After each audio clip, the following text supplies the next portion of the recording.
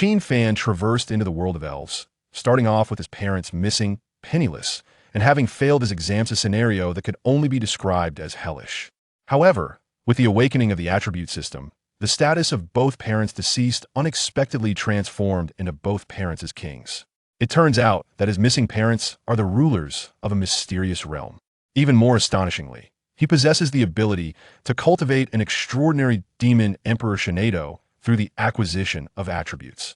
This is not merely a reincarnation trope, rather, it is a genuine journey of attribute cultivation intertwined with a collapse of combat prowess. Witness the rise of the most formidable trainer alongside an extraordinary Shinado. Chapter 1. From both parents deceased to both parents as kings. Claim your elves here. Leave your brains here. Having been in the little black room a few times. So it may seem unappealing, but it is actually quite captivating. Don't bite me, sister. At the very least, don't bite there. Qin Fan awoke from his dream, panting heavily. Staring blankly at the Pikachu telephone before him for a long time, he still could not recover from the scene where he was bitten to death by a sweet, cold beauty. Since his traversal, this has been the 9th time he has experienced this dream. In that dream, he found himself in a quaint town steeped in Chinese aesthetics, where he would invariably encounter a sweet, cold beauty in his room. Up until this point, nothing seemed particularly strange. After all, he had crossed over into a world where Pokémon and reality intertwined. Dreaming of Pokémon felt entirely normal. However, the issue lay with this sweet, cold beauty. In addition to Pokémon skills, this enchanting figure bore an attribute known as Queen's Wrath. Under the influence of this attribute, Qin Fan seemed to harbor an involuntary fear of her. Each time they met, he would succumb to the ground, immobile, allowing her to trample and torment him. Qin Fan assured that he was certainly not a willing participant, at least. Not in the past 8 days. Pikachu. Just as Qin Fan was lost in thought, the Pikachu atop the telephone chirped adorably. Simultaneously, the BB Bird alarm clock in the room and the Switch-style television flickered to life. Qin Fan hastily answered the call, and on the television screen appeared a pink-haired Miss Joy. May I speak to Qin Fan? This year it is your turn to receive a Pokémon at the Pokémon Center in Xerneas City. Remember to bring your college entrance examination score report and identification. Okay, thank you. Qin Fan exclaimed excitedly, his pale face regaining some color. Since his traversal, this was one of the few pieces of good news he had received. In the world of Pokémon, every individual was destined to acquire Pokémon. However, this world diverged from the original Pokémon narrative. In addition to several major regions, there existed an Eastern Huang Alliance. Rather than merely referring to it as a traversal, Qin Fan preferred to call it a world fusion. The interpersonal relationships around him remained unchanged. The neighbor girl who harbored a secret crush on him still occasionally brought him warmth. Uncle Chen next door continued his transportation work, and his homeroom teacher, Miss Zhang, still donned her dazzlingly bright attire daily. His parents, like in his previous life, had vanished during archaeological endeavors, never to return. The only distinction was that these individuals had grown up within the worldview of Pokémon. The Terracotta Army Center in the ancient city of Qin was dominated by a massive black pillar resembling a crack in the sky, with each terracotta warrior holding a dingo. According to apocryphal records, the Great Qin Empire swept through the 6 kingdoms with the aid of 100,000 dingoes. Of course, such tales lack veracity, only preserving the wild. Qin Fan even encountered a record claiming that Diaochan was, in fact, a Shinado. Moreover, aside from the Eastern Huang Alliance, 9 other alliances from the Pokémon worldview had emerged, collectively forming the current Blue Star. Unlike the travel systems of other regions, Eastern Huang retained the college entrance examination system. Under this system, students with outstanding scores could choose their initial Pokémon for free, thereby providing a pathway for ordinary individuals to ascend.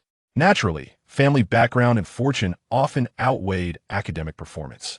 Regrettably, Qin Fan possessed neither academic success nor a distinguished lineage. Since his kindergarten days, his parents had disappeared in a mysterious archaeological discovery, leaving him with only a property. As for the exams, Qin Fan had initially believed that his knowledge of Pokémon would secure him a respectable score. However, upon encountering questions regarding Liu Bang's 6 Pokémon and the levels of Xian Yu's primary Pokémon, his hopes came crashing down. In the entire history segment, he only managed to earn some points on the supplementary question regarding the habits and locations of the 3 lakes deities. Why couldn't they include more questions about foreign Pokémon? Fortunately, exam results did not significantly impact the Pokémon one could select. At the very least, there would be no scenario where the top scorer received the 3 esteemed starters while the last place ended up with a cater pie. Even the worst-case scenario would yield a novice Pokémon with some unique traits. With this thought, a slight smile crept upon Qin-Fan's lips. With a Pokémon by his side, perhaps tonight he could rise from his humble beginnings and rejoice. The sweet, cold beauty? He would not yield. With determination in his heart, Qin-Fan hummed a tune as he made his way to the bathroom, intent on freshening up before heading out. The choice between a trainer and a Pokémon was mutual. It was not solely dependent on the trainer's willingness, but also on the Pokémon's desires. For certain Pokémon, the trainer's persona was a significant selection criterion. After washing his face, Qin-Fan dried it with a towel and, upon gazing into the mirror, was taken aback. If he wasn't mistaken, why did his hair appear green? By heavens, he still didn't have a girlfriend. Qin-Fan blinked vigorously, yet the green glow persisted, becoming increasingly distinct until it manifested as an attribute. Affection from the opposite sex, as Qin-Fan's consciousness latched onto it. A description appeared beneath those 4 characters. Affection from the opposite sex green quality. Beings of the opposite gender will develop a fondness for you, providing a degree of care in your life. Oh dear, pretty boy. Qin-Fan's complexion turned greener than the attribute itself. However, upon reflection, since his parents' disappearance, his life had not altered significantly, and he owed much to this attribute. Aunt Lee occasionally came by to help him with laundry and cooking. Ms. Zhang often drove him home after evening classes, and even the cafeteria lady served him more food than the principal received. When considering all this, perhaps being a pretty boy wasn't so bad. System integration complete. Congratulations on unlocking the attribute system. All beings possess attributes, however. Those without an attribute system can only utilize up to 30 of their abilities, while the host and their Pokémon can unleash 100. Attribute levels are categorized as gray, white, green, blue, purple, red, gold, and supreme. Current attributes. Affection from the opposite sex green, both parents deceased gray hidden. For the host, better survival. A system gift pack is being granted, allowing the upgrade of one existing attribute to its highest level. Please make your selection. After delivering these words, the system vanished, leaving behind a panel for attribute upgrading and fusion. Qin-Fan did not react overly much after all, having experienced such peculiar dream realms and a world fusion. The emergence of a system felt rather normal. His gaze fell upon his 2 attributes, and without hesitation, he chose the latter. Since it was a hidden attribute, it indicated that his parents had not truly left this world, but were instead ensnared in some form of peril. Qin-Fan felt a sense of hope. Perhaps upgrading this attribute could alter the tragic circumstances surrounding his parents. It might even lead to their return. The moment he made his choice, the grayish-white attribute, both parents deceased, erupted into a magnificent display of colorful light. As the brilliance faded, an extraordinarily luxurious supreme attribute materialized above Qin-Fan's head. Both parents as kings. Through your efforts, your parents have finally acknowledged their unparalleled identities as formidable beings. Now, wherever you go, you can proudly declare, "My father is Qin Li." Is this all? Upon observing the changes in the entry, Qin-Fan couldn't help but feel a twinge of disappointment. He had anticipated that after the upgrade, his parents would return immediately, standing before him. Then he could, like others, join his parents in selecting Pokémon at the breeding house. He envisioned returning home for a sumptuous meal of ribs prepared by his mother. But this is still quite good. Revitalized, Qin-Fan acknowledged that, at the very least, he had altered the fate of his parents, who were originally deceased, as described in the system's entry. The mere thought of them being alive was the greatest wish of his youthful heart, cherished through countless nights. Just as he began to feel a sense of relief, a vibrant vortex suddenly materialized before the wash basin. A thick envelope, accompanied by a Pokeball, gracefully descended, coming to rest before Qin-Fan. The words "to my beloved son" were inscribed boldly upon it. Chapter 2. The Shimmering Pheromoth. In that instant, the sight of the envelope stirred something within Qin-Fan. Though he was but a child when his parents vanished, he often found solace in the growth diary they had penned for him, reading it late into the night. The handwriting on this envelope could only belong to his mother. Hastily, he tore it open, revealing 2 cards. One depicted Pikachu, while the other displayed an image of a luxurious cruise ship. Setting the cards aside, he retrieved the envelope's contents. Within it were elegantly penned lines. "My dear son, this is your mother. It has been so many years since we last saw each other, and I wonder what you are like now. You must resemble your father in handsomeness.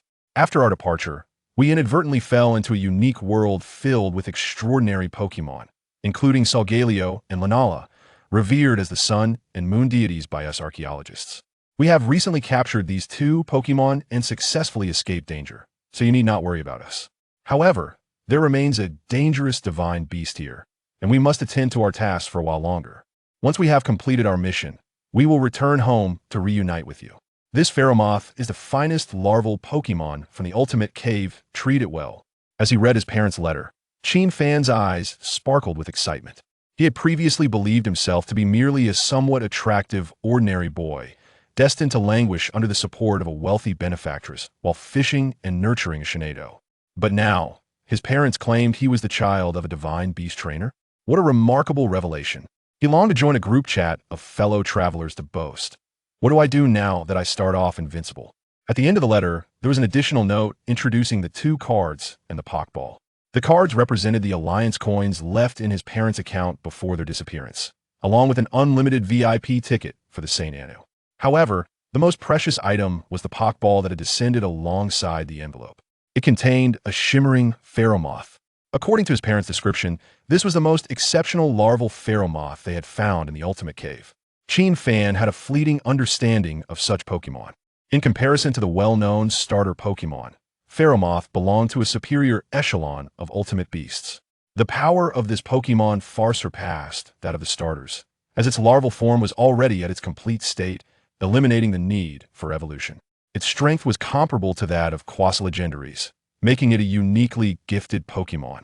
Particularly impressive was the distribution of its base stats, which were almost entirely allocated to physical attack, special attack, and speed.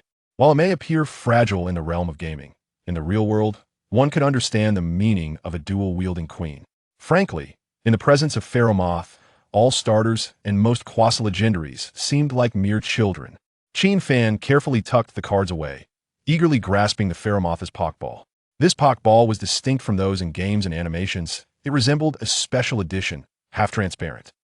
Fan could clearly discern the form of the pheromoth within, a strikingly beautiful Pokémon with a fair complexion.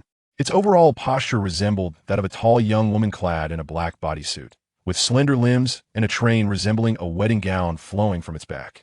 The pheromoth inside the ball gazed intently at Fan through the Pokeball, its soft lavender eyes unwavering. Before being sent, it had received a divine command to take good care of the son of those two. Fan pressed the button on the Pokeball, releasing the pheromoth into the room, and graciously extended his right hand. "Hello, I am Fan. It's a pleasure to meet you." The pheromoth responded with a melodious sound, extending its right hand to shake his. From the moment it arrived, it had already recognized Fan as its master, showing no disdain as it might have for others. Simultaneously, the investigative ability of the entry system activated. Pheromoth, level 5 glamorous Pokémon, a type of ultimate beast, perhaps perceiving the world's filth as unbearable. It refrains from touching anything. Type, bug fighting ability. Beast enhancement increases its strongest attribute after defeating an opponent's skills. Rapid spin, feint, bug bite, aura sphere, speed swap potential. Master item, none entries. King of Assassins Gold, fighting apprentice Green King of Assassins. Speed attribute can enhance attack and special attack. Conversion rate fighting apprentice. Increases the power of fighting type moves. Upon seeing Pheromoth's panel, a smile crept onto Fan's face. Truly, it was the most outstanding larval pheromoth from the entire Ultimate Cave, having mastered 5 skills at merely level 5. Among these was the signature fighting type skill, Aura Sphere. More importantly, Pheromoth possessed a golden entry. With the addition of the golden entry, Pheromoth's dual attack base stats surpassed 200. The golden entry was terrifying. Even among trainers of Pokémon at higher levels, he could now be considered a formidable contender. Who could resist the sheer power of an Aura Sphere that could significantly lower an opponent's special defense?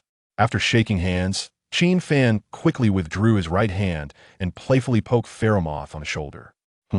Pheromoth tilted its head adorably, gazing curiously at Fan. "Haha, I was just curious whether your body is hard or soft. It feels so pleasant to touch." Pheromoth looked at its master with a hint of exasperation, its gaze wandering to the disheveled room, and began tidying up. It could tolerate Fan, but could not abide such a messy nest. Qin Fan rolled his eyes, realizing that Pheromoth was indeed a cleanliness enthusiast. He kept his room tidy daily, yet it still failed to meet Pheromoth's standards. However, he made no effort to stop her. Perhaps it was precisely because of Pheromoth's nurturing nature that his parents had chosen her. Otherwise, based on strength, a Beedrill would have been a more suitable choice. Pheromoth, please hurry up. We need to go out soon to bring our new partner home.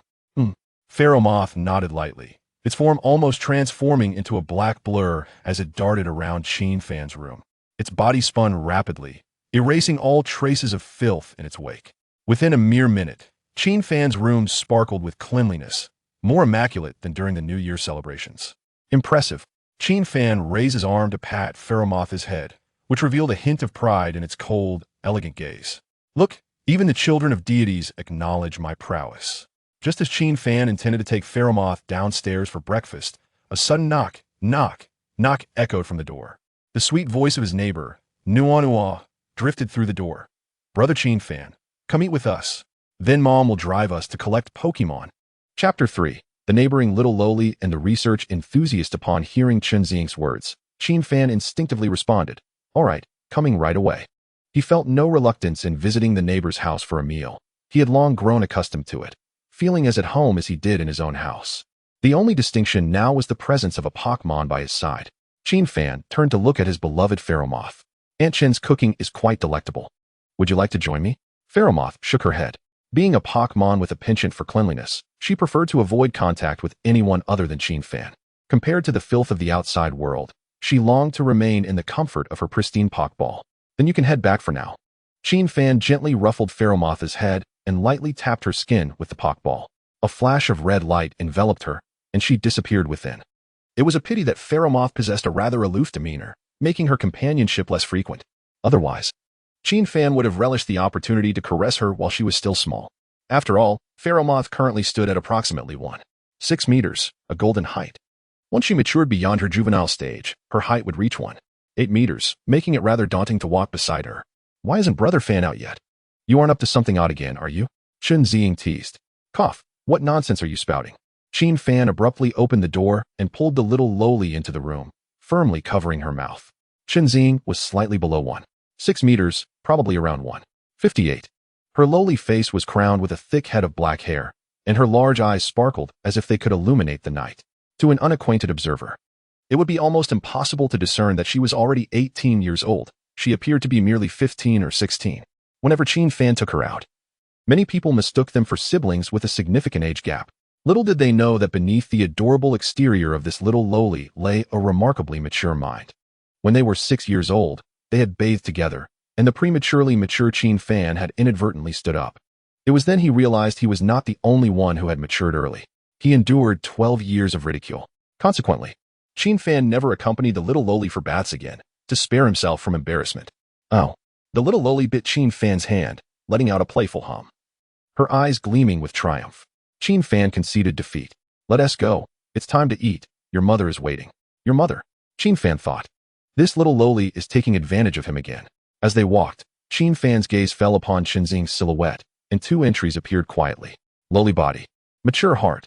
Blue as a little loli. She possesses a natural allure for formidable Pokémon. This did not surprise Qin Fan. Every time she ventured out, the little loli garnered the assistance of powerful Pokémon like Machamp and Old Craftsman. On one occasion, while they played in the park, they were ambushed by a flock of wild Spearows. Initially, they thought injury was inevitable, yet to their astonishment, the wild Spearows were thoroughly trampled by their leader. The reason being, they could not allow anyone to bully the flower of their homeland. It was hard to believe that it was a ferocious Fearow. However, it was another entry that caught Qin Fan off guard. Research enthusiast, purple possessing an insatiable curiosity towards all things unfamiliar, and maintaining a thirst for knowledge. The little loli's whimsical demeanor seemed at odds with this entry. The meal of the day was modest, simple noodles with sausages and 2 fried eggs each. Every time a significant exam approached, Aunt Chen would prepare the same comforting dish, claiming it would help them perform better. Whether it truly had any effect, Qin Fan could not ascertain, for indeed, there were deities in this world. Soon after, Qin Fan and the little loli finished their meal, and Aunt Chen drove them in her Toyota Crown, perhaps due to the Pokémon distribution day. The streets leading to the Pokémon Center were lined with vehicles in a long queue. Although this was a world of Pokémon, many families opted to purchase vehicles for convenience. The reason was simple. Children under 18 were not allowed to use Pokémon independently, let alone own one. Even if a family possessed a suitable Pokémon like Doduo as a mount, parents would not want to squeeze alongside their child on the same Pokémon, would they? If a family lacked a large mountable Pokémon, buying a car was the logical solution. Of course, the traffic congestion could easily be alleviated. A police officer riding a Pidgeot soared above, expertly hovering beside large Pokémon on the road. You on the Kingler, please store your Pokémon away. We will provide complimentary transport to your destination. And to that Onyx, aren't you aware of the traffic? Please take the underground passage and resurface 3 kilometers ahead. Taking advantage of the officer's traffic management, Aunt Chen turned her head to check on her daughter and Qin Fan, reiterating her advice. You too must remember, when selecting Pokémon, try to opt for grass or bug types. Grass types are easier to care for, as they can synthesize nutrients from sunlight, allowing you to cultivate stronger Pokémon with the same resources. As for bug types, they evolve rapidly, so your second captured Pokémon can become even more powerful. Of course, the most crucial factor is aptitude. If you encounter a Pokémon with high potential, do not hesitate. Alright, my ears are about to develop calluses. Mother, I beg you spare me. If you keep talking, I'll sign you up for a role as Tang Sung in a drama troupe. Qin Fan, however, paid close attention to Aunt Chen's words. Thank you, Aunt Chen. If I find a suitable Pokémon, I will prioritize grass and bug types. Upon hearing this, a smile graced Aunt Chen's face. Look how considerate Xiao Fan is. And then look at you, my stubborn girl. If it weren't for Xiao Fan coming to receive his Pokémon today, I would have made you walk here. Hey, you traitorous Qin Fan. Chun Xing shouted in indignation, pouncing on Qin Fan and biting his shoulder. Observing the reactions of the two in the back seat, Aunt Chen couldn't help but smile. 20 years ago, she and her husband had moved to this city, thanks to the help of Qin Fan's parents. Thus, after Qin Fan's parents went missing, her family took on the responsibility of caring for him. In truth, Qin Fan proved to be more considerate than she had imagined, warm-hearted, compliant, and, setting aside their blood ties, even more endearing than her own daughter. In her heart, she had long regarded Qin Fan as her own son. You are now reminded that you have entered the vicinity of the Pokémon Center. Please park your vehicle and proceed on foot to the breeding house. With a melodious announcement, they arrived at the Pokémon Center. Chapter 4. The White Little Pants. The trio parked the car and walked into the Pokémon Center. Due to its vast expanse, the Pokémon Center was situated in the suburbs, and neither Qin Fan nor Chen Xing had ever visited it before. The entire structure bore a resemblance to a game aesthetic, with a predominantly red design topped by a massive Pokeball-shaped clock. Unlike the game, this Pokémon Center was substantially larger. Qin Fan understood well that the Pokémon Center in the real world serves not only to heal but also to distribute initial Pokémon. Additionally, some ordinary Pokémon supplies can be purchased there. Although it may not be as comprehensive as a friendly shop, it suffices for novice Pokémon. You two should explore a bit. I'll take the Shroomish and check for any hidden injuries, Aunt Chen said, handing each of them a black and red Pokémon ball. These special Pokeballs provide a very comfortable environment for the Pokémon inside, fostering a close bond with their trainers. As for other needs, we can decide based on whether you choose an egg or a juvenile Pokémon. Thank you, Auntie, but this is too extravagant. Oh, come on, Chun Xing interrupted, making a face at Aunt Chen and eagerly pulling Qin Fan into the breeding area. Upon stepping through a door, it felt as though they had traversed into a primordial forest. The breeding area was a stark contrast to the outside world, dominated by towering trees, with many caterpies and Pidgeys residing both above and below. On the ground, one could see common ground-type Pokémon like Sandshrews and Galarian Meowths scurrying about. Occasionally, a few exceedingly popular Pikachus would dart by. Wow, Qin Fan, look at that Nidoran. It's so beautiful. And there's a cute Clefairy. Oh, and even a Jigglypuff. As Chun Xing became overly excited, Qin Fan quickly pulled her away. He was determined not to let her choose Jigglypuff as her initial Pokémon. A mischievous little girl paired with a prankster Jigglypuff would surely disrupt his peaceful slumber. Moreover, the Jigglypuff she was eyeing had only average potential, classified as ordinary among the 6 tiers of Pokémon potential recognized by the Alliance: Ordinary, Elite, Gym, Champion, Master, and Divine. Each tier can easily reach its corresponding level, but advancing further becomes exceedingly challenging. Much like how some individuals find it difficult to pursue a bachelor's degree while others effortlessly attain a master's. Let us explore other terrains in different breeding houses. The forest area has only a few Pokémon. There's no need to rush into a decision. Auntie advised us to pay attention to grass-type Pokémon. Alright. The little girl reluctantly shifted her focus from Jigglypuff. However, If she yielded so easily, she would not be the same spirited girl. You can have your way, but only if you agree to let me take a picture. What picture? She asked, sticking out her pink tongue with a mischievous grin, pulling out a photo from her phone. It was a wedding picture, with the groom on one knee and the bride playfully lifting his chin. Qin Fan's expression darkened. You're wearing a short skirt. What's the big deal? You picked out those cute little things. Are you sure those are appropriate? He thought, but wisely kept that to himself. We can take the picture, but you have to promise not to drag me to the lingerie store in the future. Okay. She eagerly nodded, fully intending to disregard the promise. She quickly found a few packages for the backdrop, removed her canvas shoes, revealing her fair little feet, and gently placed them on Qin Fan's knee. Displaying gentlemanly restraint, he averted his gaze from her feet and maintained a level stare ahead. Indeed. The white lace panties look lovely. I have exquisite taste, he mused. All done, Qin Fan. Come see how it turned out. Oh my, it's stunning. I must set this as my wallpaper. As Qin Fan glanced at the screen, ready to tease her about how such a wallpaper would hinder her future prospects, he suddenly noticed a message in a group chat. Young Master Xiaomao is heading to the breeding house. I can't wait to see how much stronger he has become. Is that guy coming too? Qin Fan's eyes lit up. In a world intertwined with Pokémon, figures like Xiaomao and Xiaoji naturally existed, and they were now of age to travel. As the grandson of Professor Oak, Xiaomao possessed considerable resources and chose to study abroad before his journey. However, it remained unclear whether he had found a dubious agency or simply preferred the unique smog of Jinshin City. Regardless, he fortuitously became classmates with Qin Fan and Qin Ziying. Upon learning of Xiaomao's impending arrival, Qin Fan's mind raced with possibilities.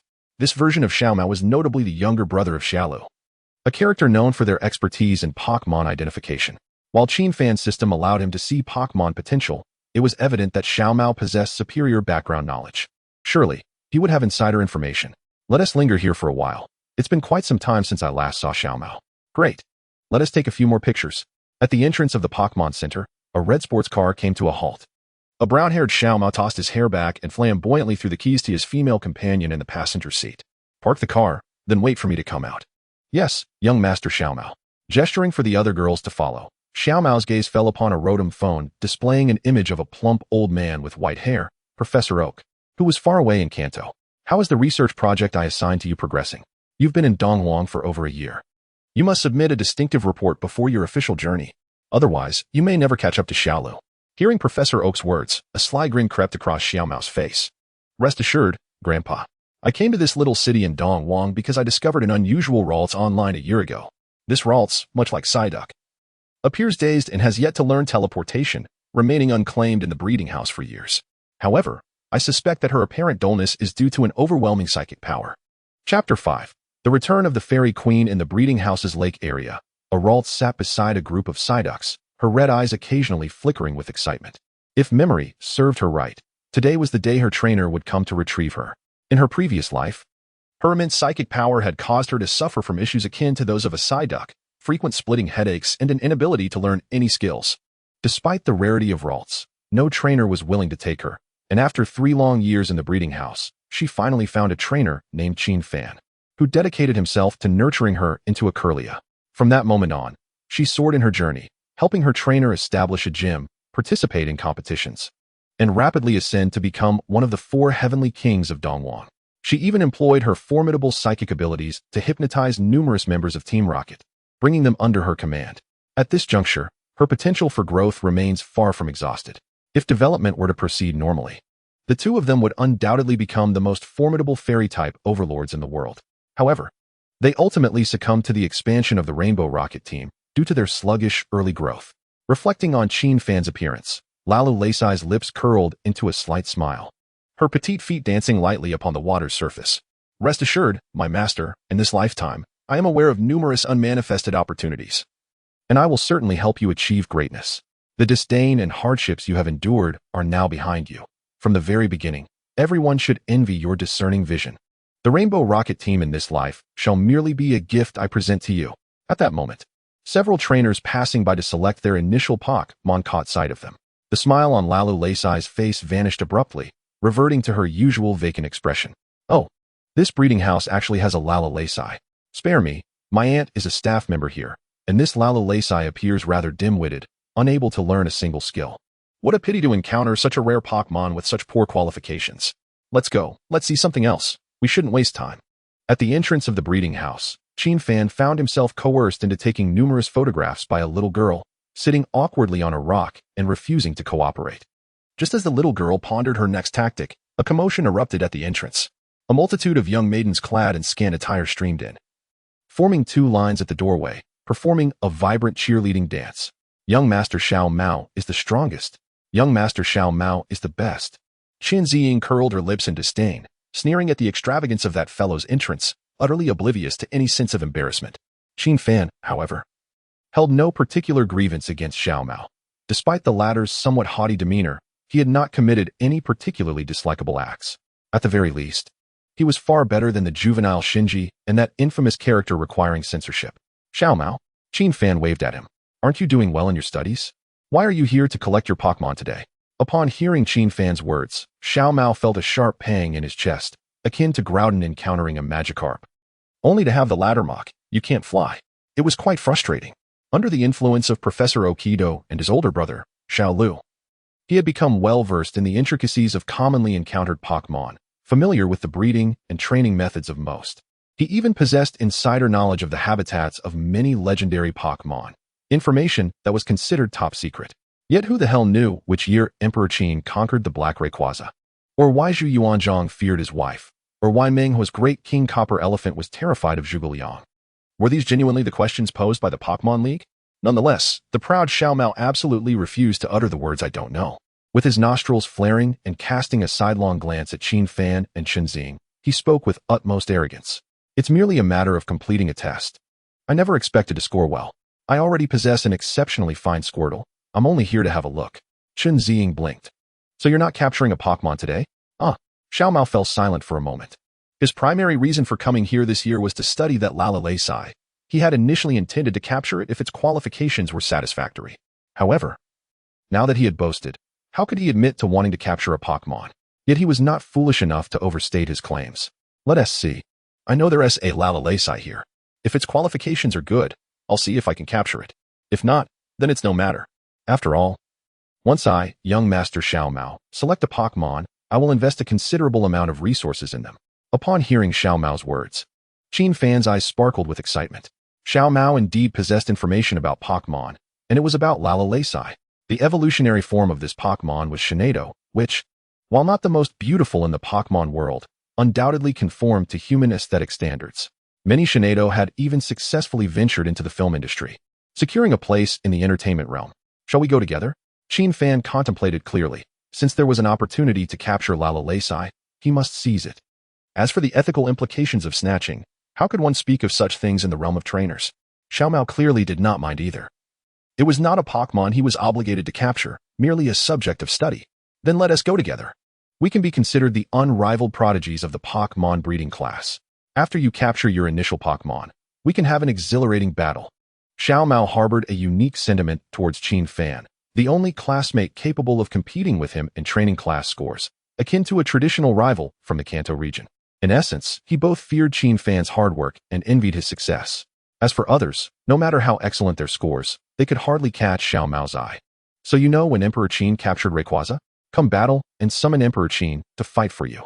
"Deal." Qin Fan readily agreed to Xiao Mao's request for a battle. Since Xiao Mao was willing to share intelligence about Lalu-Las, he too could not hide his own knowledge. He entrusted his pheromoth to let Xiao Mao witness what true ruthlessness entailed. Xiao Mao had already clarified the location of Lalu-Las, leading Qin Fan and Qin Ziying straight towards the water-type area. "The information about this Lalu-Las I found on the forum. She has a somewhat dull disposition and often stays with Psyduck. Look, that should be her." Qin Fan followed Xiao Mao's pointing finger and his eyes instantly lit up. This Lalu-Las could not be described as merely different from Xiao Mao's portrayal. It was a world apart. Not only did she possess a plethora of skills, but she also boasted an extraordinary hidden trait. Chapter 6. The Concealed Lalu-Las. Lalu-Las sat serenely beside the pond, her right hand propping up her chin as she observed the playful Psyduck and Goldeen in the water. She exuded an aura of pure beauty. Through the system panel, Qin Fan could see Lalu-Las' status clearly. Lalu-Las, Level 3, Hidden, Actual Level 18. Mood Pokémon, nearly never appears before humans, but will approach upon sensing positive emotions. Type, Psychic Fairy ability. Telepathy, can perceive the trainer's thoughts and communicate with them. Skills, Charm Voice, Cuddle, Teleport, Drain Kiss, Healing Wave. Hypnosis, Magical Flame, Misty Terrain, Meditation, Moonblast, Aura Sphere, Try Again. Item, None Potential, Master Traits, Precognition, Exceptional, Fairy Queen Gold. Adorable Blue Precognition. She knows many things yet to occur and can uncover fortuitous opportunities within. Fairy Queen. Increases the power of Fairy-type moves by 50 and significantly enhances casting speed. Adorable. Possesses a cute appearance, with a chance to render opposing trainers reluctant to attack.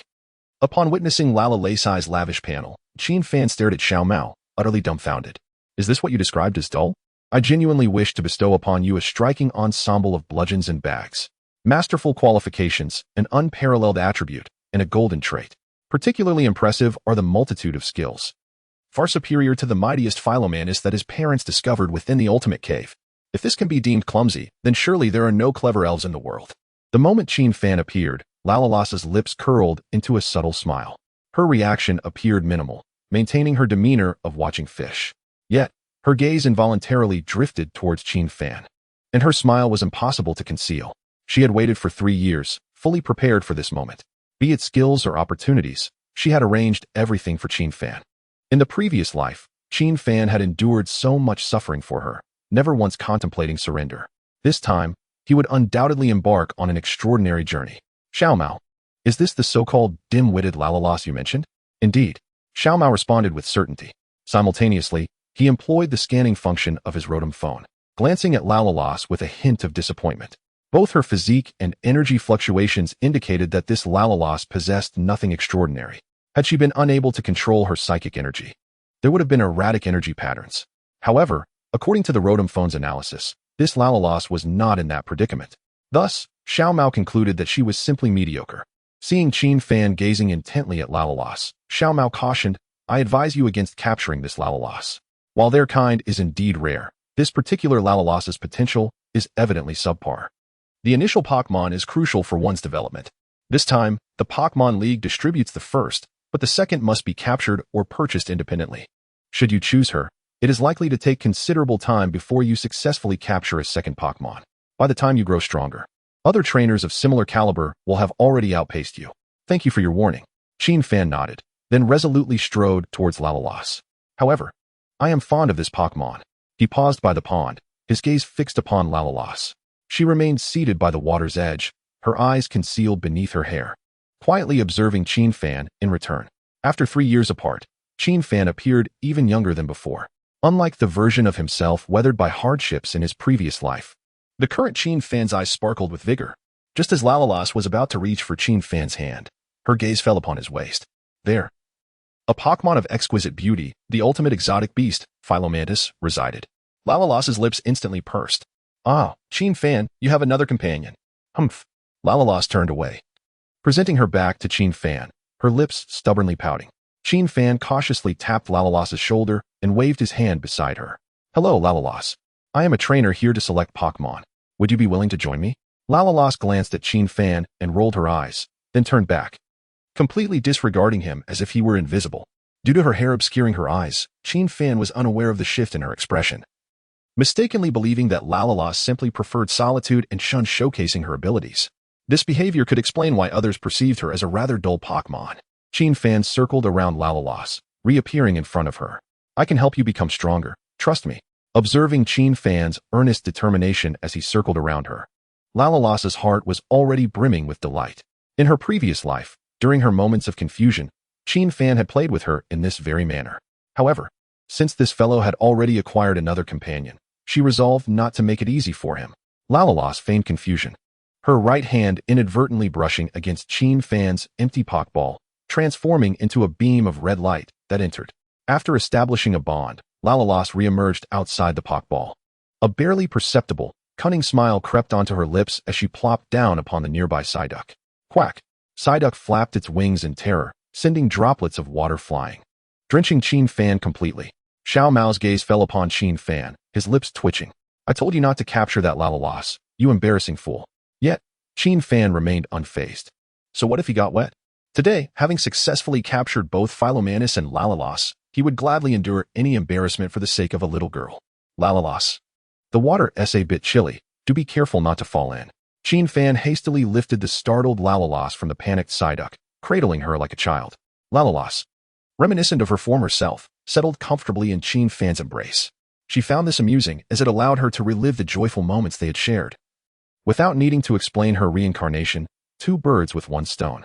Seeing Lalu-Las behaving obediently, Qin Fan gently began to tease her. After some playful interaction, he suddenly recalled his agreement with Xiao Mao for a battle. Should he use Philomantis or Lalu-Las? With so many formidable Pokémon, it was indeed a delightful dilemma. Xiao Mao, didn't we agree to have a battle? Shall we head to the second floor of the Pokémon Center? We can register as trainers and officially commence our first duel. Xiao Mao smirked, casting a disdainful glance at Lalu-Las, who still exhibited her daft demeanor. Are you certain? Xiao Mao's lips involuntarily formed a sly grin, eager to deliver some playful banter. But his Squirtle at his waist appeared utterly bewildered. As a Pokémon, its perception far surpassed that of any human-made device. The moment Xiao Mao advised Qin Fan against capturing Lalu-Las, Squirtle sensed an overwhelming aura of danger emanating from her. That fleeting glance nearly left him breathless. Fight against this entity that nearly dazed him? Have you lost your mind, old dang? Chapter 7, Dreamy Mini-Fu Smack. Squirtle emerged from its Pokeball, delivering a swift slap to Xiao Mao's face. It physically interrupted the incantation, fearing he might utter something reckless. Xiao Mao stared dumbfounded at his Squirtle. As the grandson of Professor Oak, he naturally did not have to wait until after the college entrance exams to possess a Pokémon. Though unregistered, he had already spent over a month bonding with Squirtle. To Xiao Mao, despite Squirtle's rebellious nature, it should not have reacted in such a manner. Squirtle, Squirtle, Squirtle. Squirtle expressed an apologetic demeanor towards its trainer before turning to Lalu-Las and bowing deeply, as if a younger sibling addressing an elder. Xiao Mao was left utterly astonished. His Squirtle typically did not display fear towards other Pokémon. In the span of a month, he has nurtured his Squirtle to the 12th level.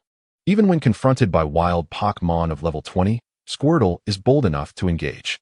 This Ralts, despite its age, has never even left the breeding house, let alone received any training. How could such a feeble creature prompt an apology from Squirtle?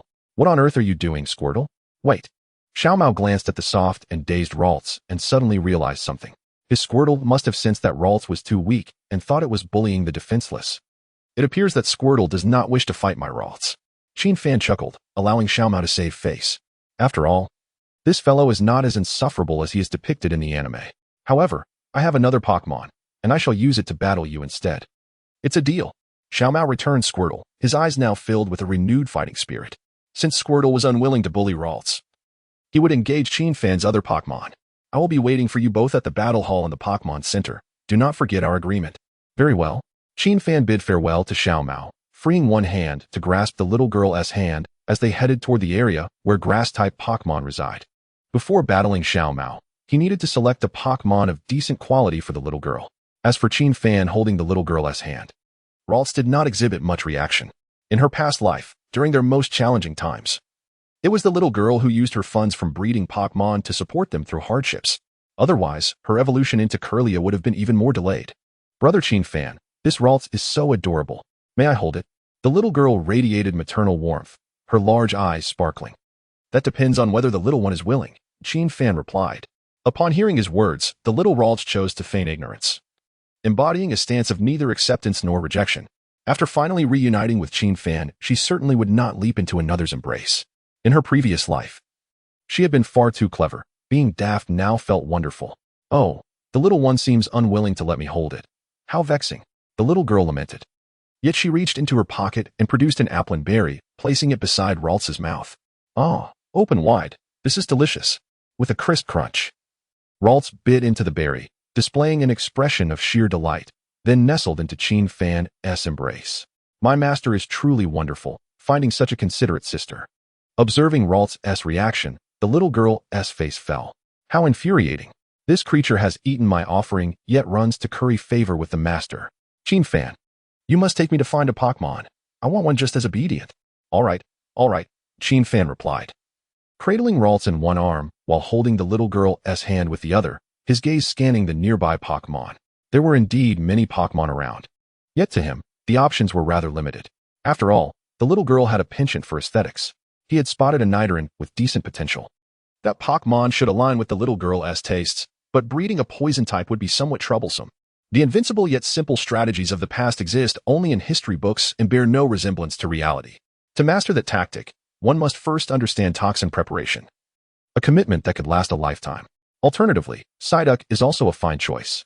Though its juvenile stage is challenging, once it evolves, it becomes a remarkably intelligent Pokémon. It can manage training and breeding independently and even assist in nurturing other Pokémon in the team, making it a worry-free option. However, considering Psyduck's often silly demeanor akin to a husky, Fan suppressed that thought. Inchin would surely disapprove. Suddenly, Fan felt a tug on his arm. The little girl's soft voice chimed, "Brother Fan, look at that mini fluff. It's so cute." Following the little girl's gaze, Fan observed a Pokémon resembling an olive nestled in the grass, watching the three of them. This species hails from the Paldea region and is considered relatively rare in the East Huang area. Its strength is average, which accounts for its lack of popularity among trainers. Yet, upon recognizing the Pokémon's ability, Fan's eyes sparkled with excitement. Although this creature possesses only gym-level potential, it shares the same hidden ability as Ralts. Mini Fluff, while weak, is only so in comparison to ordinary Mini Fluffs. The Dream Mini Fluff is entirely different. Its ability, Harvest, allows it to regenerate berries consumed during battle, enabling unlimited snacking. It perfectly addresses the challenge of carrying multiple items in combat. More importantly, its ability has been certified by the League as legitimate and can be employed in competitions. This gives rise to a rather insidious strategy. If executed well, it could even overpower significantly stronger Pokémon. In the Pokémon world, there exists a fruit called the Starf Berry, which, in times of crisis, can be consumed to randomly enhance one of its attributes substantially. By merely carrying a Starf Berry, Mini Fluff can continually reproduce and consume it, progressively boosting its stats. Coupled with skills like Leech Seed and Grassy Terrain, it can endure time. Infinite Starf Berries? Anyone? If the opponent cannot eliminate Mini Fluff in a single strike, they can only watch as it grows increasingly powerful, ultimately succumbing to Mini Fluff's might. This little one seems promising. You should approach and see if she is willing to accompany you. The little girl nodded vigorously and crouched beside Mini Fluff. "Hello. I am a trainer looking to choose a Pokémon. Would you like to come with me?" Mini. Upon receiving Mini Fluff's affirmative response, Fan's lips curled into a slight smile.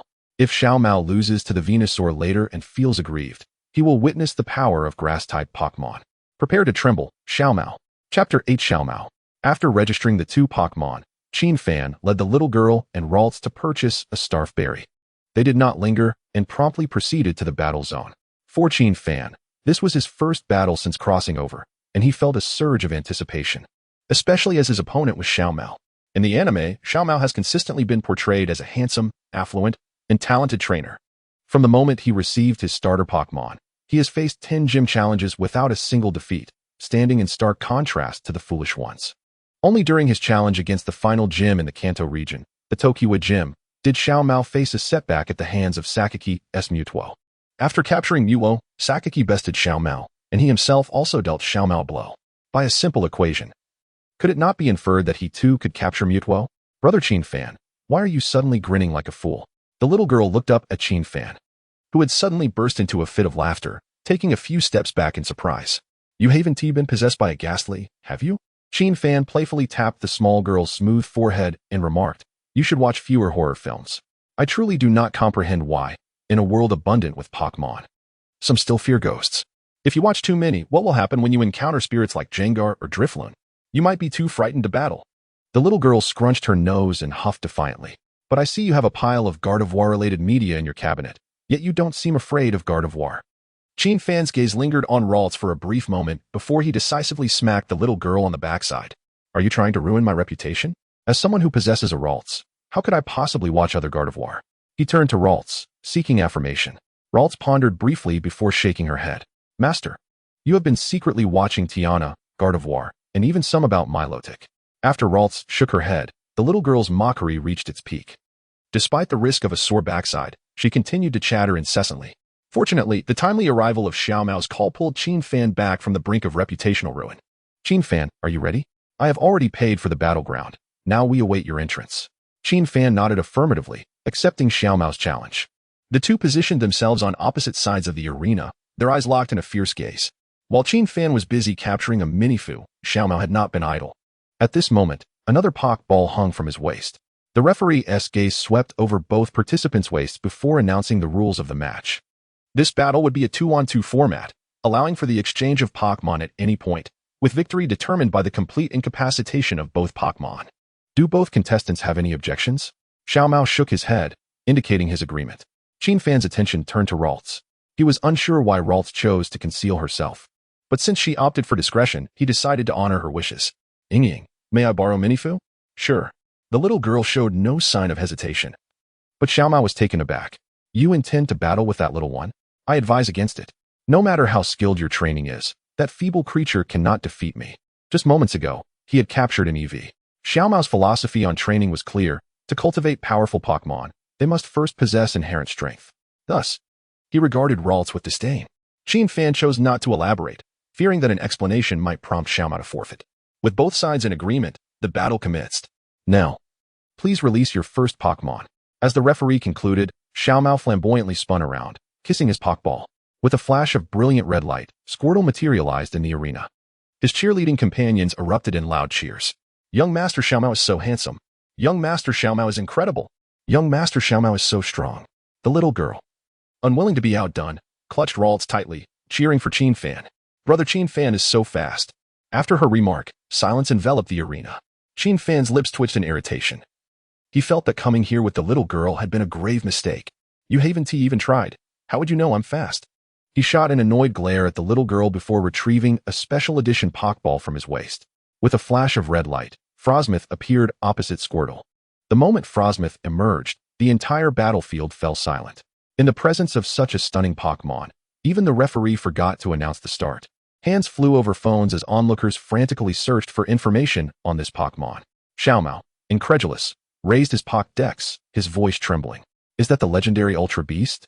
As the grandson of Professor Oak, Xiao Mao had encountered more knowledge than the average person. He had once read about Ultra Beasts in a tome. They were Pokémon from a different realm, only appearing in Alola under specific circumstances. In that book, Ultra Beasts were referred to as the rarest and most powerful Pokémon beneath the category of legendary Pokémon. Yet, this ordinary boy, whom he considered a rival, possessed one. Xiao Mao's composure began to waver. Compared to an Ultra Beast, the starter Pokémon seemed trivial. Where did you get this Ultra Beast? Qin Fan replied calmly. Stating the truth, it was a gift. Xiao Mao retorted, I don't believe you. After registering their Pokémon, the battle quickly began. Through the System S interface, Qin Fan noted that Xiao Mao's Squirtle had the ability Torrent. Its move set included Tackle, Water Gun, Withdraw, Rapid Spin, Water Pulse, and Ice Beam. Given Xiao Mao's financial resources and Squirtle's potential, it was evident he had utilized expensive TMs. Although this moveset was impressive, Squirtle's base stats and individual qualities paled in comparison to Frosmoth. You can attack first, Qin Fan offered. Alright, I want to hold back. Aware of Qin Fan's Frosmoth's strength, Xiao Mao focused intently. Squirtle, use the most powerful water gun. Squirtle opened its mouth, conjuring a robust jet of water. Water Gun is a lower-tier move compared to Hydro Pump, with significant variability in power. A newly acquired Pokémon using Water Gun, and one that has mastered it can differ in strength by nearly a factor of 2. Squirtle's Water Gun was evidently well-trained, belonging to the latter category. Faced with Squirtle's formidable Water Gun, Qin Fan decisively commanded, Frosmoth, use Aura Sphere. Chapter 9, The Explosion of Terms. Woo. Upon receiving Qin Fan's command, Frosmoth transformed from her aloof demeanor. Red light gathered in her hands, swiftly forming a crimson sphere. This sphere was not large, even smaller than the water gun Squirtle had unleashed, yet it radiated a heart-pounding power. The referee stood in stunned silence. According to the pre-battle registration, this Pokémon called Frosmoth was only level 5, yet it could unleash such a potent move? The power was so formidable that even a level 20 Pokémon would be hard-pressed to withstand it. Xiao Mao's cheerleaders ceased their encouragement, each covering their mouths in disbelief as they observed the battle on stage. Although Aura Sphere was a delayed move, its flight speed clearly surpassed that of Water Gun by a significant margin. The two moves collided in the arena, creating a brief standoff. After less than a second, the momentum of Water Gun dissipated entirely, splashing into a myriad of droplets across the field. Following a series of collisions, Aura Sphere remained virtually unscathed, hurtling towards Squirtle with unrelenting speed. Squirtle, withdraw into your shell. Squirtle retracted its limbs and tail, encasing its vulnerable points within its sturdy shell. In the game, this move merely increases defense. However, reality is evidently not so simple. A skill absorbed by the head and one absorbed by a shell will certainly not yield the same damage. With a resounding thud, Squirtle was propelled into the air by the kinetic energy of the Chi Bullet, on the verge of leaving the battlefield. Squirtle utilized Rapid Spin to rebound off the wall and return to the arena. It was clear that Shiro was no novice. He possessed substantial combat experience. Faced with what seemed like an inevitable defeat, he quickly devised a solution. Unfortunately, he was up against Qin Fan. Although Qin Fan had not personally engaged in battle, he had witnessed countless champions and legendary Pokémon in action. Ferrothorn, employ Speed Swap. A flash of crimson light glimmered in Ferrothorn's eyes as the Speed Swap technique activated. Simultaneously, a ring of descending white light enveloped her, significantly diminishing her speed to match that of Squirtle. Conversely, Squirtle was cloaked in an ascending red light, his speed dramatically increasing. Already struggling to maintain balance, Squirtle lost all control as his speed surged, colliding with the ceiling and walls in a cacophony of thuds. If Squirtle could not stabilize himself, it was likely that he would knock himself out before Qin Fan could strike again. The referee watched Qin Fan with astonishment. As a seasoned staff member of the arena, he had witnessed countless battles. Typically, trainers utilized Speed Swap either to acquire the opponent's high speed or to regain their own after it had been swapped out. However, this application of Speed Swap was unprecedented. Moreover, Qin Fan's timing was impeccable, almost achieving a one-hit victory. Shiro clenched his fists, anxiously watching Squirtle. Hold on. As long as you can land on the arena and consume the Dragonfire fruit, we still have a chance. But to eat the Dragonfire fruit? That depended on whether Ferrothorn would allow it. Qin Fan commanded Ferrothorn once more. Ferrothorn, use Bug Bite to attack. Ferrothorn leaped high, positioning herself deftly beside Squirtle. In an instant, a shadow resembling a bug appeared behind her. The bug opened its mouth wide and bit down on Squirtle, extracting a pink fruit and consuming it in a flash. A vibrant red glow enveloped Ferrothorn, significantly enhancing her special attack. Shiro was left dumbfounded. Qin Fan chuckled, "Thank you. I'll take your Dragonfire fruit." Ferrothorn, unleash another chi bullet. Boom. Following the enhancement from the Dragonfire fruit, even though Ferrothorn's level was lower than Squirtle's, her special attack dominated. With a thunderous explosion, Squirtle was blasted off the platform, dizzy and disoriented. Until the battle concluded, Shiro remained in shock. His Squirtle was already at level 12. He had even prepared the Dragonfire fruit, a disposable item worth 2,000. Logically, even against a legendary Pokémon, it should have been difficult for the opponent to defeat his Squirtle. Yet, this guy had consumed his own fruit, his $2,000 fruit. Why are there such despicable skills in the world? Ahem, please have the defeated contestant release their second Pokémon. Shiro stared at the referee as if he were foolish. His EV was only level 5, and with the opponent's special attack having been significantly boosted, how could he possibly engage? In such circumstances, releasing his second Pokémon would yield no benefits and would only diminish his bond with it. Just as Shiro contemplated surrendering, Qin Fan's eyes suddenly sparkled. After defeating Shiro's Squirtle, a new entry appeared in his system. In his system warehouse lay a tranquil entry. Cultivator, purple. The food you create can enhance the growth rate of Pokémon to a certain extent.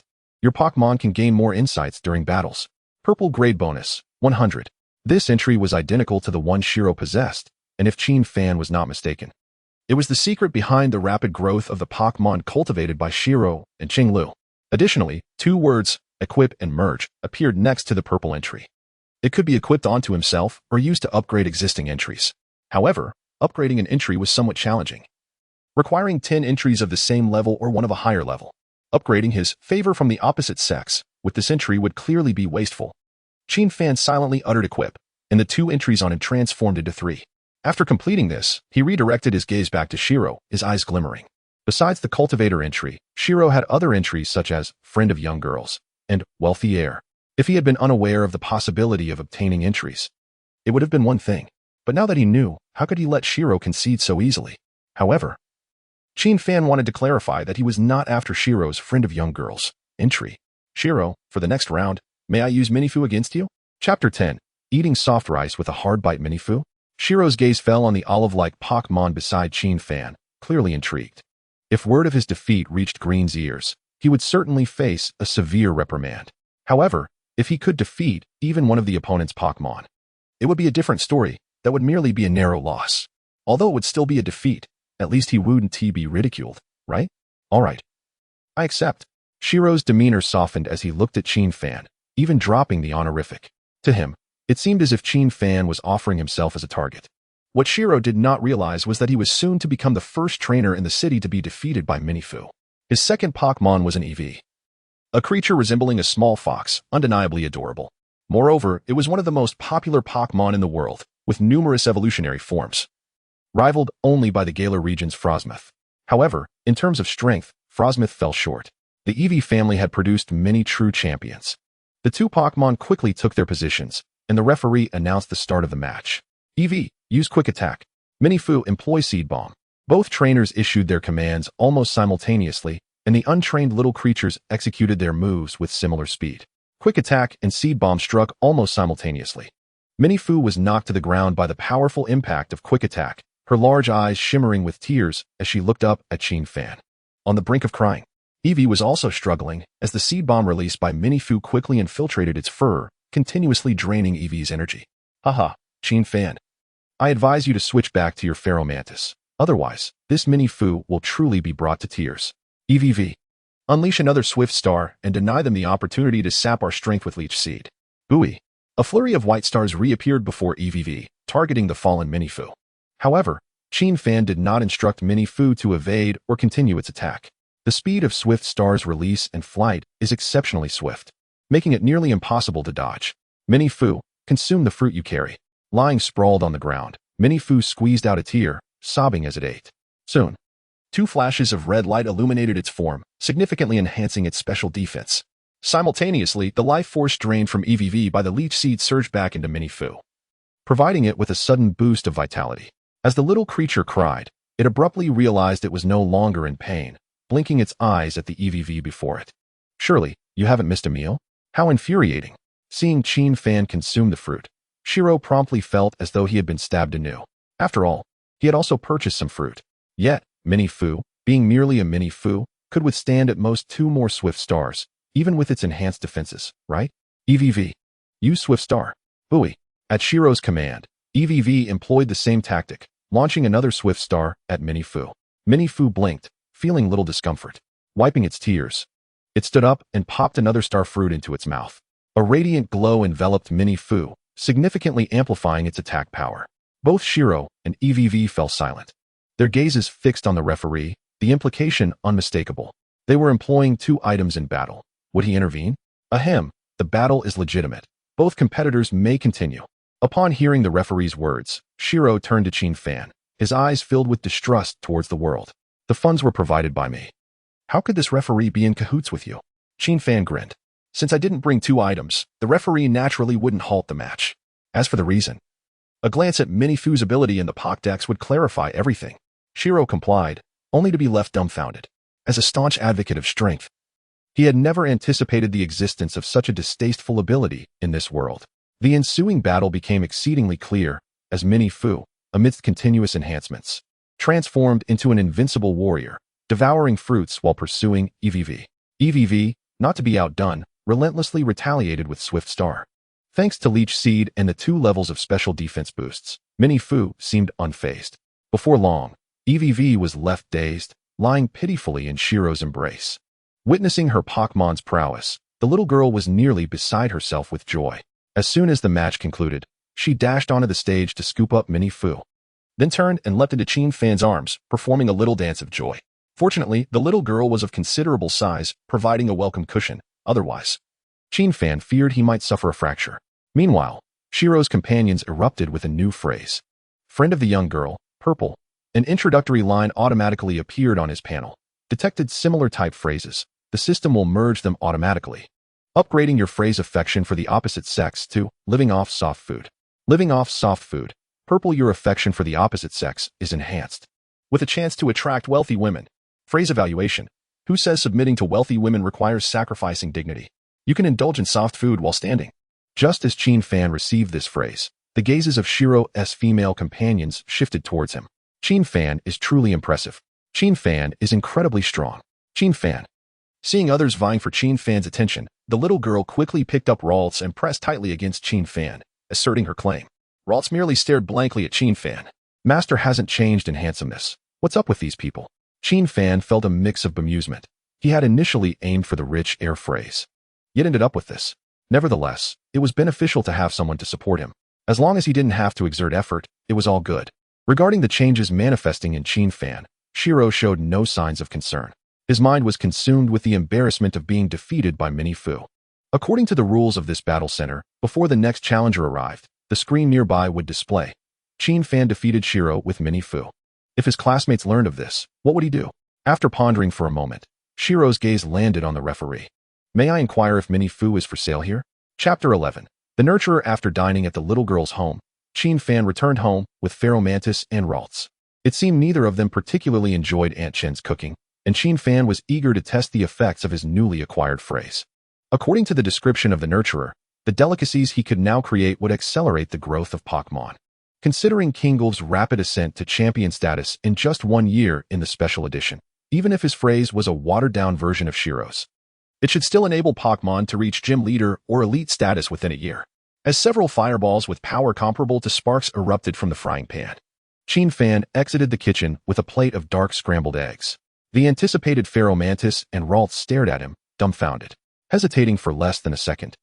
Pheromantis scooped up little Ralts and rapped on Aunt Chen's door once more. Faced with the two Pokémon's resistance, Qin Fan felt both helpless and somewhat understanding. The quality of those scrambled eggs was indeed hard to accept. Fortunately, the two little ones did not completely abandon Qin Fan. At least they relished the instant noodles he prepared for dinner. After enjoying the noodles, Pheromantis successfully leveled up to level 6. Qin Fan surmised this was not solely due to the food, but also because Pheromantis had just triumphed in battle. In any case, let us all strive together. Qin Fan recalled Pheromantis back into its Pokeball. Due to the varying habits of Pokémon, some dislike being in their balls, while others prefer to stay out. As a noble Pokémon, Pheromantis was naturally reluctant to touch anything other than its owner, preferring to remain enclosed. Ralts, however, was different. Though this little one appeared somewhat daft, it was incredibly clingy. After dinner, it had clung to Qin Fan, refusing to let go for a moment. Qin Fan was entirely unperturbed. After all, the Shinedo family was one of his favorites. Who could resist the embrace of a little Ralts? Moreover, there was another thing. Qin Fan couldn't shake the feeling that this little Ralts was always trying to shove its tiny feet into his hands. Yet, he was certain he had never mentioned such a preference to the little one. Could it be that the little girl had taught her? After a brief moment of contemplation, Qin Fan swiftly cast aside this thought. With the presence of a new Pokémon, his immediate priority was to search online for breeding strategies concerning Pheromoth and Lalu-Las. Although he had learned specific breeding knowledge from textbooks, his instructor often remarked that such information need not be delved into too deeply, as it would be elaborated upon in university. Qin Fan harbored a fear that, upon reaching university, the instructor might declare that this knowledge had already been covered, prompting them to skip it entirely. To avert such a scenario, he resolved to self-study a little in advance. To his surprise, he could not locate any information on Pheromoth. Yet there was an abundance of strategies concerning Shinedo available online. Most of these were mere speculations concocted by trainers who, lacking a Shinedo of their own, endeavored to envision its potential. Qin Fan found no objection to this. After all, they might possess greater insights. In his previous life, his affluent friends often consulted him about which version of a gaming console was superior, despite their inability to afford one. Ironically, he was well informed, having spent considerable time online researching strategies instead of gaming. As he delved deeper, he inadvertently became a part of the strategy community. The current online forums regarding Shinedo likely mirrored this phenomenon, he mused. Artillery Mage Shinedo Training Guide. Ultimate Dragon Slayer, the Invincible Fairy Queen. Shocking. The actress Shinedo was kidnapped, escaped alone, revealing the secrets of her moves and items. Qin Fan casually clicked on several threads, only to find that their titles were far more sensational than the content within, which lacked any substantial breeding insights. For a Pokémon, the key to rapidly enhancing strength lay in unique breeding methods and battle strategies. As for movesets, this was not a game confined to just 4 skills. There was little purpose in researching that. Just as he was about to close his laptop, Lalu-Las unexpectedly extended a tiny hand to halt his actions. Simultaneously, her other hand rested on an image of candied hawthorn that had popped up on the screen. Do you wish to eat this? Qin Fan inquired. The little one remained silent, her fingers still pointing at the candied hawthorn. Amused, Qin Fan could not bear to deny her first request. It was still early enough. He decided to take her to the night market at Longhu Park, where candied hawthorn was sold. Lala let out a satisfied call, although she began to regret not pointing to the fried skewers that had just flashed by. Nonetheless, she was content, as today was meant for her master to seek opportunities in Longhu Park. In his previous life, on the very day he met Qin Fan, they had been attacked. More importantly, the wild Pokémon that ambushed them had been clutching several seemingly valuable stones. She recalled vividly that right next to the candied hawthorn vendor was a stall selling fried skewers.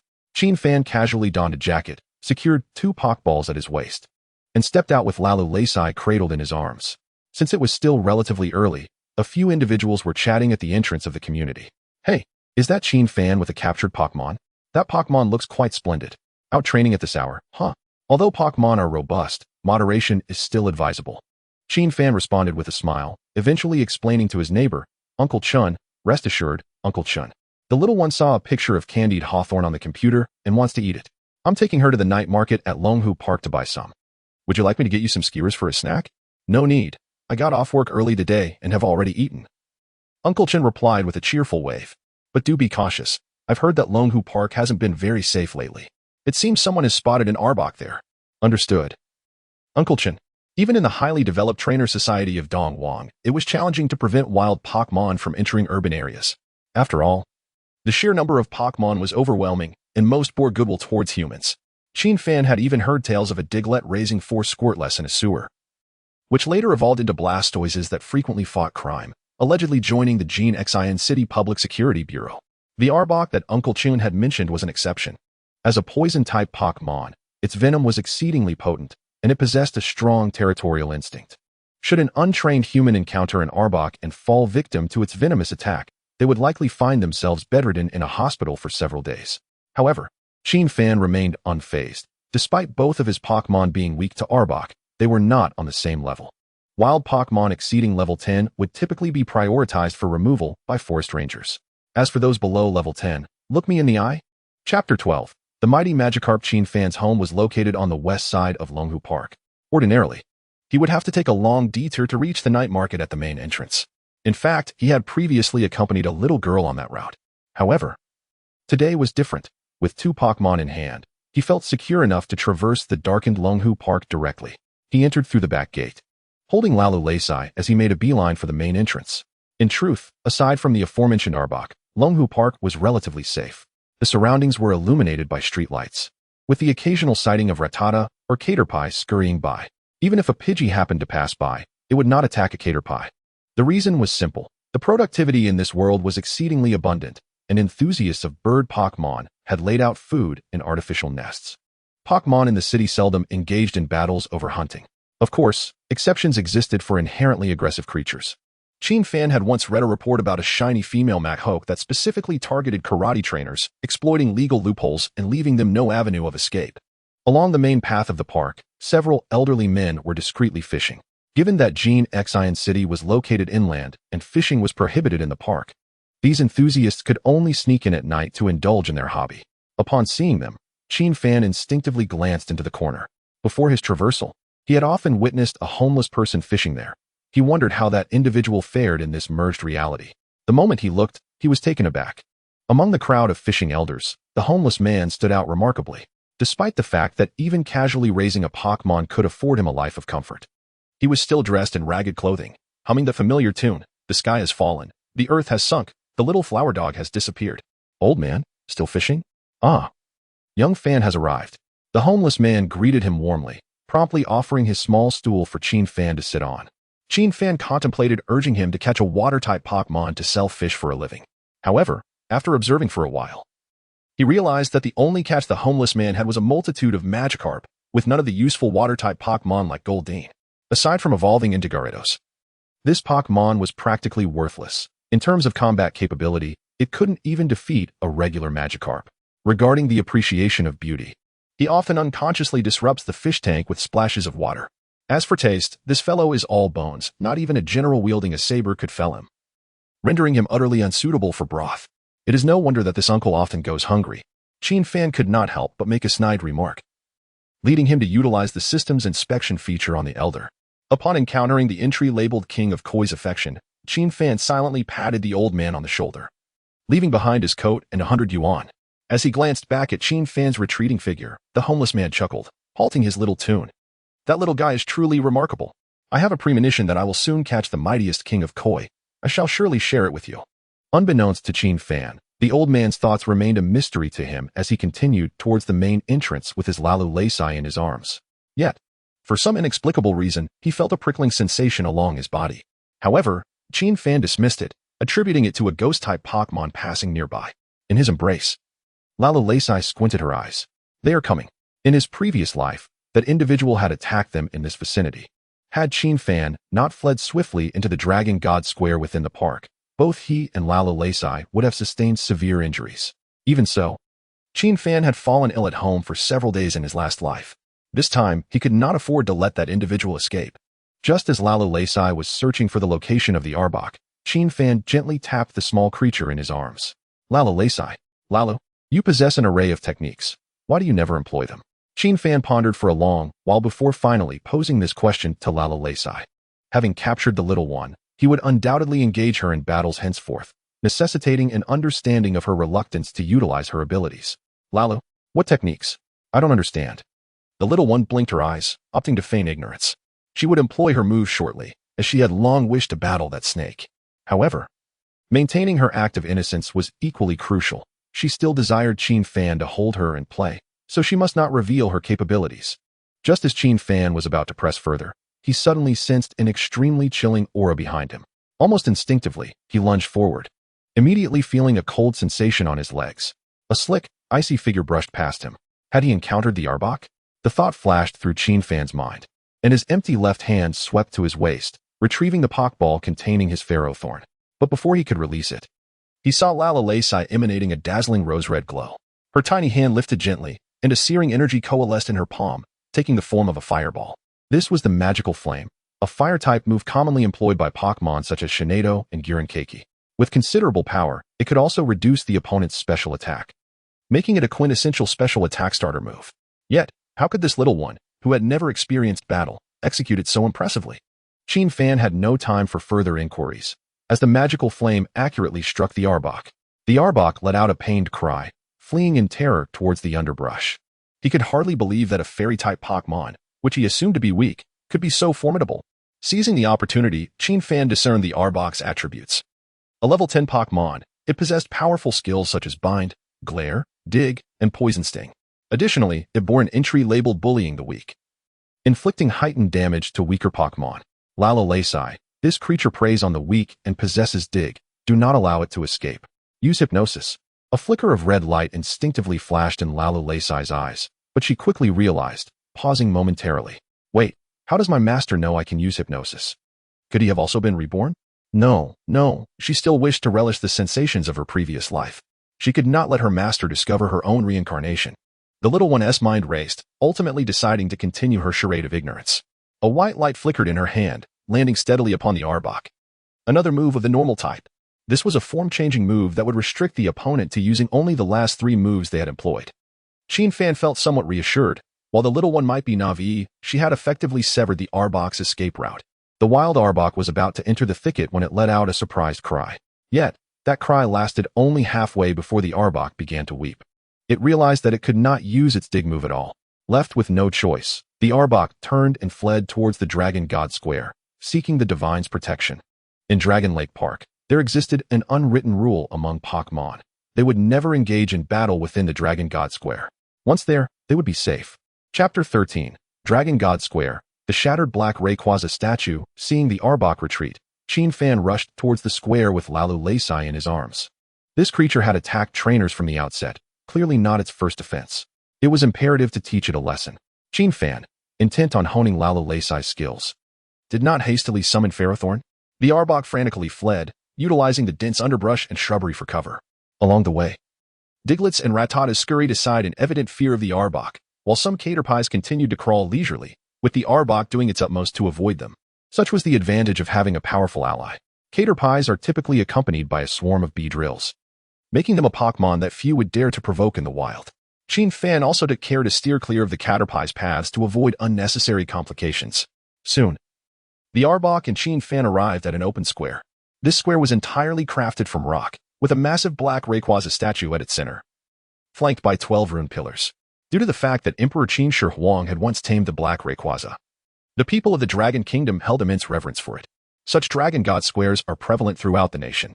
Even school textbooks contain a rather esoteric piece of knowledge. Should one encounter a wild Pokémon's pursuit, they could flee to the nearest Dragon God Square. It was precisely for this reason that, in Lalu-Las' memories, Qin Fan had managed to evade the Arbok's chase in his previous life. As the Arbok halted in the square, Qin Fan's gaze revealed a hint of conflict. Although no one could articulate the reason, trainers generally disliked initiating battles within the Dragon God Square. Qin Fan was no exception. After all, it represented a revered dragon. Should one inadvertently damage the black Rayquaza statue during a confrontation, even if no significant consequence ensued, it would leave a lingering unease in one's heart. However, Lalu-Las bore none of these concerns. Her gaze swept over the black Rayquaza statue, a smirk gracing her lips. In her previous life, even the green Rayquaza from the Hoenn region had participated in the defense battle, yet the black Rayquaza had vanished without a trace. The Eastern Empire, bereft of divine protection, became the first region to be breached by the Rainbow Rocket team. What merit did such a being have to command her veneration? Furthermore, it was merely a dragon deity. Even if the moment truly arrives, it remains uncertain who will emerge victorious. Without a hint of hesitation, the small creature unleashed a magical flame upon the Arbok, its ferocious power propelling the serpent forcefully against the black statue of the legendary dragon. With a crisp crack, the Arbok collapsed uselessly to the ground, its eyes swirling in disorientation, and a few pink gems tumbled from its mouth. The instant Qin Fan beheld those gems, a glimmer of delight flickered in his eyes. He recognized them as fairy gems, capable of enhancing fairy-type abilities in one fell swoop, or nurturing a Pokémon, thereby enriching its comprehension of fairy energy. Just moments ago, Qin Fan had pondered why this Arbok had not used its venomous saliva to attack him and Ralts. Little did he know it had been hoarding spoils in its mouth. The only lament was that he had not obtained any items from the creature. Was it only the narrative characters who dropped items at a 100 rate? This thought flitted through Qin Fan's mind, prompting a shake of his head. He had only faced off against blue, and had never even encountered the likes of ash, red, green, or black. He would have to wait for future opportunities to test this theory. After bowing respectfully to the black statue of the legendary dragon, Qin Fan departed from the Dragon God Square, cradling Ralts in his arms. "Let us go buy some candied hawthorn, 2 of them," he exclaimed. It was a rare outing. And after defeating a rather feeble Arbok and acquiring its loot, Qin Fan's spirits soared. Ralts blinked, her thoughts entirely elsewhere. She craved fried skewers. However, just as they had taken a few steps, a thunderous rumble echoed from behind. Turning around, Qin Fan witnessed the collapse of the 12 pillars within the Dragon God Square, with the statue of the legendary dragon also marred by numerous cracks. In no time, it shattered into countless fragments. Qin Fan stood in stunned silence, suddenly comprehending why neither humans nor Pokémon dared to engage in battle within the square. This construction was so shoddy that it crumbled at the slightest touch. Quickly retrieving his phone, Qin Fan checked the public bidding price for the Dragon God Square's construction. Upon seeing the staggering string of zeros, his face nearly turned green. Even if he were sold, it wouldn't suffice. "Oh, my parents are Pokémon trainers? Then all is well." With that, Qin Fan summoned his Frosmoth. "Do you know how to return to the Ultra Ruins? I wish to contact my parents." Frosmoth tilted its head adorably, winking in a single motion, displaying an expression akin to Ralts. How could such a tiny Pokémon know the way back to the Ultra Ruins? Seeing Frosmoth's expression, Qin Fan grew anxious once more. "Perhaps we should just run for now. It wouldn't be too late to repay this later after finding my parents." Ralts nodded her finger, her little mind racing to process Qin Fan's words. Hadn't her master's parents perished in the Ultra Ruins? In her previous life, they had even ventured there due to this very incident. Yet, it seemed that in this life, her reincarnation had caused some butterfly effect. Despair washed over her as she realized that aside from her combat prowess, she appeared rather dull in other aspects. "Never mind, I want fried skewers." Through her telepathic gift, the little one's voice resonated in Qin Fan's mind. "Oh, you can speak?" he responded, pleasantly surprised as his earlier irritation dissipated. "Then let us buy fried skewers and candied hawthorn before we flee." After purchasing both treats, Qin Fan opted for a different route home instead of returning to the Dragon God Square. While the little one indulged in her feast, Qin Fan switched on the television, curious to see if his recent exploits had made the news. However, the moment he turned on the TV, the black screen mirrored his reflection.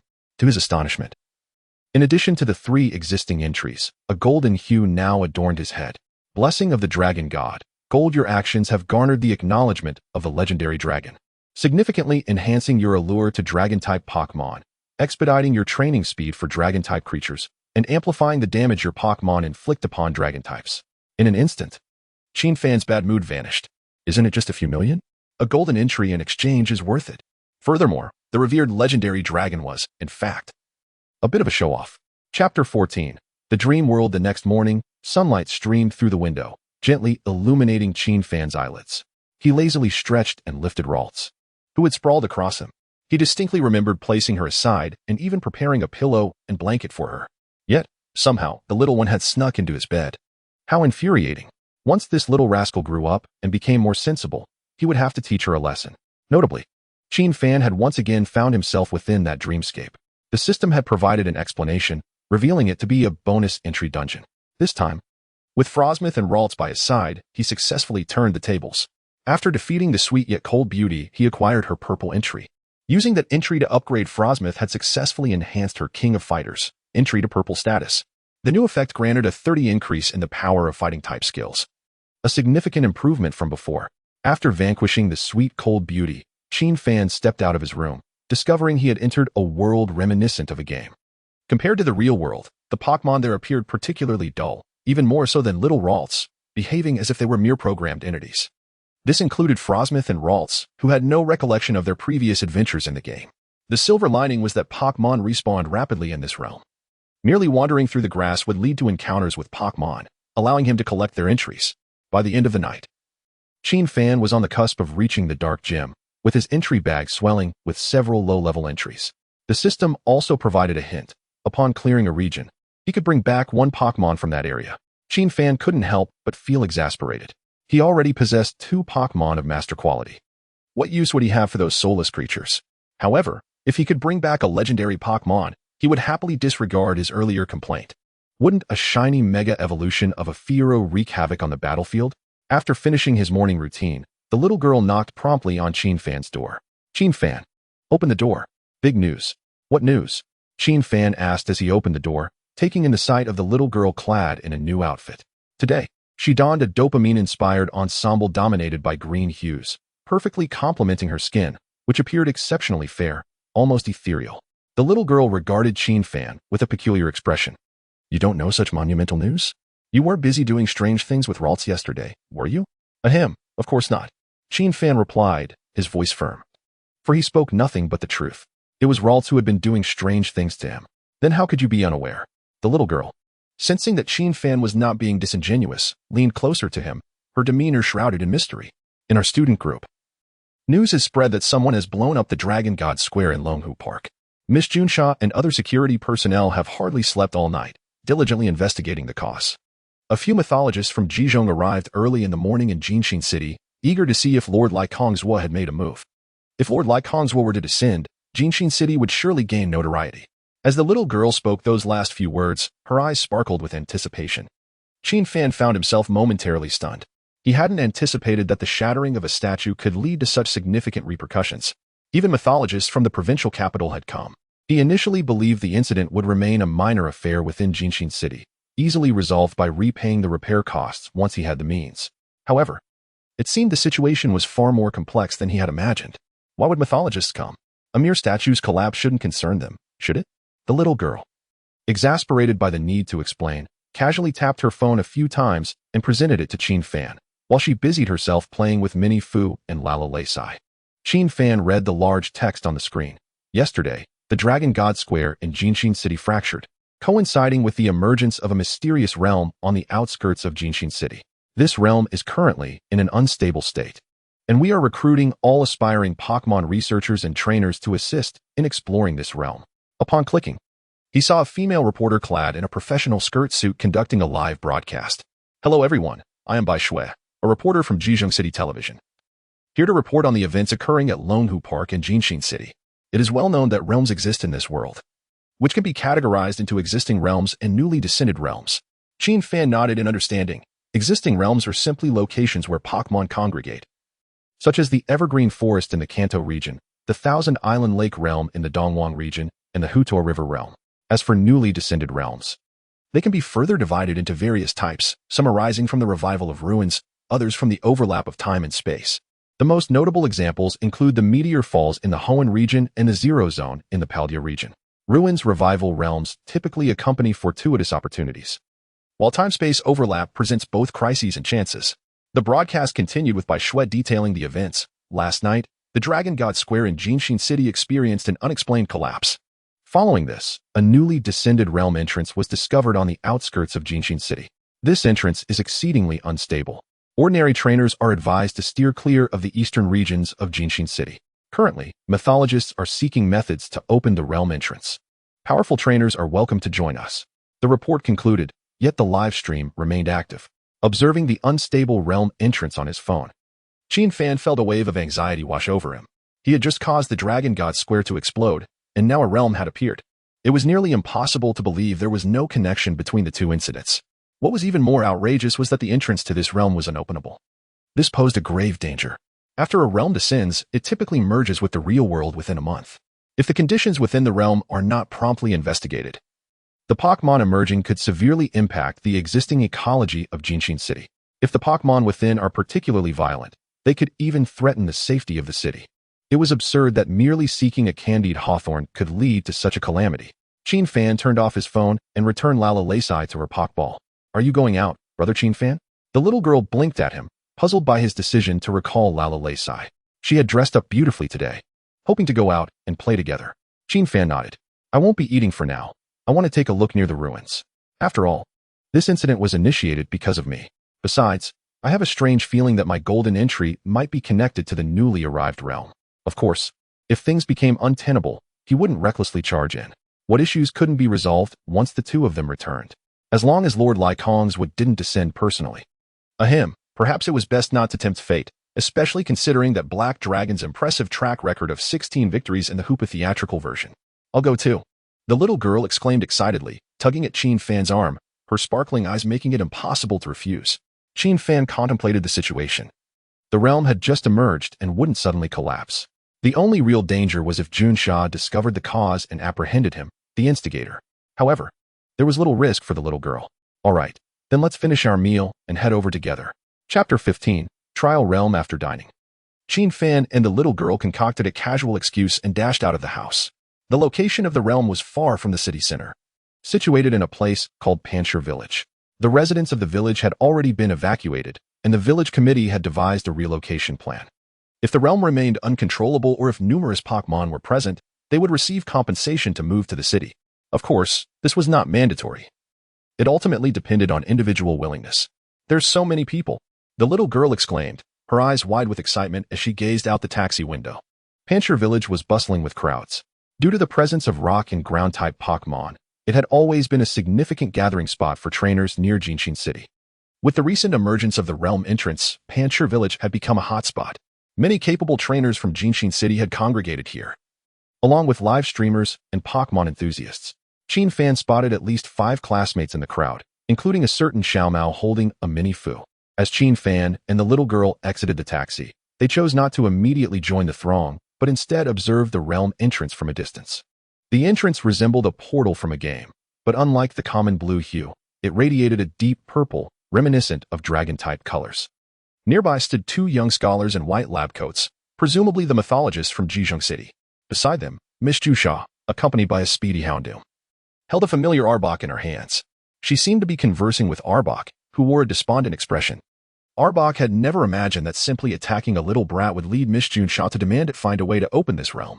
If it had that capability, it wouldn't be loitering around the park. It would have long returned home, evolved into an Arbok, married numerous Arbok, and reached the pinnacle of life.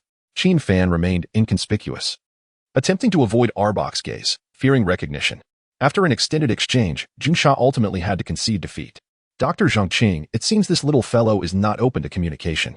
Dr. Zhongqing had anticipated such an outcome and did not appear overly disappointed. It is indeed quite normal. Prior to our arrival here, we had already conducted an examination of the shattered statue, confirming that its material and density were entirely satisfactory, withstanding the might of a level 40 gym leader-s Pokémon. Given the strength of this Arbok, it seems almost impossible for it to have broken the statue. We are inclined to believe that the damage to the black Rayquaza statue is unrelated to this serpent. It merely happened to be present. The Arbok nodded furiously, indicating its own weakness. As a mere novice, how could it possibly have shattered the statue of the esteemed Rayquaza? Very well. Miss Junsha patted the head of her Arcanine, instructing it to escort the Arbok to her colleague. She, however, remained, attentively observing the actions of the 2 doctors. Esteemed doctors, might there be any other methods to unlock the secret realm? Zhongqing pondered for a moment. Actually, you could request the Arbok to assist in determining if anyone else passed through the Dragon God Plaza yesterday. Based on the energy fluctuations emanating from this secret realm, we are inclined to view it as a minor trial chamber. The concentration of dragon-type energy within suggests a limited scope for this realm. Miss Jusha blinked, struggling to comprehend Zhang Qing's technical jargon. Zhang Qing, evidently noticing her confusion, rephrased more plainly. What I mean is that the dragon god may not be dormant, but rather observing us from various dragon god plazas. It is possible that a highly qualified trainer or dragon-type Pokémon passed by yesterday, prompting a reaction from the statue. Hence, the statue shattered, and this secret realm emerged? Miss Junsha's eyes brightened as she grasped the concept and eagerly interjected. Zhang Qing adjusted his glasses and gave her a thumbs up. Yes, precisely. Miss Junsha gestured for her Arcanine to retrieve the Arbok. Standing up, she directed her megaphone towards the gathering crowd. Greetings, trainers. I am Miss Junsha from this city. We have made preliminary progress regarding the emergence of the secret realm, which may be a trial chamber. May I inquire if any trainers, particularly dragon-type trainers, visited Dragon Lake Park yesterday? Rest assured, as long as you did not attack the dragon god statue, we will not hold anyone accountable. Furthermore, if someone can unlock this secret realm, there will even be rewards. As Junsha's words concluded, Qin Fan audibly clicked his tongue. His Ralts had attacked the Arbok, causing it to collide with the dragon god statue. Was this considered an attack on the statue? As a time traveler, Qin Fan was unaware of the statue's material and found this quite vexing. What if it was poorly made? Others, however, bore no such concerns, with many raising their hands. With the presence of Pokémon like Dream Eater and Drowsy, this world is unlikely to harbor any wrongful accusations. Since Miss Junsha claimed there would be no arbitrary accountability, there would indeed be none. Witnessing nearly a third of the crowd raise their hands, Miss Junsha rubbed her forehead in exasperation. She overlooked a crucial detail. As the faith of the Dongwang region, every Dragon Lake Park in the cities is undoubtedly a bustling hub. Be it snacking, training Pokémon, dancing, or even sneaking in some fishing, it is the top choice for most. Just as Miss Junsha was wavering among the crowd of raised hands, a series of melodious voices erupted. Young Master Xiaomao visited Dragon Lake Park yesterday. Young Master Xiaomao is impressive. He must have captured the dragon goddess' favor. Truly, young Master Xiaomao is remarkable. Upon hearing the girls' cheers, Miss Junsha's eyes sparkled. Since so many have visited, we can explore the excellence of the trainers themselves. As Dr. Zhang Qing mentioned earlier, only highly qualified trainers or Pokémon can trigger a trial secret realm. Being the public security officer of Jinshin City, Miss Junsha was well aware of Professor Okito's grandson. Since arriving in Jinshin City to study a year ago, he had consistently exhibited an extraordinary talent for Pokémon knowledge. However, intelligence indicated that Xiaomao was a rather proud trainer. Why would he be seen with a Minin? Chapter 16. Entering the Secret Realm. As the remarks from Xiaomao's female companions faded, all eyes in the venue turned towards him. Almost everyone displayed expressions akin to Miss Junsha's. Wait a minute. I follow Xiaomao's video account. I recall he is quite proud, so why would he capture this Pokémon? You don't know, do you? A mysterious-looking trainer with a Vulpix revealed. I witnessed a tremendous secret in the battle area of the Pokémon Center yesterday. What secret? Trainers around him eagerly offered him snacks and drinks, while a vendor selling starch sausages even gifted him a sausage. The Vulpix trainer glanced at the Grimer beside the vendor and politely declined the offer, stating, "Before I battled with my friend, I saw the battle screen displaying that Qin Fan used Minin to defeat Professor Okito's grandson. Xiaomao must have been defeated by someone using Minin. So this problem is resolved. If you can't win, join." Hearing the discussions among the surrounding trainers, Xiaomao felt his face flush with embarrassment. How can you say such things about trainers? Minin is an exceptionally strong Pokémon. All right. Observing Xiaomao's earnest defense of Minin, Qin Fan exchanged glances with the little girl, both stifling their laughter. It seemed that Minin had left Xiaomao with some psychological scars. Nevertheless, this fellow was indeed extraordinary, aside from the Unova region. Known as the home of hidden abilities, finding trainers with hidden talents is not an easy feat yet. Xiaomao managed to embrace a hidden ability Minin within a day. The little girl tightened her grip on Qin Fan's arm, pouting. Lucky guy, having such connections is wonderful. Qin Fan discreetly glanced at the shining frostless Pokeball at his waist, regaining his composure. So his background was not as impressive as he had thought? Well, that is of little concern. Under Miss Junsha's guidance, Xiaomao soon stepped forward to test the entrance. Unfortunately, it produced no reaction to him. Some trainers could not help but chuckle. Xiaomao, can you do it? If not, hurry back and let us try. Yes, let us all give it a shot. Perhaps we can gain the Dragon Goddess' favor more easily. Xiaomao remained unfazed by their remarks. However, the next comment struck a nerve. I can't believe I thought Xiaomao could open this secret realm, It's utterly ridiculous. I actually expected a Minin trainer. Please call me a clown from now on. Xiaomao, if it weren't for the crowd, I would show you what an infinite starfruit Minin can do. Just as Miss Junsha sighed. The Arbok held by her Arcanine suddenly spotted Qin Fan. The Arbok's body straightened, resembling a purple stick, as it pointed emphatically in Qin Fan's direction. Big brother. I cannot bear the blame for damaging the Dragon God statue all by myself. The Wind Speed Dog eagerly nudged Miss Junsha's pant leg, signaling her to observe the reaction of the Arbok. The two quickly focused their attention on Qin Fan. Young lad, you must be the trainer who defeated the Arbok yesterday, right? But fret not, the shattering of the Dragon God statue is not your fault. Now, I need you to try and see if you can open that secret realm, said Miss Junsha. All right, Qin Fan replied reluctantly, casting a reassuring glance at the little girl beside him before approaching the entrance of the secret realm. Ever since the appearance of the golden text the previous day, he had felt something amiss. If he had truly broken the statue, there would be no reason for the black Rayquaza to reward him. Wasn't that a clear sign of masochism? Upon reflection, it seemed more like a form of acknowledgement. Seeing Qin Fan approach, the proud Xiaomao immediately shifted aside, excitedly exclaiming, finally, someone can stand up for Mini-Fu. Qin Fan, quickly tell them how powerful Mini-Fu is. Didn't you use Mini-Fu to pin me down yesterday? Release your Mini-Fu as well, and together we can teach them a lesson. Qin Fan was taken aback, releasing his Ralts. Xiaomao, are you feeling feverish? Where would I get a Mini-Fu? I told you, that one belongs to Ying. However, he added, but your Mini-Fu is quite impressive. With some good training, you might be able to surpass Ying next time. Hey. Xiaomao suddenly realized that Mini-Fu wasn't even Qin Fan's Pokémon. Nearly choking on his own surprise as he frantically tousled his hair into a nest-like shape. It was the first day he missed Ash. This new rival was truly tormenting. In the presence of onlookers, Qin Fan followed Miss Junsha across the isolation line, arriving at the entrance of the secret realm. The moment he drew near, the entrance visibly transformed. Gentle waves of energy emanated from the portal, and a deep purple halo rippled like water. Both researchers from the mythological domain stood up, joyfully observing Qin Fan. It appeared that the child acknowledged by the dragon god had arrived, so allowing him close to the entrance was all that was needed. However, some preparations were required first, as part of the trial in the secret realm would immediately initiate combat upon entry. I suggest you temporarily lend this boy the Wind Speed Dog, one of the researchers advised. Miss Junsha hesitated. The Wind Speed Dog, being a cherished Pokémon of her clan, rarely ventured out and was seldom entrusted to outsiders. It wasn't that she was overly protective, rather. The Wind Speed Dog was a unique creature. If the trainer harbored malicious intent, the Wind Speed Dog could easily turn against them. Yet, for some inexplicable reason, she felt a strange trust towards Qin Fan from the very first glance. After weighing the pros and cons, Miss Junsha lifted her head and affectionately stroked the Wind Speed Dog's muzzle. Wind Speed Dog, would you like to accompany this young lad inside? The Wind Speed Dog gazed at Qin Fan, its bright eyes reflecting contemplation, before it finally extended its tongue to lick Qin Fan's cheek. Woof. This trainer is quite amiable. Qin Fan affectionately patted the Wind Speed Dog's large head and turned to Miss Junsha.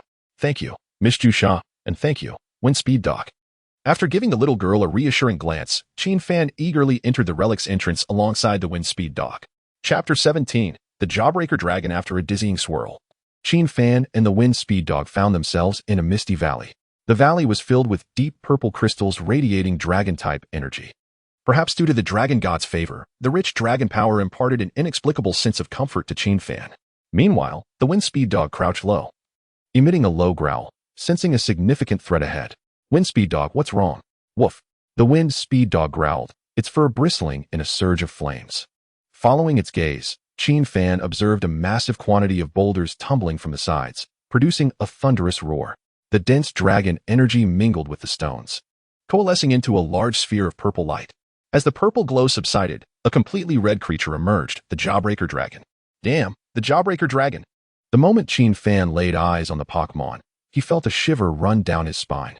The Jawbreaker Dragon was a classic dragon-type Pokémon.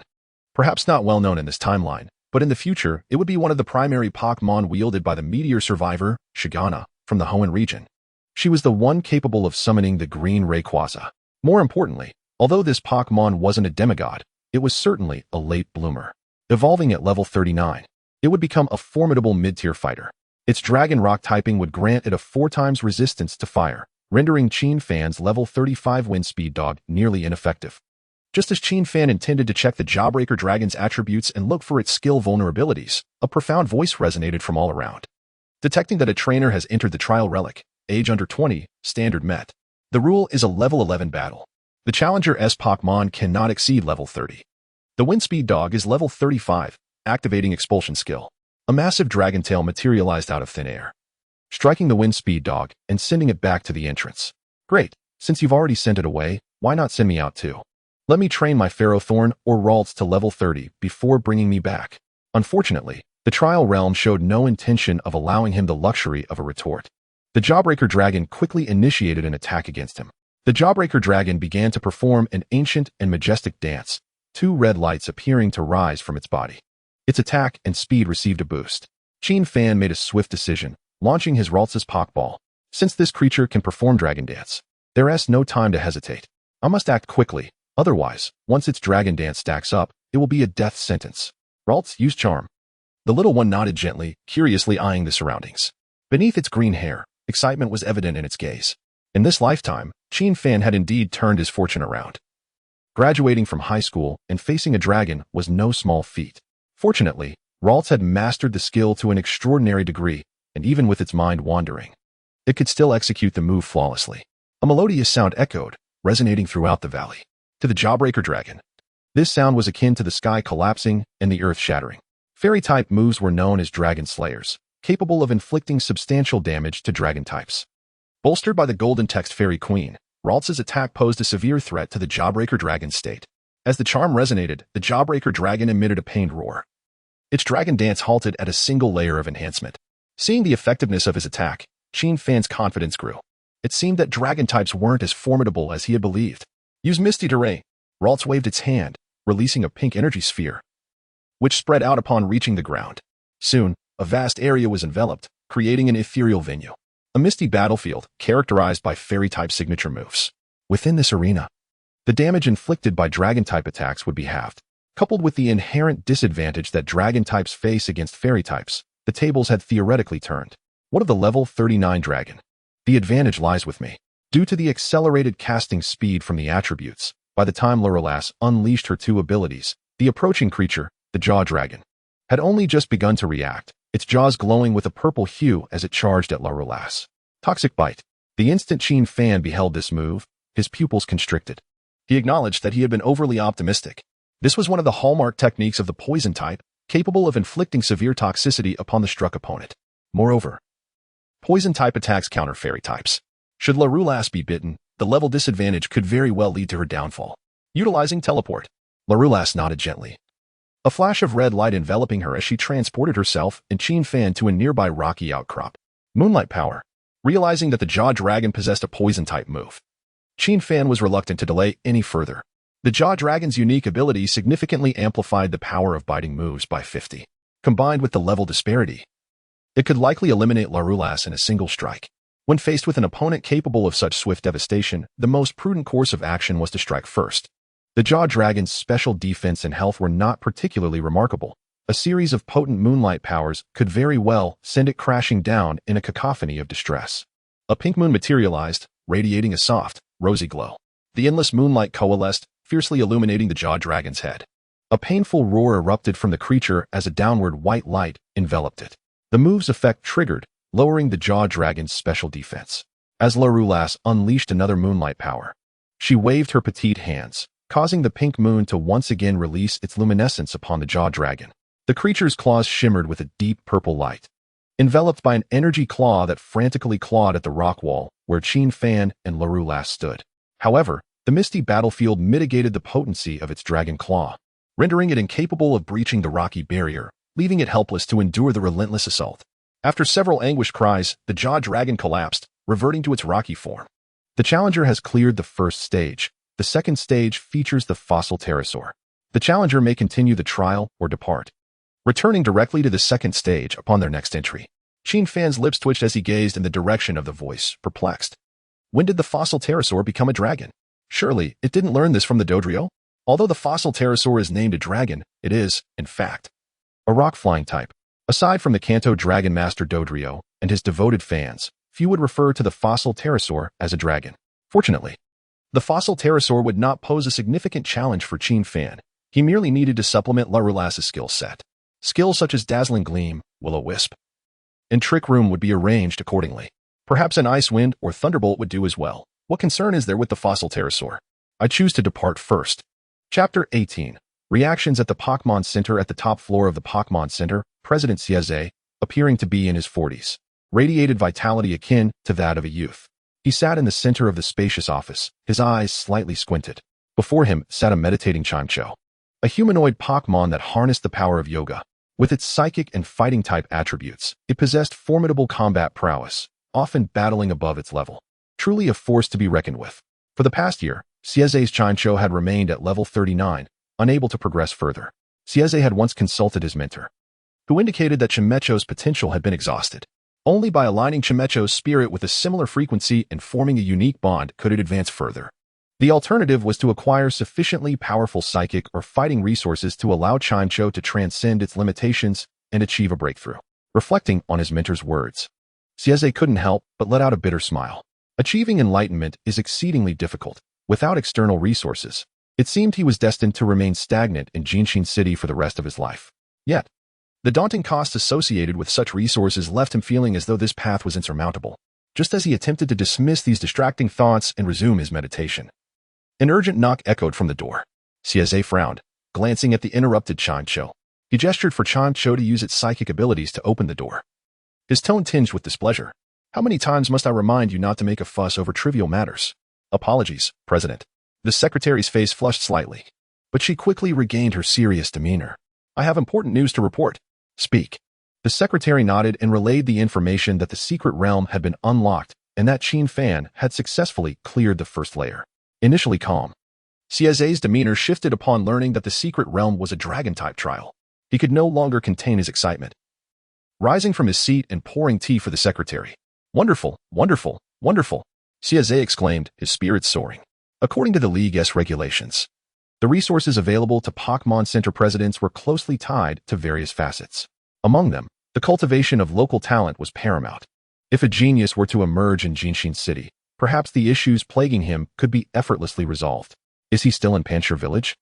Or did he bring him to the Pokémon Center? I wish to meet him. The secretary hesitated. According to the intel, after passing the first layer, Qin Fan exchanged a few words with Miss Junsha before returning home with the girl beside him. However, upon relaying Qin Fan's whereabouts, Xieze showed no signs of dissatisfaction. Instead, he could not help but commend the young man. The boy is composed, achieving such remarkable feats while maintaining such humility.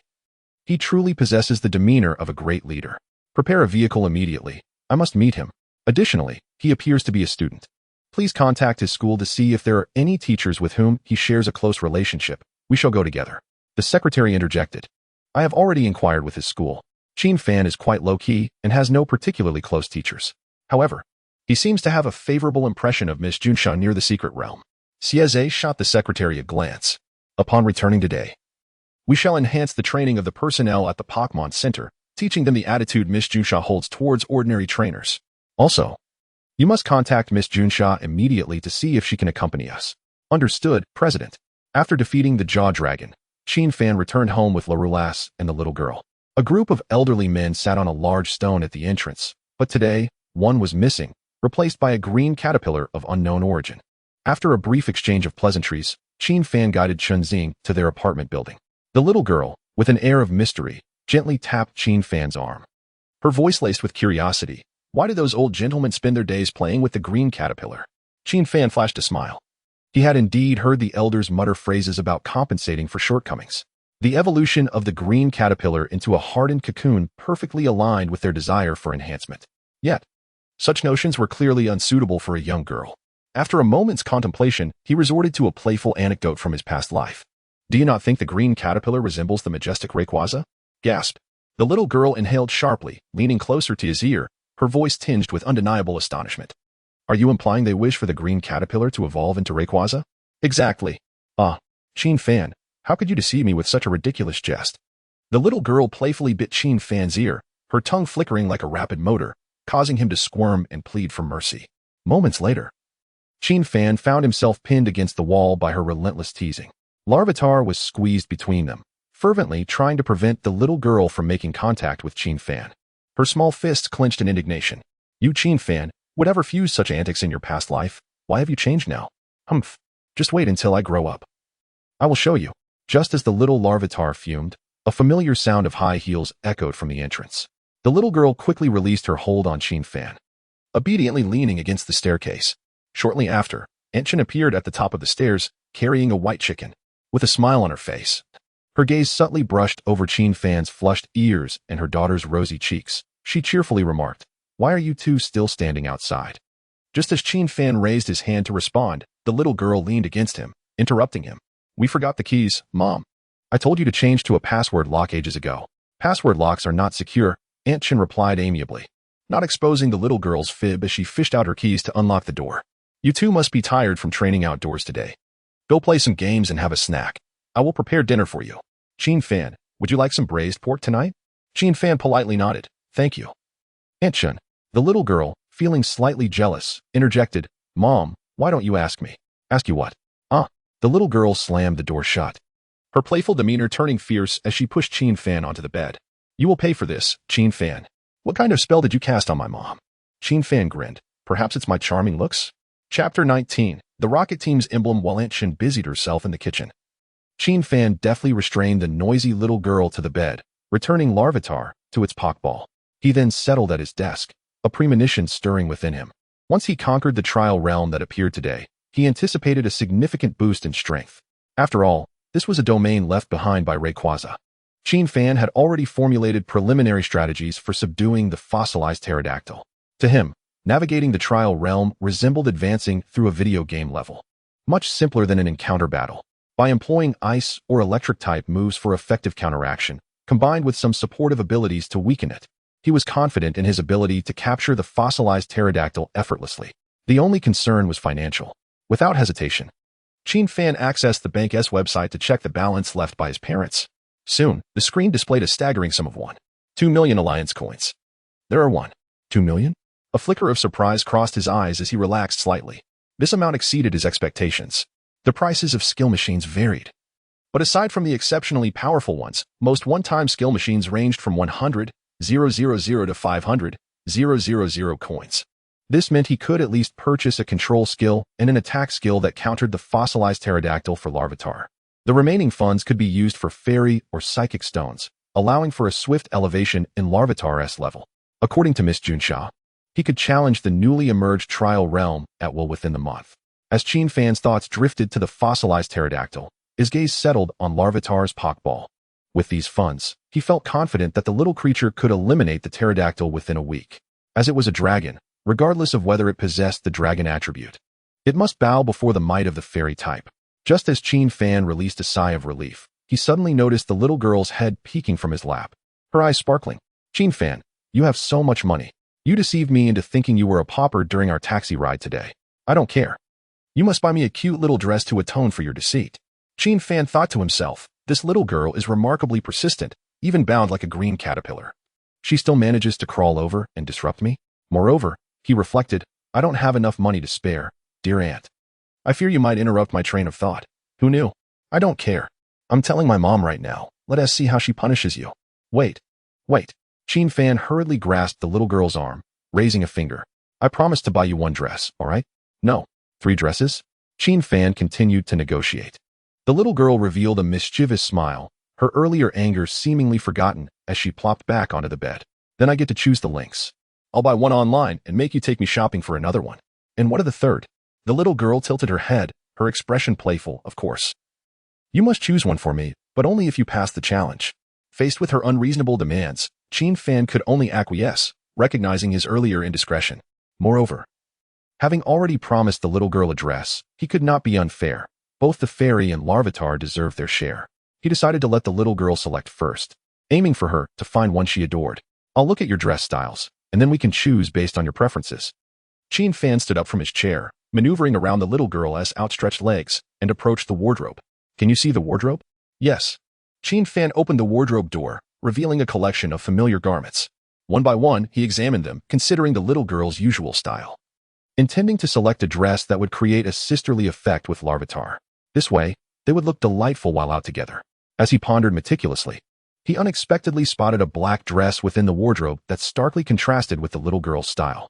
This dress exuded an air of sophistication. Merely envisioning it being worn conjured images of captivating allure. More importantly, it bore an embroidered red emblem. Chenziing, where did this dress come from? It belongs to my mom. A myriad of complex emotions crossed Qin Fan's face as his earlier contemplation vanished. If his memory served him correctly, that red emblem was indeed the insignia of the Rocket Team, one of the darkest villain organizations in the Pokémon world. While other villainous groups may have their apocalyptic motives, theirs were often justified. For instance, they worship the earth and the sea. Or they aspire to liberate Pokémon from the constraints imposed by humanity. However, Team Rocket is distinctly different. Their sole ambition is to dominate the world. Reflecting on Aunt Chin's habitual caution, she even refrains from using a password lock. Qin Fan could not help but furrow his brow. He was not fearful that Uncle Chin and Aunt Chin were affiliated with Team Rocket. After all, the affection they had shown him over the years was undoubtedly genuine. What troubled Qin Fan was the possibility that they were fugitives escaping from Team Rocket, currently being pursued. If that were the case, he would need to rapidly enhance his own abilities. Otherwise, should Team Rocket locate Uncle Chun and Aunt Chun, their tranquil existence would be irrevocably shattered. A notion Qin Fan found utterly unacceptable. Qin Fan, have you finished reading? Why have you suddenly stopped? Are you secretly looking at my underwear? I am not. Qin Fan retorted with a hint of indignation, for he had only seen it yesterday when it was being worn, and he had no interest in the ones hanging in the wardrobe. Chapter 20. The Spirited Sinner of Excessive Spending. Having made plans to go shopping for a cute dress that afternoon, Qin Fan chose not to return home after dinner, instead opting to sleep in the little Loli's room. The little Loli, meanwhile, scampered off to Aunt Chin's room to sleep. However, after a brief slumber, he was abruptly awakened by a rapid series of knocks at the door. Qin Fan had swiftly defeated the formidable Brock of the dark gray gym and, without time to peruse the emerging entries, exited the dreamscape. After tidying himself up, he quietly placed the slumbering Ralts into its Pokeball and stepped out of the room. Why did you wake me up so soon? The little Loli appeared slightly flustered, sticking out her tiny tongue and pointing behind her. In the living room of the little Loli's home, Inchin was pouring tea for two guests. One was seated on the sofa, his complexion rosy and exuding a subtle air of authority, while the other stood beside him. Her striking figure accentuated by a blue uniform, it was the Miss Jusha he had encountered earlier that day. Surrounding the two were several gift bags, which Qin Fan could discern were filled with valuable Pokémon supplies. Who is this? Qin Fan's gaze lingered on Miss Jusha, a note of confusion in his eyes. He was certain he had no prior connection with this middle-aged man. Miss Jusha quickly introduced him with her usual warmth. This is Mr. Xieze, the president of the Pokémon Center in Jinshin City. He has heard about your performance in the Trial Ruins and has come to see you. Nodding, Qin Fan remained composed. Hello, President Xie. May I inquire what brings you here? Seeing Qin Fan's calm demeanor, Xieze felt no dissatisfaction. Rather, he admired him even more, secretly marveling at his poise. Unfazed by praise or criticism, Qin Fan possessed a unique sense of ease, coupled with considerable strength. Such trainers often effortlessly attract powerful Pokémon to accompany them. This was not a realm where lineage dictated status in the world of Pokémon. As long as one possessed sufficient charisma, gaining the recognition of a formidable Pokémon could lead to meteoric success. Xieze got straight to the point. Hello, Qin Fan. Miss Jusha has likely informed you that we have only 1 month to unlock the Trial Ruins in Jinshin City. Personally, I would prefer that the treasures within be claimed by the younger generation of our city. As the individual who has opened the ruins, you are the most likely candidate to succeed. Thus, I have come to discuss the possibility of supporting you. Qin Fan's eyes brightened. Ever since he had glimpsed the Team Rocket uniform, an inexplicable sense of urgency had swelled within him. With financial backing, he might expedite his progress in breaking through the ruins and enhancing his strength. The little Loli, however, was utterly bewildered. Qin Fan, when we returned by car, you said the ruins contained only ordinary rock-type Pokémon. Why is there talk of support? Well, there's the fossil pterodactyl of the rock type, Qin Fan explained. The little Loli retorted, if Miss Jusha weren't here, I would show you what it means to have a sharp tongue. Ying, don't be so loud. Your brother Qin Fan is discussing serious matters, and Chin interjected, tactfully leading the little Loli back to her room, leaving the living area for the three of them. What? Are you saying that this trial requires Pokémon below level 30 to battle those above level 40?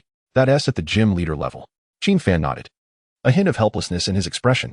If the challenge involved trainers of equal standing, and he had Ralts with the Fairy Emperor entry, he would have already conquered the barrier.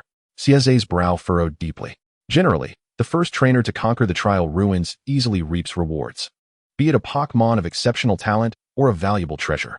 According to the League's regulations, once a Trial Ruins appears and is unlocked, it is open to all trainers in the area for a fee. If local trainers cannot conquer the ruins within a month, They must relinquish it to the provincial city for its trainers to attempt. Should the provincial city also fail, it would then be open to trainers from across the nation. As the president, he naturally wished for the local youth to seize the opportunity. Strengthening the city's trainers would not only benefit the Pokémon Center with increased resources, but also bolster the overall foundation of Jinshin City. If a threat should arise from the ruins, homegrown trainers would undoubtedly be more effective than those from elsewhere. Yet, the difficulty of this trial was exceedingly high. To ask a trainer under 20, accompanied by Pokémon below level 30, to combat those above level 40, was this truly a trial? Trainers capable of meeting both conditions would hardly lack for the treasures awaiting them after clearing the challenge. Moreover, there were no young legendary Pokémon within. However, he could not bear to surrender the ruins to the provincial city's trainers. If Qin Fan were to be eliminated in the first round, it would be one thing. But he had already passed the initial hurdle. How could he stand by and watch this prodigy falter? Moreover, there might be more at stake for him. Perhaps even his own destiny intertwined with this young man. After a moment of contemplation, Sieze made a resolute decision. Qin Fan must succeed. With that thought, his previous hesitations vanished entirely. Qin Fan, the center has decided to provide you with a certain degree of support. Please prepare a list of what you need. Do not hesitate to inform me of your requirements, whether they be for Pokémon below level 30 or resources for nurturing Pokémon. As long as the total value does not exceed 2 million, I shall cover it all. Miss Junch's exquisite lips twitched slightly, casting an incredulous glance at her frugal president. President, you are being far too stingy. What can 2 million accomplish? It would only buy a few technical machines. Yes. Qin Fan eagerly agreed. Ahem, is that so? Sieze appeared somewhat abashed, scratching his thick hair. Then let it be 3 million. Qin Fan, please understand, we are merely a small county. And the center is in dire need of funds. Of this 3 million, over 1 million is from my own pocket. Furthermore, there is no need for a list. You may directly select what you need from the Pokémon Center. Everything will be provided to you at cost price by the Pokémon Center, theoretically allowing you to acquire items valued at 5 million. If you have no objections, let us proceed with this arrangement. Naturally, Qin Fan had no objections. It would be unreasonable to refuse items worth 5 million at no cost. In addition to this money, he possessed over 1 million left by his parents. Combined, according to the previous conversion by Sieze, he could easily purchase around 7 million worth of items at cost price. This would be sufficient to induce a qualitative change in the strength of his Ralts. Although Ralts' current strength was commendable, Qin Fan perceived it as somewhat too straightforward. This wasn't to say such a skill combination was ineffective. Rather, it simply slowed the pace of strength enhancement. With a few negative status effects, Ralts could easily dispatch a fossil pterodactyl as if it were a mere dog. Thank you, President. I will strive to conquer the fossil pterodactyl by tomorrow. Chapter 21. Guide to Underworld Skills with a clear objective in mind. Qin Fan took a leave from the little girl and eagerly stepped out of his home, heading towards the shop area of the Pokémon Center. Hello, how may I assist you? Upon reaching the entrance, a Miss Joy approached with a professional smile. I just received the President's directive. For the next few days, your purchases at our center will be at cost price. Thank you. Qin Fan nodded and got straight to the point. I would like to acquire the learning machines for Odd Light, Phosphorescent Fire, Trick Room, and Ice Wind. Are they available here? Miss Joy momentarily paused. Hadn't the President just mentioned that a talented young trainer would be arriving soon? Yet, could someone utilizing such obscure skills truly be considered a prodigy? If it weren't for the President's prior notification, she might have suspected him to be an undercover member of Team Rocket. Is something wrong? Qin Fan, however, felt no awkwardness in his request. Among the players from his previous life, such skills were standard. It was solely due to Ralts' limited skill pool that he had only selected these few.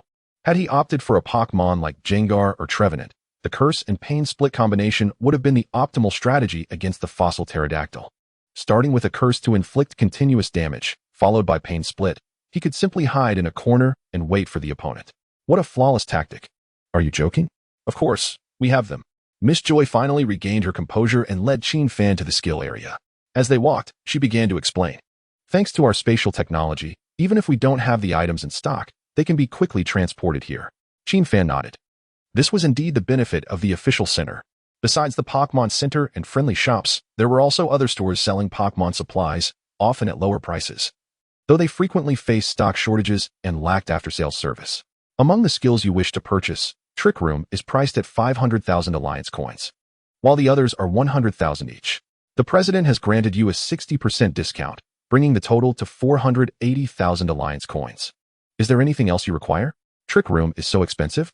Qin Fan was momentarily taken aback, quickly recalling the 9th era of the game before the world merged, where the manufacturing method of skill machines was first revealed by the illustrious Rin.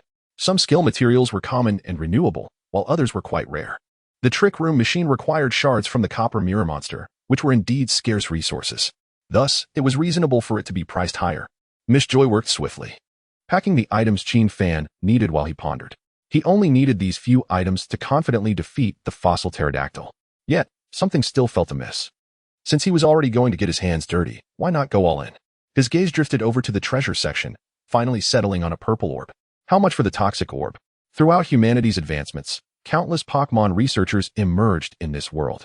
One, named Chu Guangyao, had successfully replicated items, significantly reducing their prices. Although artificial items might be slightly less effective than naturally occurring treasures, they remained the best option for an average trainer. The toxic orb? Its regular selling price is 5 million, but the discounted price is 3 million, Miss Joy replied, glancing at the item without significant emotional response. With so many negative status effects already in play, adding poison didn't seem like a bad idea. However, Miss Joy found it puzzling. Typically, only poison-type trainers purchase such items. Why would a trainer of Ralts seek such an orb? Before she could dwell on it, Qin Fan dispelled her doubts by producing 2 cards, one given by Xieze and the other left by his parents. The combined value of the 2 cards was approximately 350,000, in addition to the 4 skills and the toxic orb. Please help me find a throwing skill machine. Convert the remaining funds into fairy stones. This will suffice for today. Toxic orb into throwing skill? Miss Joy instinctively took a step back, sensing Qin Fan's ruthlessness. With her 9 years of compulsory education, she understood the implications of combining these 2 items. Tossing the toxic orb at an opponent would inflict a poison status. But did he not fear that the opponent might flee with his toxic orb? The risk of bestowing poison upon the adversary seemed excessively high. Qin Fan pondered for a moment and nodded in agreement. Then let us add a knockoff skill. Miss Joy, is your Ralts a dark type? After completing his purchases, Qin Fan did not linger, promptly returning home with the newly acquired skill machines. The methods for using these machines were straightforward. They were essentially discs recording the usage techniques of various moves. Moreover, each disc contained energy from other Pokémon that had previously executed the skills, enabling faster comprehension for the learner. Once the energy was depleted, the skill machine would lose its efficacy. As for those that could replenish energy infinitely, their prices were beyond Qin Fan's imagination. First, I shall learn the throwing skill. In tomorrow's battle, Qin Fan planned to utilize the toxic orb, fire orb, as the core of his strategy.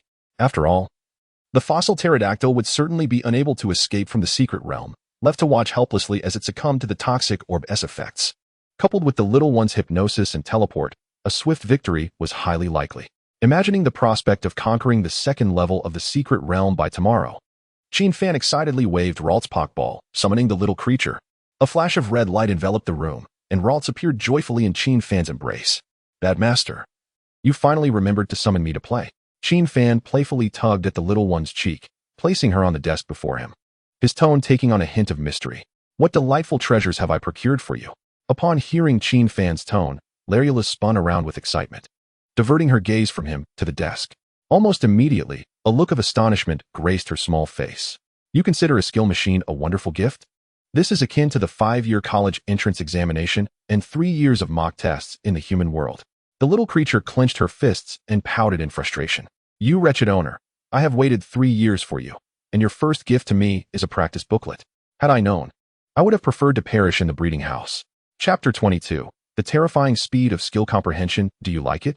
Qin Fan embraced the little one from behind, extracting the throwing skill from a stack of skill machines and assisting Lalu-Las in placing the disc into the computer. Once you master this throwing skill, we will likely surpass the fossil pterosaur challenge tomorrow. Once we grow stronger, I shall treat you to delicious food each day. Upon seeing the price inscribed on the skill machine's packaging, Lalu-Las was overwhelmed with despair. For such a simple skill, she could effortlessly recall it. Yet they dared to sell it for 100,000. Just how many skewers of fried snacks could that buy? Recalling how Qin Fan had once gone hungry to acquire resources for himself in his past life, the little girl resolutely decided against spending such frivolous money. Fried snacks. The little one's voice echoed in Qin Fan's mind. No, we must learn this throwing skill today. Only then can we eat. After we eat, we shall learn. Qin Fan, I never anticipated that this seemingly naive little creature would negotiate. Initially, he intended to assert his authority as the master, but upon seeing the little one's big, watery eyes, he promptly capitulated. There was simply no resisting her cuteness. Very well, we shall indulge in fried snacks today, but only this once. In the future. Completing tasks must take precedence before leisure. With a smacking kiss on Qin Fan's cheek, the little Lalu-Las nodded vigorously. Silly master, there are only 0 compromises and countless compromises. Just then, Qin Fan took the little one to buy fried snacks and even treated her to a candied hawthorn skewer as they made their way home. As they passed the under-construction Dragon God Plaza, Qin Fan unexpectedly encountered a familiar face, more precisely, a familiar snake. The Arbok he had encountered yesterday had, at some point, been released by Miss Junsha and was now laboriously assisting in transporting building materials. Judging by his weary demeanor, he had likely been at it for quite some time. Upon spotting Qin Fan and little Lalu-Las, the perspiring Arbok froze, instinctively retreating into the nearby bushes. Since the altercation yesterday, he had developed a severe case of Lalu-Las phobia. After all, he had never encountered such a fierce Lalu-Las, one daring enough to strike in Dragon God Plaza. What else was she capable of? Determined to keep his distance from such a formidable being, Arbok was about to disappear into the brush when little Lalu-Las flashed a smile. Accompanied by a faint surge of energy, the half-eaten sausage slipped from her hand, shimmering with a rich black glow as it landed in Arbok's mouth. Qin Fan was taken aback. The little one had just used the throwing skill, but he had yet to utilize the skill machine he had purchased. In disbelief, Qin Fan rubbed his eyes and opened Lalu-Las' panel. The skill bar clearly displayed the words throwing skill. Little one, how did you acquire this skill? Qin Fan inquired, astonished, and planted a kiss on her cheek. Suppressing a giggle, the little Lalu-Las maintained her dazed expression as she took a bite of Qin Fan's sausage. It dawned on Qin Fan that she had just thrown a portion of the grilled sausage away, and he felt a pang of sympathy. Why reward him when you should have shown off what I had in my mouth? Arbok, what the? I ran into a tutu dog. I was nearly beaten to death by you yesterday. Is it wrong to eat half a sausage? Just as Arbok resolved to steer clear of Qin Fan and Lalu-Las, the little one fell into contemplation. Silly master can't be jealous, can he? Oh, how vexing. I won't let that ugly creature eat. Once more, a dark glow flickered in the little one's hand, and a black palm appeared out of thin air, delivering a slap to Arbok's mouth. The sausage he had been holding fell to the ground. Dark-type skill, Slap Down, which dislodges items held by the opponent, enhances its power if the opponent possesses an item. Seeing Lalu-Las wield another Dark-type skill left both Qin Fan and Arbok in shock. Arbok gazed at Qin Fan and Lalu-Las with disbelief. Suddenly, he felt a bias against fairy types in this world. Who said they were all cute and quirky? This creature was clearly more mischievous than a dark type and more revolting than a poison type. Following 2 successive skill comprehensions, Qin Fan could only attribute it to the little one's innate talent. After all, she possessed master-level aptitude, the most formidable talent in the human realm. As long as she didn't falter midway, she would effortlessly attain mastery as a Pokémon. Moreover, the psychic abilities of the Shinado family were already exceptionally advanced.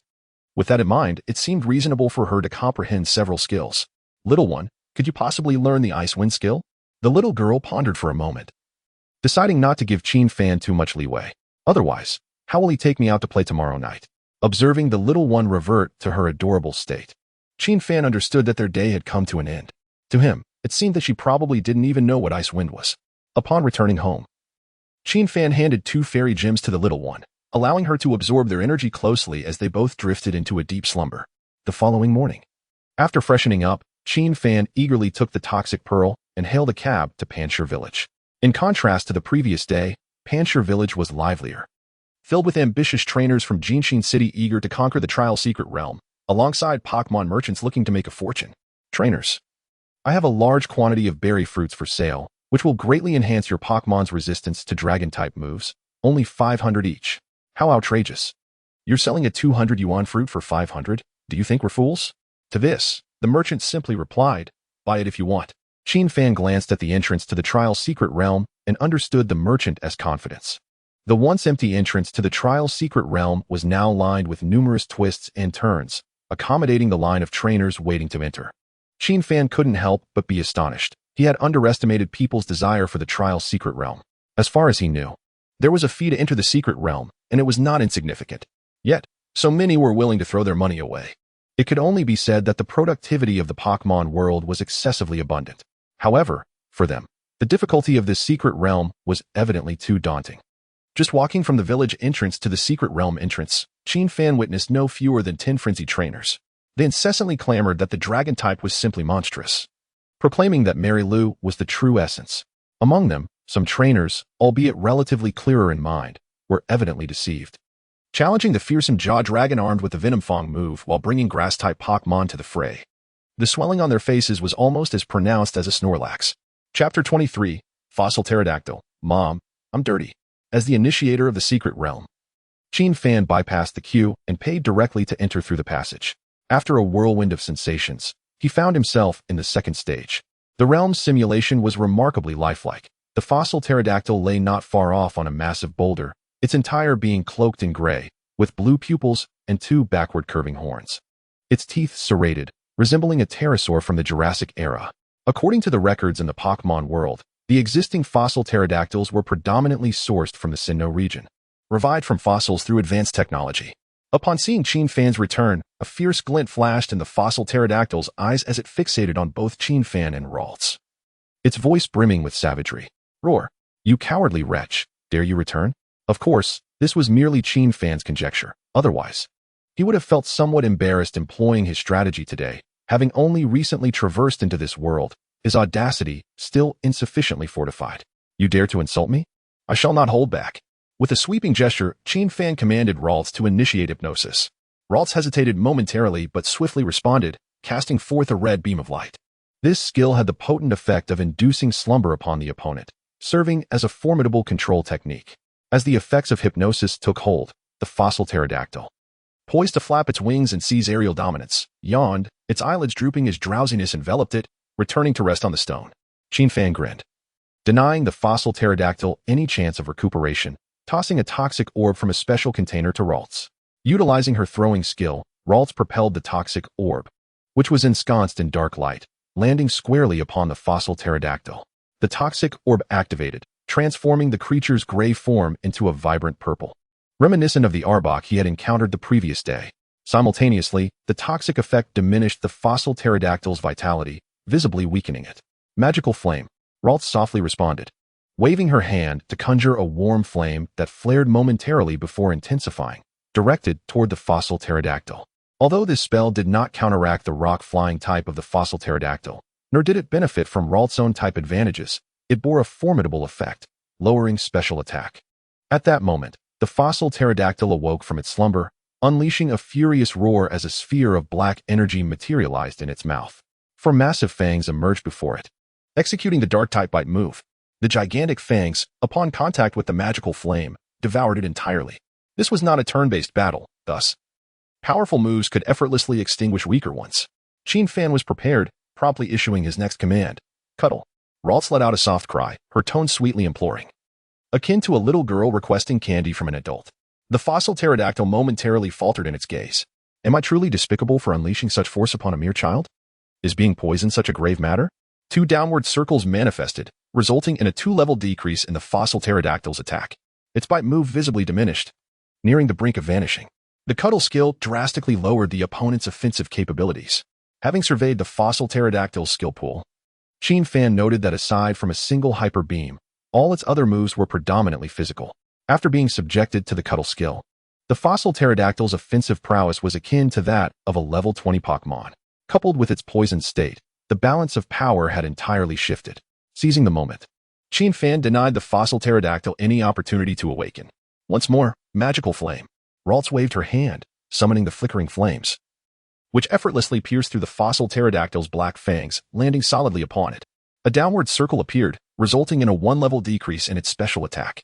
After this combination of moves, the fossil pterodactyl was left bewildered. Moments ago, it had perceived Ralts as exceedingly feeble. Yet, after just 2 assaults, it found itself diminished, weaker than Ralts.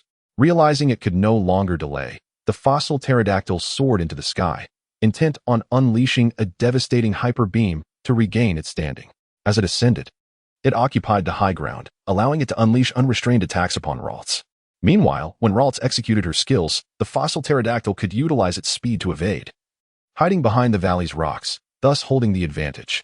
With a deafening roar, the fossil pterodactyl concentrated its destructive energy, forming a cataclysmic sphere of light.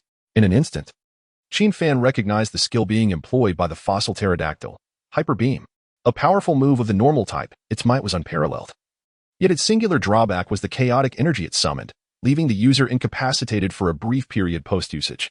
This skill was typically reserved for finishing blows, an execution designed to obliterate the opponent's Pokémon. Did it intend to eliminate Ralts? Qin Fan couldn't suppress a smile. If only the fossil pterodactyl had a trainer nearby, it would not be so audacious. Did it truly believe Ralts' teleport was a mere fade? Yet, in this scenario, Qin Fan had an even more ingenious countermeasure, one that would leave the fossil pterodactyl seething with fury. Ralts, use once more. Ralts beckoned to the fossil pterodactyl soaring above. As it required no energy gathering, the fossil pterodactyl's strategy of evading Ralts' attack behind obstacles became entirely futile. The half-formed sphere of destructive energy dissipated, uncontrollably morphing into 4 black fangs. The once more move mandated that the subsequent 3 moves could only be the one just executed. Gazing at the oversized fangs before it, the fossil pterodactyl found itself frozen in midair, positioned over 200 meters away from Ralts and Qin Fan. Its bite move was a melee attack. How could it possibly utilize such a skill? With the toxic effects intensifying, the fossil pterodactyl felt it might not survive this day. Brother, are you feeling a tad perplexed?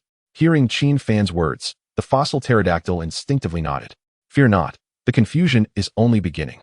Qin Fan cupped his hands into a trumpet shape, grinning at the fossil pterodactyl hovering in the heavens. Lalu-Las, cast a hypnotic spell, and let him experience what it feels like to slumber in the skies. Upon hearing this command, Lalu-Las' adorable face visibly twitched. Master, you weren't this filthy in your past life. Did I inadvertently merge the memories of some notorious villains from Team Rocket into you during my rebirth? Chapter 24, Evolution. Weakness Policy. With a flick of her tiny hand, Lalu-Las' hypnosis struck the fossil pterodactyl, observing the creature swaying drowsily in the air. Qin Fan decisively scooped up Lalu-Las and retreated a few steps. The fossil pterodactyl seemed remarkably unfortunate. The accuracy of hypnosis was just slightly above 50%. Yet, it had successfully resisted twice. Considering that the little one had not specifically practiced this skill, it could only be attributed to the opponent's ill luck. If struck by such misfortune, one would undoubtedly face calamity.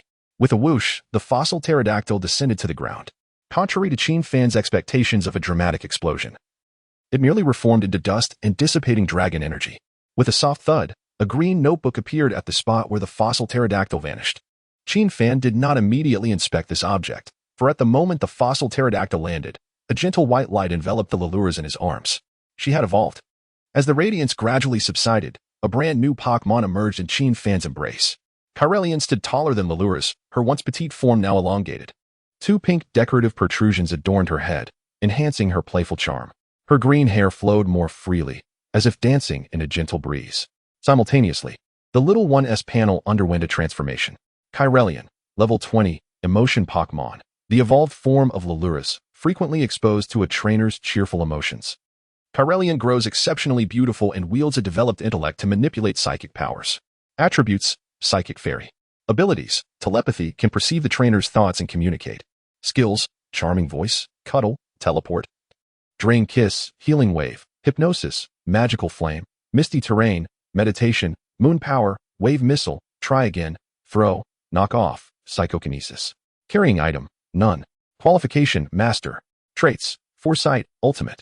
Fairy Queen, Golden. Psychic Mastery, Purple. Adorable, Blue. Foresight: she possesses knowledge of many events yet to occur, capable of discovering extraordinary opportunities within. Fairy Queen enhances the power of fairy-type skills by 50, significantly accelerating casting speed. Psychic Mastery augments the power of psychic-type skills by 30, greatly enhancing casting speed. Adorable. With her endearing appearance, there's a chance to dissuade opposing trainers from launching attacks. A new purple trait emerged, and she had also mastered the psychic skill of psychokinesis.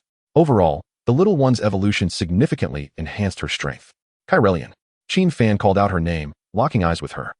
After her evolution, Lalu-Las' pot-shaped hair had transformed into a sideswept fringe, revealing her ruby-like eyes. Kyrelian gazed back into Qin Fan's eyes, playfully blinking, her cherry lips brushing against his cheek. Their cheeks touched, and a satisfied smile graced Kyrelian's lips. Even after all these years, she could recall the moment of their first gaze following her evolution, when their hardships began to dissipate. Enduring suffering only enhances joy. Yet in this life, hardship was destined not to keep pace with Qin Fan's growth. The day after she was captured, she had already become a prodigy in the eyes of the Pokémon Center's president. By the 3rd day, she had defeated the gym leader's fossil pterodactyl and evolved into her 2nd form. With such speed, how could her master not soar to great heights? After a considerable embrace, Qin Fan gently released the little one, allowing her to sit in his arms. Strangely, despite only knowing him for 3 days, their bond was remarkably strong. Qin Fan had read in his textbooks that the Shinado clan was known for their aloofness. Yet, it now seemed that perhaps the Shinado clan appeared cold simply due to their shy demeanor. Shaking his head, he dismissed this thought and took 2 steps forward to retrieve the green notebook that had appeared after the fossil pterodactyl vanished. Weakness policy. Secret treasure when targeted for a weakness, both attack and special attack will be significantly enhanced. To his surprise, a secret treasure had been obtained. Qin Fan felt a surge of excitement. In this world, secret treasures differ fundamentally from artificial items. Their power is greater, and their effects are generally superior. Some attribute-based secret treasures can even allow Pokémon to surpass levels they would normally be unable to achieve. No wonder President Shieza mentioned that there would be benefits for those who cleared the challenges first. Obtaining a secret treasure after just passing the second challenge was quite remarkable. If he progressed further, he might encounter a Pokémon of impressive qualifications. Qin Fan handed the weakness policy to Kyrelian, redirecting his focus back to the secret realm. The challenger has passed the second challenge. The third challenge involves the aluminum steel dragon. As the voice echoed within the secret realm, a mechanized dragon Pokémon materialized before Qin Fan. Its enormous form was predominantly blue and white, resembling a bridge standing upright. Gazing at the Pokémon before him, Qin Fan couldn't help but twitch his lips. The difficulty of the secret realm had escalated dramatically. Moments ago, he had been joyfully battling a fossil pterodactyl. And now he faced an opponent akin to a semi-divine being, a prodigy fully matured. Unlike other Pokémon that required 2.5 years of training to debut, the aluminum steel dragon was a true paragon of excellence. Evolving directly into its final form from a first-level skill, it had reached its peak upon debut. This was supposedly a dragon-type secret realm, yet apart from the fossil pterodactyl, none seemed to fear fairy types. Qin Fan held Kyrelian tightly, whispering to the aluminum steel dragon, "I'll be leaving now." As he gradually withdrew from the secret realm. To confidently face this creature, he needed to master the skills he had planned yesterday. Meanwhile, in the parallel space of the secret realm, Xiaomao stood before a splendid Wigglytuff, defiantly gazing at the fossil pterodactyl. "It's merely a dragon-type secret realm. You'd better submit and hand over the rewards to me." After Qin Fan unlocked the secret realm, Xiaomao had promptly requested Professor Okido to send over his sister Nanami's Pokémon, a fairy-type Wigglytuff. While this Pokémon had a low level, its proficiency in moves was remarkable. It not only mastered the fairy-type attack skill Play Rough, but also the recovery skill Drain Kiss, helping Nanami clinch victory in a grand contest. With this Pokémon, he had fought tirelessly through the night, finally wearing down the fossil pterodactyl to the brink of exhaustion. A grin spread across Xiaomao's face as he produced a bottle of champagne and the latest instant camera from his pocket. With a crisp pop, the champagne cork flew off as Xiaomao vigorously shook the bottle, capturing both himself and 2 sprites in the instant camera frame. At that moment, for purple fangs suddenly emerged from the mouth of the bizarre dragon. Xiaomao exclaimed, "What on earth? This dragon is even filthier than Qin Fan. Which dragon-type sprite learns poison-type moves?" Chapter 25, Xiaomao's Dilemma, Invitation to the Kanto region at the entrance of the secret realm. 2 flashes of white light illuminated the scene as Qin Fan, cradling Kyrelian, and the dirt street Xiaomao simultaneously appeared in Rock Village. This secret realm is utterly filthy. A dragon-type sprite learning such nonsensical skills is beyond comprehension. Grandpa clearly stated that the greatest strengths of dragon-type sprites are their fangs and claws. This creature hardly deserves such high praise. Xiaomao's youthful, proud heart was evidently shaken, and he cursed incessantly. His dirty clothes, a result of rolling to evade the bizarre dragon, made him resemble a beggar's apprentice. Only upon seeing Qin Fan did Xiaomao's mood begin to lighten. Look at this guy, so pristine, he must have been defeated without a fight. Aside from battles in gyms and formal competitions, trainers are permitted to engage in skirmishes against one another. In such scenarios, as long as the disparity in strength is not excessively vast, trainers invariably end up dirty after a fight.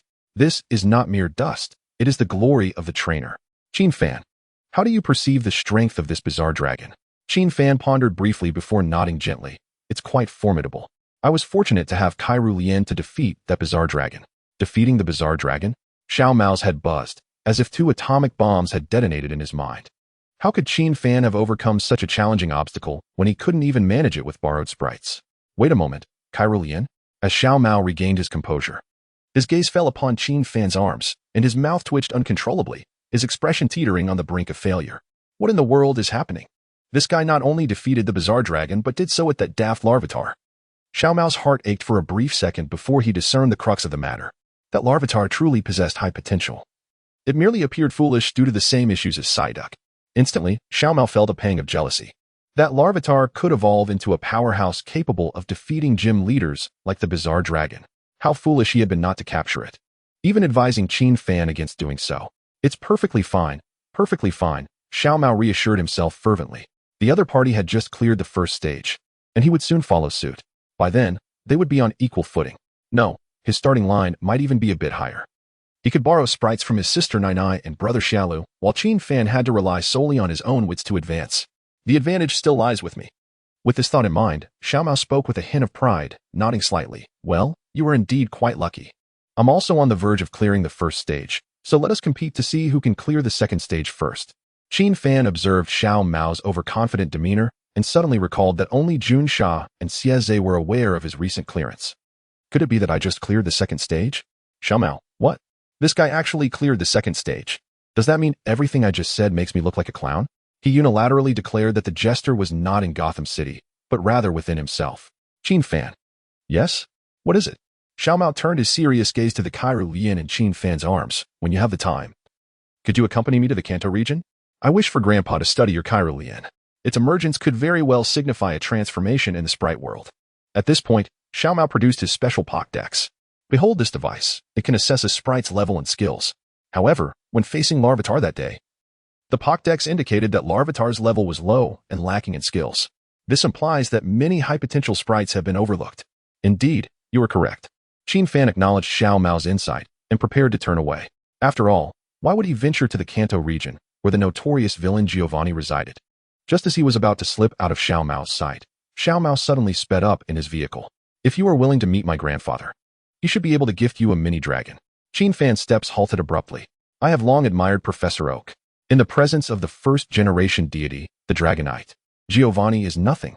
At worst, he could delay his visit until he had acquired Mewtwo or a shiny Spearow from the dream world.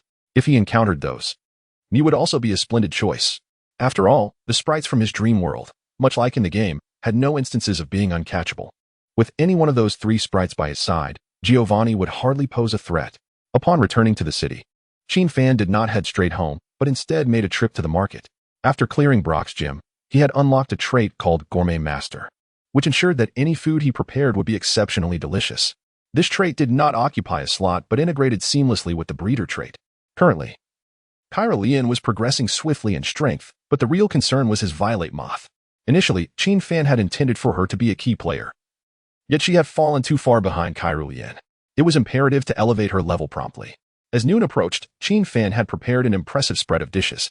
In addition to some standard fare, he had also crafted donuts infused with bug gem powder and fairy gem powder. These dishes would significantly accelerate the growth of both Violet Moth and Kairu. After completing the meal preparations, Qin Fan nodded in satisfaction and instructed the two little ones to sit down before stepping outside. After being cared for by Aunt Chun and the little girl for so many years, it was finally his turn to nurture them. Qin Fan, why are you acting all mysterious?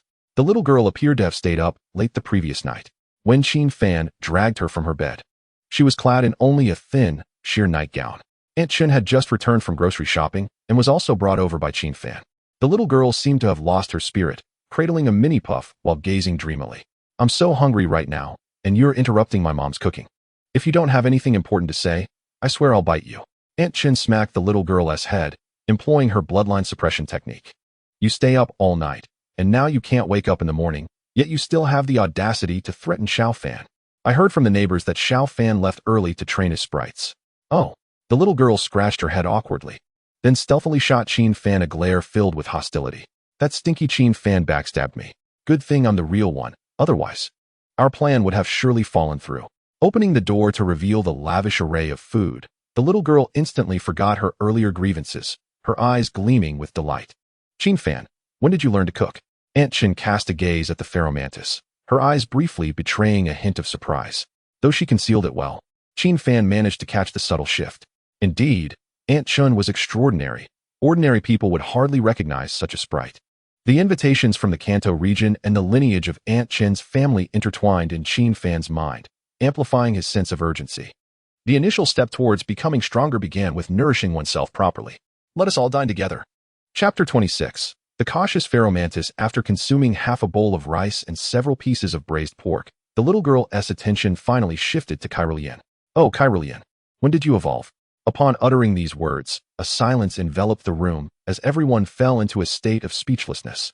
A morsel of food dropped from Aunt Chen's mouth. Fearing her daughter might become unsellable. How could she have not noticed such an obvious evolution of Kyrillian?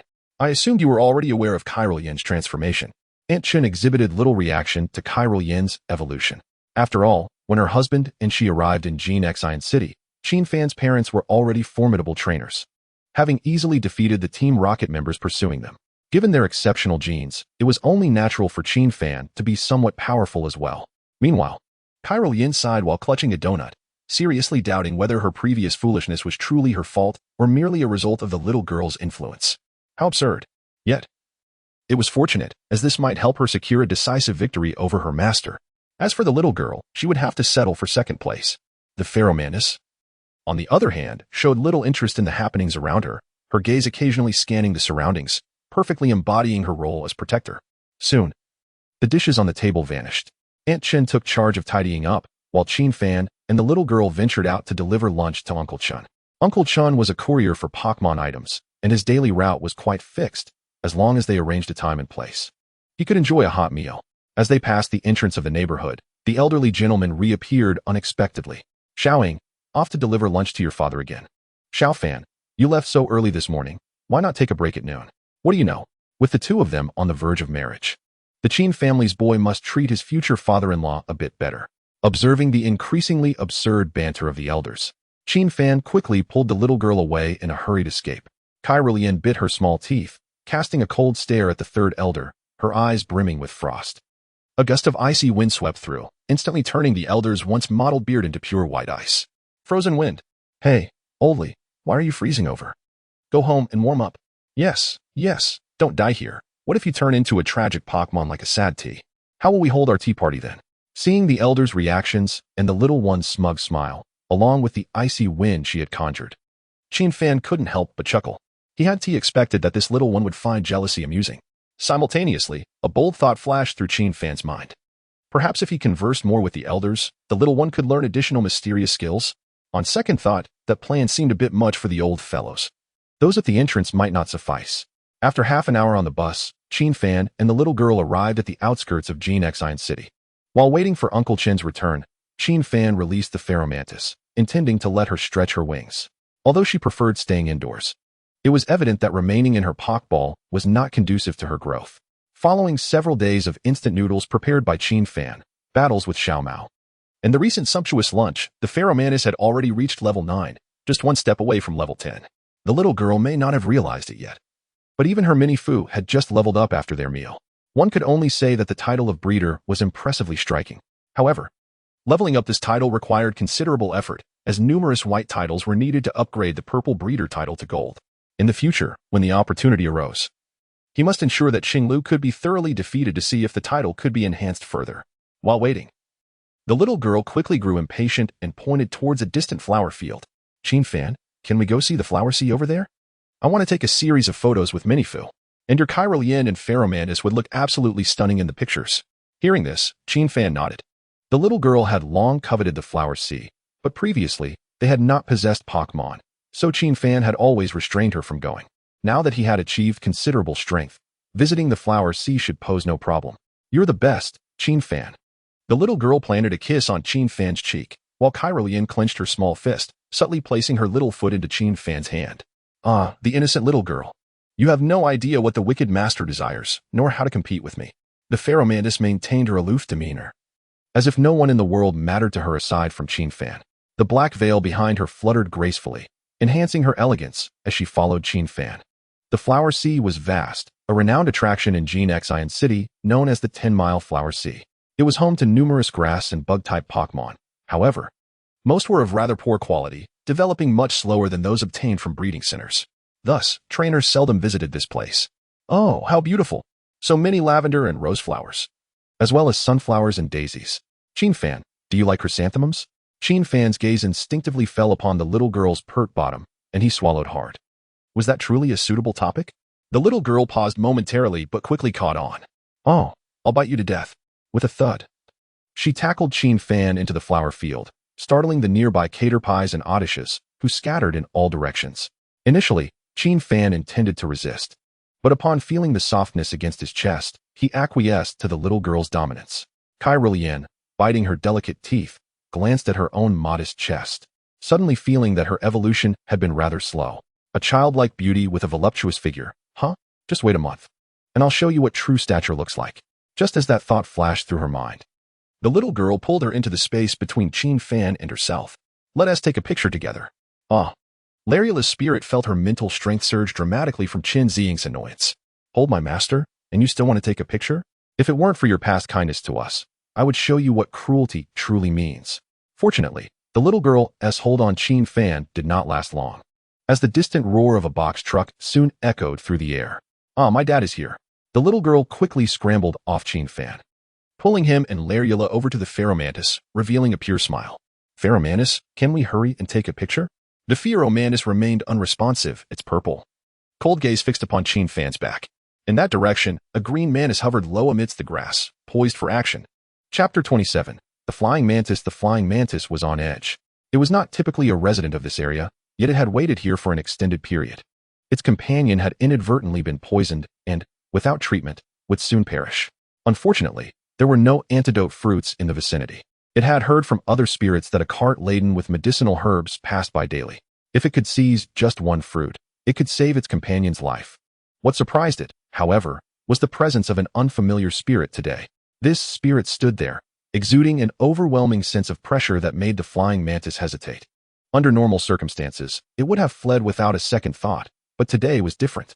If it left, its companion would surely die. Coincidentally, as the box truck passed by the two trainers, it slowed down. After much contemplation, the flying mantis resolved to launch an attack on the truck. With a fierce cry, the flying mantis suddenly spread its wings, revealing its form beneath the cover of grass and flowers, and unleashed a flash of lightning towards the truck. Hearing the commotion behind him, Qin Fan instinctively threw the young girl to the ground. The timid Mini-Fu, startled, shielded her eyes and quivered, placing herself between the girl and Qin Fan.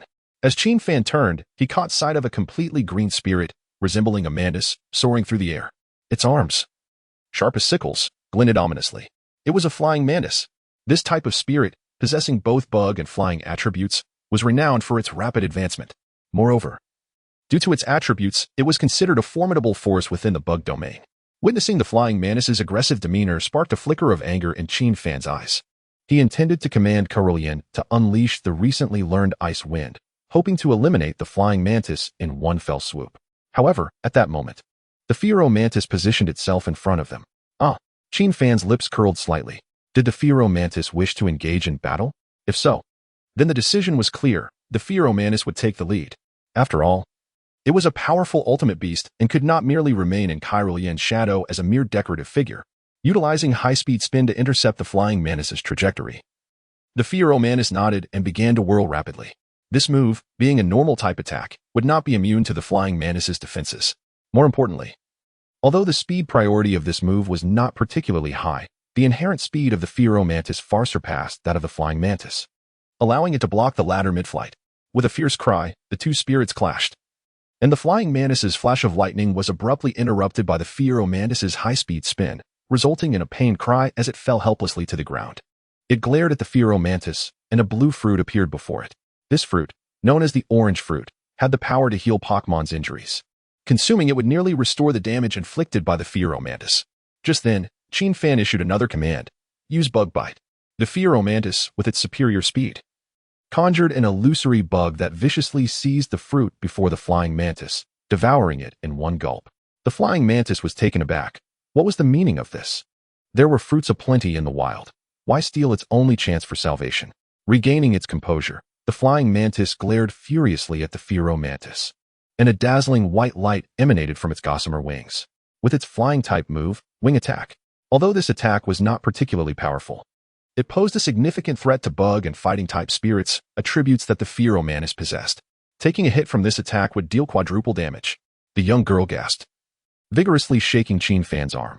Qin Fan, quickly switch out the pheromoth. Otherwise, she will suffer a grave loss.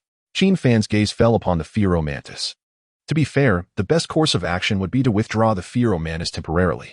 Kyrilian, having mastered ice-type moves, could effortlessly eliminate the flying mantis. Yet, seeing the unwavering determination in the pheromantis's eyes, Qin Fan altered his thoughts. This was a naturally proud ultimate beast, and the strongest of its kind in the ultimate realm. Since acquiring this spirit, it had been overshadowed by Kyrilian's brilliance. Though the little one did not voice her desires, Qin Fan could perceive her intentions through her actions. She yearned to grow stronger, to become the most competent spirit by his side. If that were the case, he would assist her in winning this battle. Spirits were never judged solely by their qualifications and levels. To nurture a powerful spirit, one must cultivate an indomitable mindset. Pheromantis, use high-speed spin on the ground. The Pheromantis's graceful form twirled, akin to a ballet dancer in motion. Unlike others, however, it was enveloped in a whirlwind of dust and grass. The flying mantis's vision was obstructed, causing its wing attack to completely miss. Yet, the flying-type energy attached to its wings became glaringly apparent to the Pheromantis, akin to a fog light piercing through the mist. With a swift motion, the Pheromantis struck the flying mantis. Its form transformed into a streak of black lightning, effortlessly appearing before the flying mantis. Bolstered by the Assassin King trait, the Pheromantis's attack was doubled compared to that of the flying mantis. Upon impact, the flying mantis was undeniably knocked to the ground once more, suffering a series of scrapes as it glared defiantly at the Pheromantis. After 2 encounters, it could discern that this mysterious spirit's skill set was rather limited, resorting to the same move repeatedly. Yet, astonishingly, this spirit's attack power was formidable. A mere collision was enough to send it sprawling. Furthermore, the manner in which the Pheromantis executed the move was cunning, while others used it to escape control. She had managed to apply it in a way that maintained control over her opponent. The flying mantis concluded, strong yet sinister. Alas, it could not deliver the antidote back to its companion. Seeing the flying mantis nearly devoid of combat awareness, Qin Fan raised his hand once more, intending for the Pheromantis to use its spinning move to subdue this rude creature. But before he could speak, Kyrilian's voice echoed in his mind. Don't give him the antidote. His companion is injured. Qin Fan blinked, quickly piecing together the sequence of events. Initially, the flying mantis's target had not been them, but rather the vehicle that Uncle Chun was escorting. Qin Fan had acted preemptively to avoid trouble for Uncle Chun. However, it now seemed that the flying mantis had attacked humans out of desperation to save someone. Chapter 28. Ho-Oh. After sensing the intense unwillingness within the mantis Pokémon, Kyrilian's eyes flickered with a hint of nostalgia. If her memory served her right, this mantis Pokémon had a fortuitous destiny ahead, eventually evolving into a gym leader-level creature. More significantly, this individual was renowned for his loyalty within the Pokémon community of Jinshin City, ultimately becoming the acknowledged leader among numerous nearby groups. Even for an elite-level Pokémon would have to show him some respect. Reflecting on the current events, Kyrilian immediately recalled this fact. Thus, at a crucial moment, she chose to remind Qin Fan. Although this creature's strength was insufficient to join the ranks of the master, having him as a friend was still quite advantageous. Ahem. Qin Fan coughed lightly, gesturing to halt the actions of the mantis Pokémon as he approached it. The mantis Pokémon immediately brandished its scythe-like appendage, eyeing Qin Fan warily. No need to be tense. If you're looking for medicine for your companion, just say so. Would I refuse you? Must you wait until you're knocked down to inform Kyrilian? What a waste of time. A flicker of confusion crossed the mantis Pokémon's sharp gaze. When did I mention this to Kyrilian? Did you grant me the opportunity to speak? Yet, before it could ponder further, Qin Fan's healing spray had already enveloped it. With its anger quelled and words unspoken, the mantis Pokémon fell silent, realizing the futility of its situation. Following this, Qin Fan rummaged through his pocket and retrieved a vial of antidote. This potion had been purchased alongside a deadly poison pearl, in anticipation of Kyrilian potentially succumbing to toxicity. Unexpectedly, it was now being offered to this wild Pokémon. The mantis Pokémon's eyes brightened instantly, and it sprang up from the ground. Accepting the antidote from Qin Fan, it bowed deeply in gratitude before taking to the skies, vanishing into the depths of the flower sea. As Qin Fan watched the mantis Pokémon depart, his gaze shifted to the Feraligatr. Having just experienced a battle, he had come to realize the limitations of the Feraligatr's skills, which were primarily bug, fighting, and normal types. The shallow pool of abilities made it challenging to produce effective results when facing opposing elements. Feraligatr, prepare yourself. Once we return, I'll provide you with the Ice Wind TM for you to study diligently. Feraligatr responded with a quizzical expression. Wait, I was assigned to care for my master, not to engage in studies. That clause was not in the contract. Kyrilian interjected. No way. Those are my skewers. As for learning skills, I shall be the one to teach her. That afternoon, Qin Fan accompanied the little girl on a shopping spree, purchasing a charming blue dress before returning home. Following the recent battle, the Feraligatr had gained newfound insights, successfully leveling up to 10. Qin Fan intended for her to master Ice Wind swiftly to broaden her skill set. Just as he booted up his computer, he noticed Kyrulian ushering the Feraligatr into the restroom. Moments later, sounds of playful calls echoed from within. Qin Fan couldn't help but wonder if Kyrulian was bullying the Feraligatr. The disparity between high-level and low-level Pokémon was hard to ignore. However, Kyrulian had already locked the door with Psychic Force, leaving Qin Fan unable to enter. He had no choice but to wait for the two little creatures to emerge. Opting to lie down, he drifted into the realm of dreams. In this world, Kyrulian and the Feraligatr appeared beside him. Yet, like all beings in this dreamscape, they were devoid of consciousness, functioning merely as programmed entities. If they had awareness, he could have playfully teased little Kyrulian to alleviate his travel fatigue. Notably, their levels were unbound by reality, meaning Qin Fan could swiftly navigate through regions. Besides these two Pokémon, he also had a Gyarados, acquired the previous night from the Hualan Cave on the outskirts of Hualan City. As Qin Fan contemplated his journey to Cureleaf City to defeat the gym leader Majiji, a sudden warmth enveloped him. Instinctively, he looked up at the sky. The previously tranquil cloud sea began to roil as if stirred by an invisible hand, swirling into a tempest. Strands of golden light pierced through the depths of the cloud layers, dispelling the surrounding gloom. In an instant, a resonant cry echoed, reminiscent of primordial times, reverberating through the very fabric of existence. Shortly thereafter, an enormous pair of wings, shimmering with radiant golden light, unfurled slowly. Each feather seemingly sculpted from pure flame, adorned with mysterious and majestic patterns. Upon recognizing the Pokémon before him, Qin Fan's heart raced. Indeed, it was the legendary Ho-Oh, often whimsically dubbed the Shiny Pidgeot. This Pokémon was a deity from the first generation of Pokémon and one of the legendary beings of the Johto region. Unlike Mew, Ho-Oh's demeanor resembled that of a divine entity, exuding a higher prestige. It had created the legendary beasts, and in the movie Pokémon, the movie 2000, it resurrected Ash. All these actions indicated that Ho-Oh possessed dominion over life itself. While capturing Ho-Oh in reality was impossible, Qin Fan was determined not to miss the opportunity in the dream realm. The thought of potentially being defeated by Ho-Oh did not concern him. After all, it was just a dream. Resurrection was an option. Kyrulian, teleport, and pursue. At 7 in the evening, Qin Fan opened his eyes in delight. After an afternoon filled with effort, utilizing numerous potions and Pokeballs, although he had not succeeded in capturing Ho-Oh, he had successfully located its nest. Once his strength increased, combined with the effects of the potions, he should be able to easily capture this deity of the Johto region. At that point, he would triumph over the Johto region and emerge with Ho-Oh as a member of his team. Just then, the restroom door swung open, revealing Kyrulian, who had previously shown indifference to anyone other than Qin Fan, now cradling the Feraligatr affectionately, resembling the bond of close friends. Upon noticing that the Feraligatr had learned Ice Wind, Qin Fan realized the key to this transformation. It turned out that the little creature had taken on the role of a teacher, imparting knowledge with astonishing speed, allowing the Feraligatr to master the powerful aerial attack skill in just one afternoon. Well done. You've saved me a significant amount of money. Let's go refund the cost of the Ice Wind TM, and I'll treat you both to some relaxation. After several days of rigorous training, Qin Fan felt a pang of guilt towards the two little ones.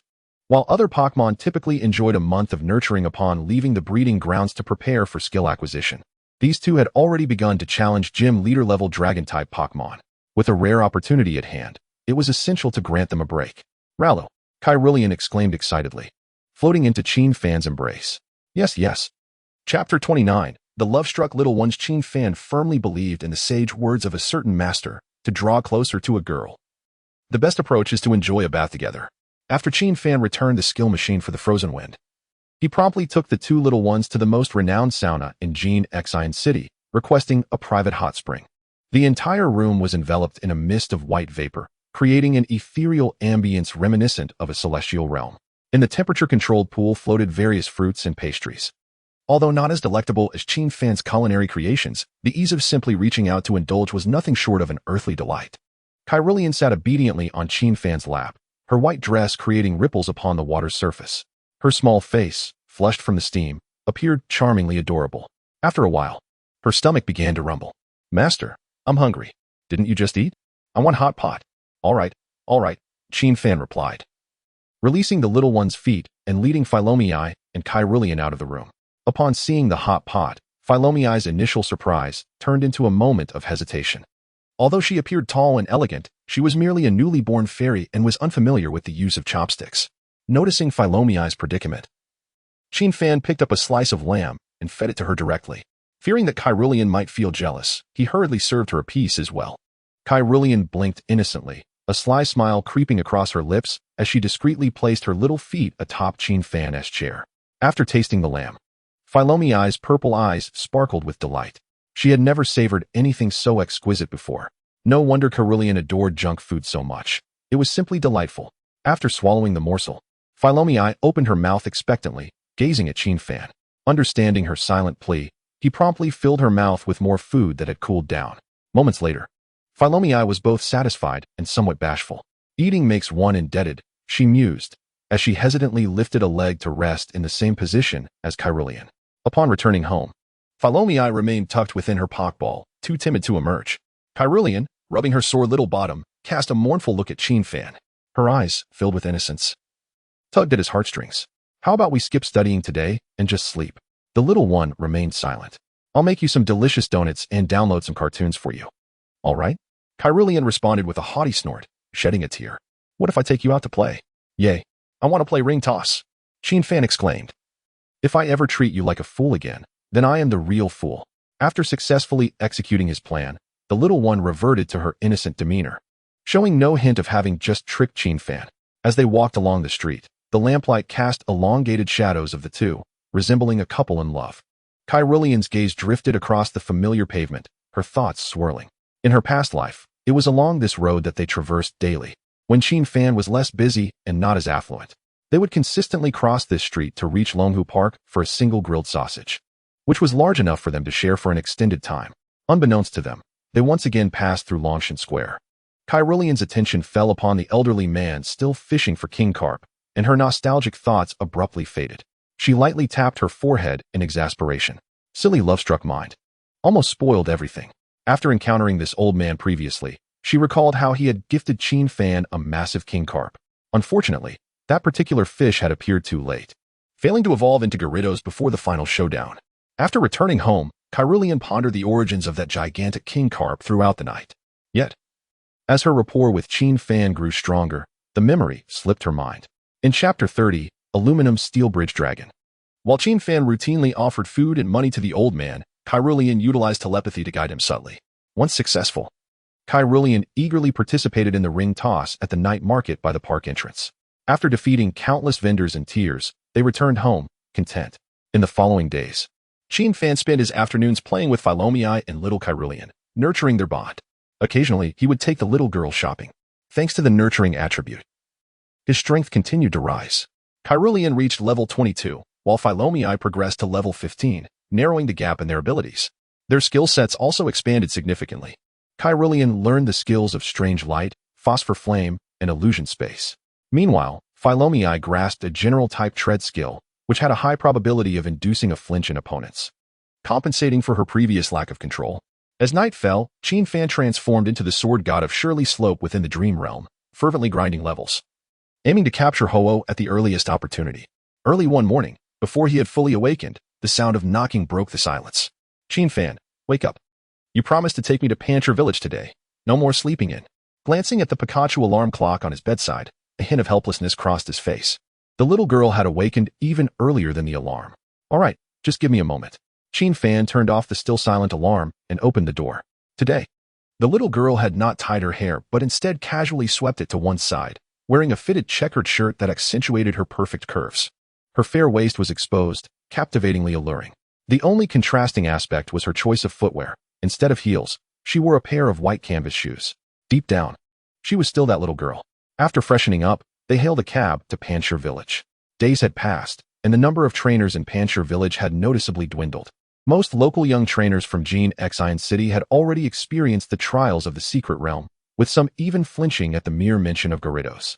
According to incomplete statistics, the revenue of psychologists in Gene Xian City had surged several-fold. Fan found it puzzling. The secret realm wasn't that difficult, was it? Until they encountered Xiaomao. The current Xiaomao appeared disheveled, looking significantly more haggard than before. Even his cheerleaders seemed dazed, as if they had endured some inhumane ordeal. Xiaomao, What happened to you? Upon seeing Qin Fan, a glimmer of hope sparked in Xiao Mao's dusty eyes. Qin Fan, did you really clear the second level? Really? Was it that difficult? Difficult? It was maddeningly hard. After my second entry into the secret realm, I thought I could easily defeat Gyarados, but to my shock, that fellow used a charming act on my sister Snorlax. He, a colossal dragon, surprisingly exhibits a playful demeanor. Who could he have learned such antics from? My Fairy+'s attack on him feels akin to a mere tickle. Do you comprehend what I mean? Qin Fan, do you think he is utterly shameless? Qin Fan blinked but refrained from responding to Xiao Mao's words. He distinctly recalled that when he faced the Jaw Dragon, it did not possess the ability to act coy. Rather, it was the little one's debilitating skills that inflicted considerable pain upon it. It seems this secret realm has adopted the training methods of the trainers. Qin Fan, filled with compassion, patted Xiao Mao's shoulder, hoping fervently that this creature would conquer the Jaw Dragon. Otherwise, he feared Xiao Mao might be rendered foolish by the fossil pterodactyl. Upon seeing Qin Fan approach, the staff at the Pokémon Center guarding the secret realm brightened, opening the passageway. Mr. Qin, you have finally arrived. As Pokémon Center personnel, they genuinely hoped for Qin Fan's success, for once he triumphed, they too could depart this place sooner. After all, it was the sweltering summer. Who would wish to return to the center to bask in the cool air conditioning? Qin Fan offered a few words of comfort to Xiao Mao, instructing him to wait at the entrance of the secret realm to time his progress. Subsequently, he placed the little girl in Xiao Mao's vehicle and kindly activated the air conditioning. Qin Fan, you are truly wonderful. Xiao Mao lamented, that's my car. After a dizzying whirl, Qin Fan found himself in a familiar valley. The aluminum steel dragon still stood on the valley floor, its eyes gleaming with a fierce light characteristic of steel-type Pokémon. Its ability was Endurance, with main moves including Thunderbolt, Tackle, Guard, Claw Sharpen, Dragon Claw, Cannon Beam, and Mirror Coat. Upon Qin Fan's appearance, the form of the aluminum steel dragon shifted, its forelimbs resting on the ground, resembling a miniature steel bridge. Starting with Thunderbolt. Are we? Qin Fan grinned. The last time he had decisively retreated was due to this exclusive skill of the aluminum steel dragon. It was the most potent electric-type move aside from its signature and Gigantamax moves, capable of enhancing special attack during a brief charge before unleashing a devastating electric strike. The enhanced power of the special attack was formidable. Neither Kyrillian nor Pheromoth could withstand the aluminum steel dragon's assault. However, the circumstances had changed.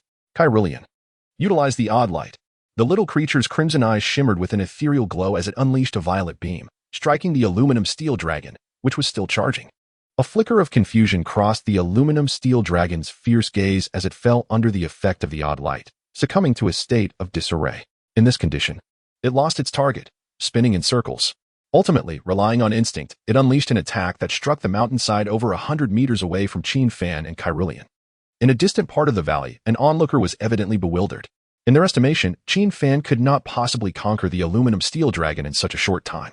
After all, the aluminum steel dragon was both resilient and formidable, boasting impressive defenses while mastering moves that could reflect special attacks.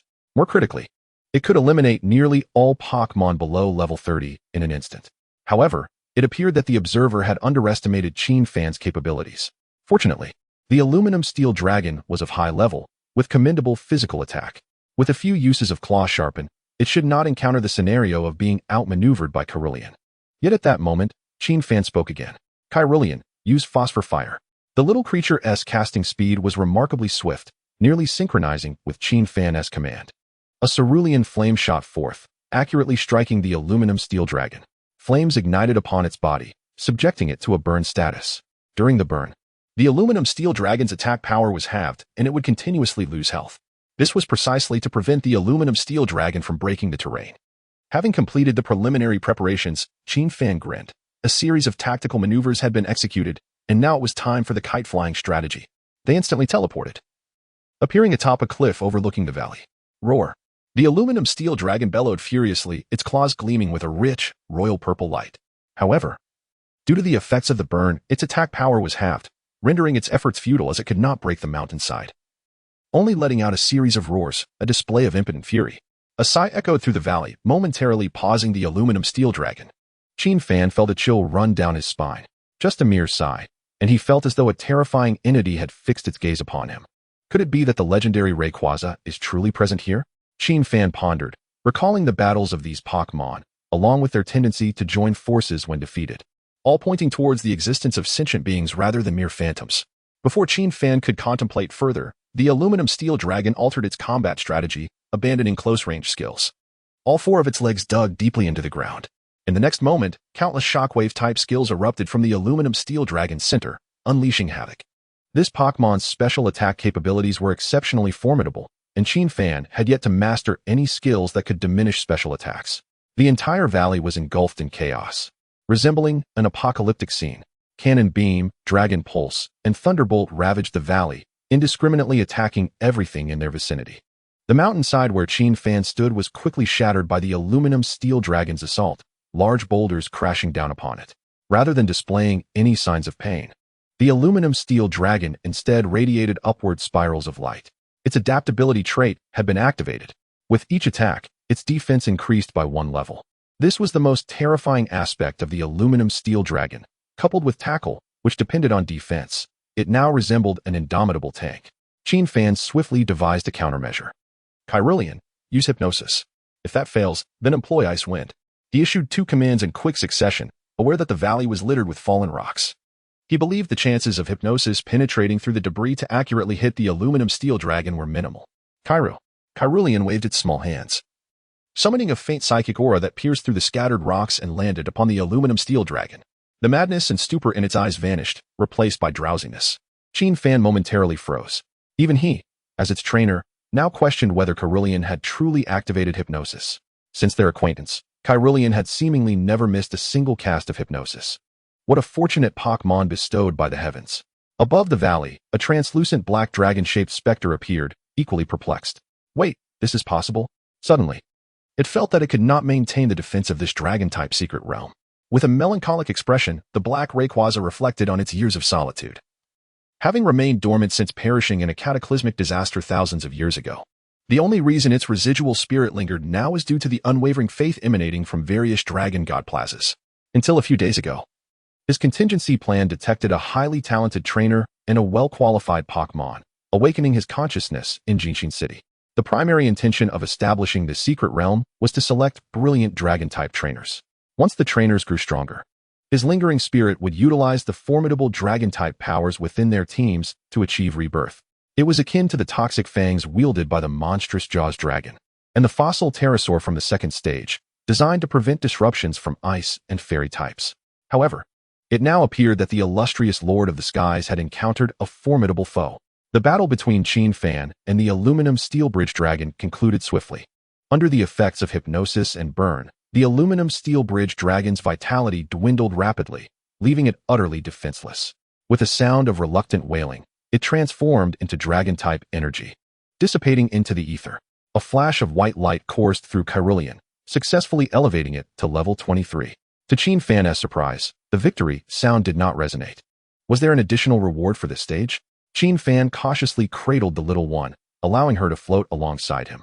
He also summoned Pheromoth, wary of any potential tricks from the aluminum steel bridge dragon.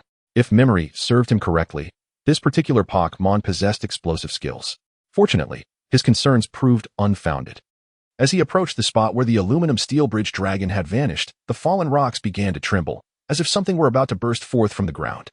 Hearing Kyrillian's ethereal voice, Qin Fan's eyes sparkled. Could the reward for this stage be a Pokémon? Just days prior, he pondered whether the high difficulty of the secret realm would yield a demigod upon completion. To his astonishment, a Pokémon did indeed manifest. Urgently, Qin Fan instructed Kyrillian to gently lower him to the ground to assist in unearthing the stones.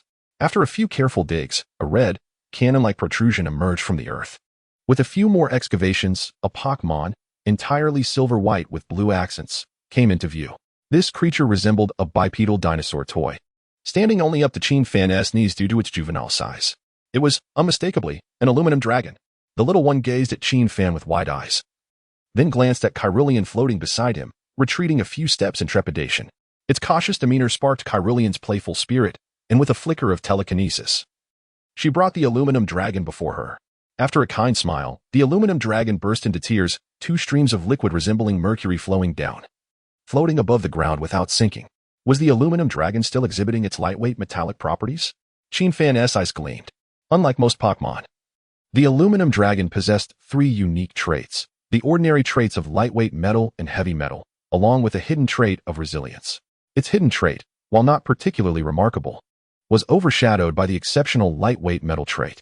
Upon evolution, the lightweight metal trait would transform into a sustained durability trait, enhancing its defense with each hit received. Coupled with the special fighting-type move Tackle, it could easily inflict substantial damage. Don't cry, little one. Sister Cerulean is a good person. Qin Fan gently lifted the aluminum dragon, patting its head softly. Although it was a male Pokémon and not affected by the soft meal hard eat trait, the dragon god's blessing still evoked a sense of affection towards Qin Fan. The little creature nestled into Qin Fan's embrace, covering its eyes in fear of facing Cerulean. Perhaps due to its youth, it felt incredibly light, almost like a mere model. After soothing the aluminum dragon, Qin Fan activated his panel to inspect its attributes. Aluminum Dragon, Level 1, Alloy Pokémon. Its body resembles polished metal, light yet sturdy. Type, Steel Dragon trait, lightweight metal, has its weight. Skills, Metal Claw. Mirror Reflect held item, none qualification, champion entry, Dragon Goddess Blessing Gold, Early Bloomer, Purple, Dragon Goddess Blessing, increases the power of Dragon-type moves by 50, enhances the power of exclusive skills by 50, and accelerates casting speed. Early Bloomer, accelerates leveling speed. Seeing the Aluminum Bridge Dragon-S entry, Qin Fan nodded in satisfaction. Although its qualification was somewhat lacking at the champion level, it remained impressive. After all, Pheromoth was a Pokémon his parents had painstakingly found in the Ultimate Cave. Furthermore, Cerulean seemed to harbor some undisclosed secrets. With champion-level qualification already among the finest in this world, combined with the Early Bloomer trait and his own Dragon God's blessing, it felt within reach to surpass the Dodo Bird within a year. After a brief interaction, Qin Fan retrieved a spare empty Pokeball, intending to capture the Aluminum Dragon. However, before he could enlarge the Pokeball, he suddenly heard Cerulean's telepathic communication in his mind.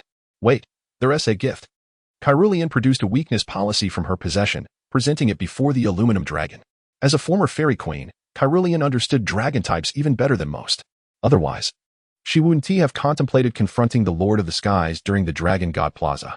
For the Aluminum Dragon, which evolved into the Aluminum Bridge Dragon, the weakness policy was one of the most fitting treasures. Once this little creature matured, it could undoubtedly become a formidable presence within the team. The Aluminum Dragon stared incredulously at Cerulean, astonished that this fierce older sister would present it with a gift. Should it accept? If it did so easily, would she think it was easy to please and frequently bully it afterward? Don't make me slap you. The Aluminum Dragon exclaimed. Thank you, sister. I adore this gift. Upon receiving the weakness policy, the Aluminum Dragon, in a panic, dashed straight into Qin Fan's Pokeball. The ball shook in Qin Fan's hand, erupting in a dazzling display of light akin to fireworks, successfully capturing the Aluminum Dragon. Witnessing the Aluminum Dragon's sudden entry into the Pokeball, Qin Fan cast a puzzled glance at Cerulean. What just happened? Cerulean blinked her large eyes innocently. I don't know, master. Maybe it was eager to see its new home? Pheromoth remarked. Blue Star is so complicated. When can we return to the Ultimate Cave? The tester has cleared the 3rd stage, with the 4th stage being the final challenge. After capturing the Aluminum Dragon, a long-lost authoritative voice resonated once more. A series of purple lights flickered, summoning the once-defeated Monstrous Jaws Dragon, Fossil Pterosaur, and Aluminum Bridge Dragon. Qin Fan glanced briefly at the skill combinations of the 3 adversaries, and his eyelids involuntarily twitched. Goodness, how underhanded. No wonder Xiao Mao was so thoroughly beaten. The Tyrant Dragon had acquired more cutesy skills, while the Fossil Pterosaur had gained a confusing ultrasonic skill. The Aluminum Steel Bridge Dragon had added a fierce roar and an electromagnetic wave capable of inducing paralysis. While Qin Fan could understand the fierce roar, given that this creature had been mercilessly beaten, a few choice words were to be expected. What was the meaning of the other skills? Were they playing dirty? Qin Fan curled his lip, dismissing these nonsensical abilities entirely. Cerulean, prepare to retreat. Once we exit, I shall learn the skill of Mysterious Guardian and return to show these miscreants what true cruelty looks like. Mysterious Guardian, a general type skill that shields oneself and allies from negative statuses. Watching Qin Fan's confident demeanor, Cerulean smiled and nodded.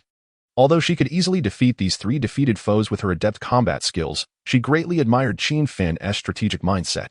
As a sprite, one must heed their master.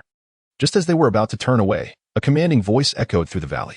This challenge cannot be exited automatically. It must be completed in one go. Please choose whether to forfeit.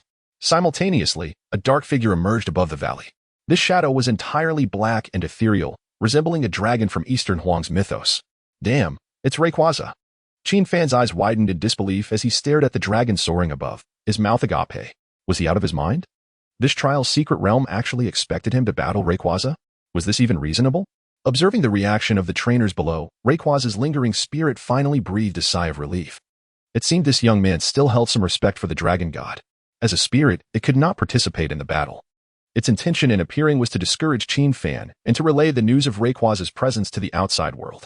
By doing so, it could offer Fan some other form of compensation and await a brilliant dragon trainer from Eastern Huang to carry its spirit away. All plans seemed remarkably flawless, with little chance of failure from Rayquaza's perspective. However, just as it pondered what alternative compensation to offer Fan for failure, it suddenly felt a fierce crimson gaze fixated upon itself. Kyrulian's eyes locked onto Rayquaza, her previously innocent and aloof expression morphing into a fierce smile. The guardian deity of Eastern Huang had been hiding here all along? At last, she had found it. Chapter 33, Shinai Duo. Today, I will slay Rayquaza. Upon seeing Rayquaza, a surge of rage flooded Kyrulian's heart. She could never forget that day. The Rainbow Rocket team had converged, and Sakaki summoned Necrozma. Launching an assault on the region she despised the most, Kanto. Due to the presence of Mew and the world tree guarding Kanto, the Rainbow Rocket team could not breach it. Thus, Eastern Huang became the outlet for their wrath. In that battle, the champion of Eastern Huang fell, the Elite Four perished, and every gym leader and Pokémon Center president was slain, leaving only a handful of Joy and Junsha. Even Fan had fallen before Shinai Duo. Shinai Duo had given everything to defeat Zekrom and gravely injure Necrozma, but for reasons unknown, she returned to the present. In this life, aside from reuniting with Fan, her greatest obsession was to slay Rayquaza. Why was it that guardian deities from other regions would defend their people, while the black Rayquaza basked in faith? Such a dragon deserved to be vanquished, its body repurposed to nurture other Pokémon, preparing for the eventual downfall of the Rainbow Rocket team. Remembering how Fan had selflessly stood before her to take on the onslaught of intertwined lightning, Kyrulian's murderous intent became impossible to suppress. He was merely a mortal. Why should he bear the brunt of a divine attack? All of this should have been the responsibility of the Black Rayquaza, which had enjoyed the bounty of Eastern Huang's faith. Consumed by boundless fury, all the fairy gems on Kyrulian and Fan shattered, enveloping Kyrulian in pure fairy power. Her level swiftly ascended, ultimately reaching level 27. Yet the transformation did not cease. A delicate, dreamlike pink luminescence enveloped her. Her previously slender form gradually elongated as if being gently drawn by an invisible force. Her legs became longer and more graceful, their lines fluid and elegant. Her toes barely grazing the ground as if preparing to dance. Her arms extended, the slightly bent posture seemingly beckoning some mysterious power, her fingers growing long and slender, tracing luminous arcs through the air. The antennae on her head vanished, transforming into translucent pink hair, shimmering with a faint yet enchanting starlight, resembling dreamlike tendrils descending from the night sky. Her skirt seemed infused with the spirit of the wind, cascading outward in layers, each fluttering piece sparkling like it had been woven from moonlight and flower petals. The fairy queen, Shinai Duo, had evolved prematurely. Following her evolution, Shinai Duo's crimson eyes fell upon the shadow of Rayquaza. With a flick of her hand, Fan suddenly felt the world spin around him. By the time his awareness returned, he found himself, along with the aluminum steel dragon and the pheromoth, transported to the farthest reaches of the valley. Gazing at the furious Shinai Duo, Rayquaza was momentarily dumbfounded. Why does this sprite look at me with such intensity? Have I harmed you before? Now that your master has been teleported away, does she intend to fight me to the death? Reading Rayquaza's lingering thoughts, Shinai Duo revealed a mocking smile. You think you are worthy of a death struggle? Roaring in response to Shinai Duo's provocations, even Rayquaza, the guardian deity of Eastern Huang, found it difficult to maintain composure. He prided himself on never having wronged the people of Eastern Huang since his inception. Why did this Eastern Huang trainer's Shinai Duo persistently challenge him? Following a thunderous roar, the aluminum steel bridge dragon and other Pokémon launched an attack against Shinai Duo. The aluminum steel bridge dragon bent low, electric sparks dancing across its body, unhesitatingly channeling its electric beam skill. The fossil pterosaur swooped down from above, unleashing ultrasonic waves while carrying the tyrant dragon, which was preparing to execute its poison fang toward Shinai Duo. From a distance, Fan could not help but shout in frustration, clinging to Pheromoth as she flew him toward Shinai Duo. Regardless of what transformation had taken place with Shinai Duo as her master, he could not allow her to face battle alone. Even if his Shinai Duo had provoked the guardian deity of Eastern Huang. As Fan approached, a flicker of helplessness and warmth crossed Shinai Duo's eyes. Foolish master. You were like this in your past life as well. Why are you so dim-witted? However, this time, she vowed not to let tragedy unfold again. Mere phantoms were unworthy adversaries for this queen. Shinai Duo's form vanished from sight, only to reappear above Rayquaza moments later. In the next instant, a glimmer of moonlight shone in her eyes, dispersing the clouds above, revealing a brilliant moon that hung in the sky, emanating a powerful fairy energy. The power of the moon allows one to harness lunar energy to strike at adversaries. Shinado sensed early on that the moonlight in this space was significantly more potent than that in the outside world, enabling her lunar might to unleash a force far exceeding the norm. This confidence propelled her to confront the shadow of Rayquaza here. In the next moment, a tangible beam of moonlight cascaded from the heavens, akin to the Milky Way pouring forth, instantly enveloping Rayquaza and the other three Pokémon. The dragon-type Pokémon, Garchomp, was immediately shrouded in darkness, reverting to a purple draconic energy. A swift defeat. Shinado displayed no surprise, her gaze coldly fixed upon the remnants of Rayquaza. I thought you had grown bolder to dare appear before me. It turns out you are merely a phantom, incapable of offense or defense. This certainly aligns with your character. The Black Rayquaza? Please clarify your statements. I acknowledge your strength, but must you be so arrogant? Have you truly slain a deity? Moreover, I consistently charge into battle. How could I lack courage? Alas, all of Shinado's mental energy was devoted to communicating with the moon, leaving her no time to entertain Rayquaza's thoughts. With a flick of her delicate hand, the moon once again cast its silvery light across the sky. The entire valley was bathed in moonlight, and the fossil Pidgeot, with its relatively weak special defense, succumbed to the ground, reduced to dust.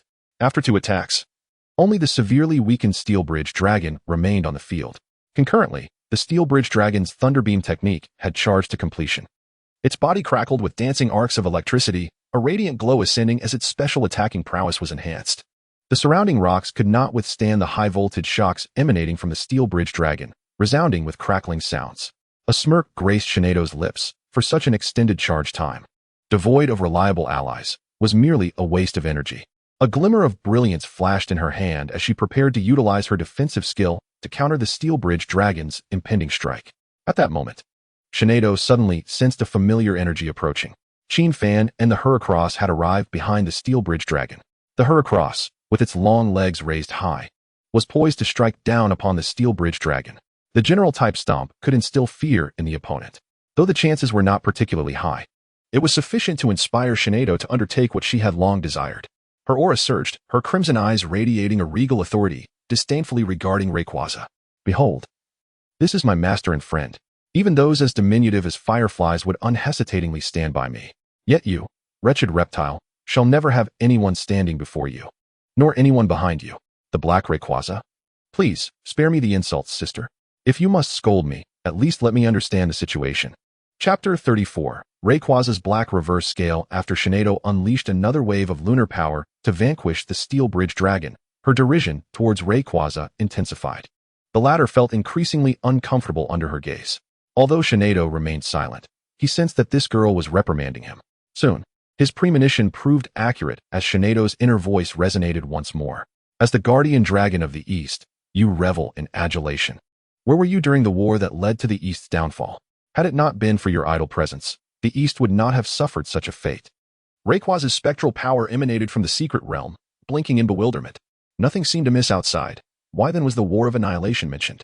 Upon witnessing Rayquaza's innocent expression, Shinado's eyes glimmered with disdain as she transmitted the final battle of her past life into Rayquaza's mind.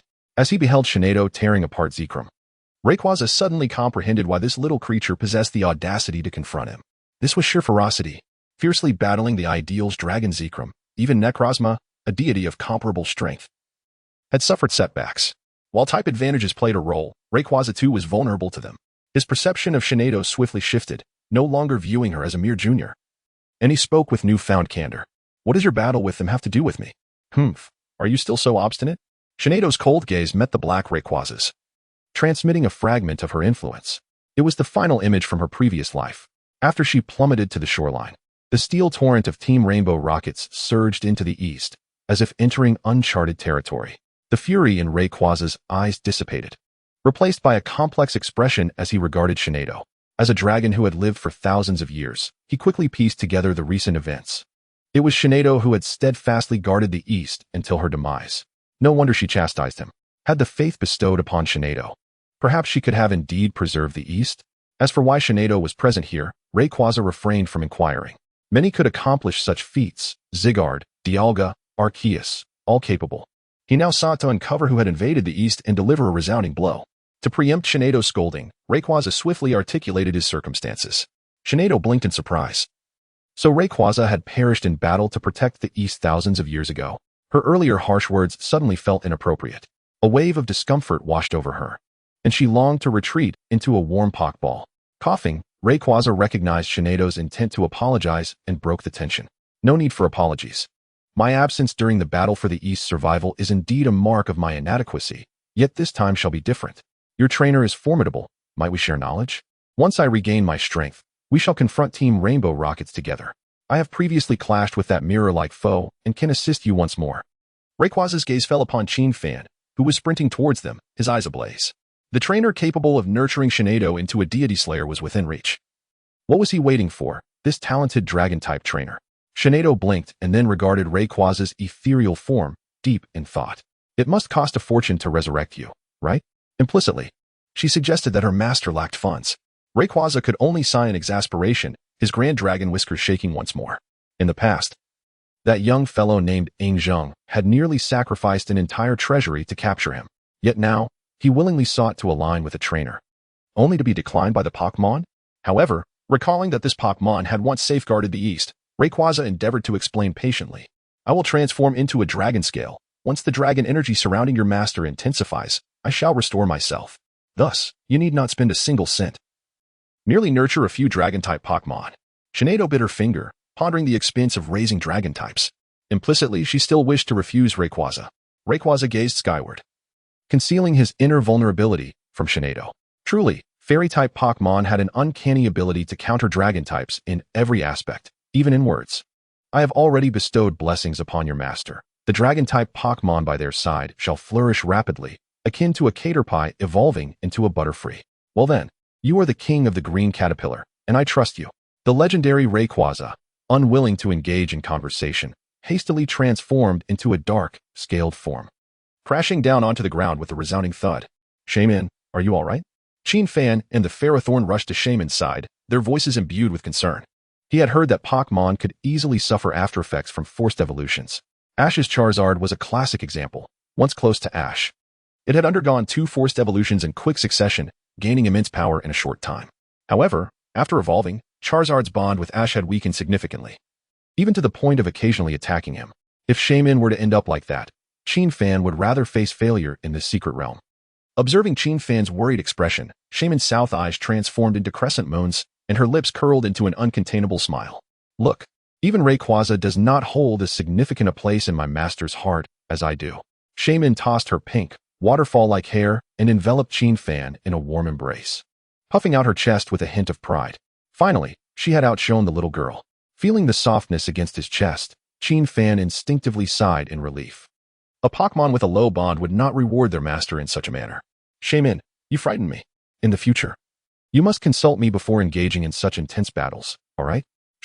Shaman tilted her head, employing her usual charm. Her exquisite visage, complemented by her unique pink hair, made her resemble an ethereal being sprung forth from a painting. Even when feigning ignorance, she exuded an irresistible allure, displaying an incredible charm. Chapter 35. The effect of dragon scales after this evolution. Shaman's attributes had not changed significantly. Qin Fan merely glanced at her before his gaze fell upon the striking black dragon scale on the ground. Based on previous loot from secret realms, he knew that such items only grew in value. He had witnessed this scale drop from Rayquaza, and it was undoubtedly extraordinary. Dragon Scale of Reversal, a scale imbued with the essence of a mysterious dragon-like creature, enabling dragon-type Pokémon to master dragon-type moves at random. When carried, it enhances the damage of dragon-type moves and increases damage dealt to dragon-type creatures. Upon reading the description of the Dragon Scale, Qin Fan's eyes sparkled with excitement, his heart racing. Incredible. Having just visited the Pokémon Center yesterday, he was acutely aware of the current market prices for Pokémon items. Anything related to dragons was invariably expensive, especially dragon-type treasures and technical machines. The effect of this Dragon Scale of Reversal was straightforward. It served as an infinitely usable technical machine for all dragon-type skills while also functioning as a treasure. If he were to sell it, no. Qin Fan chided himself. With 2 Pokémon of master-level potential, how could he still think so small? Given his current circumstances, Financial scarcity was unlikely. Even though caring for Pokémon incurred considerable expenses, he had his fair share of resources to rely on. Setting aside such trivial thoughts, Qin Fan's gaze returned to Shaman. Previously, he had believed that Shaman's exceptional attribute would merely yield some treasures, akin to an enhanced version of the pickup ability. However, it now appeared that her unique trait was far more significant. Her extraordinary attribute had garnered his parents the recognition of the sun and moon deities. And Shaman's attribute had brought him this formidable treasure. It was no exaggeration to say that with the scale Shaman provided, if Qin Fan were to transition into a dragon-type trainer, he could assemble a team of Pokémon averaging level 60 and mastering all moves within a year. However, such a notion was merely a fleeting thought. How could Shaman, Ferrothorn, and Diancie not be adorable? What sensible person would specialize in a single type? Once he elevated the traits of more Pokémon to extraordinary levels, any opponent would be nothing short of obliterated. It seemed that in the dream realm, he would need to grind for resources, and in the real world, he must interact more with the likes of Green, Red, Ash, as well as Julan, Selena, Zyger, Lily, Kona, and Gardevoir. Master, are you thinking about beautiful women? Qin Fan? Shaman was too astonishing. Was this the telepathy that came with evolution? I'm not interested in them. I simply wish to grow stronger. Humph, bad master. Shaman returned to her Pokeball, exhibiting her "I don't want to talk to you" demeanor, taking Ferrothorn along for good measure. Observing Shaman's jealous expression, Qin Fan couldn't help but smile. This little one was indeed putting on an act, but she was quite endearing. After sharing a few chuckles, Qin Fan realized he was now alone in the vast canyon and hurriedly entered the teleportation portal. If memory served him right, the little girl was waiting for him outside. It was a hot day, and he wouldn't want her to suffer from the heat. In a flash of purple light, Qin Fan found himself back in the familiar Rock Village. Perhaps due to the late hour, the number of trainers in Rock Village had increased since his arrival. Most trainers were cursing in dismay. My goodness, before I entered, I didn't believe what was said online, but it seems they were still conservative. This secret realm isn't a rookie killer. It's a slaughterhouse. My Pidgeotto was obliterated by that Jaw Dragon. Does anyone know where I can find one? Dude, save your breath. The Jaw Dragon evolves at level 39. Do you think selling your house will help you raise a Dragon-type Pokémon to level 39? Seeing the frenzied complaints of the trainers, Qin Fan couldn't help but smile. This secret realm was fast becoming a nightmare for local trainers. Having conquered it himself, he had dashed their hopes, truly a benevolent act. However, just as this thought crossed his mind, he heard the haughty voice of the Pidgeotto trainer. A house. My family has 3. I just sold 2 at a low price. And now I've commissioned a Pokémon detective to help find a higher-level baby Tyrannosaurus through legitimate channels. Just watch. I will be the first to conquer this secret realm. At that moment, the entrance to the secret realm suddenly trembled. The previously stable purple light circle began to dissipate. The staff at the Pokémon Center cast surprised glances at Qin Fan. As seasoned employees, they had experienced various secret realms and understood some of their rules. Connecting the dots with Qin Fan's confident smile upon exiting, the answer became crystal clear. Qin Fan had conquered the secret realm, and thus, it was about to vanish. They quickly dispersed the crowd and set up a 5-meter warning perimeter. The Pidgeotto trainer, caught in the evacuation zone, looked on in confusion. Why are we suddenly not allowed to battle when everyone was in line? The staff offered a mechanical smile. Because the secret realm has been conquered, and now you, like us, are left with just 1 house and 2 Pokémon. Pidgeotto trainer? Wait. I just sold my house at a low price to conquer the secret realm, and now you tell me it's gone. The staff member ceased further explanation, merely uttering an apology before returning to his duties. The young girl, noticing the commotion, swiftly dashed from the car to Qin Fan's side, producing a cool towel to wipe the beads of sweat from his forehead. She then tugged at Qin Fan's shoulder, inspecting his body with concern. Qin Fan, how did you come out so quickly? Are you hurt? No, he replied, affectionately ruffling her hair, his gaze shifting to the nearby crowd.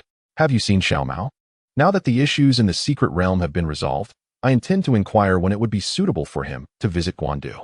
Ideally, we should avoid delaying the start of college. Xiao Mao? Chen Ziying blinked, gesturing towards the direction of the secret realm. You just entered not long ago. He also went inside and mentioned he must defeat the monster, the Jaw Dragon, today. As soon as her words fell, beams of teleportation light erupted from the collapsed entrance of the secret realm, with Xiao Mao, dressed impeccably, standing out amongst the crowd, perhaps in celebration of his triumph. He had donned a suit and polished shoes, a rose held delicately between his lips. Upon emerging, Xiao Mao executed a full 360-degree spin, blowing a kiss to the crowd. His tone dripping with exuberance, Jaw Dragon, bow beneath my affection. Chapter 36. Xiaomao wept. Click. Click. Countless flashes erupted. Xiaomao's female companions, eyes glimmering with affection, eagerly snapped photos with their phones. Meanwhile, the others present regarded Xiaomao with bemusement. The secret realm is gone. What else with the act? You claimed you could clear it. I could say the same. Beneath the relentless flashes, Xiaomao began to sense something amiss. Wasn't he supposed to deliver the final blow to the Jaw Dragon? Why was he met with a barrage of camera lights instead? Qin Fan hadn't mentioned anything about this spectacle during the clearing process. Confused, he blinked, only to shut his eyes once more. Damn it. Can someone tell me how I ended up out here? Xiaomao, I've already cleared the secret realm, so the Jaw Dragon should be gone. Qin Fan's voice resonated. Upon hearing this, Xiaomao's eyes brimmed with tears. He hadn't cried when Qin Fan struck him with a Mini-Fu, thinking he could just join if he couldn't win. He hadn't shed tears when Qin Fan advanced ahead of him, reassured by his older siblings trailing behind.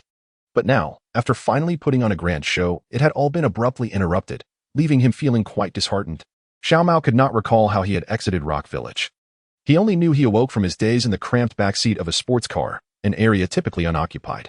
Qin Fan was driving, while Chen Ziying occupied the passenger seat.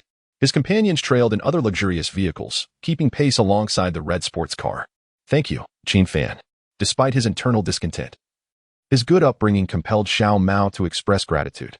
Without Qin Fan, he shuddered to think of how embarrassing it could have been. It's a trivial matter. Qin Fan waved his hand, deftly changing the subject. Didn't you mention needing to visit Guandu soon? Let us determine a suitable time so I can prepare in advance. It's best to do it after the college application process. Otherwise, I fear it will interfere with school. A flicker of gratitude coursed through Xiaomao. See, this is what a worthy rival looks like. Acknowledging my social demise in Dongwang, he is considerately asking when I'll return to Guandu. I hereby declare, if Grandpa doesn't gift you a formidable Dragonite, I shall bring Grandma Josie to your home for a proper scolding. How about we set the date for the third day post-application? Sounds good. After dropping Xiaomao off at his residence, Qin Fan drove with the young girl towards the outskirts of the city. Xiaomao, waving until his arm grew weary, eventually realized something was amiss. If memory served, that car was his purchase, wasn't he it? After bidding farewell to Xiaomao, the young girl eagerly turned to Qin Fan, who was steering with one hand. Qin Fan, where are we going to play? To the Pokémon Center. What is the purpose of going to the Pokémon Center? Didn't we agree to relax today? Qin Fan remained silent, retrieving a Pokeball from his waist. In a flash of white light, a meticulously crafted aluminum dragon appeared in the young girl's arms. Their eyes met, and her countenance lit up with excitement. It's the aluminum dragon. Unlike the Jaw Dragon, the aluminum dragon enjoys immense popularity in this world.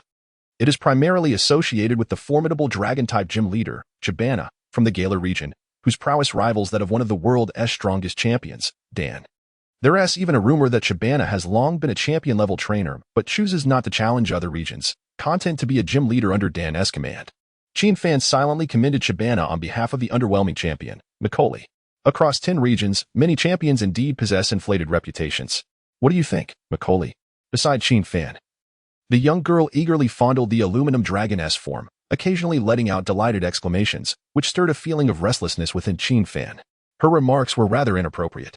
It's so hard, Qin Fan, even tougher than you. Wow, it even moves on its own. It's so cool.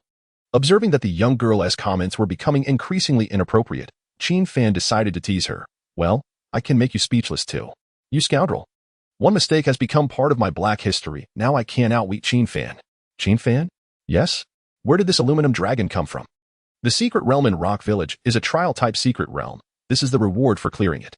President Xiam mentioned I should visit the Pokémon Center after clearing it, as there was a reward waiting for me. Hearing Qin Fan casually boast, the young girl looked skyward. How are you so amazing? Will my mother think I'm unworthy of you? Fear not. Ancient One T alter her opinion of you over an aluminum dragon. Really? The young girl's eyes sparkled with delight. As expected of my mother. Of course. It's true, Qin Fan nodded, adding, because Aunt Chen already told me you're unworthy of me. She said only beauties like Kina and Julan are fit for me. I'll bite you. The two engaged in playful banter until they soon arrived at the Pokémon Center. Qin Fan secured the car and took the young girl's delicate arm, guiding her into the lobby. I'm going to see President Xie. Would you like to join me? No, the young girl replied, her enthusiasm waning. Although Qin Fan had been joking on the way, she couldn't shake the feeling of unease. She wondered why, after only a few days of having the Pokémon, Qin Fan had become so formidable. She feared she wouldn't truly be worthy of him in the future. Then where will you go? You can't just wait around indefinitely, can you? I want to check out the laboratory. I plan to apply for experimental science at university, so it would be beneficial to get acquainted early. All right, Qin Fan nodded. He recalled the entry of the scientific maniac concerning the little girl. If she chose that path, she might indeed achieve remarkable success. The system had already authenticated her. Could there be anything lacking? After watching the little girl enter the laboratory, Qin Fan was about to turn to ascend the stairs when he noticed a series of burly men clad in black suits entering the Elven Center's hall. Each of them was accompanied by a dark, ominous Starmie, resembling a gang leader on a parade. Once the bodyguards came to a halt, a delicate foot appeared beneath the door of a Bentley. The foot was exquisite, with the diamonds on the shoe's surface refracting sunlight's rays. Even just a glimpse of that foot invoked thoughts of how stunning its owner must be. With a couple of taps, the foot's owner stood upright, revealing a woman adorned in a lavish dark gown complemented by ethereal embellishments, her golden hair cascading down her shoulders. Upon clearly seeing her face, Qin Fan's expression stiffened. This woman had unexpectedly arrived in the Dongwang region. Chapter 37. Gadelia, the neurotic superpower empress. The figure at the entrance was none other than Gadelia, the iconic wealthy lady of the Shanao region. As far as Qin Fan was aware, this woman was obscenely rich, capable of casually gifting a villa to Zhulan, which led to her being dubbed the benefactor of the Shanao champion, Zhulan. Moreover, she was the owner of the Battle Castle in the Battle Frontier, one of the most renowned superpower users in the world, on par with Nasi from the Guandu region. In the future, her powers would even surpass Nasi's, making her one of the Elite Four of the United Regions. Qin Fan contemplated the global situation seriously. Gadelia was not yet at the level of the Elite Four. This meant she had not fully mastered her superpowers. Should she engage in a Pokémon battle and suffer defeat, her powers would spiral out of control, transforming her into a humanoid super being. But why had she come to Dongwang? Just as Qin Fan was about to divert his gaze, a cool voice suddenly echoed. Is it beautiful? Beautiful, Gadelia replied, feeling her heart momentarily halt. As a young lady of high status, and a strikingly attractive one at that, she was accustomed to the attention of others. However, under normal circumstances, whenever she asked if something was beautiful, those individuals would shamefully retreat. The earnest response she received from the person before her was a first. She yearned to ask Qin Fan if he had seen enough. However, considering the likely response he would give, she bit her lip and headed toward the breeding area. If she asked, he would undoubtedly retort that he had not seen enough. Contemplating that possibility, Gadelia resolved to avoid unnecessary complications for the moment, finding that Ralts was her priority. As the owner of the Battle Frontier's Battle Castle, Gadelia had long been troubled by her superpower's nature. Due to her inability to control her formidable abilities, she would descend into madness after a defeat. Gadelia could not participate in battles with challengers herself. She had to hire her butler, Sherlan, to fight on her behalf. Fortunately, her family was wealthy and had some intelligence connections. A few months ago, she discovered a potential solution to her predicament: to capture a sufficiently powerful psychic-type Pokémon. After some comparisons, she set her sights on a Ralts in Dongwang. Due to the regulations in Dongwang, she needed to obtain a student status there to select Pokémon from the official breeding house. Consequently, Gadelia participated in Dongwang's examination. However, due to the exam's formidable difficulty and her lack of prior education, her results were far from ideal, nearly at the bottom. And only today did she finally qualify to receive a Pokémon. As she bypassed Qin Fan, Gadelia took a deep breath, feeling a tinge of anxiety within her. She hoped that the Ralts was still available. Yet, almost immediately, a proud smile crept onto her lips. There seemed to be no cause for concern. For 3 consecutive years, no one had taken her away. This year, it was unlikely that anyone would recognize her worth, right? Just because of those who admired legs? Not a chance. After Gadelia and her bodyguards departed, Qin Fan's Pokeball at his waist trembled, and Shanado appeared beside him in a flash of light. She gazed at Gadelia's retreating figure, appearing somewhat troubled. Why is this person back again? In her previous life, Gadelia had also made an appearance, offering an extravagant price to buy her and promising a plethora of benefits to Qin Fan. It seemed that the same scenario was about to unfold once more. Shanado was not concerned about being sold by Qin Fan. It was Gadelia's troublesome nature that vexed her. She was exceedingly difficult to deal with, bordering on perverse. In her previous life, she had even wanted to take over Qin Fan to become her master. What is the matter, Shanado? Do you know that woman? Shanado decisively shook her head and retreated into the Pokeball. If she were facing a true enemy, Shanado would have the confidence to defeat anyone. However, dealing with someone like Gadelia, who was infatuated, was quite bothersome. Seeing Shanado's reluctance to speak, Qin Fan did not press further. After all, he was about to assist Xieze in completing the certification for the secret realm. There couldn't be anything happening in Jinshin City that he was unaware of. Gadelia, why do you ask about her? He queried. I just happened to bump into her downstairs, so I was a bit curious. Xieze tapped the table, clearly a bit helpless. Some matters were unpleasant to articulate, but often he had no choice but to comply. Fortunately, Qin Fan had helped him immensely, so he felt at ease sharing. You know about our Donghuang's initial Pokémon acquisition policy, right? It's essentially the college entrance examination system. Those who wish to obtain Pokémon from our breeding house must participate in the examination. Gadelia is in such a predicament. She has her sights set on a Pokémon here. Qin Fan was somewhat taken aback. After all, she was the owner of the Battle Castle, with a multitude of remarkably qualified psychic-type Pokémon at her disposal. Why would someone of her stature come to a small county like Donghuang to acquire a starter Pokémon? In response, Xieze shrugged, indicating his ignorance of the reasons. However, it soon became clear to both Qin Fan and Xieze why Gadelia had come to Jinshin City. They had just completed the registration for the secret realm S clearance when Gadelia pushed open the door, her high heels echoing as she entered the chairman's office. Her gaze swept past Xieze and landed directly on Qin Fan. You took that, Ralts?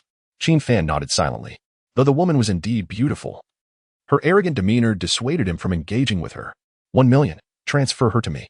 Qin Fan shook his head. What a joke. The Ralts possesses outstanding potential, evolving into a Shinado in just a week. Even if the Ralts had ordinary potential, I would still use the entry system to cultivate her into a fairy queen. Sell my Pokémon. Absolutely not. 10 million, she countered. Qin Fan took a couple of steps forward, intending to pat Gadelia on the shoulder and say, Sister, don't struggle. However, considering the possibility of this young lady succumbing to a state of rage at any moment, Qin Fan chose to counsel her gently. My dear, I am not one to waver. I would never abandon my Pokémon. Gadelia scoffed. Oh really? Yet you were just staring at me. I was merely admiring, Qin Fan replied, and I am willing to offer 100 million. Gadelia glanced at the bewildered aluminum steel dragon on the table and added, along with all the resources for this little one until it reaches the champion level, I will cover it all. Qin Fan shook his head, a trace of impatience crossing his brow. You should save your breath. I have already stated that I will not sell. Shinado is my family. You do understand the meaning of family, don't you? Gadelia pondered for a moment, her eyes flashing with a crimson glow that signified psychic power. So you were staring at me because you wish to become my family? If becoming family means I can have a Lalu-Las as my master, then marrying you is not out of the question. Furthermore, there is no need for you to be so indirect. I will cherish you dearly. Qin Fan was taken aback. What on earth is this wolfish talk? Chapter 38. I accept your proposition. No, it cannot be. Before Qin Fan could refuse, Shinado could no longer contain herself and burst forth from her Pokeball, glaring fiercely at Gadelia. In my previous life, I had not gained wisdom. And now you actually intend to compete with me for my master? Shinado glared at Gadelia, transmitting her thoughts. Do you not have a master of your own? Why are you trying to take mine? Sensing Shinado's mental intent, Gadelia blinked and earnestly nodded. I truly do not have a master. Shinado thought, is it true that those with formidable psychic powers have such poor reasoning? Communicating with them is so troublesome. Anyway, you should leave. Gadelia shook her head. She genuinely sought a powerful psychic Pokémon to help her resolve her deficiencies.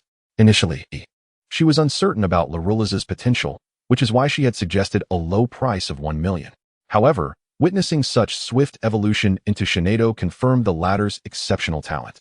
Such a powerful Shinado could undoubtedly address her issues. Her desire intensified. Qin Fan, she said earnestly, would 10 billion suffice? I would marry you. Qin Fan tugged at his hair in frustration. Truth be told, Gadelia was indeed beautiful, her figure commendable, and her strength unquestionable. Before his transmigration, he had even perused her works and adaptations. If Gadelia had been pursuing him for his own merits, he might have considered yielding. But it was evident that she was after Shinado's abilities. I'm sorry, but our relationship lacks any emotional foundation. It is simply not feasible.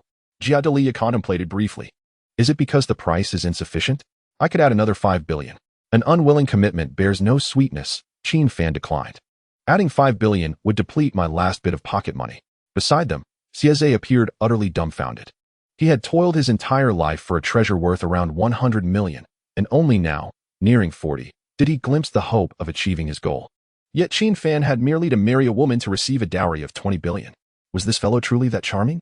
He shot Qin Fan a look, urging him to agree. You're already living off others. Qin Fan shook his head. He truly did not want Shinado to be wronged. Observing his resolute stance, Giadalia pondered briefly, her eyes flashing with fervent red light. Ultimately, she chose to seek alternative means to connect with Shinado and alleviate her own issues. How about you and Shinado battle me? Qin Fan regarded Giadalia warily, uncertain of what new scheme this crafty individual had concocted. I refuse. 10,000 for a match, win or lose. Qin Fan remained intent on rejecting, considering the significant issues surrounding this young lady. A battle where one could only lose and not win? That would merely reduce Shinado to a punching bag. He vowed that even if he starved, he would never allow Shinado to be subjected to such treatment. However, before he could voice his refusal, Shinado had already floated to Giadalia's side. How dare you compete for my master? I've long wanted to challenge this woman. Isn't the risk of going mad after losing worth it? In my presence, what storm could you possibly stir? Qin Fan looked at Shinado with a hint of exasperation. Are we truly going to fight? Shinado nodded. Very well. Qin Fan's gaze shifted to Giadalia. What level is your Pokémon? If it is below level 40, I shall accept your challenge. Seeing her monetary strategy bearing fruit, Giadalia raised her head with renewed pride, summoning forth a level 35 Pokémon. This creature bore a light pink head and a pale purple back, resembling a taper. A pink mist emanated from above its head, enveloping its brow. It is a Mangmingshi. This is my weakest Pokémon. Qin Fan nodded, glancing at Mangmingshi's stats. It was indeed a capable Pokémon, possessing a repertoire of psychic moves, including a unique ability called Synchronize. This trait allowed it to transfer negative status effects such as burns, poison, and paralysis to its foes. The sole drawback was that it could not counteract poison inflicted by toxic spikes or the effects of flame orb and toxic orb. With this knowledge in mind, Qin Fan was confident of victory. Giadalia, I shall accept your proposition, with Xieze as a witness. The two soon arrived at the battleground where Qin Fan had previously triumphed over Xiao Mao. Xieze positioned himself at the edge of the arena, ready to officiate the match. I now declare the rules. Both competitors will engage in a one-on-one designated Pokémon battle. During the fight, the Pokémon cannot be recalled, and the side that loses its combat capability will be deemed the loser. 3, 2, 1, begin. Qin Fan and Giadalia simultaneously released their Pokeballs. Two beams of white light flashed, revealing Shinado and Mangmingshi on opposite sides of the battlefield. Shinado, use Hypnosis. At Qin Fan's command, Shinado raised her right hand, conjuring a rich purple light. The energy radiated an unusual aura, inducing a drowsy sensation merely by gazing upon it. Having evolved into Shinado, she was now more attuned to her body, executing moves with greater finesse. Even without training, she could unleash techniques more potent than during her Kirlia days. As Giadalia observed the luminescent orb forming in Shinado's hand, she raised her noble head. Do not waste your energy. Mangmingshi is a Pokémon that exists in a state of half-sleep. Even if it succumbs to hypnosis, it will recover swiftly. Golden strands of hair cascaded behind her, buoyed by psychic energy, directing tactical commands into Mangmingshi's mind. Mangmingshi extended its forelimbs, forming a constellation of stars enveloped in purple mist before it. It was none other than the psychic-type move, Speed Star. Giadalia, aware of her Pokémon's superior level, planned to launch a powerful attack to inflict damage upon Shinado. Meanwhile, Shinado's hypnosis fell upon Dream Eater, temporarily impeding its actions. However, as Gardevoir remarked, Dream Eater was hardly affected by the hypnosis. After enduring the spell, it merely slowed its movements slightly, with even the recently conjured high-speed stars remaining intact. Gardevoir crossed her arms, her nearly flawless figure suspended in midair, gazing down at Qin Fan with an air of arrogance. See? Your command abilities are utterly unworthy of Shinado's talent. Choose to marry me now, and I shall still grant you 2 billion. Qin Fan grinned, noting that this character seemed even prouder than Xiao Mao. He wondered if, after enduring a few defeats, she would look more appealing in tears than Xiao Mao. Shinado, take advantage of Dream Eater's delayed reaction and prepare to use your throwing skill. Chapter 39. Your moon is my moon throwing? At the instant Qin Fan issued this command, Xieze, who was acting as the referee, was left dumbfounded. Gardevoir blinked her large eyes, her psychic energy pulsating vigorously, nearly overwhelmed. The effectiveness of this move was minimal, often overlooked even by many Dark-type trainers. It was hard to fathom that a Psychic-type Shinado would employ such a skill to inflict damage. Seeing the confusion on their faces, Qin Fan smiled broadly and tossed out a box containing a toxic orb. Shinado and he had grown increasingly adept at their teamwork. The throwing skill enveloped the toxic orb midair and landed squarely on Dream Eater. A flash of purple light erupted, and Dream Eater displayed a pained expression. Witnessing Qin Fan's series of maneuvers, Xieze's voice resonated throughout the battlefield. Incredible! Simply incredible! Contestant Qin Fan has audaciously utilized the lethal combination of the toxic orb throw. We can now see that Dream Eater has succumbed to a poisoned state. Gardevoir cast a vexed glance at Xieze, her pristine nose crinkling in irritation. How bothersome. I am not blind. And who in their right mind resorts to such underhanded tactics to poison someone? Gardevoir bit her lip, urging Dream Eater to unleash the high-speed stars. With an odd cry, Dream Eater activated the high-speed stars, which were tinged with pink mist, propelling them forward at an astonishing speed. The stars struck Shinado accurately, producing a series of explosive sounds. The pink mist clung to Shinado, its specific effects unclear. Are you all right, Shinado? Use cuddle, Shinado softly murmured, placing her hands delicately before her neck and swaying charmingly towards Dream Eater. 2 downward light rings appeared around Dream Eater, its gaze toward Shinado shifting dramatically. How utterly foolish of me to unleash such ferocity upon such a beautiful psychic queen. This cannot stand, even if it meant his own demise or becoming a fool. He could not strike her with full force. Seeing her Dream Eater's physical attack weakened, Gardevoir's eyes glinted with crimson rage. Her small fists clenched tightly, a dangerous glare directed at Qin Fan as a surge of vengeance brewed within her. How infuriating. Psychic battles should be exhilarating exchanges, not this convoluted strategy you've conjured. Yet soon, Gardevoir's frustration subsided. So, you are relying on Dream Eater's limited skill set to weaken its physical attacks, are you? But Dream Eater excels in special attacks. If you believe Dream Eater possesses only psychic-type skills, you are gravely mistaken. Use Moonlight. Use it again. The commands escaped their lips in unison. A radiant full moon appeared in Dream Eater's half of the battlefield, its silvery light showering down and illuminating the arena splendidly. Just as the full moon was about to unleash a more potent beam toward Shinado, it suddenly beckoned with a finger. Dream Eater's drowsy eyes flickered with confusion, inexplicably relinquishing its control over the moon and instead conjured another cluster of high-speed stars. Simultaneously, a purplish hue enveloped it, the toxic state reactivating and siphoning away a portion of its vitality. Though the high-speed stars successfully struck Shinado, the attack's potency was minimal, inflicting little damage on the defensively robust Shinado. Damn it! Gardevoir's hair flowed wildly, her anguish palpable. After the opponent's command to use again, she could only resort to the last skill employed for 3 consecutive turns. This meant Dream Eater still had to scratch the opponent a couple more times.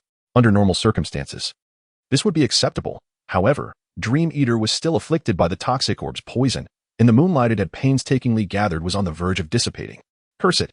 I desperately want to enter the fray. Noticing Gardevoir's gaze fixed skyward, Qin Fan kindly remarked, Are you feeling like your hard-earned moonlight is going to waste? Gardevoir instinctively nodded. Do not worry, it shall not be wasted. Shinado, use Moonlight. Shinado gracefully waved her hand, swiftly connecting with the moon that Dream Eater had summoned, which had yet to fade.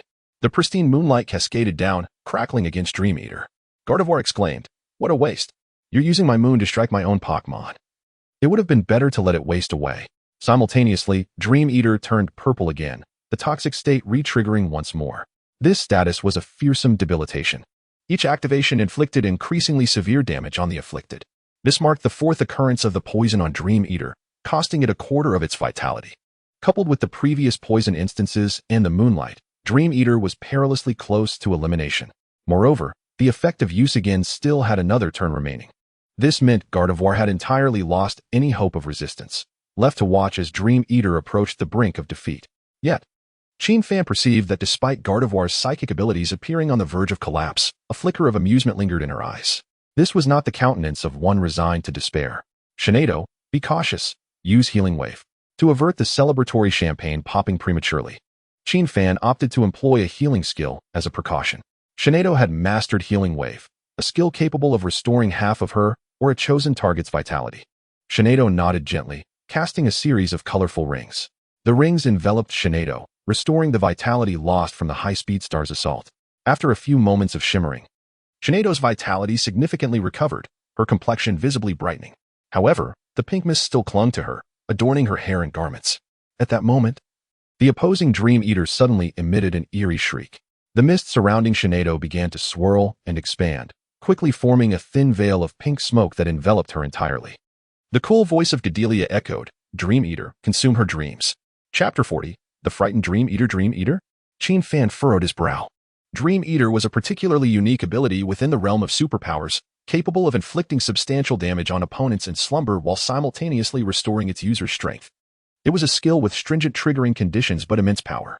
However, Shinado was not asleep, and Dream Eater still had the effect of try again. How could it possibly be used on Shinado? Perplexed, Gadelia crossed her arms, her eyes glinting with mischief as she looked at Qin Fan triumphantly. Let me enlighten you. Qin Fan interrupted Gadelia's boastful behavior, remembering that villains often perish from excessive dialogue. Gadelia remarked, this person must be a devil. Even a loudmouth child pales in comparison to you. To her astonishment, she found that she could accept Qin Fan's gaze upon her legs more than the ridicule she was receiving. But I must say, Gadelia shot Qin Fan a fierce glance and continued, if one does not explain the reasons for their victory during a comeback, what is the point of being a trainer? The pink mist of Dream Eater was already saturated with the dreams of many Pokémon, which clung to Shinado, making it effortless to extract her dreams, even while she was awake. Moreover, this was not a move, it was merely the biological instinct of the Dream Eater Pokémon. Once Dream Eater consumed her dreams, we could achieve a splendid reversal. Apart from wind-type moves, you have no possibility of resistance. But Shinado is a psychic-type Pokémon. How could you possibly learn flying-type moves? Upon hearing Gadelia's explanation, Qin Fan instinctively frowned. No wonder this woman could easily elucidate this tactic. It was indeed formidable. Dream Eater could consume dreams without Shinado being asleep. And it was even considered a move. In that case, Shinado, use Icy Wind to dispel the mist surrounding you. Gadelia and Dream Eater exclaimed, Qin Fan, are you a devil? You raised a psychic-type Pokémon, and yet you have her learning all these strange moves instead of her own. However, Gadelia soon contemplated a possibility. Qin Fan must be bluffing. What trainer would have their psychic Pokémon learn unrelated abilities? At that moment, a glimmer of icy blue flashed in Shinado's eyes, her pink hair flowing and her white dress enhancing her beauty. Yet, Gadelia and Sieze had no time to admire Shinado's elegance, both widening their eyes in disbelief. No way, she can really do it? They had assumed Qin Fan was merely boasting. What trainer would have their Pokémon forsake their own skills for a plethora of bizarre ones? With a mournful gust, the temperature in the battle chamber plummeted. A chilling gale erupted centered around Shinado, indiscriminately sweeping through everything. As Dream Eater suffered damage, most of the pink mist surrounding it was blown away, scattering into the air and onto the ground. Sieze couldn't help but huddle his clothes closer, while the observing steel dragon shivered, its little claws tightly covering its eyes. Is this the power of Sister Duo? How terrifying, how horrifying. Thank goodness I backed down back then. Even Gadelia felt the icy wind penetrate her psychic defenses, instinctively wrapping her arms tighter around herself. Her dark brows knitted, a torrent of psychic energy surged forth, and a cold roar resonated in Dream Eater's mind. Attack. No further words were needed, for Dream Eater was still under the try again effect. Besides using the move Swift again, Dream Eater had no choice but to consume Shinado's remaining dreams. Even with the pink mist dwindling, it opened its mouth from a distance, and the remnants of the mist around Shinado floated upward, carrying fragments of her dreams back to Dream Eater.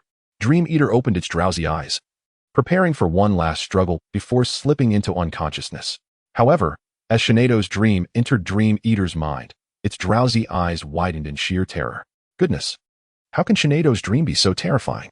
It saw Shinado facing a multitude of formidable Pokémon alone, creatures it had never even encountered.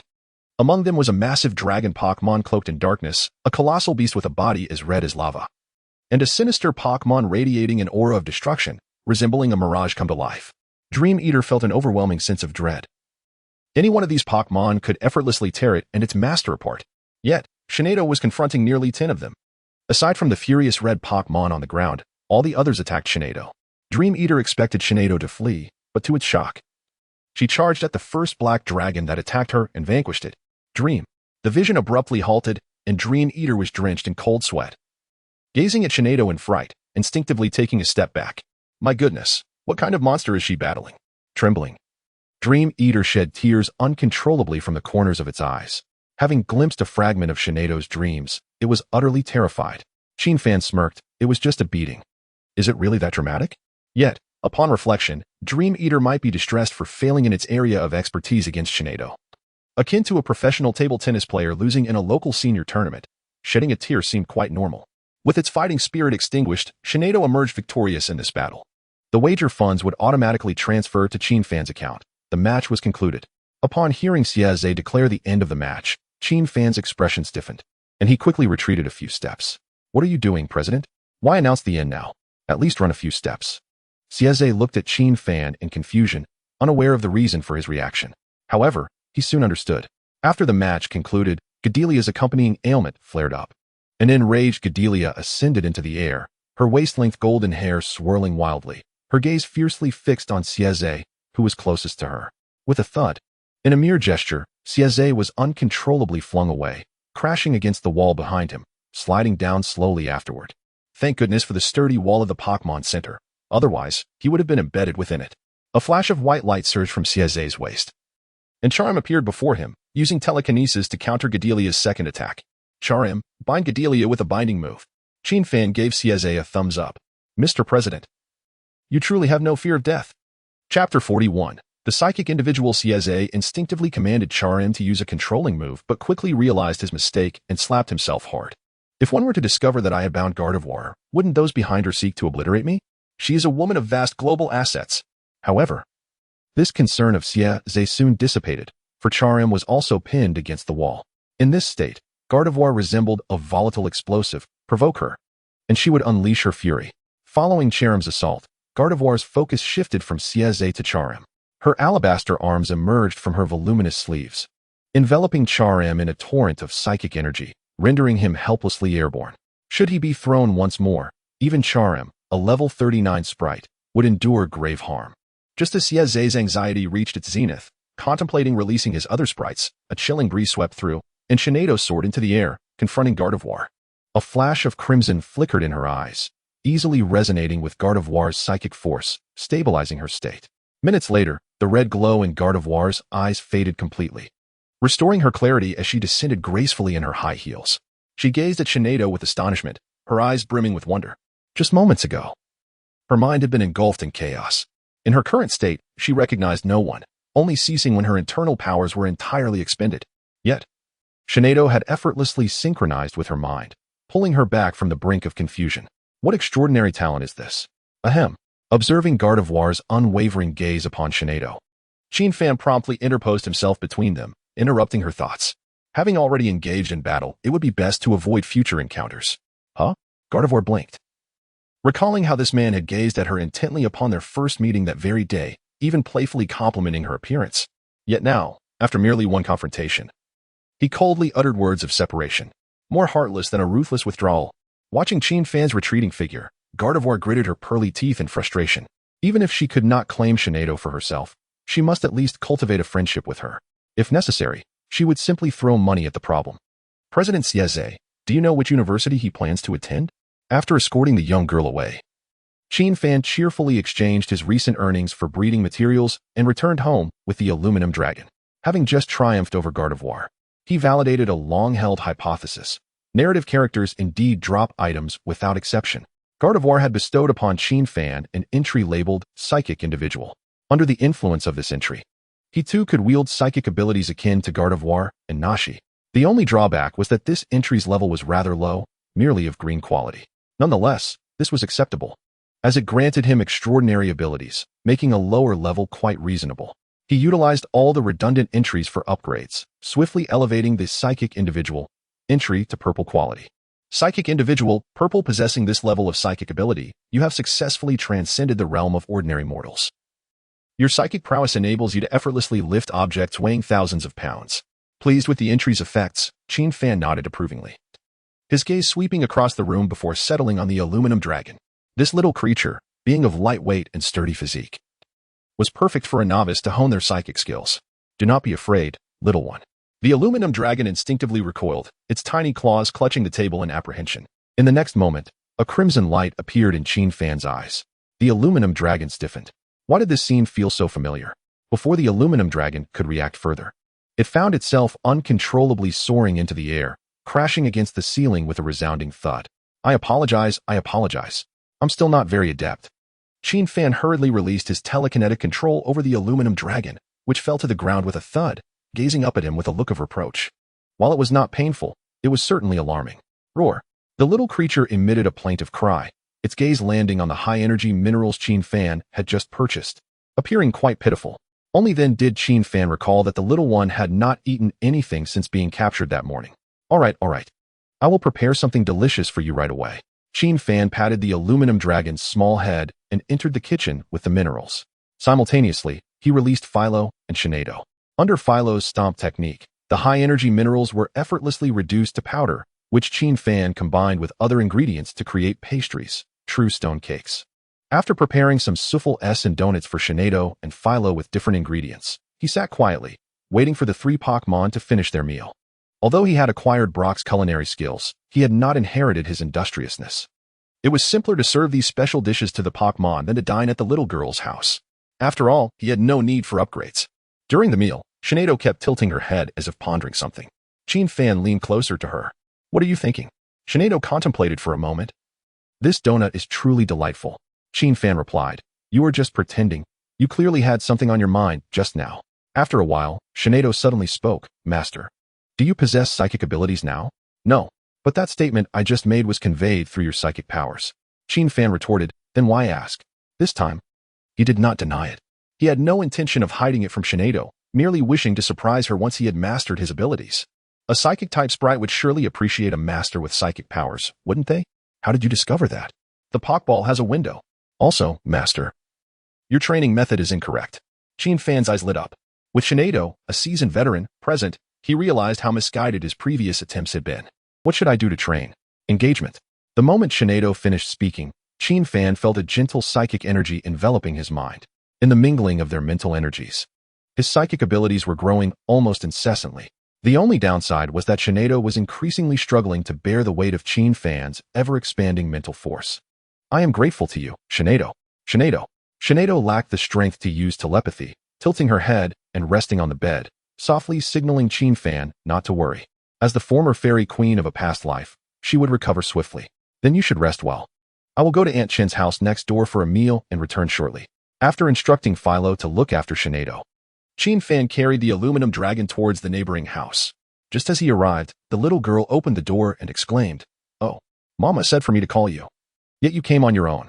The rich aroma of dishes wafted from the kitchen as Aunt Chin poked her head out. "Xiao Fan, you're here so soon. Please, take a seat. The ribs will be ready shortly." Fan handed the aluminum steel dragon to the little girl, who scampered off to the kitchen. "Allow me to serve the dishes," she exclaimed.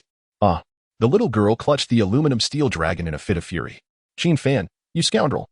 My mother is going to compare me to you again." As if on cue, Aunt Chin's voice echoed from the kitchen, filled with disappointment. "At least you were sensible. Today, you captured such an impressive spirit and still came to help me. If that Chin fellow had captured a formidable spirit, he would be strutting around with his tail held high." The little girl lamented. "Family members, who understands? My mother calls me by that Chin surname." After dinner, Fan returned to his room, retrieving the partially recovered Shinedo and Ferrothorn back into their Pokeballs, before taking the little girl to deliver food to Uncle Chin. Once the meal was delivered, Fan and the little girl sat in the red sports car, their hands resting on the cold steering wheel, contemplating how to train the little aluminum steel dragon. Though this charming little creature possessed the traits of a mascot, Fan could not truly regard it as such. This Pokémon had an excellent base stat, and with the acquisition of composite metal, it could evolve into a creature rivaling demigods. Even if composite metal was scarce, it could undergo a form of ultra-dynamaxing unique to the Galar region, boasting immense power. Furthermore, with its prodigious growth potential, Fan did not expect it to match Shinedo's level before entering university, but it certainly needed to at least reach Ferrothorn's level. Otherwise, would not its remarkable talent be wasted? Fan could sustain a Pokémon lacking in ability, but he absolutely did not wish for a capable Pokémon to squander its future due to his leniency. Xing. The little girl, who was playing with the aluminum steel dragon, looked up, tilting her head in curiosity. "Do you know if there are any baby cups nearby? We could take the aluminum steel dragon to battle." The little girl blinked, asking, "What is a baby cup?" Fan explained. "It's a battleground for lower-level Pokémon or a training ground." He pointed to the little aluminum steel dragon, indicating where it would be most suited to compete. "Huh?" This time, it was the little aluminum steel dragon who appeared bewildered. "But I'm still a baby." Earlier that day, at the Pokémon Center, he had spoken with other young Pokémon and was astonished to learn that they were still nursing. He pondered for quite some time, unable to comprehend why his master had skipped that stage in his upbringing. Even more absurdly, before he could grasp the previous point, his master was already taking him off to train. "Master, you must be the capitalist they speak of on television." The little aluminum steel dragon contemplated for a brief moment, even considering the idea of jumping out of the vehicle. Sensing the little dragon's vague thoughts, Fan lowered his head in contemplation. Suddenly, he recalled the System's description of dragon scales, which sealed a mysterious draconic entity. Coupled with the phantoms seen in the mystical realm, he could deduce that the little aluminum steel dragon belonged to the lineage of Rayquaza. Given such a heritage, Encouraging the little aluminum steel dragon to grow stronger would be quite straightforward. In the next instant, a grand voice, masked in disguise, resounded in the little creature's mind. Aluminum steel dragon, you are the hope of our dragonkin. Who is it? The little aluminum steel dragon shook its head vigorously, seeking the source of the voice. I am the deity of dragons, Rayquaza. I now exist as but a fragment of my former self, residing within the black scales bonded to your master. I have not perished. As long as you and I, train diligently, I shall regain my form as Rayquaza. In time, you will become the great general of our dragonkin. The little aluminum steel dragon was filled with exhilaration, its eyes ablaze with fervor. Years ago, it had heard from its parents that it was chosen by Rayquaza, destined to awaken alongside the great entity. Now, it seemed that was indeed true. Rayquaza had spoken to it, and the consciousness of the great deity was near its master. Mother, I have made it. I shall become the dragon general. Child, will you strive? Roar. I will. I shall, great Rayquaza. The little aluminum steel dragon exclaimed. My master is about to take me for training. I will become the most diligent Pokémon. Then I shall rest easy, my child. Qin Fan withdrew his mental focus, relieved. The training time was too brief, and his psychic abilities were still not quite refined. He had nearly transmitted an inappropriate thought into the little aluminum steel dragon's mind. It was evident that he needed to strengthen his training with Shinado in the future. As Qin Fan drove, the consciousness of Rayquaza within the black scales was momentarily perplexed. It discreetly manifested a draconic apparition, appearing within Shinado's Pokeball. Did you disclose my existence to your master? Shinado replied, equally astonished. Wasn't it you who informed me? The two exchanged glances, falling into silence. Had it merely made a casual remark? Chapter 43. What to do if the aluminum steel dragon rusts. Due to having researched many strategies for Mini-Fu, the little girl was well-versed in the locations where level 5 Pokémon could train. She quickly suggested several suitable spots: the Xerneas City Gym, Dragon Lake Park, and the Battle Restaurant. The gym was a straightforward choice, as nearly every gym had exceptional trainers who could offer challengers valuable advice. However, gym trainers were often busy, and incessant interruptions could easily lead to expulsion. The Battle Restaurant was a renowned establishment in Xerneas City, hosting battles at various levels during meal times. Victors could enjoy a free meal. Yet Qin Fan saw through the facade. The notion of a free meal was a ruse, as all dishes there were marked up by double. With the first two options ruled out, Qin Fan decided to take the little girl to Dragon Lake Park. There was ample space for the Pokémon to train freely. If they were fortunate enough to encounter a familiar foe, it would allow the little aluminum steel dragon to adapt to battling above its level. How about we go to Dragon Lake Park? Yay. The little girl eagerly raised her hand, excited as Qin Fan had not taken her there to play in quite some time. The aluminum steel dragon stood tall, gazing resolutely out the window, striving to adopt a poised stance. As long as it could grow stronger, it would heed whatever its master commanded. After all, they bore the future of the dragonkin. Qin Fan patted the little creature, which was quite the sight, and sent a message to Xiao Mao to meet him at Dragon Lake Park to collect the car before driving off. Let us go. The daytime bustle of Dragon Lake Park was vibrant, filled with trainers and their Pokémon, along with the joyful singing of elderly patrons. Compared to the specialized Pokémon areas in Rock Village, this park, being near the city, was devoid of those unscrupulous merchants exploiting price differences. Qin Fan parked the car and followed the path toward the entrance of Dragon Lake Park. Ferrothorn emerged from its Pokeball, assuming the role of Qin Fan's protector. Though it despised the world's impurities, Ferrothorn never forgot its duty, for the deity had specifically instructed it to care for and protect its divine nephew. Upon entering Dragon Lake Park, Qin Fan observed numerous young Pokémon holding cans of Moo Moo milk, and he promptly slapped his forehead. There had been too many distractions lately, and his mind was evidently somewhat muddled. Almost forgot to arrange a children's meal for the little aluminum steel dragon. Please wait a moment. Qin Fan handed the aluminum steel dragon to the little girl and quickly ran to the nearby convenience store in the park to buy 5 cans of Moo Moo milk. 1 can was given to the resting Shinado in the Pokeball, 2 cans were handed to the little girl and the Ferrothorn, while the remaining 2 were given to Mini-Fu and the aluminum steel dragon. The little girl was not shy at all, casting Qin Fan an appreciative glance as she picked up a bottle and began to drink eagerly. Mini-Fu raised her head and looked at her master for a long time before happily sipping through her straw. Only the aluminum steel dragon seemed conflicted. After all, he was destined to become a general of the dragon clan. How could he drink milk? But this milk looked quite delicious. Go ahead, little one. Qin Fan inserted the straw properly and brought it to the little aluminum steel dragon's mouth. After some hesitation, he ultimately turned away resolutely. As a general, my resolve is unwavering. Qin Fan mused. I may have overdone it a bit. However, The little aluminum steel dragon refused to drink. As a grown male, he couldn't possibly compete with a child for milk, could he? Be good. This milk comes from a large dairy farm and is beneficial for enhancing your strength. Don't you want to become the Dragon Clan's general sooner? Gulp.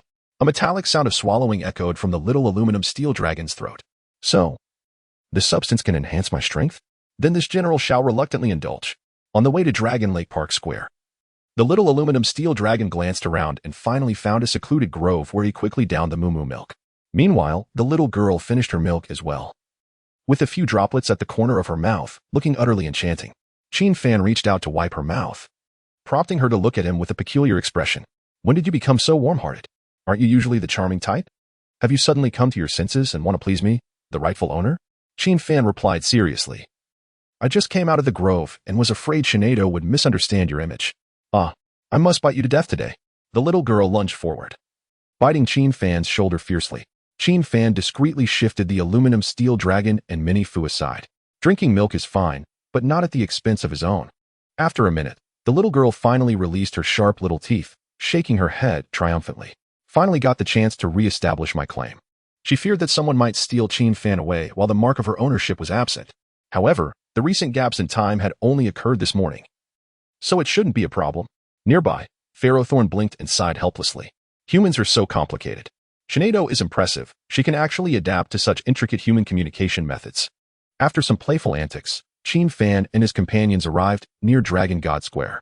The newly constructed square was quite vast, extending about 100 meters beyond the central statue of the Black Rayquaza.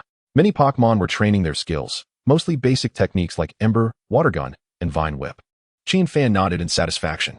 This ambience is perfect for the training of the little aluminum steel dragon and Mini-Fu. Little one, do you see that rock? Qin Fan sat down on a nearby bench, pointing to a stone by the roadside. Your task today is to shatter that rock with your metal claws, and then we can head home for dinner. The little aluminum steel dragon was about to respond with a light roar, but was astonished to find that his mouth wouldn't open at all. He quickly tapped Qin Fan's leg with his little paws, pointing insistently at his mouth. What's wrong? Qin Fan picked up the aluminum steel dragon and looked in the direction he was pointing, immediately struck dumb. Not that, buddy, although your Poké deck says you rust easily. This is a bit excessive, isn't it? Just from drinking a bottle of milk, how did your mouth get rusted shut? Please wait a moment. Qin Fan cradled the aluminum steel dragon and comforted him a bit. He then opened the trainer communication forum, snapped a photo of the aluminum steel dragon, and posted a help request. Help? My newly acquired aluminum steel dragon has rusted. What should I do? Chapter 44. Application for participation in gym battles. In the punching arena, a red-haired man lounged lazily on the sofa, his fingers continuously swiping across his tablet. As the gym leader of the punching arena, few could successfully reach the gym he guarded in the Galar region. Consequently, Chabana had grown accustomed to surfing the internet and taking selfies out of boredom. Haha. This is interesting. This book starting with a theft of the Sharpedo is fantastic. Real men should read about dragon-type trainers. Just as Chabana was about to click the recharge button to send a great author endorsement to the book, a pop-up suddenly appeared at the top of the screen. An aluminum steel dragon rusted? How intriguing. Wow, so shiny. This aluminum steel dragon seems to have great potential. I should have a chat. Perhaps this little one could be trained in the manner I just envisioned. Chabana hastily sent a great author endorsement and swiftly switched applications. The power of the online community is remarkable. Not long after the post was made, a user named Aspiring to be the Strongest Dragon responded to Qin Fan's thread. Aspiring to be the strongest dragon, the issue of aluminum steel dragon rusting can be easily resolved. Just go to the Pokémon Center and buy some poison to apply to it. If you have any poison-type Pokémon nearby, you can directly use their poison on the rusted areas. Using more poison may even significantly accelerate the aluminum steel dragon's development. Qin Fan glanced at the user's profile picture, which resembled that of the Galar region's dragon-type gym leader, likely a devoted admirer. It seems worth trying this method. After all, this person has crafted such an authentic account, indicating they're a die-hard fan of Chabana. Even if this method proves ineffective, the aluminum steel dragon will be immune to poison-type damage, and won't have to fear any pranks. The Pokémon Center is too far. But there is indeed a poison-type Pokémon around here. Qin Fan replied with a thank you to the user, and then spotted a familiar Ekans moving bricks in the distance, beckoning it over. Ekans, come here for a moment. Ekans froze, and the brick it was coiling around fell to the ground with a thud. Damn, why is this guy back again? Third time's the charm, huh? Ekans sighed and obediently slithered over to Qin Fan, forcing a smile that was somewhat human-like. Ekans, you're quite well-behaved today, Qin Fan praised. getting straight to the point. My aluminum steel dragon has rusted. Could you help me get some venom to corrode it? Ekans was momentarily taken aback. What kind of outrageous request is this? Which trainer would let another Pokémon use poison on their own Pokémon? Ekans blinked rapidly as thoughts raced through his mind. Finally, a terrifying idea emerged in his not-so-mature brain. Could this be a setup? The more he thought about it, the more convinced he became. Now that the terrifying Lalu-Las is no longer present, it must be lurking somewhere nearby. As soon as it unleashes its venom upon this little metallic dragon, the latter will undoubtedly retaliate with a barrage of magical flames. Yes, it must be so. Arbok, feeling quite clever, wore a cunning smile. Swiftly, it slithered across the ground, retrieving a few pieces of sandpaper from a box at the construction site. The implication was clear. This tool could remedy rust. Qin Fan noted that his extraordinary ability was not yet fully developed, preventing him from accurately sensing the thoughts of the spirit. However, he could perceive the complexity of Arbok's inner musings. Are you overthinking it? The aluminum dragon's mouth is rusted. How could sandpaper possibly fit inside? Release your venom quickly, lest I compel Ferrothorn to strike you. Huh? Arbok suddenly realized that beside Qin Fan stood another formidable spirit. This spirit, with an impassive and haughty gaze, seemed indifferent to the world around her. Arbok felt as if she were a cold-hearted assassin. Instantly intimidated, it emitted its venom. Upon receiving the venom, Qin Fan tentatively applied it to the aluminum dragon. The little creature's tightly shut mouth began to loosen, with visible rust gradually vanishing from the crevices. Roar! After applying more venom, the little dragon's mouth finally opened, excitedly rubbing against Qin Fan's clothing. Do not rush. Let us apply some more, and see if this venom can enhance your strength. Observing that the method inspired by the imitation of Chabana had resolved the aluminum dragon's rust issue, Qin Fan decided to test the veracity of the second claim. After the venom was applied all over, the aluminum dragon squinted its tiny eyes and let out a tender roar. Is it comfortable? The little aluminum dragon nodded vigorously. After the venom coated its body, it felt as if many invisible impurities were corroded away, and it even sensed a slight increase in strength without those burdens. Seeing that this method indeed bore fruit, Qin Fan promptly reopened the forum to reward the kind netizen who had just assisted him. He then hastily closed his phone and resumed applying venom to the aluminum dragon. The entire afternoon passed, and amidst the little girl's delighted exclamations of "I've grown larger," the aluminum dragon successfully advanced to level 5. The progress achieved was attributable not only to the numerous supportive attributes of both Qin Fan and the aluminum dragon, but also to the effectiveness of this training method. As dusk approached, Qin Fan bid farewell to Arbok, promising to meet again the next day before departing in haste. Watching Qin Fan's retreating figure, Arbok gazed skyward, pondering what misdeeds had led to this fate, realizing it would have to meet him again the following day. Had it known this outcome, it would have never ventured into the city to seek a living. The first day of longing for its hometown, Suihua. In the ensuing days, Qin Fan's life returned to a monotonous rhythm. During the day, he trained alongside the aluminum dragon and Ferrothorn with the little girl, while at night, he engaged in shameless sparring with Xerneas, before dreaming of enhancing his attributes. One morning, noticing he had woken early, Qin Fan decided to engage in another sparring session with Xerneas. Just as they finished, while Qin Fan was soothing Xerneas' back, he suddenly heard the little girl's excited knock at the door. Qin Fan quickly opened the door. The method for volunteer enrollment has been finalized. The campus network has sent it out. This time we will fill out applications directly at the gym. Candidates will be assigned to trainers based on the universities they wish to attend, with results determined by battle performance. Come out and see which school we will attend. Gently patting Xerneas' back and smoothing her hair, Qin Fan tenderly returned her to her Pokeball before opening the door to invite the little girl inside. You're up quite early. Do you know who our chief examiner is this time? The chief examiner is the trainer of Metagross, Lord Shangqian. And the honorary examiner from Jizhong is the gym leader of Chabana from the Galar region. Chapter 45, Qin Fan's Aspiration, Jizhong University Chabana. Qin Fan was not surprised at all by the news of Lord Shangqian being the chief examiner. His Metagross was renowned for its computational prowess, and nearly every year, the Eastern Huang Trainer Association invited him to assess the national examination results. However, Chabana's involvement seemed rather random. Each time it came to filling out applications, Eastern Huang would invest heavily to invite numerous trainers from various regions to assist in maintaining order, ensuring that each province had at least one. There were at least 100 trainers worldwide with the strength of a champion who could be persuaded by Eastern Huang, making the odds of Chabana overseeing Jizhong around 1%. Qin Fan glanced at the little aluminum dragon, who was hidden beneath the table and busying itself with its venom. Lost in thought, Having just captured the aluminum dragon, the world's foremost aluminum dragon trainer was about to come to Jijong for examination duties. If that were the case, it would be wise to consider giving this little one a chance to shine during the gym battle. Should Chabana take a liking to the little creature, perhaps he might casually share a training insight for aluminum dragons? Noticing Qin Fan's silent contemplation as he stared intently at her, the little girl blushed and lightly poked Qin Fan's arm. "You naughty boy, I'm discussing serious matters here. Can't you look at something else for a change?" Interrupted from his thoughts, Qin Fan momentarily froze, only then realizing that the little girl was clad in a shirt adorned with whimsical anime doll patterns, which perfectly accentuated her figure. However, dear girl, you might be overthinking things today. Nevertheless, since the misunderstanding had arisen, Qin Fan had no intention of losing out. Subtly pulling the little girl closer, he remarked, "Actually, I do not have a particular university in mind. You can choose whichever school you like, and I shall accompany you."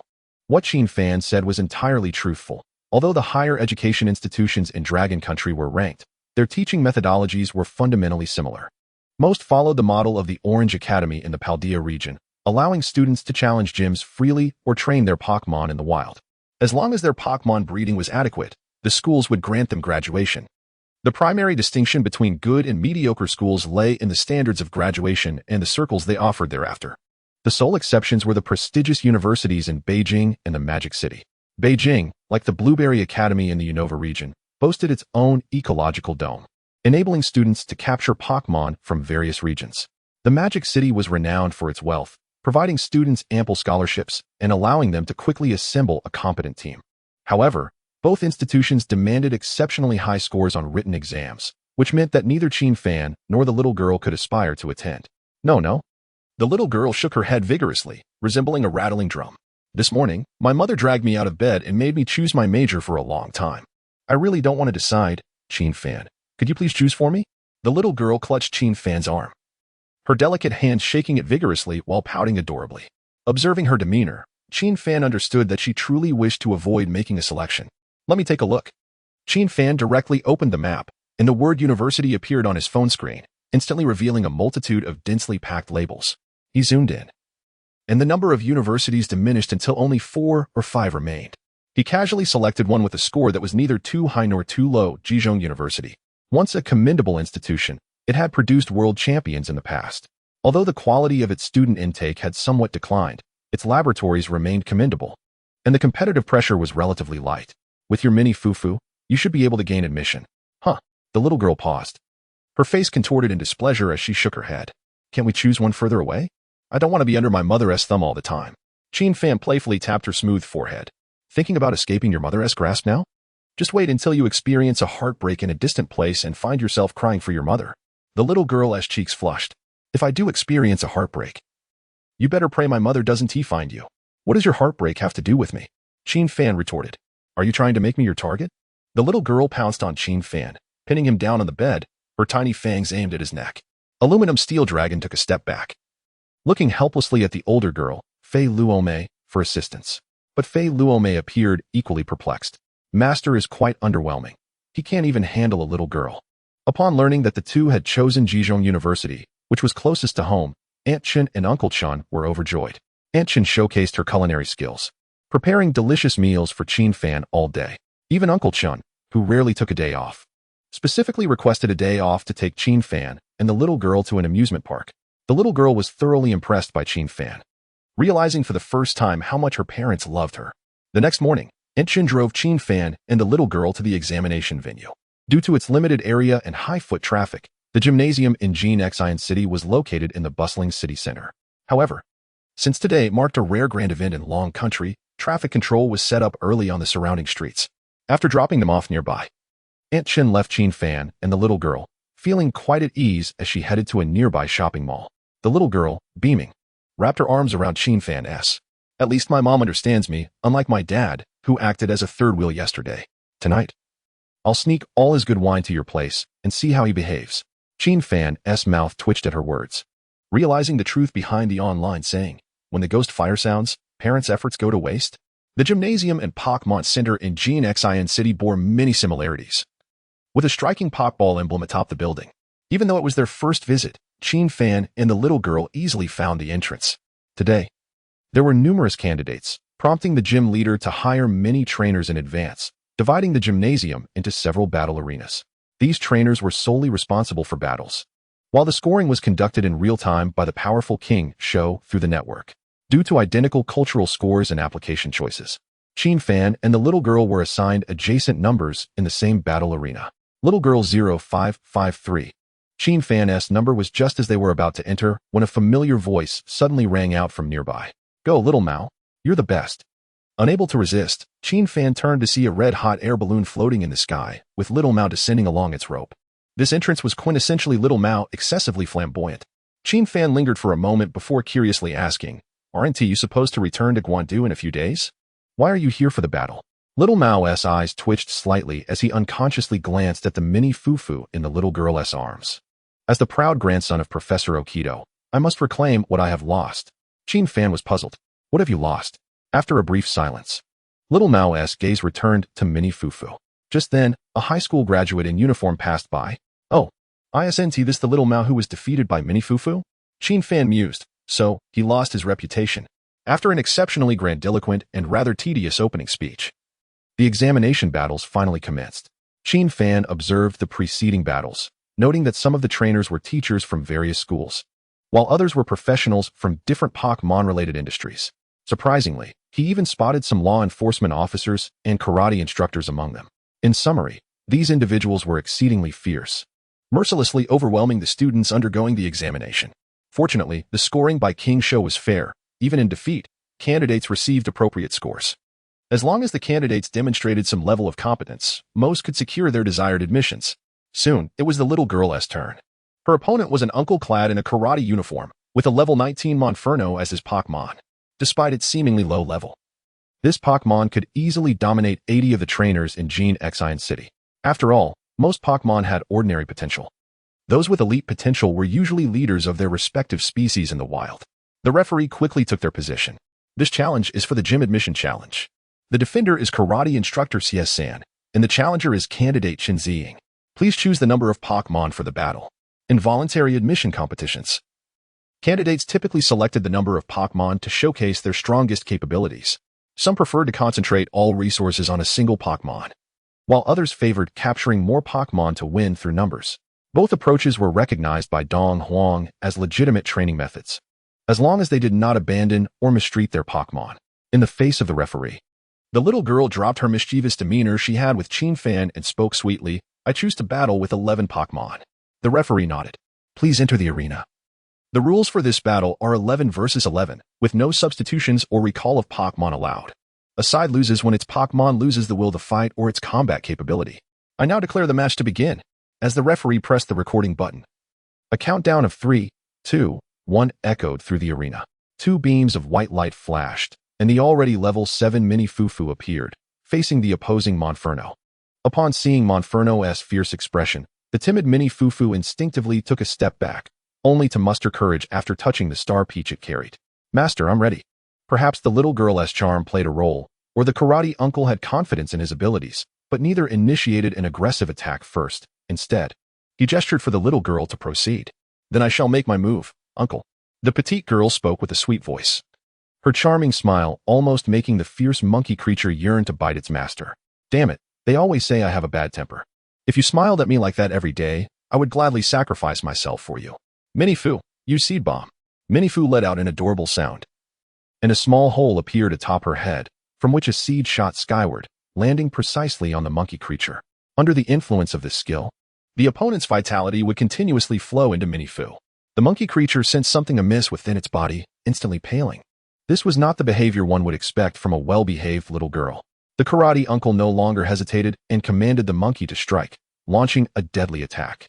Use seismic toss. This move is one of the signature techniques of the fighting type. As one's level and physical fitness improve, so does the power of this move, making it an evergreen skill. The monkey's foul temper is what allowed it to become a common Pokémon in the hands of trainers, as this species can master the skill at an early stage. Based on the karate uncle's calculations, with the monkey's current physical condition, it could finish Mini-Fu off in at most 3 strikes. Thank goodness, it wouldn't be a total disaster. The karate uncle patted his chest, thinking, how much mischief could such a small girl really cause? The monkey creature let out a roar and dashed toward Mini-Fu. Its speed was naturally superior to Mini-Fu's, and with a level advantage, it quickly closed the gap. It reached out and grabbed Mini-Fu, who was momentarily stunned, with its muscular legs propelling off the ground. It leapt into the air above the arena. Under the monkey's command, the two spun wildly in the air, causing Mini-Fu's eyes to spin in circles. Despite the little girl urging her to use Vine Whip, Mini-Fu was powerless to resist. The young creature had not received any professional training and could not break free from the opponent's assault. After several rotations, a cruel smile flashed across the monkey's face as it hurled Mini-Fu's frail body to the ground. Mini-Fu let out a pain cry, tears welling in her eyes as she pulled out a starfruit and began to munch on it. Two upward light rings flickered, and suddenly Mini-Fu's movements seemed to accelerate, effortlessly evading the monkey's next seismic toss. A green light shimmered around the monkey as the seed bomb took effect, restoring some of Mini-Fu's injuries. The karate uncle's expression darkened. Although one starfruit wouldn't turn the tide, if the battle exceeded 5 rounds, he would surely be ridiculed by his peers. Just as he intended to hasten the battle, Mini-Fu suddenly brimmed with confidence, gazing at her trainer with determined eyes. Chen Ziying waved her hand. Mini-Fu, use starfruit again. The karate uncle exclaimed. What? If you have someone backing you, why even bother to compete? Such blatant cheating was simply outrageous. Chapter 47. The Gym Leader. Little Emo, in tears confronted by the karate uncle's bewildered gaze, the referee promptly interjected, the challenger's actions are legitimate. Please continue the battle, defender. Legitimate? The karate uncle stared incredulously at Mini-Fu, who had consumed yet another starfruit, her defenses significantly bolstered, feeling an urge to curse. What the hell? He thought. Why don't you step up and fight, and see how legitimate it is? The situation soon became quite amusing, as the now swifter Mini-Fu employed a kite strategy, darting around the edges of the arena. Even when occasionally caught by the monkey, its attack seemed trivial in comparison to the recovery from the seed bomb. Once the starfruit's attack boost activated, the dynamics of the battlefield completely shifted. Mini-Fu unleashed quick attack, chasing the monkey around the arena, observing the karate uncle in disarray. Little Emo clapped enthusiastically. Look, I'm not the only one being defeated by Mini-Fu. Dream-type Mini-Fu is the strongest Pokémon. Anyone who faces her will be trampled. I'm merely a witness to a new tactic, not the weakling the high school circles of Jinshin City claim I am. Haha, everyone come watch. Soon I will bring out my own Mini-Fu for you to witness its prowess from start to finish.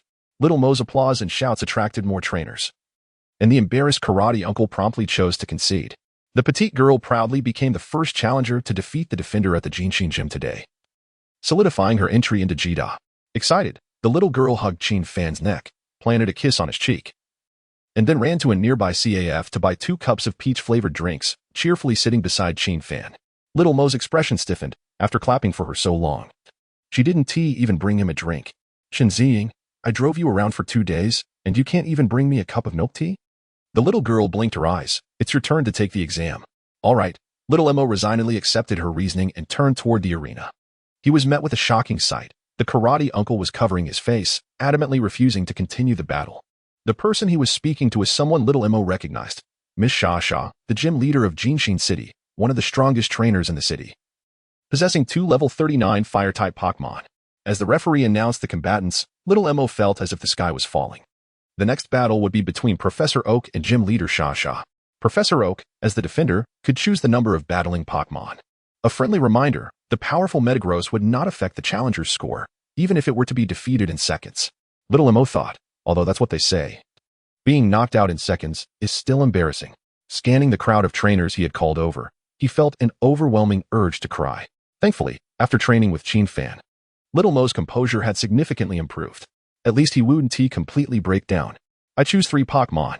Then everyone witnessed an intensely passionate yet somewhat tedious battle unfold. In the first round, Little Emo sent out his level 12 Dream-type Mini-Fu, which was promptly defeated by gym leader Shasha's level 18 Litten using Fire Fang. Shasha then apologized. Sorry, that's my weakest Pokémon. In the second round, Little Emo dispatched a level 14 Squirtle, and after a struggle, managed to defeat Shasha's Litten, preserving his dwindling pride. I, Emperor Little Emo, have secured my reputation. In the third round, Shasha sent out her level 28 Flareon, which swiftly knocked out the weakened Squirtle with a single bite and apologized again. This is my second weakest Pokémon. In the fourth round, Little Emo sent out his level 10 Espion, engaging in an internal family battle with the Flareon, only to be taken down by another Fire Fang. The entire battle lasted less than 5 minutes, and Little Emo walked off the stage in a daze. Upon seeing Qin Fan, Xiao Mao's eyes sparkled with renewed hope. Despite his recent defeat, He was facing the Fire-type gym leader of Gene Xin City. If Qin Fan were to be vanquished next, it would hardly be a disgrace for him. Sensing Xiao Mao's thoughts, Qin Fan smiled broadly. In truth, Xiao Mao was already a recognized prodigy in the trainer community. Although he had recently suffered a setback, his Squirtle's audacious challenge against the gym leader and his EV achieving evolution into a Moonlight EV at just level 10 were commendable feats worthy of high accolades. The only unfortunate aspect was that the little girl before him had outshone him by defeating the challenger. Additionally, Qin Fan had an unsettling feeling that this gym leader, Sasha, might possess a formidable main Pokémon, potentially a Tiger type, which could be defeated by his Fairy Queen. Consequently, compared to the two competitors before and after him, Xiao Mao's score might be slightly diminished. After reluctantly accepting a victory kiss from the little girl, Qin Fan stepped onto the battlefield. Due to Chabana serving as the honorary referee, he decided to showcase his Steel Dragon in a 3-on-3 battle. After several days of training, and with the benefits of 3 golden attributes, Breeder, Dragon Goddess Favor, and Greatness achieved early, his Steel Dragon had successfully reached level 15. Moreover, thanks to Xerneas' inadvertent guidance, the Steel Dragon had learned both Dragon Claw and Dragon Pulse. Soon, Sasha returned to the arena with her rejuvenated Pokémon. As both stood on opposite sides of the stage, Qin Fan took a moment to appraise the youthful gym leader. Clad in a fiery red leather outfit that accentuated her slender figure, her flowing crimson hair radiated an alluring charm. Qin Fan couldn't help but compare her to his Xerneas and the little girl. Although he was aware such assessments of a young lady were rather inappropriate. It was an involuntary reaction. Apologies, I am indeed shameless. Besides, Xerneas is rather more enchanting. I shall now announce the rules of the match. It will be a 3-on-3 battle, with the defending gym leader attacking first and no substitutions allowed. The challenger may freely switch Pokémon, and once all 3 Pokémon of either side are incapacitated, they will be declared the loser. On the count of 3, we begin. Don't worry, little brother. I want to use my main Pokémon. Sasha flashed an encouraging smile at Qin Fan and released the recently healed Heat Meow. Qin Fan gently patted his Steel Dragon's head. Little one, it's your time to shine. The Steel Dragon's debut battle commenced. Upon the appearance of the Steel Dragon, the trainers present were visibly astonished. Even Sasha, the gym leader, expressed surprise in her beautiful eyes. The Pokémon Qin Fan had summoned was simply extraordinary. While most novice trainers relied on common Pokémon like Oddish, Rattata, or Pidgey, here stood a trainer who had summoned a dragon. Not just any dragon, but one with base stats exceeding those of the starter Pokémon. Possessing a Gigantamax form, the Steel Dragon. Little brother, it seems I cannot afford to be careless, Sasha thought, a hint of seriousness crossing her gaze. Heat Meow. Use Fire Fang for a strong attack. Steel Dragon, employ Dragon Claw. Qin Fan did not falter, commanding his Steel Dragon to strike back. Although the Steel Dragon was slightly outmatched in level, its superior base stats and resistance to Fire-type moves granted it a distinct advantage. With a low growl, Heat Meow gracefully leapt forward, for fiery fangs materializing before it, launching itself toward the Steel Dragon in a fierce assault. The Steel Dragon, seemingly bulky, nevertheless matched Heat Meow's speed, rushing to the center of the arena as its claw, resembling a cannon, coalesced into a massive purple dragon claw. The two attacks collided mid-air, producing a cacophony of metallic sounds that reverberated through the arena, igniting excitement among the onlookers. Isn't the Steel Dragon exceptionally well-trained? Murmured a trainer. We all acquired our Pokémon post-exams, yet my Bulbasaur is only at level 7. How can this guy's dragon contend with an 18-level starter Pokémon? Could it be that he topped the city's entrance exam and is the first in Gene Xin City to receive a Pokémon? Impossible, absolutely impossible. How can you be so sure? Replied the Bulbasaur trainer. Because I'm the one who failed the exam. That guy must have passed his assessments. Did he get into Beijing or Shanghai? The trainer sighed, glancing at his Bulbasaur sipping milk and then at the imposing Steel Dragon on the field. Sasha, the gym leader, was equally astonished as she observed Qin Fan, her eyes sparkling.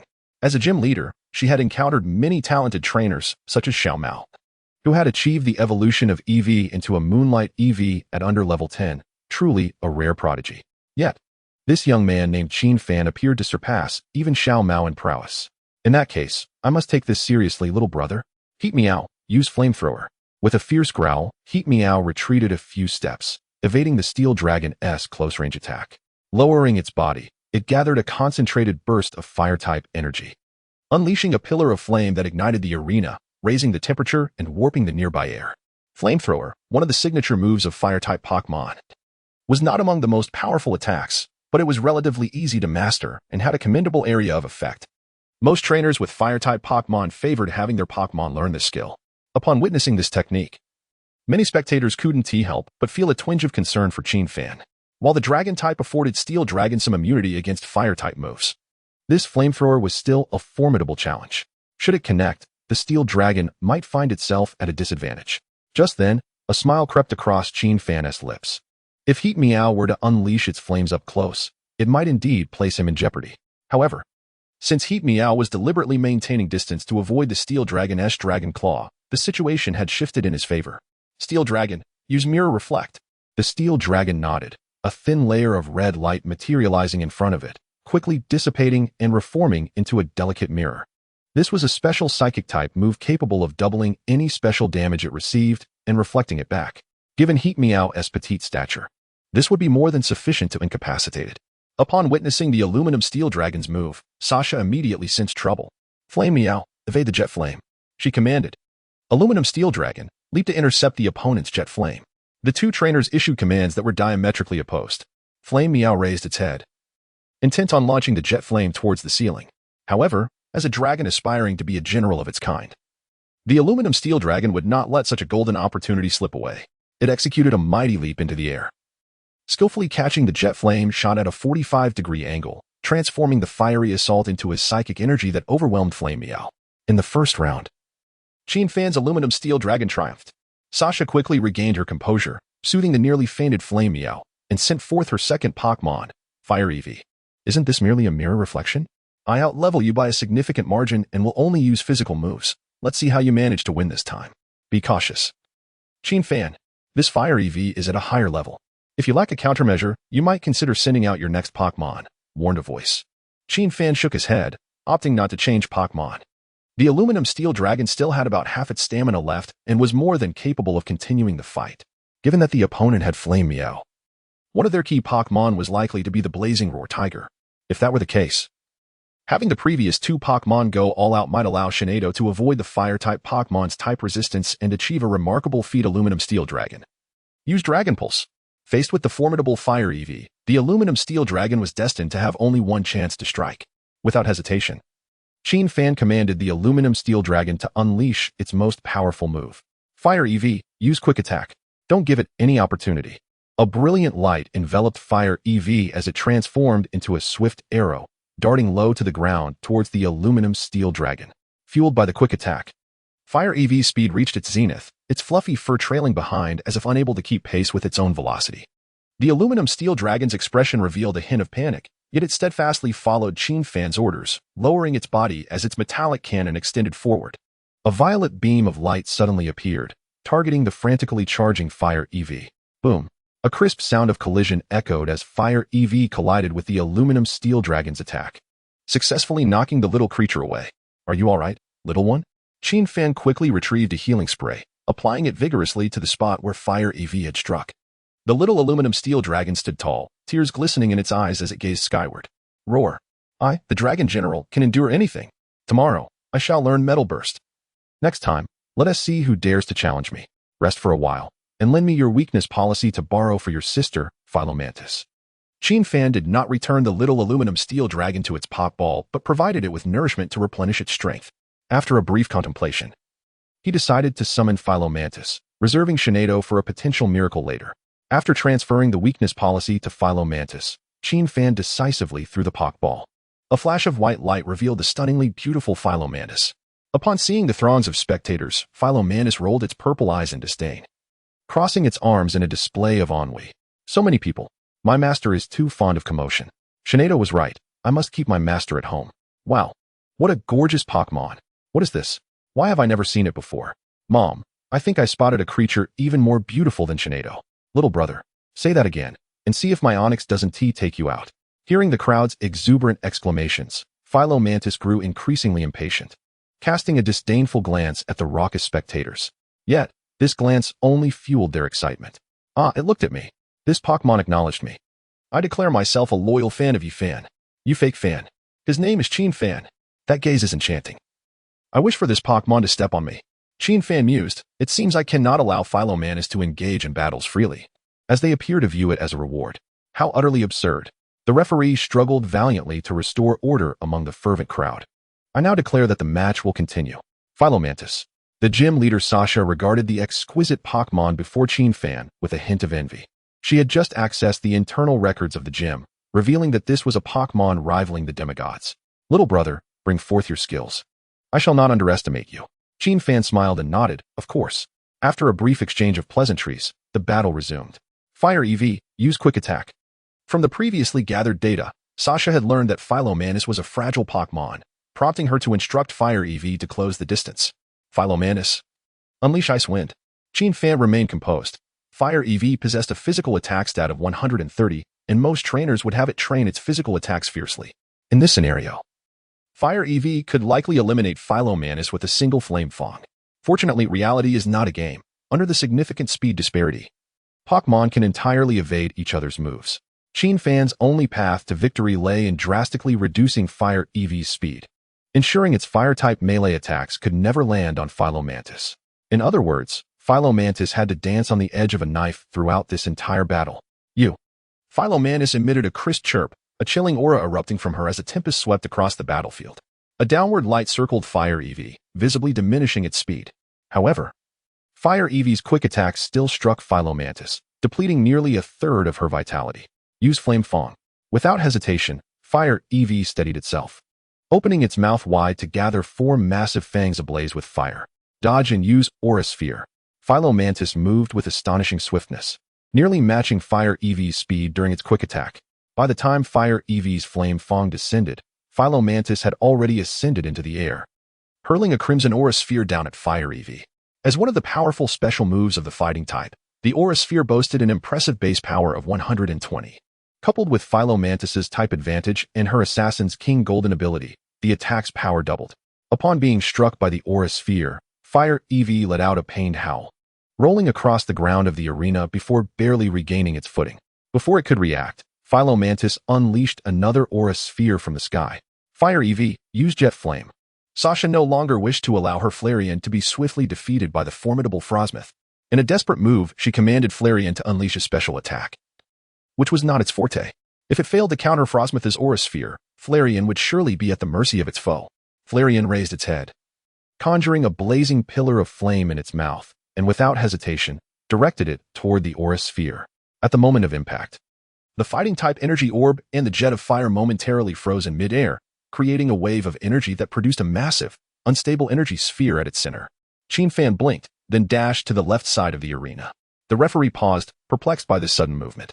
Fan glanced at Frosmoth, now to his right, and replied earnestly, "It is said that the right side always triumphs in a clash of energies, thus I must position Frosmoth at my right." The referee and Sasha, the gym leader, were taken aback by his reasoning. What kind of esoteric trainer is this? Fan grinned, his psychic energy extending with full force. His rapid movement was not merely for show. He aimed to convey a message to Frosmoth through his psychic abilities. Unfortunately, his powers were not yet strong enough to reach far distances. Frosmoth, do not engage in a clash. Use Tackle. Frosmoth pondered for a moment, then decisively abandoned the Aura Sphere in favor of a swift approach above Flareon. However, Flareon was still engulfed in flames, obstructing its view and preventing it from detecting Frosmoth's actions. Flareon, use Fire Fang upwards. Flareon hesitated briefly but ultimately obeyed its trainer's command, forming the essence of 4 fiery fangs. Yet, it was too late. As it relinquished its fiery breath, Frosmoth's right leg crashed down with precision, striking Flareon squarely on the head. The fire fang dissipated in midair before it could fully materialize. It faltered. "Sasha, the gym leader," exclaimed Frosmoth, "regain your distance and use Aura Sphere." Having taken the upper hand, Fan was not greedy. He promptly instructed Frosmoth to retreat. Although Flareon appeared severely wounded, Fan remained cognizant of the significant level disparity between the two Pokémon. The fact that they were evenly matched in combat did not imply that their physical forms were equal. As Fan's commands flowed seamlessly, Sasha's mouth twitched in disbelief. Was this truly a novice trainer? Typically, novice trainers were weak due to their low-level Pokémon and lack of combat rhythm. Yet this individual not only cultivated his Pokémon exceptionally, but also commanded them with remarkable precision. Sasha felt a sense of foreboding. If Fan were to possess a few gym leader-level Pokémon, he could ascend to the ranks of a gym leader himself. Realizing this, Sasha decided to abandon any semblance of sportsmanship. "Flareon, use Sand Attack." Flareon nodded, turning its back to Frosmoth, and began to furiously dig into the sandy battleground with its claws. Fine dust and sand flew towards Frosmoth, creating a sudden sandstorm. Frosmoth instinctively shut its eyes to avoid the debris, which rendered its newly formed aura sphere inaccurate, causing it to fall harmlessly into the void. Well done, Flareon. Now you spark. A glimmer sparkled in Sasha's eyes as her proud demeanor elevated. Qin Fan admired the spectacle momentarily before redirecting his focus to the arena. He surmised Sasha's strategy. She intended to expend Frosmoth's aura sphere with these minor skills. The Pokémon world abides by an ironclad rule. The more powerful the skill, the greater the energy expenditure. If sustained over several rounds, Frosmoth would deplete its fighting-type energy, while Flareon could execute its minor skills repeatedly. Eventually, Frosmoth would find itself at a disadvantage. Yet, he underestimated the situation. Besides tactics and excellent Pokémon training, his own prowess was commendable. Frosmoth countered the spark with tackle. After countless probing attempts, Qin Fan discerned that Flareon's special attack was insufficient to eliminate Frosmoth. Once the weakness policy was triggered, the battle would shift dramatically. Over the course of their half-month partnership, Frosmoth had developed immense trust in Qin Fan and charged towards Flareon. Sparks danced upon Frosmoth's body, illuminating its graceful form. The entire battleground was aglow with flashes, as onlookers sought to immortalize this splendid moment. Sasha stared in astonishment at Frosmoth, her brows furrowed. Logically, Frosmoth should have evaded Flareon. So why did it choose to close in? This confusion was fleeting, as she soon witnessed Frosmoth engulfed in 4 ascending rings of light. You wield the weakness policy? Qin Fan raised his thumb in acknowledgement. Under the influence of the weakness policy, Frosmoth's special attack and physical attack surged significantly after enduring damage from its weakness. With a single tackle, Flareon found itself on the brink of collapse. Frosmoth emitted a low cry before executing a swift spinning maneuver, taking down the still reeling Flareon.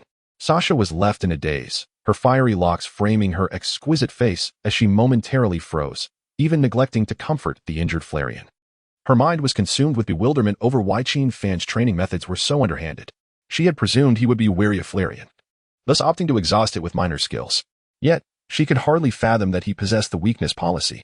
Observing Frosmoth's amplified special and physical attacks, Sasha sighed. Realizing that what she thought would be tomorrow's headlines about a karate master being bested by Mini-Fu would instead be overshadowed by her own predicament. Her gaze fell upon her 2 Pokeballs at her waist. She still had a level 39 Charizard and a level 39 Blaziken. In terms of raw strength, her Blaziken was slightly superior. However, as her eyes lingered on Frosmoth, she felt a headache coming on. With Frosmoth wielding Aura Sphere and having gained 2 levels in special attack, sending Blaziken into battle would mean it would lose half its health right from the start. It shall be you, Charizard. Wait.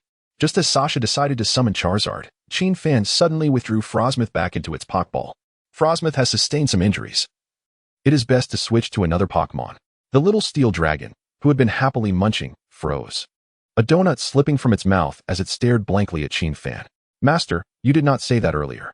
Qin Fan patted the steel dragon's head. Now. Little one, do not be jealous. I prioritize the female Pokemon. Steel dragon, you would have been better off not explaining, Master. Qin Fan chuckled, refraining from further rebuttal. His decision to replace Frosmoth was not due to such trivial reasoning. Rather, it was a calculated risk, betting on the possibility that Sasha had a Blaziken in reserve.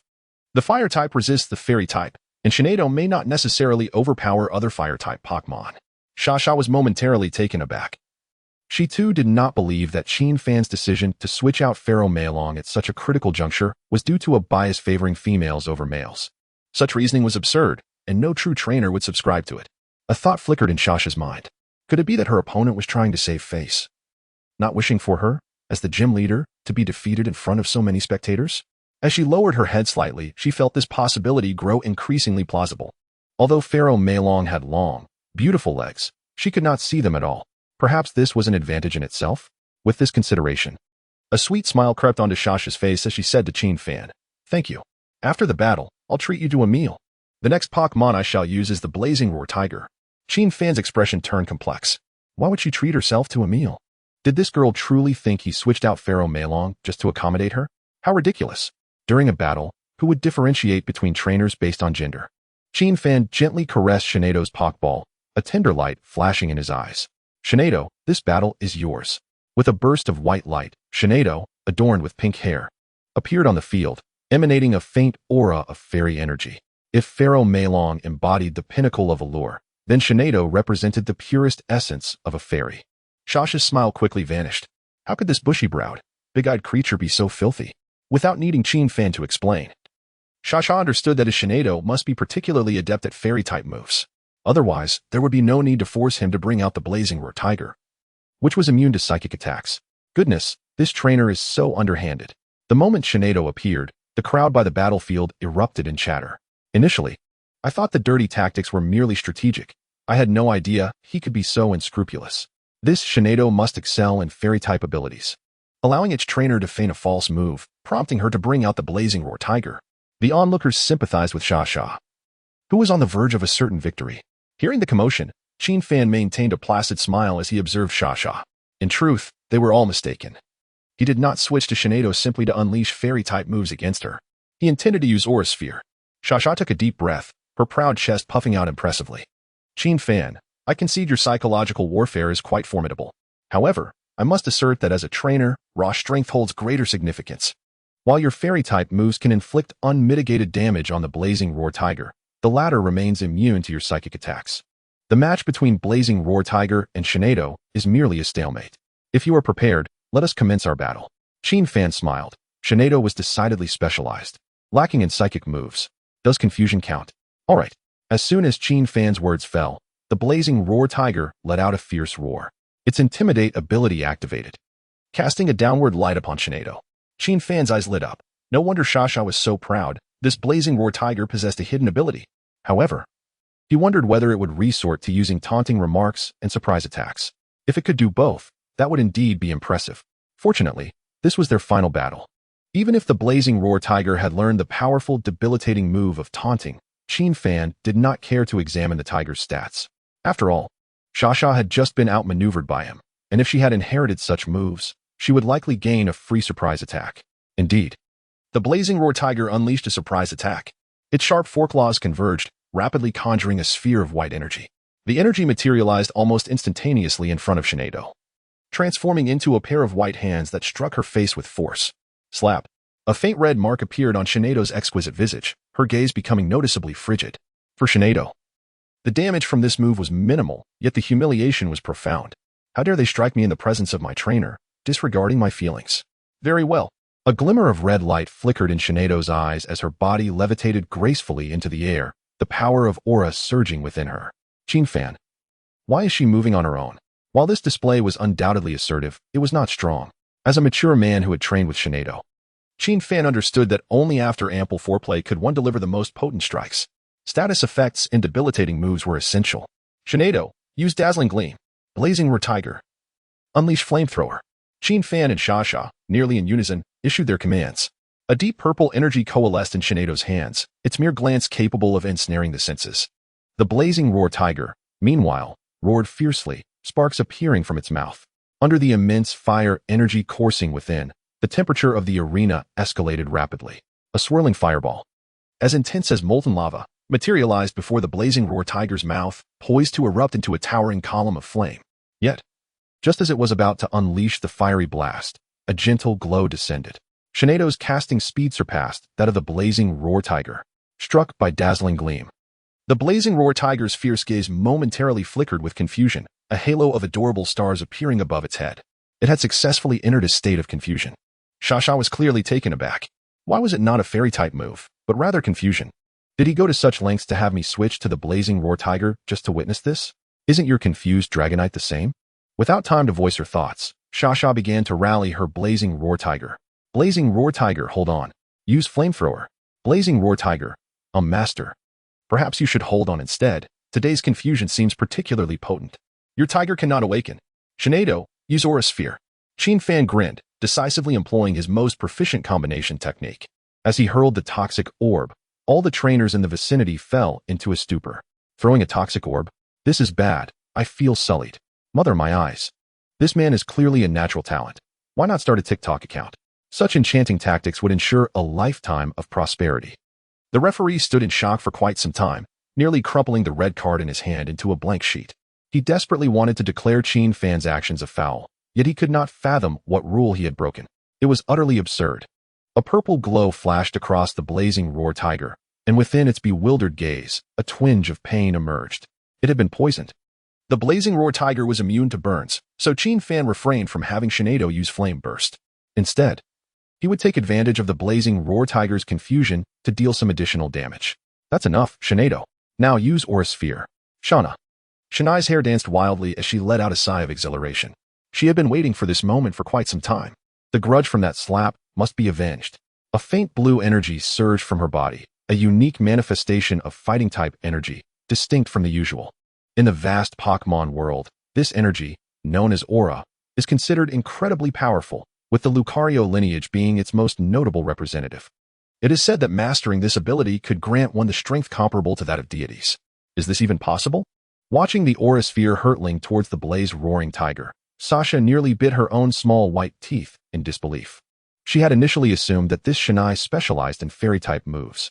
After the Blaze Roaring Tiger had been tricked into a state of confusion, she had already experienced her first bout of frustration. However, it seemed that all that anger had been in vain. This Shinai, clearly a psychic fairy-type Pokémon, had not utilized any fairy or psychic moves at all. If she enjoyed playing dirty, couldn't she at least choose a ghost or poison type? Chapter 52. Is it unacceptable to speak ill of my husband? The blue Aura Sphere struck the Blaze Roaring Tiger squarely in the face. Roar. The Blaze Roaring Tiger's face visibly contorted, and its massive body crashed to the ground with a thud. Simultaneously, the Blaze Roaring Tiger emerged from its state of confusion, glaring furiously at Shinai. Does it not understand the unwritten rule of not striking a tiger's face? This is outrageous. A glimmer of delight flickered across Sasha's face. She had thought the Blaze Roaring Tiger would remain confused for a longer duration. Yet, unexpectedly, Shinai opted for a direct hit to the face. Though it was a humiliating blow, it successfully roused the Blaze Roaring Tiger from its confusion. At that moment, Shinai, following Qin Fan's command, unleashed another Aura Sphere. Blaze Roaring Tiger, splendid. Quickly use Protect. A fierce glint flashed in the Blaze Roaring Tiger's eyes as a white light enveloped its hands, swiftly transforming into a radiant shield. The Protect move, when executed correctly against an opponent of lesser levels, could effectively nullify one attack. In practical combat, it is typically employed to withstand powerful moves from adversaries or to buy time to escape their onslaught. The blue Aura Sphere collided with the Protect, dissipating like a bullet striking water, merely creating a ripple before vanishing entirely. Truly, the gym leader displayed textbook-level prowess with that Protect. Sasha, despite the opponent's underhanded tactics, maintained a commendable rhythm in battle. A commendable defeat, indeed. Though Qin Fan tactically exploited a poison and an Aura Sphere, the Blaze Roaring Tiger still appeared vigorous. Moving forward, the Blaze Roaring Tiger merely needed to be cautious of confusion. In light of the spectators' comments, Qin Fan retained his serene smile. If this were a game where 4 skills were locked, Protect would indeed be formidable. However, do you comprehend the meaning of once more? Shinai. Use Recycle on the Blaze Roaring Tiger. Sasha. Is this truly a fairy-type Pokémon? If her memory served her well, since the battle commenced until now, it seemed that Qin Fan had not employed a single fairy-type move. Aside from the Aura Sphere, he had utilized a myriad of control skills. Faced with Sasha's expression of bewilderment, Shinai snorted dismissively, playfully beckoning the Blaze Roaring Tiger with a finger. In the next instant, the Blaze Roaring Tiger hastily dispelled its half-formed flamethrower and reactivated the Protect move. Initially, the onlookers felt indifferent. Shinai continued to unleash Aura Spheres, while the Blaze Roaring Tiger maintained its Protect. It was merely a matter of stalling time or gambling on the odds of the Blaze Roaring Tiger failing its Protect. But then, the Blaze Roaring Tiger suddenly glowed purple. A wave of astonishment rippled through the crowd. My goodness, does the Blaze Roaring Tiger have Toxic as well? Is there anyone good at math here? What round of Toxic is the Blaze Roaring Tiger currently on? The trainer, who had scored first in the city with his Bulbasaur, instinctively muttered 4th round, before falling back into deep contemplation. He pondered why, if Qin Fan Shinai could utilize poison in such a manner, he could not do the same? Although toxin manipulation is notoriously challenging, akin to easy to learn, hard to master, he excelled in learning. Following that utterance of 4th round, the arena fell silent. With the 4th round of Toxic looming, 2 more rounds remained, compounded by Shinai's Aura Sphere. Was the Blaze Roaring Tiger nearing its end? The battle raged on. As time elapsed, the effects of the Toxic became increasingly terrifying. The Blaze Roaring Tiger's Protect had been activated for the 3rd consecutive time, with a success rate of less than 1 in 20. Estimating the Blaze Roaring Tiger's vitality, Qin Fan arrived at a conclusion in his favor, a smile gracing his lips. If memory served him correctly, Sasha had recently stated that ultimately, in battles between Pokémon trainers, it all boiled down to strength, did it not? If so, Shinai. Unleash Moonblast. Sasha, you've resorted to dirty tactics, and now you seek to flaunt your prowess. Have all the good deeds been left to you? Even now? Should you use 2 collisions against the Blaze Roaring Tiger, you would be defeated. What purpose does your fairy-type move serve? Take my advice and let her save her energy for breeding. Observing Sasha's chest, which heaved violently beneath her fiery red leather attire, her lips tightly pressed together in silence. Qin Fan grinned, realizing she had yet to recover from the shock of his cunning strategy, and thus refrained from further explanation. Shanai, use Moonblast. A magnificent pink moon suddenly appeared, as if tearing through the fabric of space, illuminating the arena with its ethereal glow, radiating boundless fairy-type energy. Shanai's perfect form gracefully ascended into the air, surrounded by a dense aura of fairy energy. The entire training ground shimmered in a pink crystalline light. With all trainers captivated by Shanai's presence, their mouths agape in awe. Many seasoned trainers thought of the phrase Salazzle. Even the Blaze Roaring Tiger was no exception. Its gaze fixated entirely on Shanai beneath the resplendent moon. Yes, exactly that. Use that move against me. It is far more pleasurable than being poisoned. Amidst the anticipation of countless spectators, Sasha's heart surged with tumultuous waves. She realized she could not see through this challenger before her. Why? If his Pokémon possessed such formidable fairy-type abilities, did he prepare so many control moves? Wouldn't an exhilarating showdown be more enjoyable? As the moonlight cascaded down, the Blaze Roaring Tiger emitted a mournful cry, transforming into a white light and returning to its Pokeball. Sasha took a deep breath, resolving not to grant anyone another opportunity. A gym leader may suffer a single defeat, but must never face consecutive losses. Had she unleashed her main force from the outset, even with this challenger named Qin Fan possessing numerous strategies, she would have easily triumphed. With that thought, Sasha directed the Blaze Roaring Tiger to receive treatment and retrieve the Pokeball containing her Charizard from her waist. The next challenger may now take the stage. I shall now summon my true powerhouse. But do not fret, even if defeated in a single blow, it will not affect the score awarded by Metagross. As soon as Sasha's voice fell, a somewhat delicate and sickly voice suddenly emerged. What if I defeat you? Qin Fan felt a jolt of anxiety and turned his gaze toward the next challenger. A blonde woman was leaning forward, arms crossed, with a charming smile directed at Qin Fan and Shanado. It was none other than Gadelia. Today, Gadelia donned a white short-sleeved top, and her shorts barely covered the most crucial areas, showcasing her ample figure. The moonstone hanging from her neck radiated a pristine white light, undeniably revealing the opulence of this young heiress. It is rather impolite to say that my husband lacks prowess in front of others, isn't it? So how about you experience my level 45 Altaria? Chapter 53. I promise, just this once. Level 45? Husband. Upon hearing these 2 phrases in succession, Sasha was utterly bewildered. Goodness, not only was the scheme underhanded, but he was also living off someone else's wealth. Noticing the forlorn look in Sasha's eyes, Qin Fan couldn't help but twitch his lips. Please don't look at me like that. I am also a victim here. Qin Fan never imagined that Gadelia would possess such tenacity, following him all the way here. For a woman who was wealthy, beautiful, and capable, one would expect her to turn cold and haughtily say humph, after being rejected, and then depart. Gadelia, let me explain. I genuinely rejected your advances. Gadelia's gaze swept past Shanado as she stepped closer to Qin Fan, her Valentino shoes sparkling. I sincerely wish for you to marry me. Witnessing a stunning blonde beauty confessing her feelings to Qin Fan, the little girl beside them was left dumbfounded. She rushed from the audience, clutching Qin Fan's arm as if protecting her chick like a mother hen, puffing her chest out. However, after a moment, the little girl realized she felt somewhat inadequate facing Gadelia alone. As a wealthy lady with extraordinary powers, Gadelia's presence evoked a sense of inferiority. After a brief contemplation, the little girl decisively pulled Shanado to her side. Humph, since I cannot outmatch you one-on-one, I shall employ a strategy of numbers. A red glint flashed in Gadelia's eyes as she fell into a contemplative state. Soon, she uttered a shocking statement. So, you don't want me because you already have other wives? That's all right. I can accept other women. Gadelia stepped forward, nearly pressing against the little girl, her tone exceedingly earnest. Little girl, do you want a bride price? I can offer you 100 million. How about that? Huh?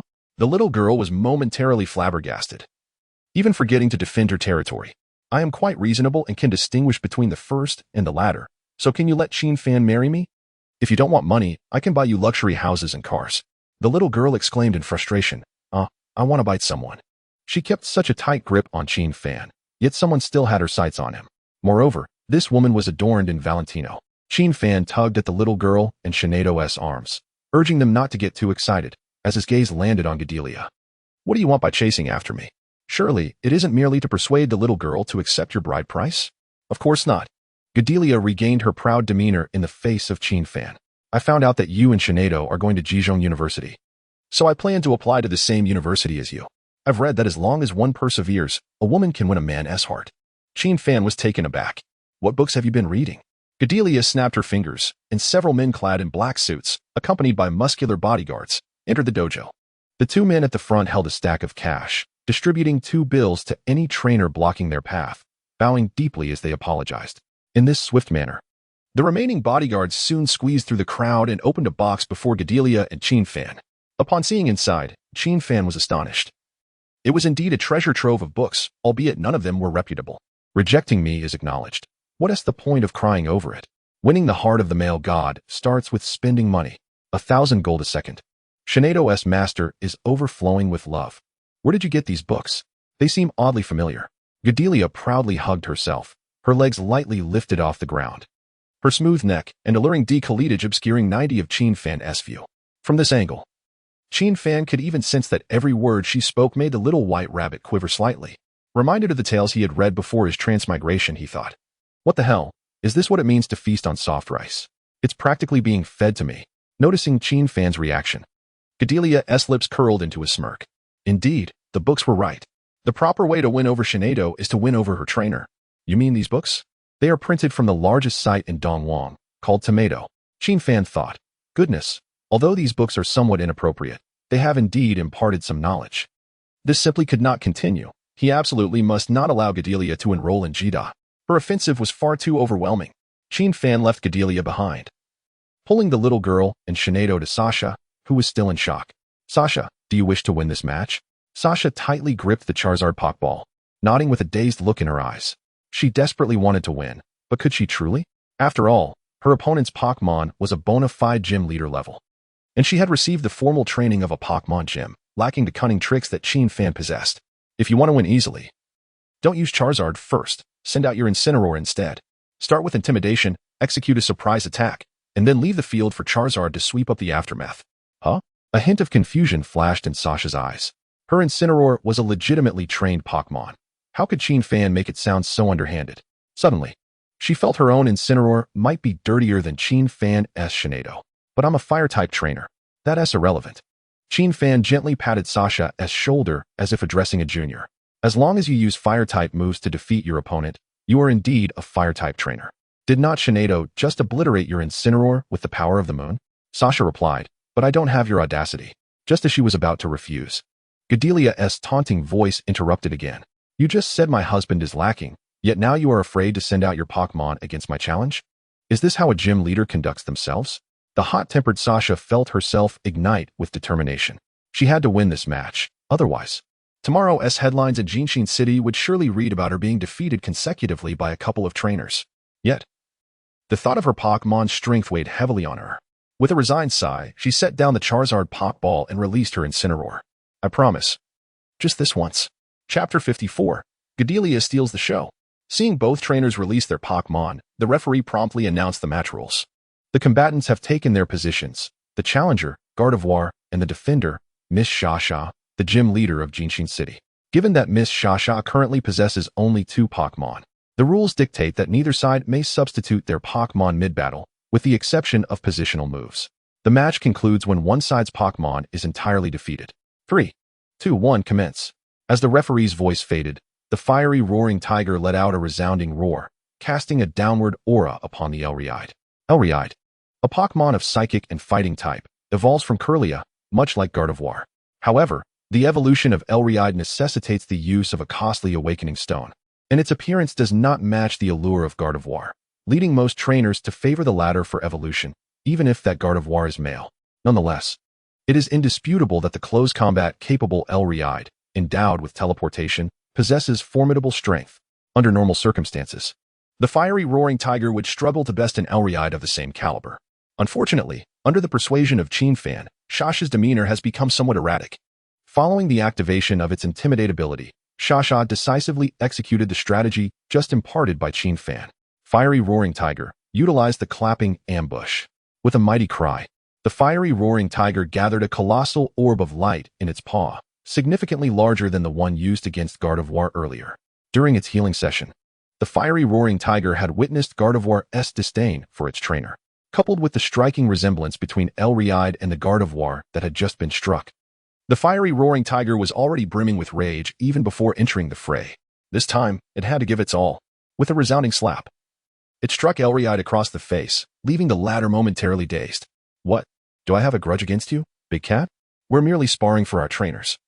One might think I had wronged you. Elriide's eyes flared with fury, its arms imbued with a rich fighting energy. At the moment the fiery roaring tiger executed its clapping ambush, Gardevoir's voice echoed in Elriide's mind. It intended to unleash a sacred sword, delivering a punishing blow to the impudent feline. Yet just as Gardevoir was about to speak, Shasha interjected with a sharp remark. The fiery roaring tiger promptly placed a paw on its hip, pointing accusatorily at Elriide. Given the fervor of its verbal onslaught, it was evident that the insults were particularly cutting.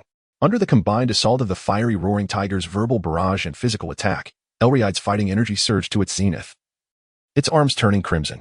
In an instant, its form vanished, manifesting above the fiery roaring tiger, imbued with the overwhelming force of the sacred sword. A smile graced Elriide's face as it felt akin to a protagonist in a tale pursued by a goddess, exhilarated and empowered. You enjoy hurling insults, do you? Take this, you insolent cat. However, just as the sacred sword was about to descend, a look of disdain appeared on the fiery roaring tiger's face. Its orange-hued form gradually dissipated, ultimately transforming into a beam of white light and vanishing into its pockball. Elriide's sacred sword struck the ground, while it felt a sudden void within itself. 2 consecutive downward auras flickered, causing a decrease in both its special attack and attack power. Shaking with intensity, Elriide's psychic energy surged as it sought the fiery roaring tiger's presence. At that moment, a massive orange dragon had materialized before it. This Pokémon, entirely orange and reminiscent of a western dragon, with a defiant gaze and a blazing tail, was none other than one of the starter Pokémon, Charizard. Since the fiery roaring tiger's switch was executed through a move change, it did not violate any rules. Upon witnessing Charizard, Elriide was rendered utterly bewildered. What? I'm in the midst of a rage. Why are you here? While Elriide was at a loss, Gardevoir's icy voice resonated in its mind. Use Charm. Gardevoir's logic was simple. Elriide had already been weakened twice, while the opposing Charizard remained in peak condition. Given Elriide's poor defenses, a direct confrontation with Charizard would be futile. Yet for Elriide, this command was challenging to accept. They just tormented me, and you want me to charm? I can't endure this, my trainer. Seizing the opportunity while Elriide hesitated, Shasha commanded Charizard to unleash a series of flying-type moves, successfully incapacitating Elriide. The first battle concluded. Charizard had triumphed over Elriide. Now, the challenger Gardevoir was to release her second Pokémon. Gardevoir maintained a calm demeanor, briefly comforting Elriide before summoning her next Pokémon. This creature resembled a bird Pokémon, with one azure eye and a pair of wings extending from its sides. Its vibrant body radiated an unusual aura. It was none other than the legendary bird Pokémon. While this Pokémon was not Gardevoir's primary force, her other Pokémon primarily belonged to the psychic type, which were severely countered by Shasha's fiery roaring tiger. In truth, even this legendary bird would struggle against the strategy Qin Fan had just instructed Shasha to employ. After all, it was known to be one of the most cunning of dark-type Pokémon. Gardevoir's bodyguards began to distribute large stacks of cash in a lavish manner to disperse the crowd. Once the crowd was cleared, the legendary bird had also endured a barrage of attacks akin to Elriide's combination move and was helplessly recalled by Gardevoir into its Pokeball. Qin Fan hastily escorted the small girl out of the gym, instructing her to wait for him while he returned with Gardevoir to Gardevoir's side. This girl was the epitome of someone who could not bear to lose.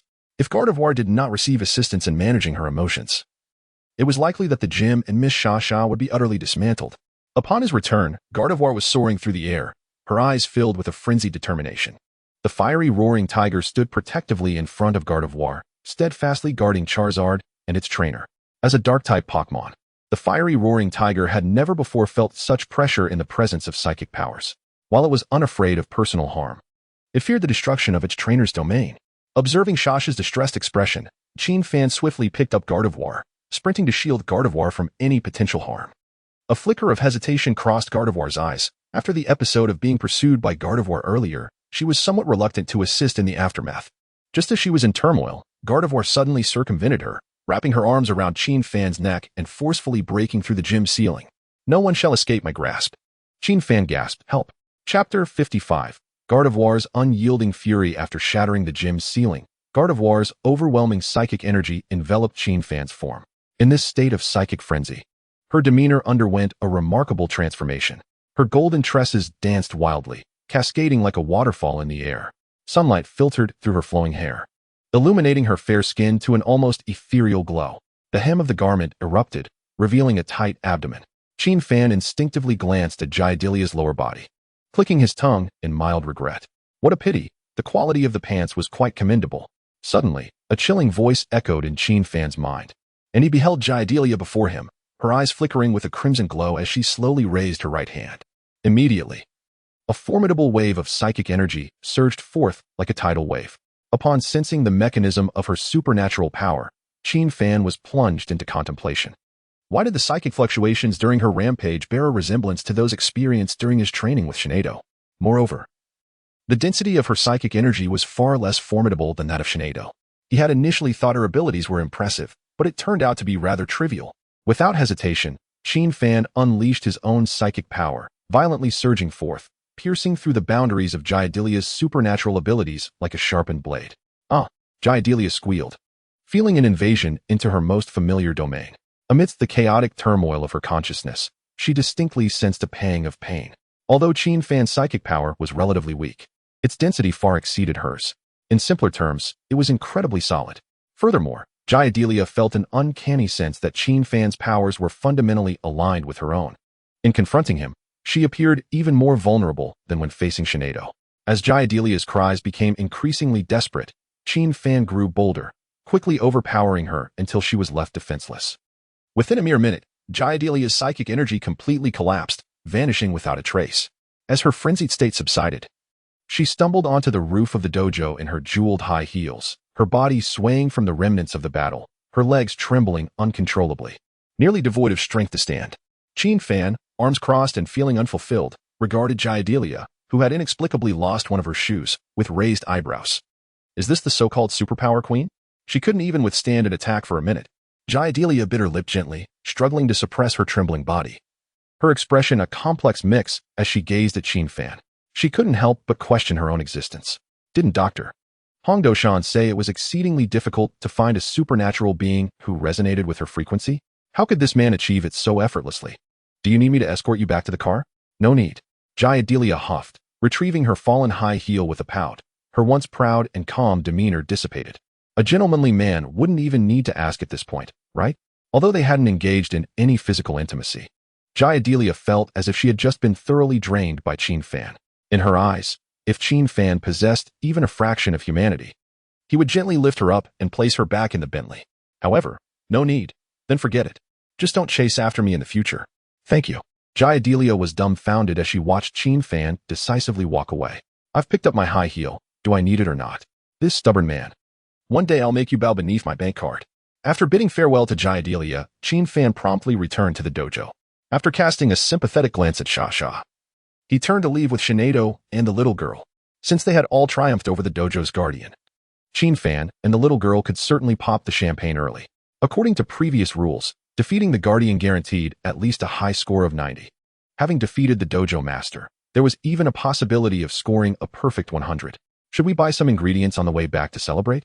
Upon reaching Aunt Chen's car and noticing she had yet to return, Qin Fan proposed this idea. The little girl's eyes instantly sparkled with excitement. Braised pork. I want to eat your braised pork. And sweet and sour meatballs, squirrel fish, creamy mushroom soup.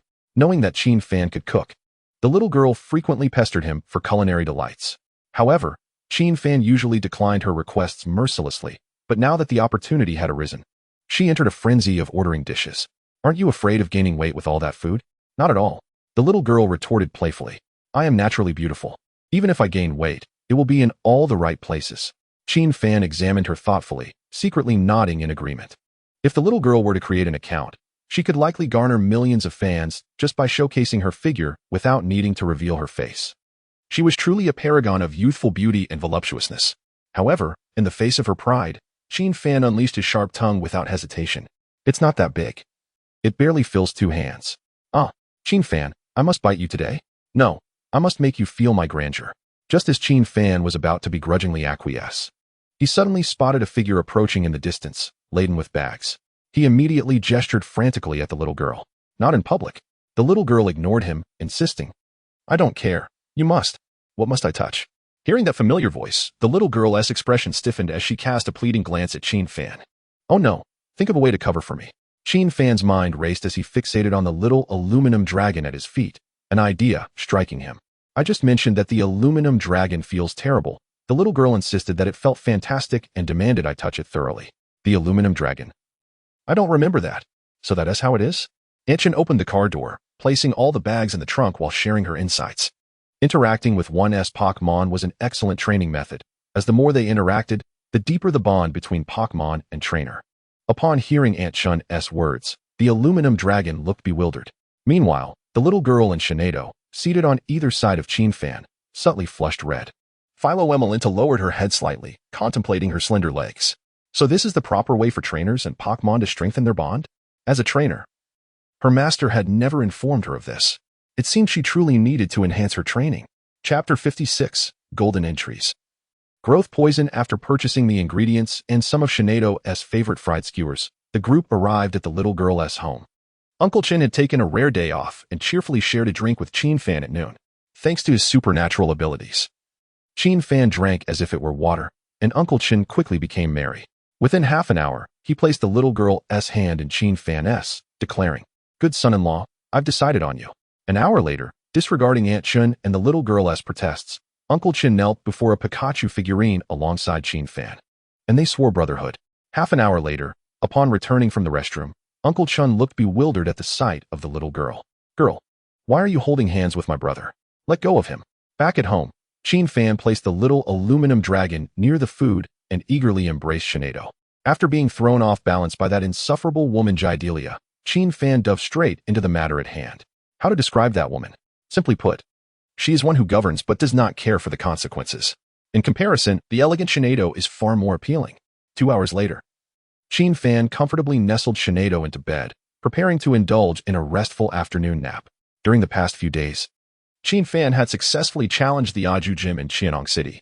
Notably, he had obtained a golden attribute from Aju, Poisonous Growth. Your poison-type Pokémon will grow in toxicity as their level increases, reaching their maximum potency. Fully effective against Pokémon not exceeding 20 levels below their own. Qin Fan felt quite at ease with this, as the potency of poison genuinely exists within the Pokémon world. Weaker Pokémon often struggle to poison stronger ones, which is why he opted for the Toxic Orb. However, even those artificial toxic orbs prove ineffective against Pokémon above gym leaders, unless he acquires a naturally occurring secret treasure-level toxic orb in the future. With this attribute, even if Qin Fan wishes to play with poison later on, he would not need to expend excessive time and effort.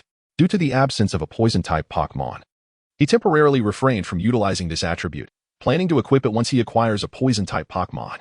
Next, he would venture into the abandoned power plant to encounter the most renowned of the Kanto trio, Zapdos.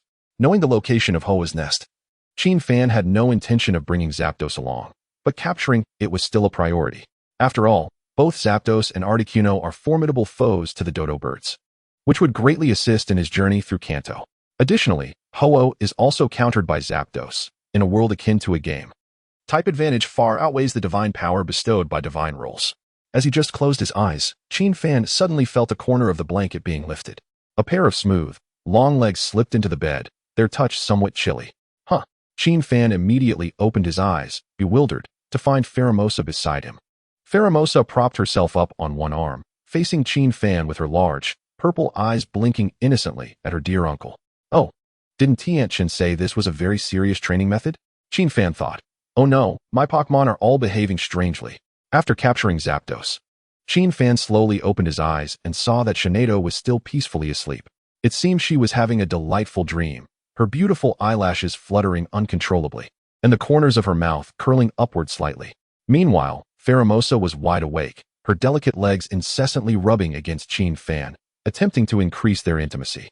Qin Fan exerted enough strength to push an egg away, resisting with all his might. Ultimately, he succumbed to her advances. After all, she was a Pokémon, and it was quite normal not to be able to resist. So be it. They remained in bed until evening when the little girl's phone call arrived punctually. Where shall we take Shinado and Pheromosa for a stroll tonight? Qin Fan glanced at the two Pokémon beside him, feeling as though he were trapped under a blanket of enchantment, unable to rise. I'm not going out. I want to rest a bit. We'll be heading to Kanto the day after tomorrow, and it will be tiring on the road. The little girl on the other end of the line bit her lip in frustration. Stubborn Qin fan, you know you're leaving soon. If it weren't for that, I wouldn't bother going out with you tonight.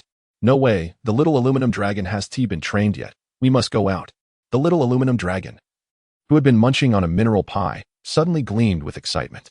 Oh, today, the little aluminum dragon had felt something was missing. It turned out the future Dragon Clan General hadn't had their daily training yet. Roar. The little aluminum dragon ruthlessly yanked the blanket off Qin fan and tossed his clothes and shoes aside. Trainer, it's time to get to work. Faced with the little aluminum dragon's zeal for training, Qin fan reluctantly opened his eyes. Fine, I brought this upon myself. The little girl soon knocked on the door, possibly sensing a threat from Gardevoir, as she had changed into a new outfit today. Her long, jet black hair was casually tied into two low ponytails, with playful strands framing her fair cheeks. She wore a creamy white shirt with a red tie at the collar, paired with a deep blue pleated skirt. Above her brown princess shoes, mid-calf white socks hugged her slender legs. She looked like a miniature princess. Qin fan's eyes lit up, instinctively licking his lips. The little girl was wearing a limited edition outfit, typically reserved for special occasions. Why, on a day without any holidays or movie plans, was she dressed like this? Noticing Qin fan's gaze, the little girl smirked, puffing up her chest proudly. Humph. You think you can escape my clutches just because you're going to Kanto? Just wait and see. Seeing the little girl's enchanting demeanor, Xerneas lowered her head in contemplation. How troublesome. How did this girl become so skilled? Fortunately, the little girl had yet to discover her master's ultimate proclivities. The advantage is mine. Xerneas turned and entered the bathroom, filling a small basin with warm water and soaking her little feet. After a moment of thought, she added some shower gel. Fragrant and refreshing, it was easy to manage. After getting ready, the group headed straight to the best hot pot nearby, enjoying a delightful meal. After dinner, the little girl suddenly suggested they take a stroll in Dragon Lake Park. Perhaps due to the recent examinations, most candidates had flocked to the bustling commercial district, leaving the path to Dragon Lake Park nearly deserted. Under the glow of the streetlights, the silhouettes of Qin fan and the little girl stretched long. Qin fan walked ahead, with Xerneas and Pheromoth flanking him. The little girl lagged slightly behind, closely following Qin fan, occasionally calling out to him and playfully bumping into him to let him feel her presence. 20 minutes later, Qin fan suddenly turned to look at the little girl. If you want me to touch you, just say so. Bumping into me like this makes it difficult to explain to my brother. The little girl froze for a moment, then recalled her father's brotherhood pact with Qin fan earlier that day. I'll bite you to death. Are you a little dog? Let go. The little girl bit Qin fan's neck while flashing a fierce look. No way, unless you promise to take me to the movies. Call me daddy, and I'll take you. Whoa, you terrible second dad. In Chapter 57, Chabana set sail on the San Anu, under the little girl's insistence. Qin fan reluctantly nodded and booked a private room at a cinema next to Dragon Lake Park. For the next 2 days, Qin fan's life returned to tranquility. The anticipated revelation of Chabana's training secrets did not materialize, but Qin fan was not overly concerned. After all, one cannot expect all good fortune to fall upon oneself. During this time, Qin fan trained the little aluminum dragon to make up for the previous day's training, and then spent a delightful day exploring Xerneas City with the little girl. That evening, the little girl visited Qin fan's home again. Acting like a dutiful wife as she helped Pheromoth pack Qin fan's belongings. Early the next morning, Qin fan hung 3 portions of breakfast at the little girl's doorstep. In haste, Xiao Mao arrived at the entrance of the community and took his seat in the passenger seat of his vehicle. Upon seeing Qin fan, he was suddenly overcome with a pang of jealousy. How could this man, who was not particularly handsome, capture the affection of Jadelia? As the grandson of Dr. Demu, Xiao Mao was well aware of who Jadelia was, the master of the battle castle in the frontier, an exceptionally wealthy heiress, and a formidable trainer. More intriguingly, she possessed psychic abilities akin to those of Miss Nazi. Xiao Mao had pondered this perplexing scenario the entire night after returning home, unable to fathom why someone like her would pursue Qin fan. Was she perhaps enamored by the notion of a Cinderella story? What was he even thinking? Noticing that Xiao Mao was not driving, Qin fan inquired with curiosity, I wonder how you got so lucky. If I didn't know you better, I might think you were destined for greatness. I am indeed destined for greatness. Qin fan jested, gesturing towards the intersection ahead. Turn left up ahead. Treat me to breakfast before we continue. Xiao Mao paused momentarily, but I just asked the old man selling breakfast at the entrance, and he said you bought 3 servings. Qin fan replied earnestly, that was for the little girl and her family. I haven't eaten yet myself. You can't drag me out to the frontier and not even take care of my meal. Xiao Mao was taken aback. puzzled at the notion of using his own money to buy food for others while Qin Fan dined on his offerings. How could Jadelia and Shinado possibly be interested in someone like him? As noon approached, a desert dragonfly soared gracefully through the sky from afar, descending upon Qin Fan's community. This imposing creature, over 2 meters tall with a wingspan of 6 meters, radiated an aura of power, clearly bred to perfection. A red-haired man sat atop the desert dragonfly, his gaze fixed intently on the ever-enlarging buildings below. Fascinating, truly fascinating, he mused. I never anticipated that a mere suggestion made while surfing the web would lead to such exceptional breeding of the steel dragon. From the online images, it appeared that just days prior, the steel dragon had only reached level 5. Yet, in the span of fewer than 7 days, it had surged to approximately level 15 during yesterday's evaluation. This individual was undoubtedly a prodigy in the art of dragon breeding. With a flicker of excitement in his eyes, the red-haired man, Chabana, thought, if I could forge a partnership with such a future breeding master, perhaps I could alter the fate that has me perpetually under the thumb of the champion. Soon enough, the desert dragonfly landed, and Chabana, clutching 2 report cards, approached the entrance of the apartment building, envisioning the joy on the faces of the 2 young trainers upon receiving their results.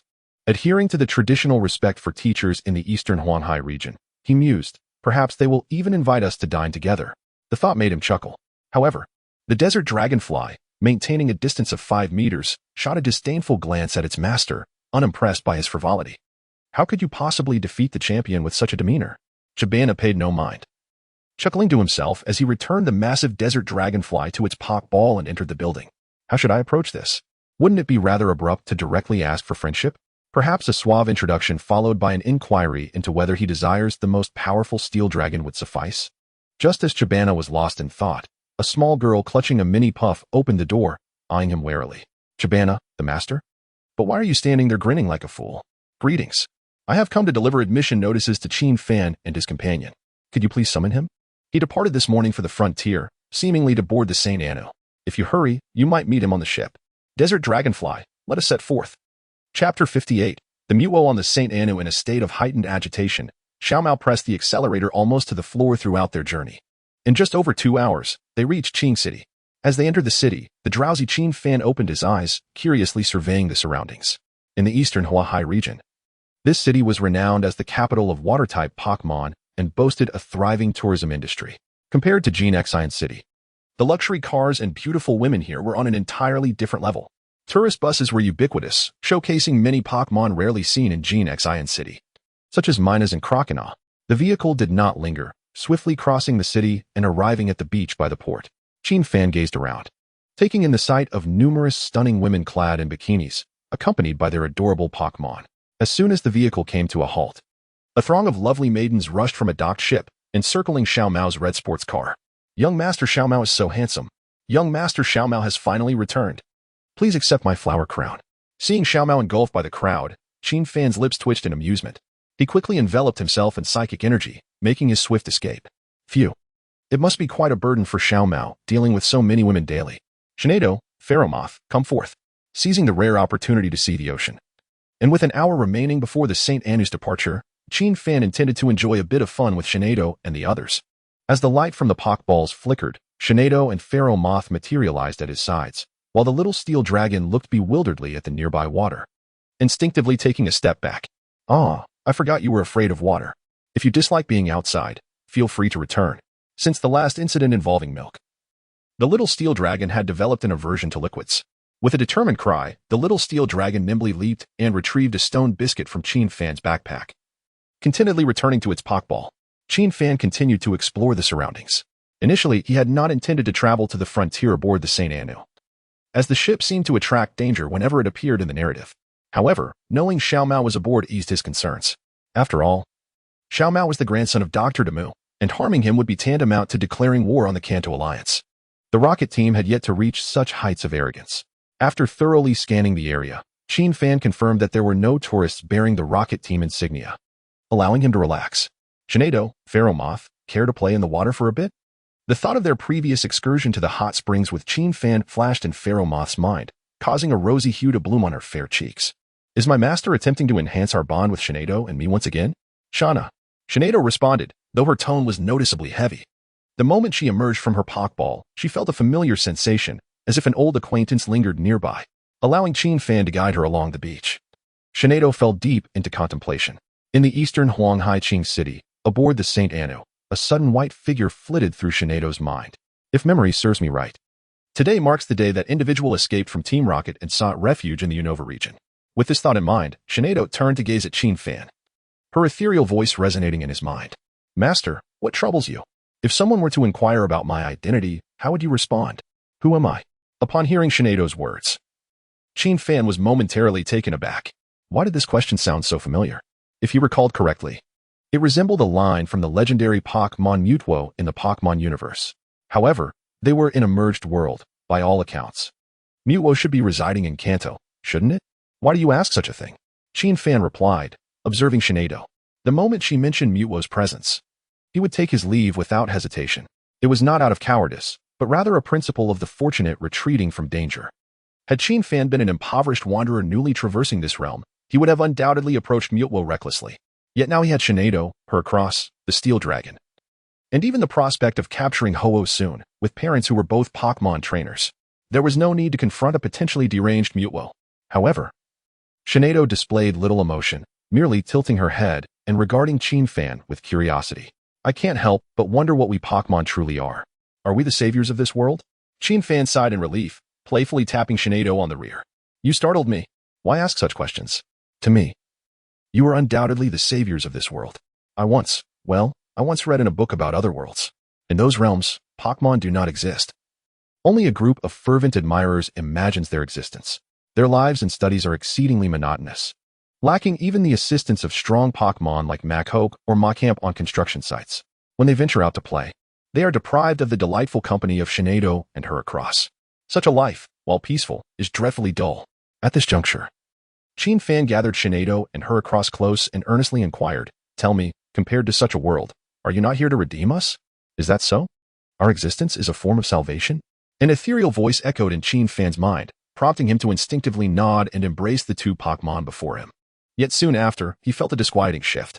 The voice, though feminine, bore a weight of authority that contrasted with Shinado's. Just then, Qin Fan sensed a piercing gaze directed at him. He instinctively turned to find the source of that gaze. In an instant, it felt as though his consciousness traversed space, arriving before the being in question. She was a creature of purest white, resembling a humanoid feline, one of the last Pokémon he wished to encounter, Mewtwo. Chapter 59. Indeed, a thieving vessel. Who are you? Despite the prickling unease, Qin Fan promptly chose to communicate with Mewtwo. From the words that had recently echoed in his mind, it appeared that this Mewtwo was not the wrathful entity depicted in the original narrative. Of course, it was also possible that this Mewtwo was not the same as the one from the Pokémon Red and Green version. According to the Pokémon films, another Mewtwo had indeed appeared in the Unova region, characterized by that same feminine voice. I do not know who we are. The ethereal voice resonated once more in Qin Fan's mind, confirming his realization. Mewtwo referred to we. There were indeed multiple Mewtwos. That is not what I meant. I wish to inquire if you're the Mewtwo possessing the bloodline of the Shobber. It seems you are not. Mewtwo tilted its head, regarding Qin Fan. You seem to possess considerable knowledge. Somewhat, he replied. Understanding that this Mewtwo was not the one from the Red and Green version eased Qin Fan's concerns. Judging by Mewtwo's demeanor in the film Gene Sect and The Legend Awakened, it was evident that this Mewtwo embodied a guardian-like persona. However, he was curious about this Mewtwo's current strength. As he assessed Mewtwo, a status panel materialized before him. Mewtwo, level 60, genetic Pokémon, continuously restructured for research purposes. On the verge of becoming a ferocious Pokémon, attempting to escape Team Rocket's control. Type, psychic ability, pressure, imposes pressure on the opponent, significantly reducing their energy usage. Moves, confusion, Psybeam, swift, recover, psychic, ice beam, flamethrower potential, divine held item, none entries, artificial god, exalted. Regeneration, golden, artificial god. As an artificially created Pokémon, Mewtwo possesses divine authority. Regeneration, having inherited remnants of the World Tree's power from the Dream Gene. Even when gravely injured, it will slowly recover. Upon reading this entry, Qin Fan's understanding crystallized. No wonder this Mewtwo was absent from the prior storyline. It had been devising a means to break free from Team Rocket's grasp during this timeline. Moreover, it had acquired the power of the World Tree during its creation, allowing it to survive without the subsequent research from Shobber. One thing I cannot fathom is why you claim we are the Pokémon of salvation. Yet there are those who seek to harm us, because they are villains. Qin Fan declared resolutely. I cannot coexist with Team Rocket, yet your strength seems rather lacking. I have connections. Both my parents are Pokémon trainers. What do you mean by parents? After a moment of contemplation, Qin Fan explained his parents in a manner Mewtwo could comprehend. Parents are those who created me. They are good people who love me dearly. Then you are indeed significant. You may also hold significance. Every being is born in a state of bewilderment, yet eventually finds their purpose in life. And what is your purpose? It is Shinado. Mewtwo paused, its psychic energy sweeping through the space and pulling Shinado's consciousness into its realm of awareness. He states you are the meaning of his existence. Shinado's face flushed, assuming a dazed expression as if oblivious to Qin Fan's words. Meanwhile, Qin Fan's face froze in surprise. Goodness, this Mewtwo is indeed a female. Does she possess matchmaking tendencies? As time passed, Qin Fan and Mewtwo engaged in increasingly fruitful conversation, successfully gleaning insights into Mewtwo's current predicament. After acquiring the genes of Mew, Team Rocket attempted to clone Mew. Throughout this process, they produced numerous Mewtwo prototypes, which the researchers deemed devoid of hope for becoming true Mewtwos, thus discarding them as waste for other experiments. This Mewtwo was one such prototype, confined near Athena for research on controllable evolution. Upon hearing this, Qin Fan nodded in understanding. In the film featuring this Mewtwo, it indeed demonstrated the ability for self-evolution. After a while, Mewtwo's demeanor had markedly improved from their initial encounter. As individuals began to arrive, I first guided your consciousness away. Once I extricated myself from danger, I might seek you out to comprehend the meaning of my existence. Qin Fan nodded, refraining from uttering any impassioned declarations about his intent to rescue. Had he encountered another Mewtwo, perhaps he would have been stirred with fervor. However, according to the unfolding narrative, this Mewtwo posed no real threat. As someone who had just acquired a Pokémon and lacked even a Ho-Oh, it would be unwise for this fledgling trainer, Kalami, to force the issue. Suddenly, the world spun, and the consciousness of Qin Fan and Shinado returned to their bodies. Qin Fan found himself bewildered. At some point, he and Shinado had been embraced by a Fiero and transported onto a ship. Moreover, the St. Anno had already ventured far into the distance, to a point where even the coastal buildings were indistinct. Qin Fan mused, who declared that Pokémon require a trainer's commands. Fiero exhibits remarkable autonomy. Turning to Shinado, he inquired, what is the maximum distance of your teleportation now? Shinado raised a finger and made a crossing gesture. 10 kilometers. That will suffice. Quickly, take Fiero and lead us away from here to find Miss Junsha and report. Shinado blinked and transported them 1 kilometer. Could you refrain from breathing heavily while speaking? It's quite bothersome. Just as Qin Fan contemplated imparting a lesson to Shinado, a commotion erupted in the distance. A group clad in black surged onto the deck, accompanied by an array of Pokémon. They remained silent, directly attacking the trainers and Pokémon present on the deck. The onlookers were taken aback, hardly any of them able to react. In the 10 regions, Dongwang maintained the strictest measures against crime, resulting in a near absence of villainous organizations. Even a hint of wrongdoing would prompt Miss Junsha's speedy Houndoom to intervene. What are you doing? This is Dongwang. And what of Dongwang?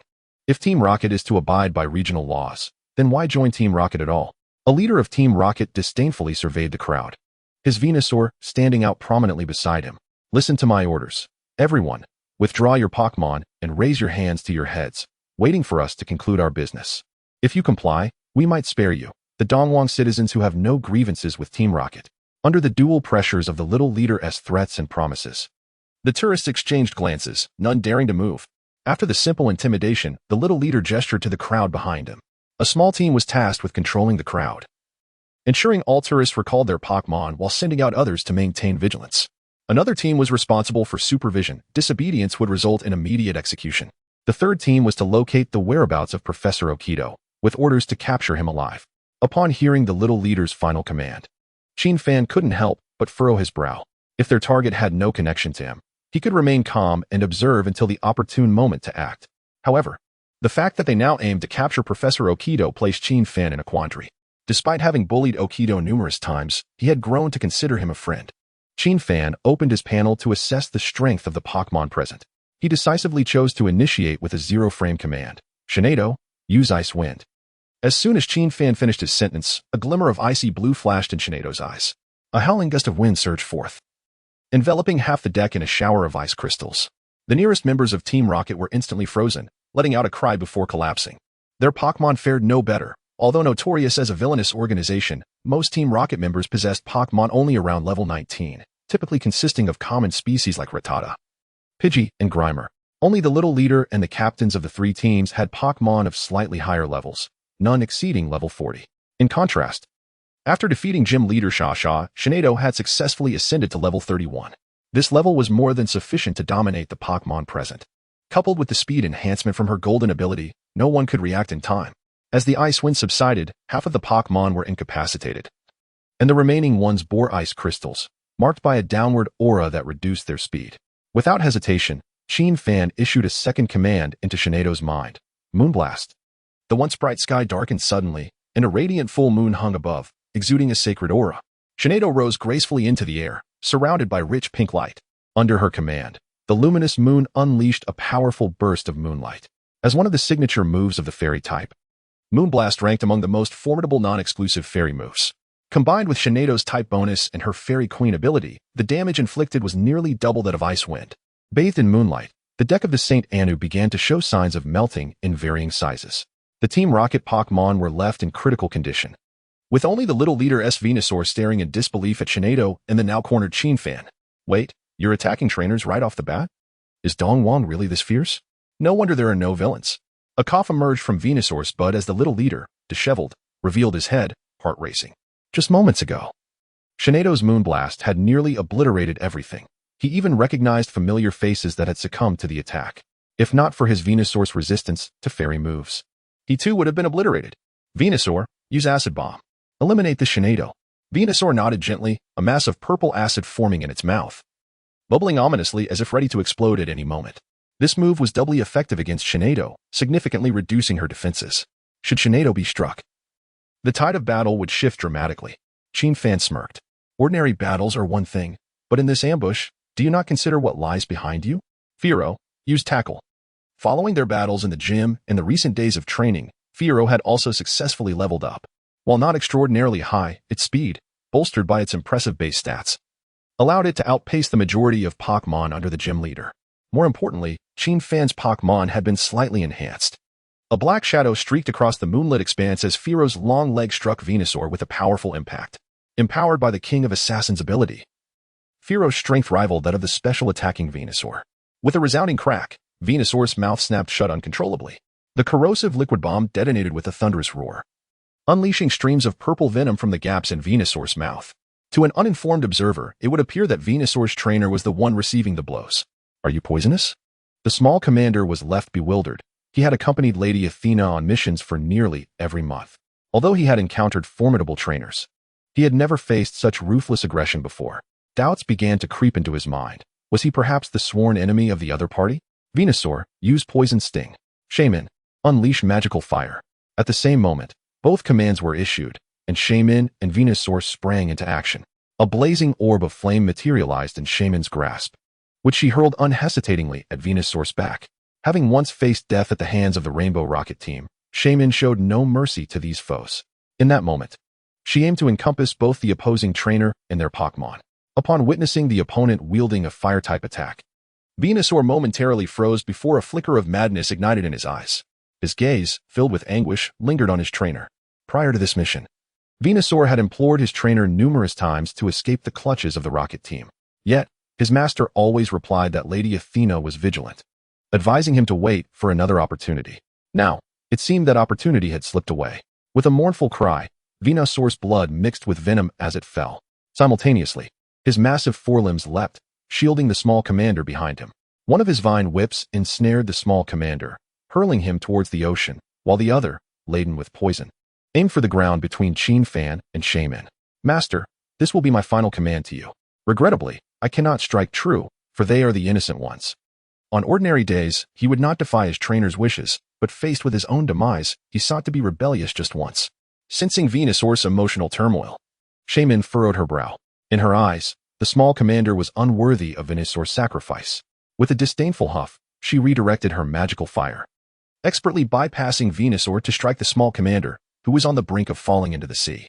With a shriek, Venusaur stood frozen, unable to comprehend why Shaman chose to eliminate the one who had deceived him repeatedly, rather than the greatest threat, himself. Yet, that was still his master. Venusaur would never forget the first time he met his trainer, the delightful Moo Moo milk in his hands, nor the boy who excitedly hugged him to sleep, bravely standing in front of a cater pie. He would also not forget the boy's tearful cries when Venusaur was injured for the first time, vowing never to let him battle again. After a moment's contemplation, Venusaur bowed deeply to Shaymin and Qin Fan, adopting a posture of submission. He bore no resentment towards them. Perhaps his master had perished the moment he joined the rocket team. With a muted splash, Venusaur chose to leap into the sea. Qin Fan rushed forward, attempting to use his psychic abilities to halt Venusaur's descent. However, just as he reached out, a cacophony of roars erupted. A horde of evolved Rattatas, their eyes glowing crimson, charged recklessly towards Shaymin and Qin Fan.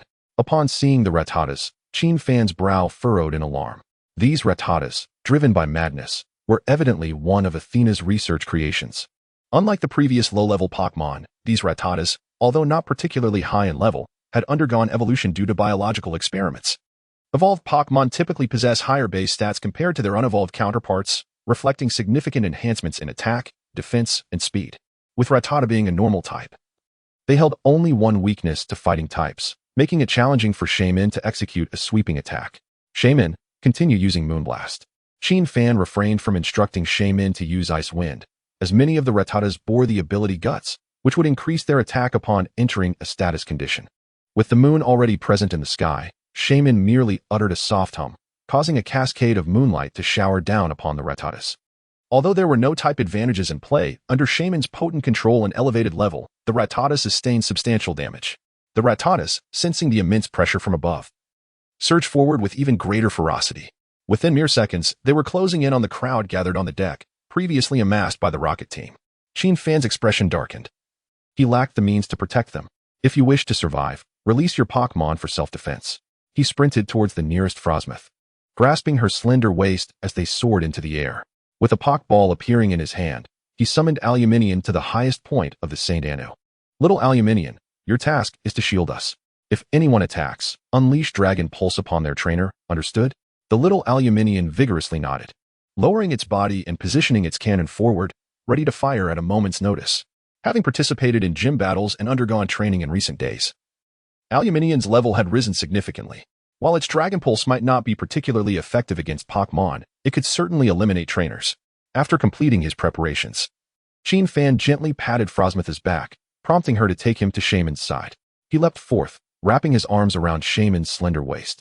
Qin Fan was acutely aware that while Pheromoth's speed would ensure his safety, clinging to her would undoubtedly diminish her combat efficacy. Pheromoth, use Air Slash. Shaymin, continue with Moonblast. Let us swiftly deal with these Rattatas. Both Pokémon nodded in agreement, and Pheromoth transformed into a swirling vortex of black. As she gracefully spun through the throng of Rattatas, it appeared as though she were performing a mesmerizing dance. Yet to the Rattatas, it was undoubtedly the dance of death. With each sweep, any Rattata in her path was sent crashing violently against nearby walls. Witnessing Qin Fan's valor, the trainers and tourists aboard the St. Anu quickly reacted, releasing their own Pokémon. Within 5 minutes, all the Rattatas lay defeated. Qin Fan returned Aluminium to its Pokeball and, alongside Shaymin and Pheromoth, made his way into the St. Anu's cabin. If his memory served him correctly, Athena ranked lowest among the 3 commanders, significantly beneath Apollo and Lance. Meanwhile, Naza and Majestic held a status that subtly surpassed that of Apollo and Lance, according to the strength of Athena and Majiji. When comparing them to the gym leaders and the elite, it is highly likely that Athena's power aligns only with that of a gym leader, or perhaps even falls short. More importantly, her primary Pokémon is the Dark-type, Flying-type Pokémon, Murkrow. The advantage lies with me. Shinado, unleash your psychic abilities completely and locate a woman with red hair. Once you find her, bring me to her at once. Shinado gently nodded, and a faint wave of psychic energy spread like ripples. The entire three-dimensional image of the St. Anu appeared in Shinado's mind. I share this with you. An unusual sensation arose as Qin Fan's and Shinado's psychic powers merged into one. The scene detected by Shinado's psychic abilities instantly appeared in Qin Fan's consciousness. He observed that the tourists aboard the St. Anu were divided into 3 groups. One group comprised those on the deck, who had already secured safety under the fierce assaults of Shinado and Heracross. Another group was in the luxurious area where Xiao Mao and his companions were, with travelers who were evidently wealthier and possessed stronger Pokémon. Counting Xiao Mao's companions, there were fewer than 20 guests in the luxurious section. Yet they remarkably possessed over a dozen starter Pokémon. Under the resistance of these formidable Pokémon, they had successfully dealt with Team Rocket and were currently confronting the forcibly evolved Pokémon spawned by Athena. The remaining guests had been gathered beneath the deck, imprisoned in a vast chamber. Their Pokémon were being suppressed by specialized instruments, and they were on the verge of receiving injections of forced evolution gene fluid. A glint of icy determination flashed in Qin Fan's eyes. He could not bear to witness the torment of Pokémon by humans. In the world of humans and Pokémon, most Pokémon displayed extreme affection towards humans. The recent incident with the Venusaur was not an isolated case. Many Pokémon-related media portray similar scenes. Shinado, we shall first descend beneath the deck. Then, we will rescue Mewtwo and set it free. This is merely the consequence of Team Rocket's actions, and considering that Xiao Loli's family likely has adversarial ties with Team Rocket, let us proceed. Observing Qin Fan's resolute demeanor, Shinado's lips curled into a subtle smile. She understood that even without prompting, Qin Fan would stand against Team Rainbow Rocket, having spent considerable time together. Shinado knew precisely the type of person Qin Fan was.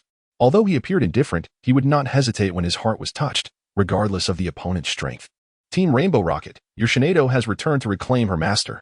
Chapter 62. Fairy-type filth, you say? Then I shall unleash my poison-type assault.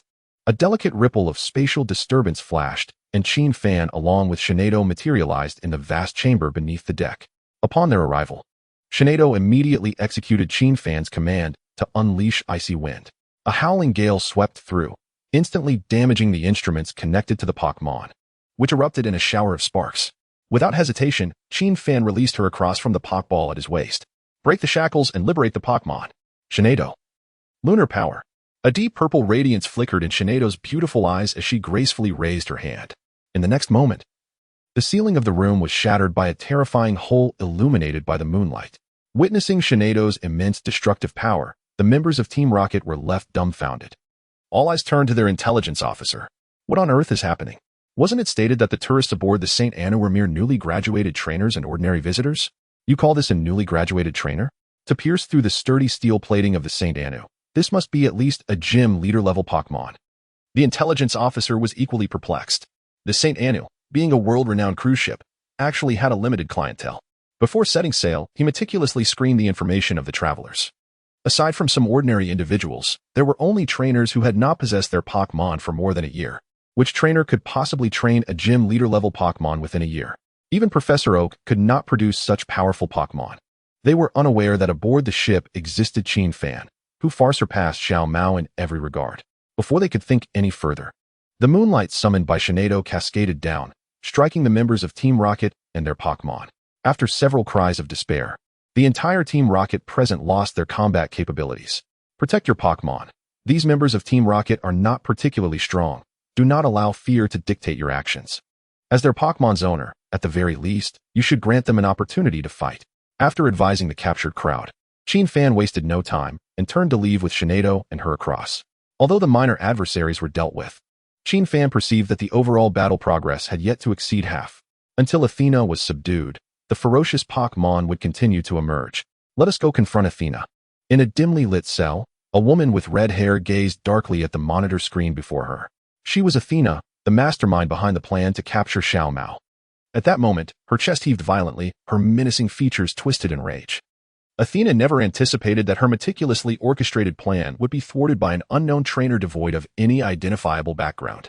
Had it not been for Qin Fan's intervention, her subordinates would have already subdued all the tourists and successfully captured her target, Professor Oak.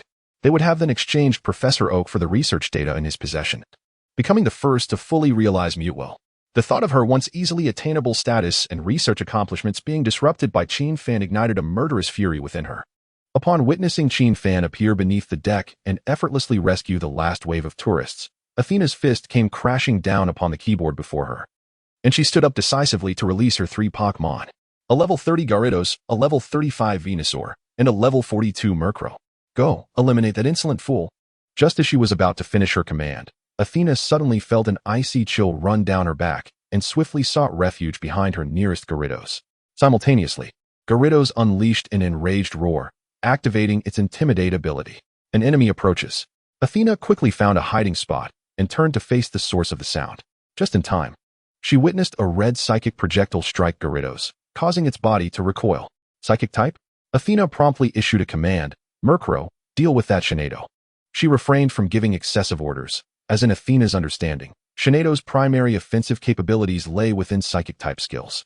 Apart from lunar power and icy wind, Other attack methods would struggle to affect Murkrow, who was immune to Psychic-type moves. However, at that very moment, as her command was given, she witnessed an astonishing sight. Shineido's trainer had produced a box containing a toxic gem and, without hesitation, threw it towards Shineido. Athena was momentarily taken aback.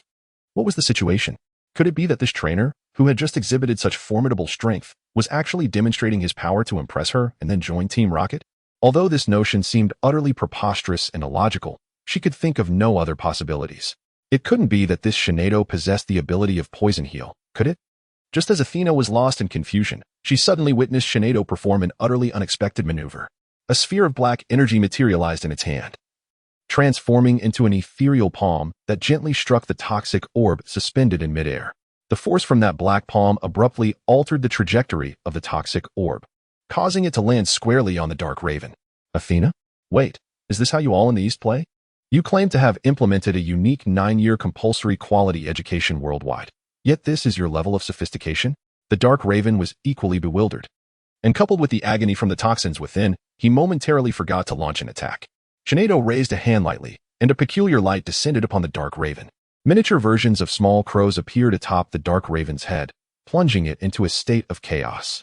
Observing Shineido's control and status-inflicting abilities, Athena felt a vain throb on her forehead.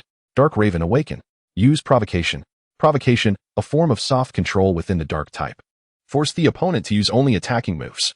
However, unexpectedly, the situation took a turn. Under the overwhelming influence of Shineido's psychic prowess, the Dark Raven could not shake off its state of confusion, dazedly glancing at Athena before delivering a slap to the Venusaur. Athena, so you're playing dirty, huh? Fine. My poison type shall retaliate with brute force. Venusaur, unleash Toxic on Shineido. Arbok, use Gunk Shot on Shineido. Fan blinked and retrieved another Pokeball. Aluminum Steel Dragon. You shall be the one. As the little aluminum steel dragon materialized, it eagerly charged toward the attacks launched by Arbok and Venusaur. After being idle for so long, it was finally time for this dragon general to exert its strength. Being a steel type, it typically bathed in poison. Fan had already prepared to aim when he released the little aluminum steel dragon. Its current position was rather advantageous, effectively within the trajectory of both Gunk Shot and Toxic. The little aluminum steel dragon merely swayed its body to effortlessly catch both attacks. With a muffled thud mingled with a faint corrosive sound, the little fellow felt an immediate sense of relief. Compared to the work snake from Dragon Lake Park, these two Pokemon's attacks were far more potent. Not only did they effortlessly rid the little one of impurities, but they also produced a polishing effect. The little creature visibly grew larger, its level increasing. A slight smile crept onto Fan's lips. He had anticipated that battling Athena would be relatively manageable, considering that his Shineido had an advantage over her primary Pokemon, the Dark Raven. As for Athena's other Pokemon, Fan had honestly forgotten them. However, he never expected her to bring forth a poison type and a poison grass type. The Steel Dragon's attributes granted it immunity to poison and quadruple resistance to grass, enabling it to effortlessly subdue both adversaries. Aluminum Steel Dragon, use Dragon Claw to suppress these two Pokemon. Philomantis, whip up an icy wind, utilizing your speed advantage to seal off the battlefield. If either of them attempts to escape, use Stomp. After establishing the battlefield's boundaries, Fan redirected his focus to the clash between Shineido and the Dark Raven. For the aluminum steel dragon, the two adversaries were mere fodder. The real question was whether Shineido could triumph over the Dark Raven. Athena recognized this as well and promptly abandoned her commands for the other two Pokemon, directing the Dark Raven to launch a full-scale assault on Shineido. Dark Raven, use Nightshade. Shineido, use Moonblast. Their commands were nearly simultaneous, but unfortunately, the Dark Raven remained trapped in its state of confusion, flailing aimlessly through the air. It collided headlong into the icy wind conjured by Philomantis, triggering the effect of the toxic orb once again and reducing the Dark Raven's health by nearly a quarter. Amidst the chilling frost and the torment of poison, the Dark Raven let out a muffled groan, finally breaking free from its state of confusion. At that moment, Shineido's Moonblast skill reached the Dark Raven. The eerie flames enveloped the Dark Raven's body, swiftly transforming into a searing burst of fire energy, igniting it in a state of burn. Athena calculated swiftly. Under the dual afflictions of poison and burn, the Dark Raven could withstand at most 2 hits from Shineido's Moonblast. Yet, from the beginning until now, her ace Pokemon, the Dark Raven, had not launched a single attack. Under Fan's command, Shineido unleashed Moonblast once more. The lunar light cascaded down, crashing forcefully upon the beleaguered Dark Raven. now laden with negative statuses. Athena was astonished to realize that she had completely fallen into the rhythm of her opponent's battle. In that case, Dark Raven, use Protect. The Dark Raven nodded, swiftly erecting a translucent white shield that absorbed the descending moonlight. A smile danced on Athena's lips. After such a tempestuous assault, her opponent must surely be exhausted, right? Trainer battles are intensely intricate, particularly in wild confrontations. Not only must one consider the rhythm of their Pokémon's attacks and anticipate their opponent's moves, but they must also remain vigilant about their own safety. The vast majority of trainers struggle to maintain their peak performance for an extended duration. Since that is the case, it is time for me to counterattack. Dark Raven. Unleash Nightshade and eliminate that Shinado in one fell swoop. Let those who oppose Team Rocket witness our unmatched prowess. Qin Fan regarded Athena as if she were a fool. Even Xiaomao at least celebrates halfway through the battle. You're on the verge of defeat, yet still reveling in it? What are you so excited about? Anyone who doesn't know would think you've already won. In the midst of Athena's dazed expression, Shinado suddenly beckoned to the Dark Raven, which was gathering Nightshade. The Dark Raven froze in midair, tilting its head slightly. This Shinado was actually suggesting that its Protect was insufficiently executed? Very well, allow me to demonstrate what a perfect Protect truly is. Seeing her Dark Raven rendered entirely incapable of battle, Athena clenched her fists tightly, veins bulging on her forehead. This Shinado trainer was exceedingly unscrupulous. Athena could accept her Arbok and Venusaur being countered by type advantages, but she could not fathom being defeated in such a manner by a Shinado trainer. With such a dirty heart, you should be playing with poison. Who says our poison types are foul? Who claims we villains are malicious? You are the one who is both dirty and wicked. The only consolation Athena found was that Qin Fan did not seem to possess a fundamentally malevolent nature. At least he had not dispatched a Pokémon solely to eliminate her. Just as this thought crossed her mind, she suddenly locked eyes with Qin Fan. A sense of foreboding crept into Athena's heart. Before she could fully comprehend the situation, Qin Fan's garments began to billow wildly. An overwhelming surge of psychic energy erupting forth. The metallic cabinet that stood between them began to levitate slowly, crashing down towards Athena with a thunderous force. My apologies, but I can't summon more spirits to deal with you at the moment. Fortunately, I possess a modicum of psychic abilities, Qin Fan declared. Athena, baffled, retorted. Are you perhaps a devil? Vile flower, use growth.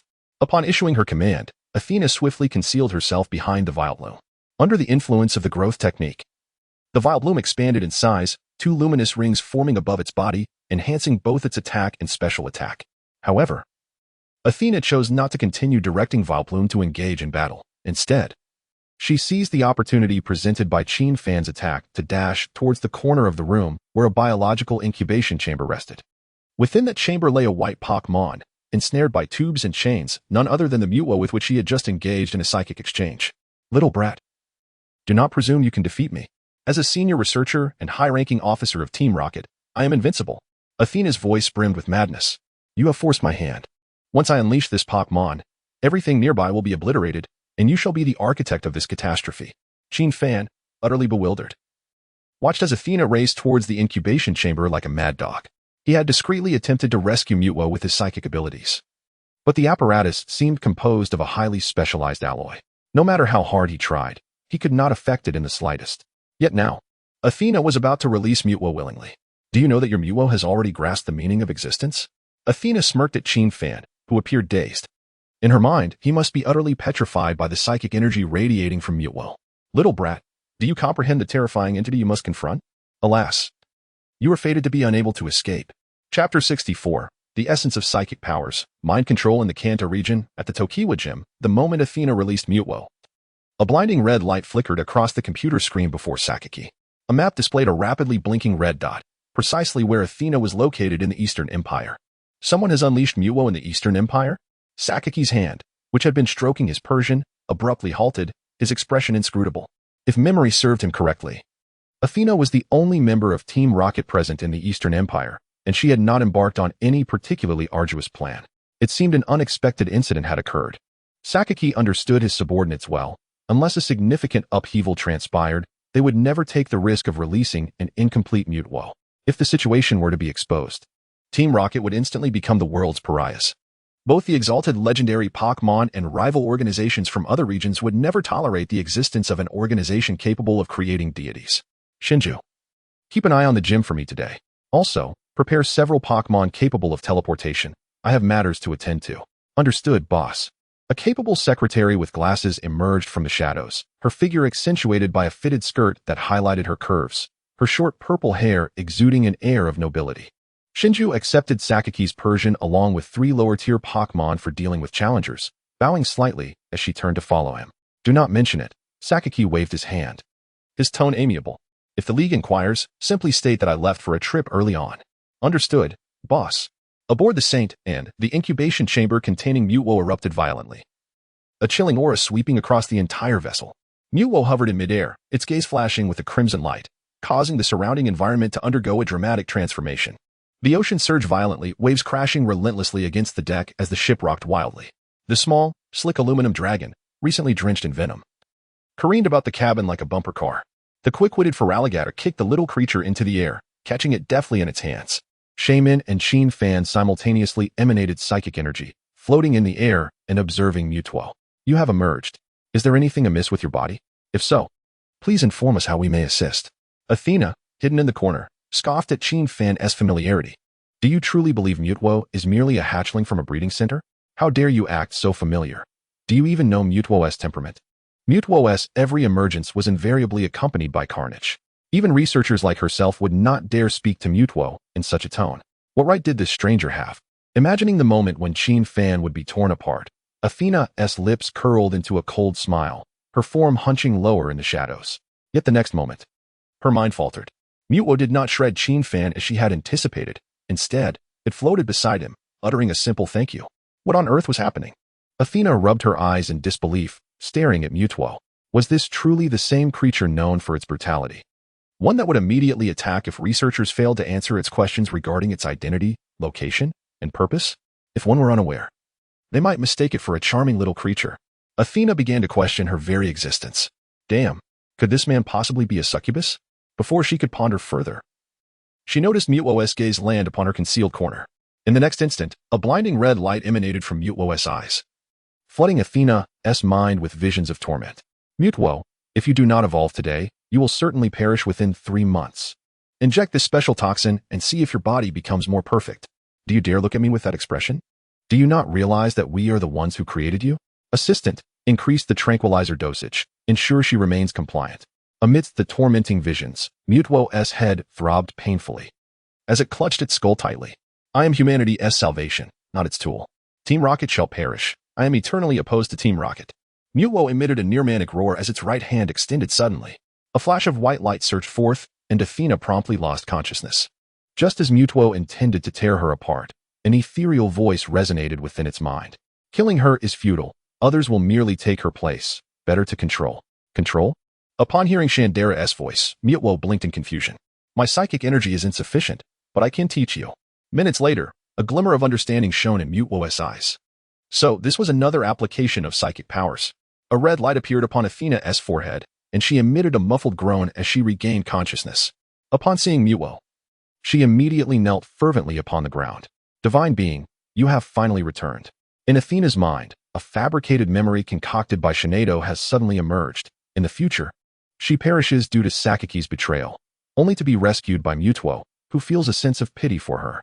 In this lifetime, Mewtwo, utilizing the powers of the God of Time, returns to the past and successfully integrates her into Team Rocket, enabling her to develop Mewtwo with the ability to evolve.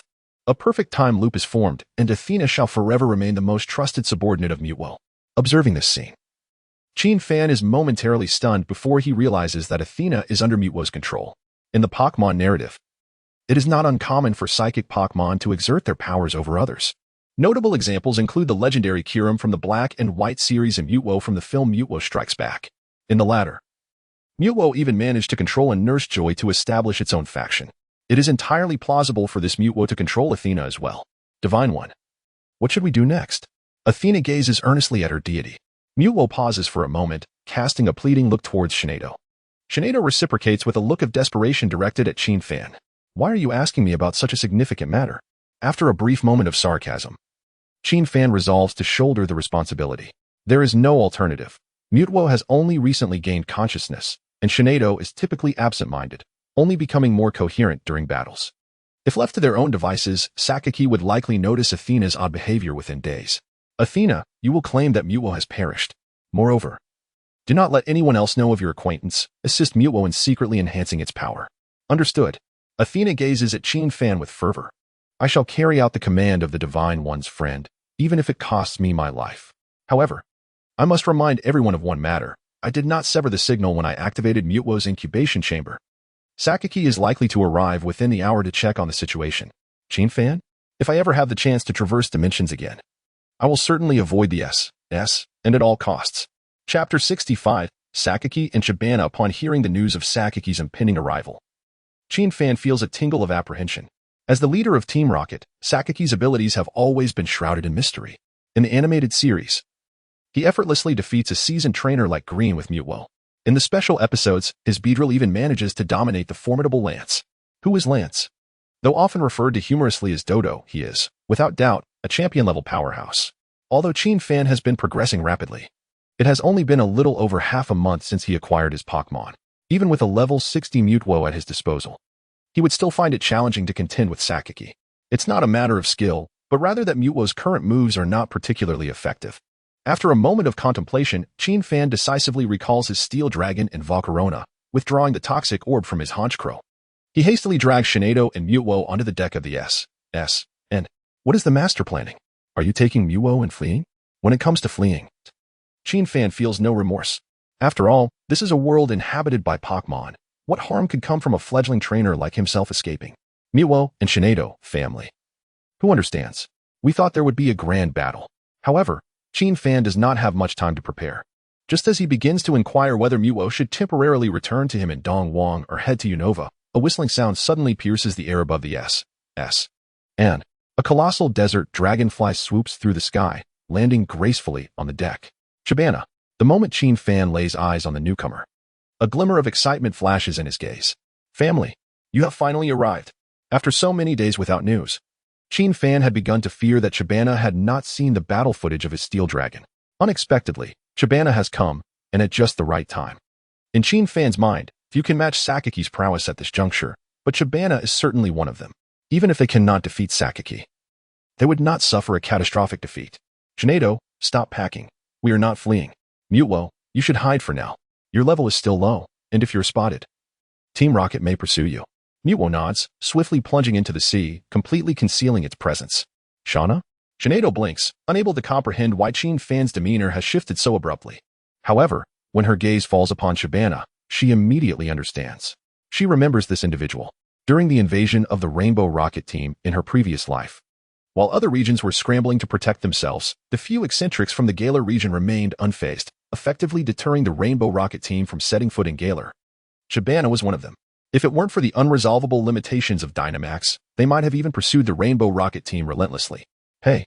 Chabana flashes his signature smile, his gaze landing on Qin Fan, who is equally transfixed. With a flamboyant flick of his cloak, he continues. I knew you had designed this new creature. I would have let you ride the Steel Dragon. Chabana, why have you come? Qin Fan inquires. Haha. Chabana chuckles heartily, striding toward Qin Fan and getting straight to the point. I came primarily to see your Steel Dragon. I caught a glimpse of that little fellow a few days ago. And I even replied to your post on the forum. Huh? Qin Fan is momentarily taken aback, suddenly feeling as though the world is quite small.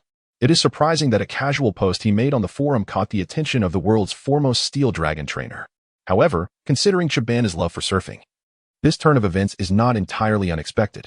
Noticing Qin Fan's expression, Chabana grins slyly, feeling a surge of satisfaction. Indeed, I am a unique presence among all Steel Dragon trainers. Imagining the scene where Qin Fan, the breeding maestro, is swayed by his charm to assist in nurturing Steel Dragons, Chabana cannot help but chuckle, losing himself in fantasies of triumph over the esteemed Elite Four. Qin Fan waves his hand in front of Chabana, interrupting his daydreams. Chabana, what are you up to? Oh, I just recalled some delightful memories. Chabana instantly shifts to a serious demeanor. Let us see your Steel Dragon, shall we? This year, I am serving as the examiner in your Dongwang Jizhong city, and am very interested in its demonstrated potential. If nurtured properly, it could very well become Dongwang's premier Steel Dragon. Chabana expertly tosses out a Pokeball, having devised a plan on the way here. If he wishes for Qin Fan's assistance in training Steel Dragons, a suitable offering is essential. As luck would have it, he has recently discovered an opportunity that would allow him to take Qin Fan along. Qin Fan retrieves the Steel Dragon's Pokeball, and in a flash of white light, the majestic creature materializes. Throughout this period of training and battling, the Steel Dragon has now reached level 20, having learned 2 skills and a single upgrade. The metallic resonance of the Steel type, coupled with the widespread devastation inflicted by the Dragon type, creates a formidable combination. The metallic resonance serves as a debuffing skill, significantly diminishing the opponent's special defense. In contrast, the widespread devastation is a Dragon-type move that delivers damage through a powerful tail sweep, also reducing the foe's attack. Qin Fan's gaze fell upon the little creature behind him, pondering how the short tail of the aluminum steel dragon could execute such a skill. Chabana retrieved a Rotom phone and scanned the aluminum steel dragon, unable to suppress a gasp. Level 20, your aluminum steel dragon has reached level 20? How is it nurtured? The current aluminum steel dragons have a notably brief time since birth. They have not undergone any evolution that alters their physical form, remaining at a mere few dozen centimeters in stature. Based on Chabana's understanding, even if Qin Fan's aluminum steel dragon is naturally small, it could not have been born more than 2 months ago. His gaze towards Qin Fan shifted, astonished. 2 months and already level 20? Is this truly a dragon-type Pokémon? Bug types don't even level up this quickly. Qin Fan blinked, knowing he could not reveal that both he and the aluminum steel dragon possessed growth attributes. It seems he simply enjoys the meals I prepare, and in the process, he leveled up. Chabana's eyes gleamed with fervor. He had heard tales of individuals who could accelerate a Pokémon's leveling through nourishment and had encountered a few food-based nurturers. None had produced results as extraordinary as this.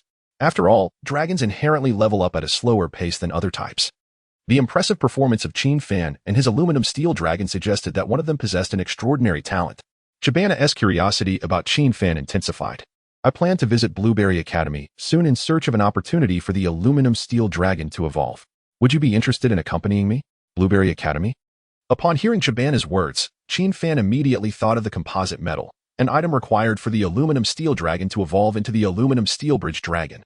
Once evolved, the aluminum steel bridge dragon would boast an astounding base stat total of 600 and acquire the powerful exclusive move, Thunder Beam. According to the game, composite metal can be found in 2 locations, the Electric Stone Caverns and Blueberry Academy. Did Chabana imply that he had confirmed the presence of composite metal at Blueberry Academy? Of course, I am interested. Chabana readily agreed. I recently obtained the contact information of your principal, so I can arrange for you to spend a few days as an exchange student. This way, you won't need to attend classes in Dongwang. With such remarkable nurturing abilities, attending classes would be a waste of time. Qin Fan smiled broadly, choosing not to dispute Chabana's assertion. In truth, he had no intention of attending classes anyway, as all universities in Dongwang employed a similar point system to that of Orange Academy. By challenging enough gyms or exploring through other means, one could accumulate sufficient points. And what are your plans now? If you have no pressing matters, shall we take some time to discuss the nurturing of the aluminum steel dragon? Qin Fan responded. I intend to head to the Kanto region soon. If you have no engagements, you could stay on the ship a little longer. All right. Chabana readily concurred. At that moment, the space nearby rippled, and a middle-aged man clad in a Zhongshan suit, accompanied by a hoodie, appeared on the deck. As he landed, the middle-aged man instinctively reached for a Pokeball at his waist, but before he could release it, Chabana's cold voice rang out.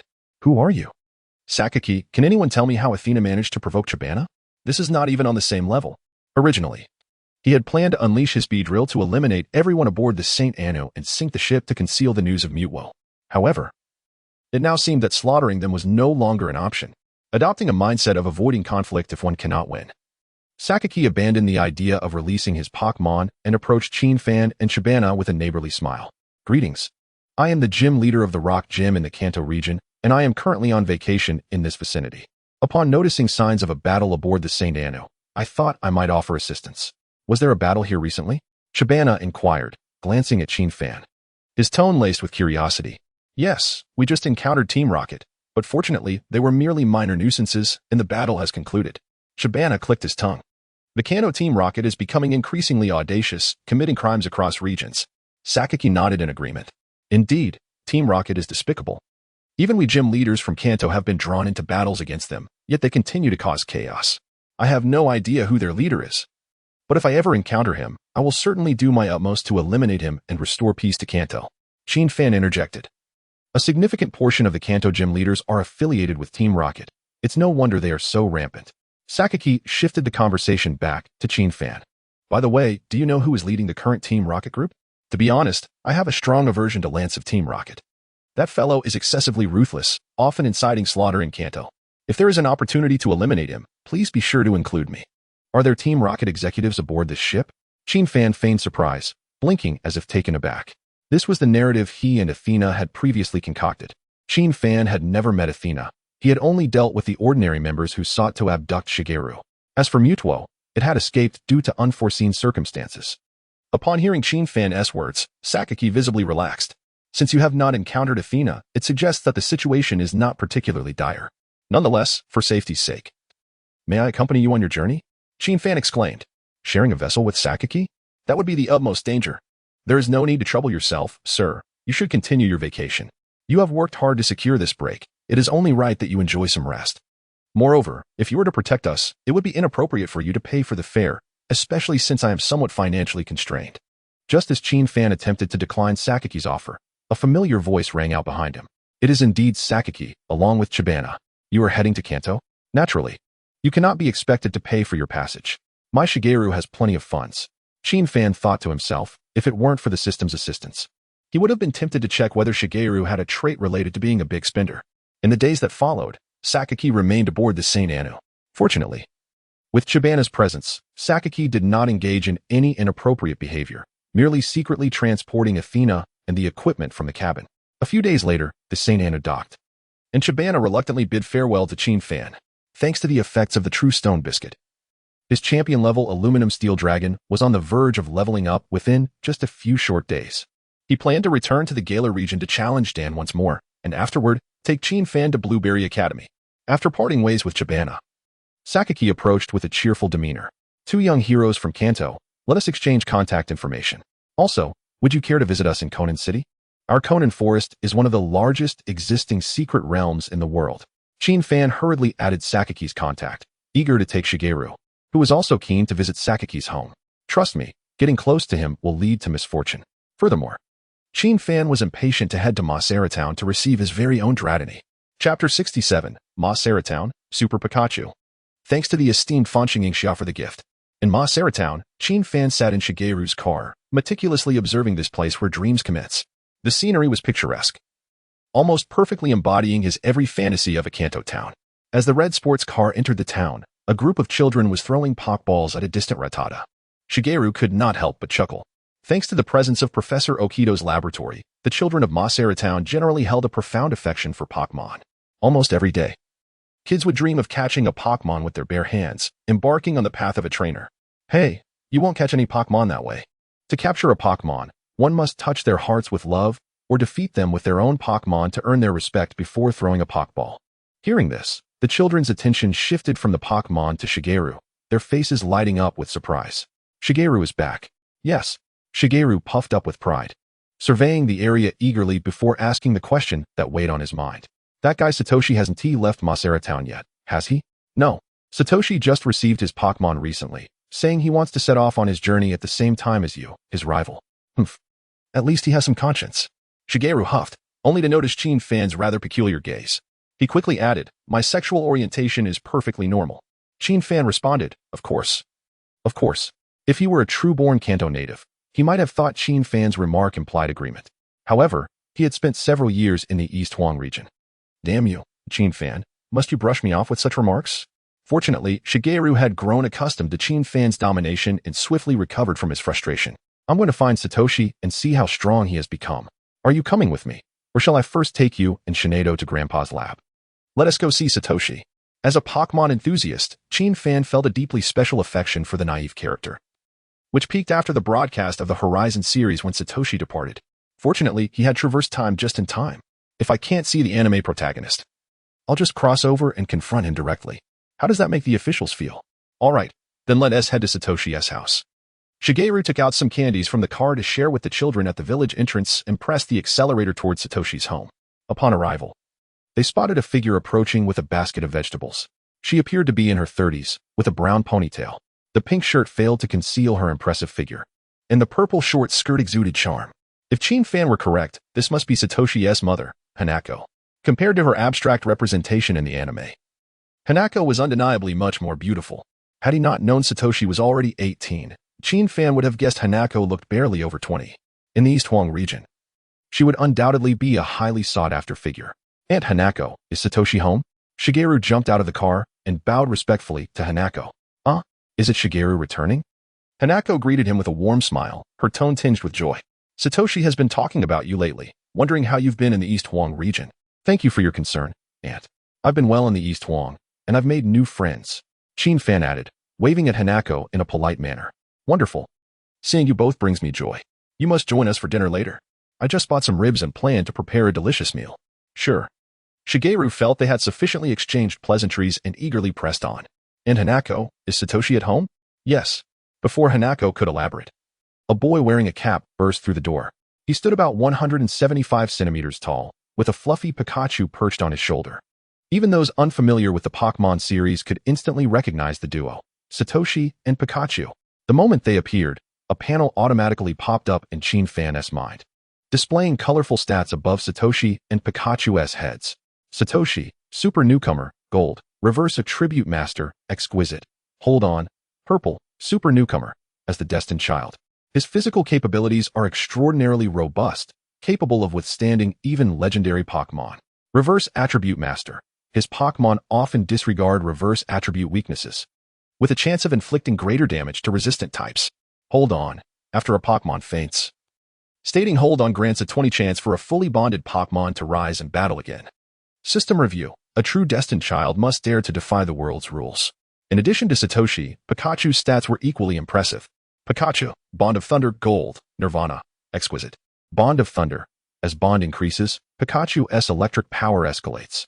Nirvana. Upon changing regions, levels reset, but physical capabilities are retained. System Review. In the presence of my Pikachu, what deity can stand against? Upon witnessing these lavish stats, Qin Fan felt a shiver despite knowing Satoshi could only unleash 30 of his power. No wonder Satoshi's Pikachu could withstand legendary Pokémon. After all, even the mightiest could only reach level 100, while in ideal conditions, they could ascend to level 300.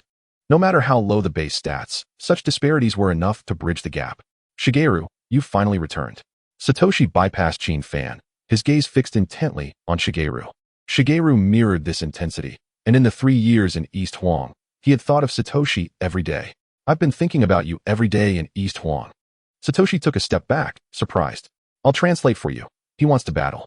Qin Fan interjected. Satoshi exhaled in relief, throwing a grateful glance at Qin Fan. You nearly scared me. I thought Shigeru had changed. If you wish to battle, let us do it. Are we heading to the back mountain or fighting in the yard? In the yard.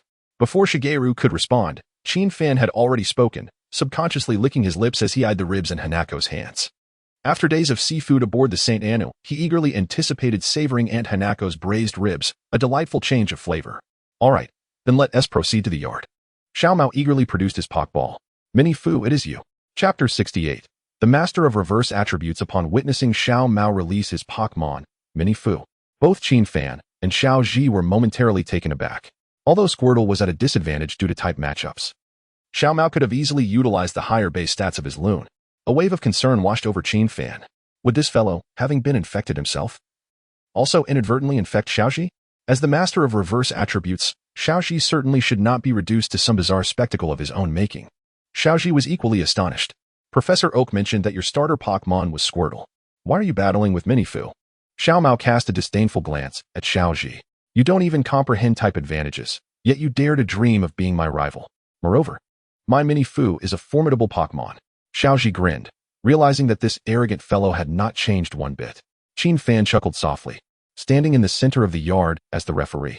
The two competitors were set for an 11-round battle, during which Pokémon substitutions and the use of healing items were prohibited. Victory would be claimed automatically when one side lost its will to fight or its combat capability. The battle commenced. Xiao Mao's Mini-Fu eagerly leaped into the arena. Compared to the Mini-Fu of the little girl, this one was clearly more combative, a fact evident from its sharp gaze. Pikachu. Pikachu emitted a delightful cry, positioning itself before Xiaoji and waving at Mini-Fu. The expression on Mini-Fu's face softened instantaneously. Truly, as the divine Pikachu, it possessed an innate ability to dissolve all tension. The battle began in earnest. Pikachu. Use Thunder Shock. Pikachu promptly positioned itself on all fours, swiftly advancing toward Xiao Mao's Mini-Fu. Sparks of electricity crackled from its tail, coalescing into a small stream of light as it approached to unleash its attack. While the skill was not particularly powerful, comparable to basic moves like Spark or Water Gun, It bore the advantage of potentially inflicting paralysis. Once the opponent was paralyzed, it could slow them down or even render them immobile. Xiao Mao crossed his arms, glancing at Xiao Ji with a derisive snort. As expected, you remain the foolish one, oblivious to type advantages. How dare you challenge my Mini-Fu without understanding the fundamentals? Today, I shall teach you a lesson. Grass types resist electric type moves by double. Kissing the empty Pokeball of Mini-Fu, Xiao Mao spun around gracefully. Mini-Fu elegantly unleashed Seed Bomb. Mini-Fu nodded and, bracing against Pikachu's Thunder Shock, released a tender green seed. The seed soared high into the air, landing precisely on Pikachu and burrowing into its body in an instant. The smile vanished from Pikachu's face, replaced by a fierce grimace as it charged at Mini-Fu. However, Mini-Fu appeared oblivious to Pikachu's approach, nonchalantly pulling out a berry and munching on it. In the next moment, two beams of white light enveloped Mini-Fu, significantly bolstering its defense. When Pikachu collided with Mini-Fu, it felt as though it had struck a solid iron ball, causing its adorable face to contort in dismay, as if wearing a mask of agony. Pika, Xiao Mao, how devious of you to let your Pokémon consume berries. Xiao Ji clenched his fists, glaring resentfully at Xiao Mao. Xiao Mao elevated his nose with disdain. Mr. Zhou Shiren once said that a trainer's tactics cannot be deemed underhanded. Humph, Xiao Ji retorted. Pikachu, since its defense has increased, continue using Thunder Shock. Pikachu nodded, a surge of electricity crackling along its tail as it launched itself at Mini-Fu once more. Yet, under the combined effects of Seed Bomb and the grass type's resistance to electric type damage, Pikachu's attack felt no more than a gentle tickle. Xiao Mao, you insufferable scoundrel. Now you're calling me a scoundrel? What will you say when the tables turn? Xiao Mao smirked, leaving Xiao Ji momentarily puzzled by his words. However, Xiao Mao soon clarified. Mini-Fu, showcase your gentlemanly demeanor once more and consume that berry amidst the onslaught. Once again, two beams of light ascended as Mini-Fu's attack power surged dramatically. Amidst Xiao Ji's almost existential despair, Qin Fan began to explain. This Pokemon's ability is Harvest, allowing it to recreate consumed berries. In the absence of specific regulations, it can continue to eat even in formal competitions. Is the 9-year compulsory education in Dongwang truly this formidable? Fool, surrender now and spare your Pikachu further suffering. Mini-Fu. Use Leaf Blade. The leaves atop Mini-Fu whirled rapidly before launching forth. The blades accelerated, slicing through the air with a whistling sound. Leaf Blade is an early-game grass-type attack with a considerable power of 55 and a high chance of striking critical hits, though it suffers from slightly reduced accuracy. I shall not yield. Xiao Ji gritted his teeth, unwilling to concede to Xiao Mao. Pikachu, evade its Leaf Blade and use Electro Ball.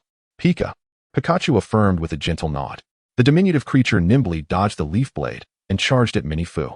During its advance, Pikachu's speed intensified, with sparks of electricity gathering along its form, soon coalescing into a sphere of pure electric energy. In response, Mini-Fu obeyed Xiao Mao's command and unleashed Leaf Blade once more. Boom. A muffled explosion resonated as Pikachu and Mini-Fu's attacks collided, creating a moderate blast. The two Pokémon were situated almost in close proximity, enveloped in the smoke of the explosion. Xiao Mao smirked condescendingly. Concede, Xiao Ji. My Mini-Fu resists electric-type damage by double.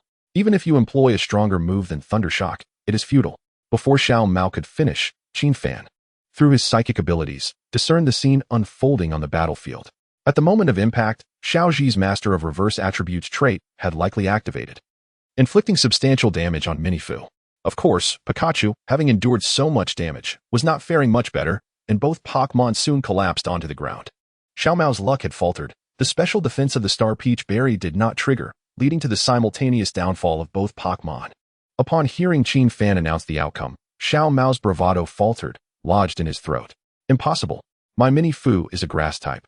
How could it be defeated by electric moves? There is no impossibility, Xiao Ji retorted smugly, responding to his rival. And I refuse to accept a draw. Pikachu, hang in there and get back up. Chapter 69. Qin Fan's culinary skills. Fortunately, Xiao Ji's Pikachu ultimately did not rise, or else Xiao Mao would have truly considered calling Junsha. The two exchanged cold huffs, neither willing to concede, as they turned half away from each other, gazing in opposite directions. And Hanako's gentle voice drifted through the window. You two are just the same as ever. Stop lingering there. I've queued up your favorite animated series. Come inside and sit while we wait for dinner.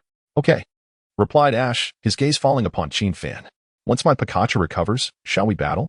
Also, could you regale me with tales of Green's misadventures in the East? With his pompous demeanor, he must often find himself in trouble. Green's face flushed with embarrassment. Had Ash made such remarks in front of others, Green would have instantly retorted. However, the very subject of embarrassment was right there, leaving him at a loss for words. Nothing like what you might think happened. Green is quite remarkable in the East. A talented individual in his own right, Qin Fan declared, fabricating a small lie to protect Green's dignity. After all, it was he who had tormented Green. And if he remained silent, Ash would never learn the true story. Upon hearing Qin Fan's discretion, a smile crept onto Green's lips, and he clenched his fists in silent satisfaction. Truly, my greatest rival knows how to save face for me. I, Green Oak, shall ensure you receive the finest Dragonair. Qin Fan chuckled, accepting Ash's challenge as the trio made their way to the room. The television was airing a popular anime from the Kanto region, depicting trainers navigating the seas with their Pokémon in search of RNGesus' treasure.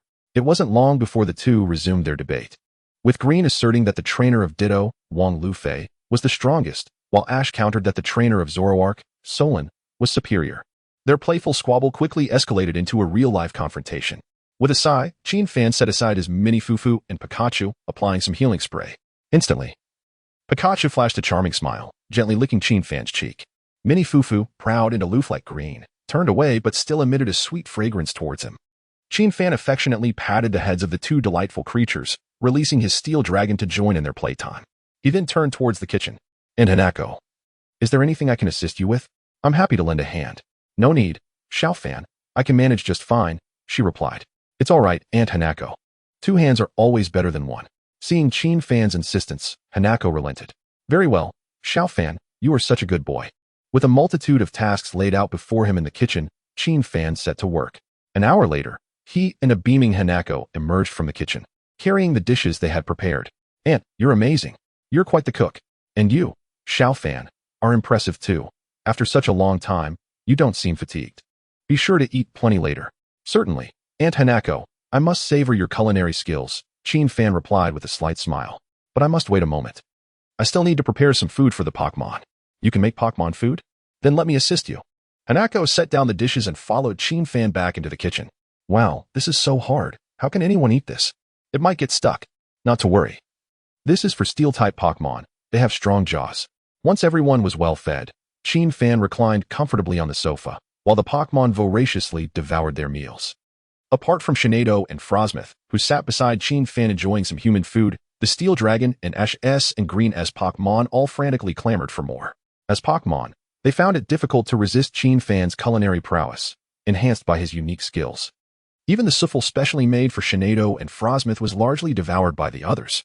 Pikachu, in particular, pestered Qin Fan and Hanako for food at least 10 times, with Hanako ultimately succumbing and dragging Qin Fan back into the kitchen.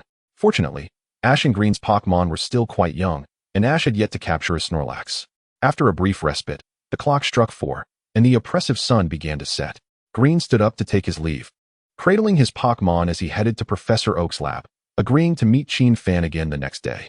Ash, unable to contain his excitement, scooped up Pikachu and looked at Qin Fan with a fierce determination. Even though Pikachu just enjoyed your cooking, I still wish to challenge you. From what Green has said, your skills are formidable. Qin Fan smiled slightly and nodded without hesitation.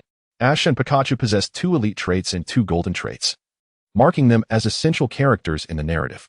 Even if Ash had not issued a challenge, Qin Fan would have found a way to battle him. Otherwise, he would surely lose sleep upon returning to the east, with no air conditioning outside and no other guests in the yard. And Hanako casually removed her pink shirt to reveal a white undershirt, standing in the middle of the yard as a referee for the two. Xiao Fan, Ash, be cautious during your battle. Also, be mindful of the flowers and plants in the yard. Take care. All right, Ed. I will be gentle. Chapter 70, Pikachu. Before following Ash, Pikachu had spent some time living with a Kangaskhan and was no longer a mere hatchling. After a moment's contemplation, Qin Fan decided to have Frosmoth battle against Ash's Pikachu. As his first Pokémon, Frosmoth's growth lagged significantly behind that of Steel Dragon and Shinado. She needed more opportunities to battle. Shinado was indeed remarkable. Even Qin Fan found it hard to fathom how this little one could be so extraordinary. Steel Dragon was easier to understand. This little creature had simply unleashed its potential. And in spades. So, Frosmoth, it is you. Qin Fan declared, gesturing grandly as Frosmoth emerged from its pop ball with a soft hum, appearing at the side of the yard. What a beautiful Pokémon. Despite having seen Frosmoth earlier, Hanako couldn't help but exclaim again. The elegance of this Pokémon, combined with its world-weary purple eyes, perfectly embodied the image of a grand heroine in Hanako's mind. Ash's gaze also fell upon Frosmoth, his voice filled with excitement. Fan, Green mentioned that your Pokémon is incredibly strong. Thank you for allowing it to battle with me. Hearing this, Fan glanced at Shinado beside him. Green's claim of Frosmoth's strength was likely because he had never seen Shinado in action. Frosmoth, prepare for battle. You. Frosmoth looked at Fan and Shinado with reassuring eyes, then crossed her arms, disdainfully gazing at the sky. Nearby, Steel Dragon chuckled softly. Frosmoth, I'm part of the team too. Please don't overlook me. Fan laughed heartily, giving the little one a pat on the head. I'm ready, let us begin. Oh, all right. Ash, who had been engrossed in scanning Frosmoth with his Pokédex, snapped back to reality and gently patted Pikachu resting on his shoulder. It has been decided, you will use the Thunderbolt skill, as is well known. Ash's Pikachu is a master of close combat. Fan smiled, intent on denying Pikachu any opportunity to approach. Evade, then unleash the icy wind. Oh, the Frosmoth crouched slightly, its powerful legs erupting with force as it soared into the sky. With a slight level advantage, Frosmoth effortlessly unleashed a speed that Pikachu could never anticipate. By the time Pikachu rushed to Frosmoth's side and executed Thunderbolt, Frosmoth had already ascended directly above Pikachu. A glimmer of icy cold flashed in her noble purple eyes, her movements mirroring that of a Gardevoir using icy wind. With a gentle lift of her right hand, countless gusts of wind howled forth. Simultaneously, shards of ice materialized around Frosmoth, nearly enveloping the entire courtyard. Be gentle, or Aunt Hanako won't let us continue.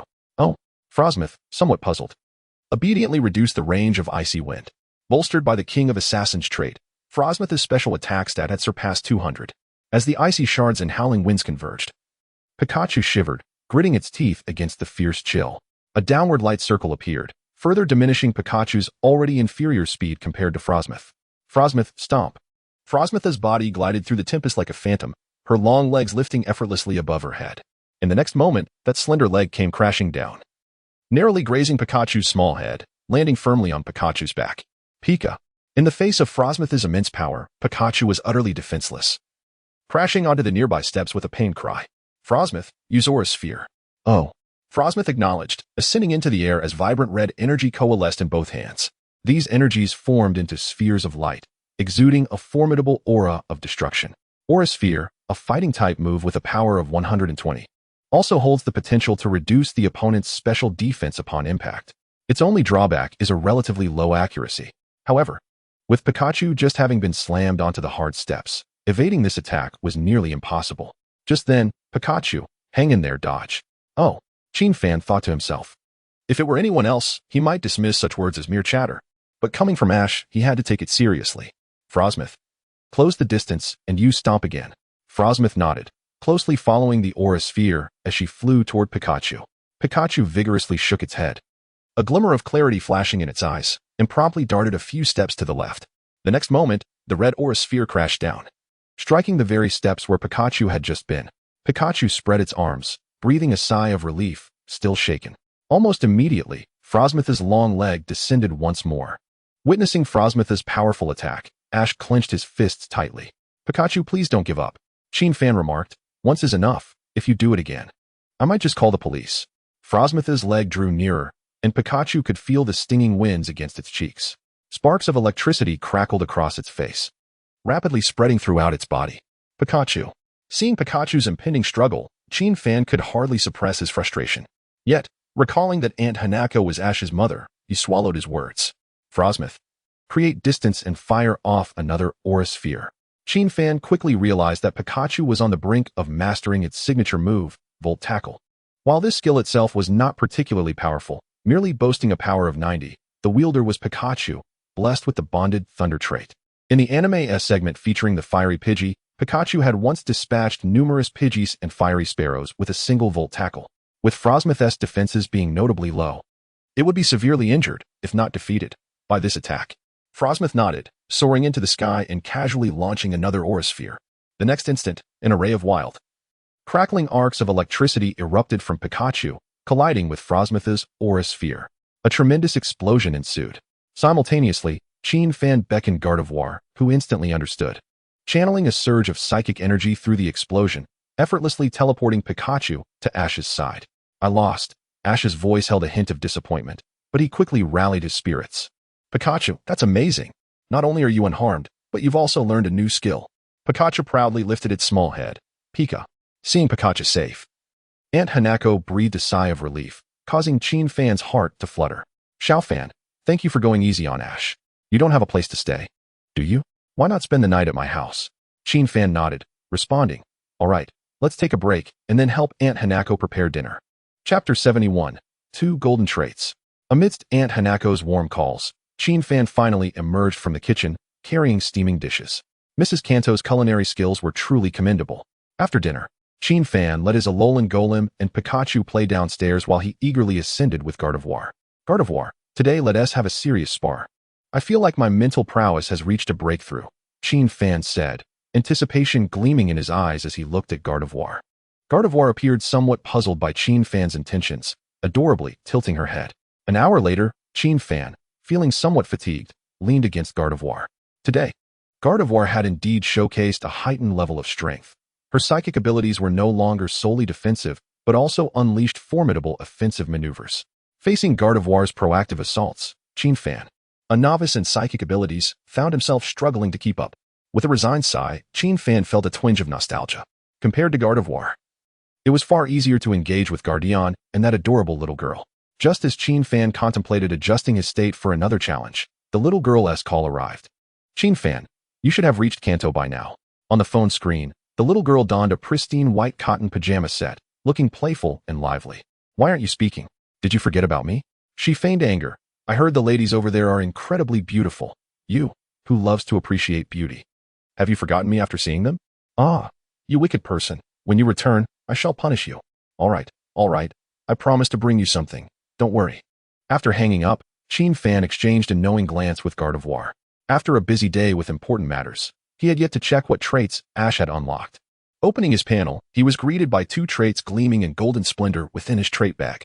Indeed, it was the Bonded Thunder and Super Newbie traits. The emergence of these 2 traits in gold not only saved a significant amount of leveling time, but also perfectly aligned with Ash's reputation. As for the supreme attributes on Pikachu and Ash, none have been revealed. Qin Fan had already prepared himself mentally for this.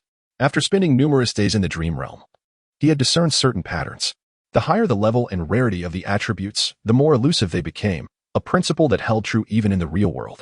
Without hesitation, Qin Fan equipped the Super Novice attribute. The moment he donned it, he felt a significant surge in both his strength and defense.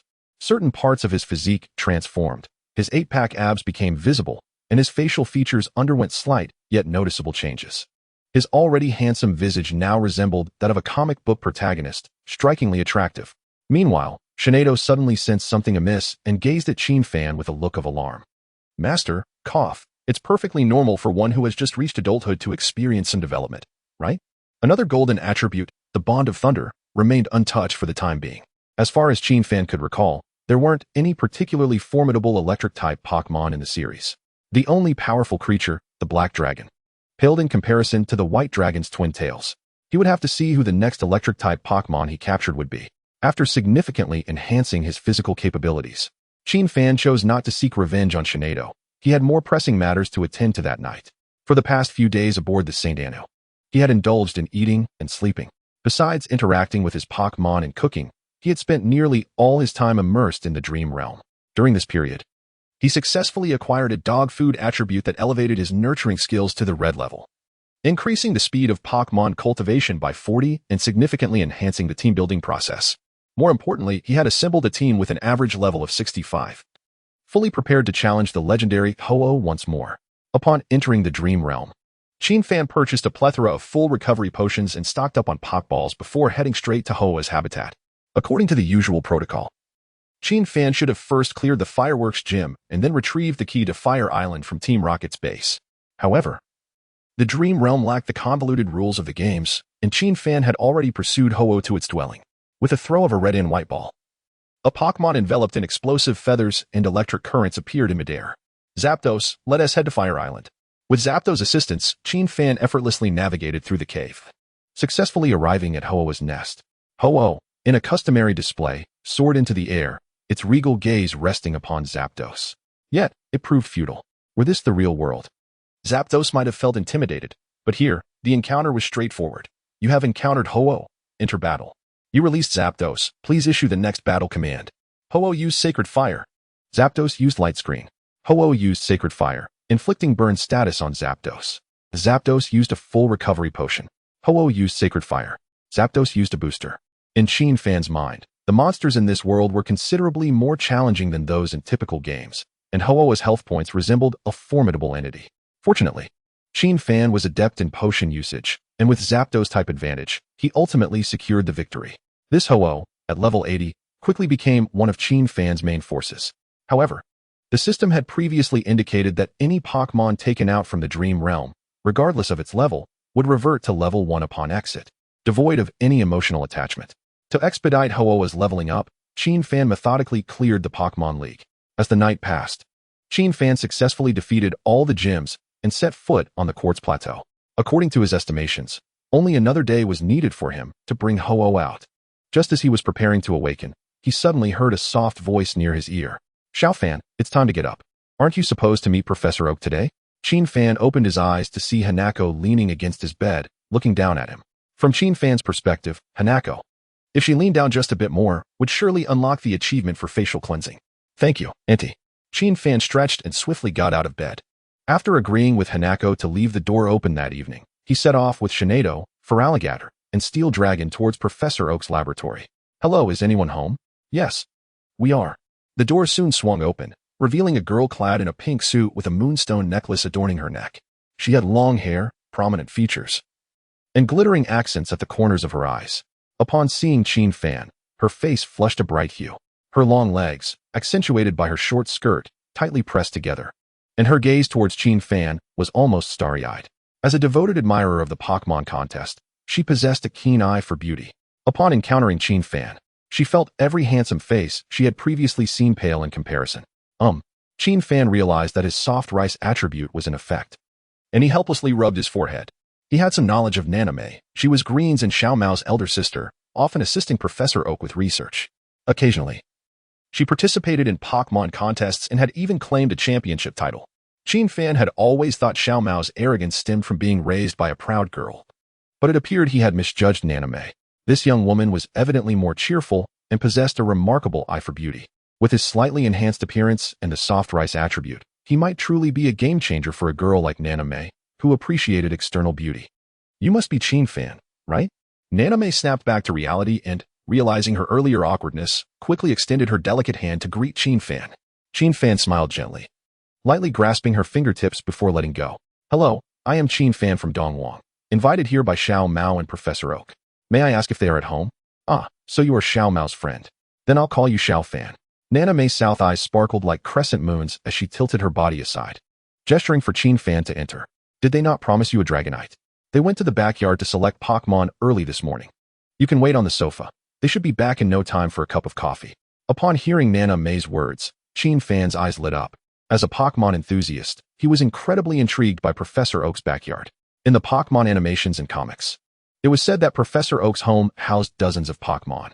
His backyard was rumored to be vast enough to accommodate an entire herd of Tauros.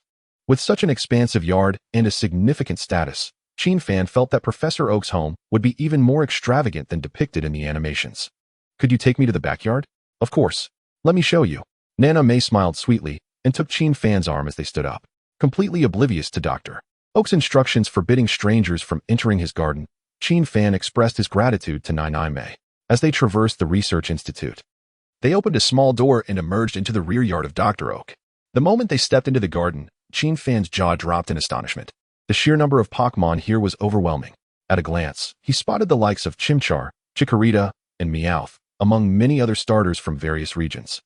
In addition to these, the yard was filled with an array of Pokémon from different regional forms, including Alolan Exeggutor, Galarian Farfetch'd, and the fiery Tauros from the Paldea region. The only disappointment was the absence of a shiny Zoroark, which Qin Fan had a particular desire to capture. Such a Pokémon was not only stunning in appearance, but also boasted a remarkably unique type combination, making it one of the creatures he yearned to obtain. However, he acknowledged the rarity of shiny forms, realizing that even if one were to appear, it might not be inclined to accompany him. Qin Fan was not entirely naive. While they were exploring, a voice reminiscent of a spoiled child echoed from afar, none other than Little Muse. "Dragonite, you must trust me. That trainer is exceptional. If you let him care for your offspring, they will surely thrive under his guidance.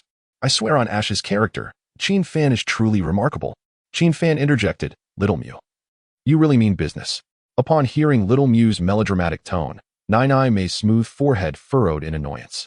How embarrassing, compared to Little Green. I wish I could just toss this brother aside. Being his elder sister, she was well aware of Little Mew's character. He was incredibly prideful in front of others. Yet at home, he was nothing short of a spoiled brat, indulging in his whims and fancies. Only Little Green could somewhat rein him in. Let's explore elsewhere. If Little Mew sees you now, he might just find a crack in the ground to hide in. Qin Fan nodded decisively, given Little Mew's haughty nature. Should Qin Fan approach him now, he might indeed learn the ground-type move Dig in a rather humiliating manner. By the way, I want my Pokémon to unwind a bit. May I release them in this garden? Having spent several days aboard the ship, and with Qin Fan mostly preoccupied with navigating the dream world, he knew that even if Shinado and Volcarona didn't voice it, they must have been quite bored. Of course, this place is essentially a Pokémon paradise created by my grandfather. Nine May adjusted her tailored blazer and nodded gently. Her poised demeanor, complemented by her impeccable makeup, exuded a sophisticated, professional aura akin to that of a knowledgeable secretary. Even the Pokémon from the town frequently come here to play. You need not worry at all. In that case, Shinado, Volcarona, and Steelix come forth. A flash of white light from the Pokeballs heralded the appearance of 3 distinct Pokémon. Shinado, with her cascading pink hair and a gentle aura of fairy energy. Volcarona, possessing a tall figure and a signature world-weary expression, and Steelix, who immediately tumbled out of its Pokeball and scampered off, chasing after a Butterfree. How exquisite. Nine May momentarily disregarded the little Steelix, her gaze fixated on Shinado and Volcarona. Is this a shiny Shinado and a shiny Volcarona as well? Qin Fan, you wouldn't happen to be a professional coordinator, would you? Not at all. But Nine May seemed completely oblivious to Qin Fan's response. Her previously refined demeanor vanished, replaced by a starry-eyed admiration. I knew it. A handsome boy like you must be a coordinator. Please, sister, could you refrain from interrupting others? Qin Fan protested. I merely have an appreciation for beautiful Pokémon. How does that make me a coordinator? Nine May paid no heed to Qin Fan's words and inspected Shinado closely. What was the original color of your Shinado? A pink Shinado is so rare. May I take a photograph with her? Her excitement bubbled over. Wow, I feel so fortunate to see such a stunning Shinado alongside this elegant Volcarona. Qin Fan, would you consider settling in Pallet Town? I could buy you that villa next door. What do you think? Enough with the nonsense, sister. I don't rely on others. Qin Fan clarified. Moreover, Nine May, you misunderstand. Shinado is not a shiny. She simply possesses a remarkable mastery over fairy-type energy, which is why she evolved this way, directly evolving into a shiny Pokémon. Nine May clasped her hands over her heart, gazing at Qin Fan with unabashed admiration. Her eyes sparkled like water, more radiant than even the most exquisite gems. Had it not been for Shinado and Volcarona each linking their arms with his, Qin Fan might have suspected that Nine May would have lunged at him without hesitation.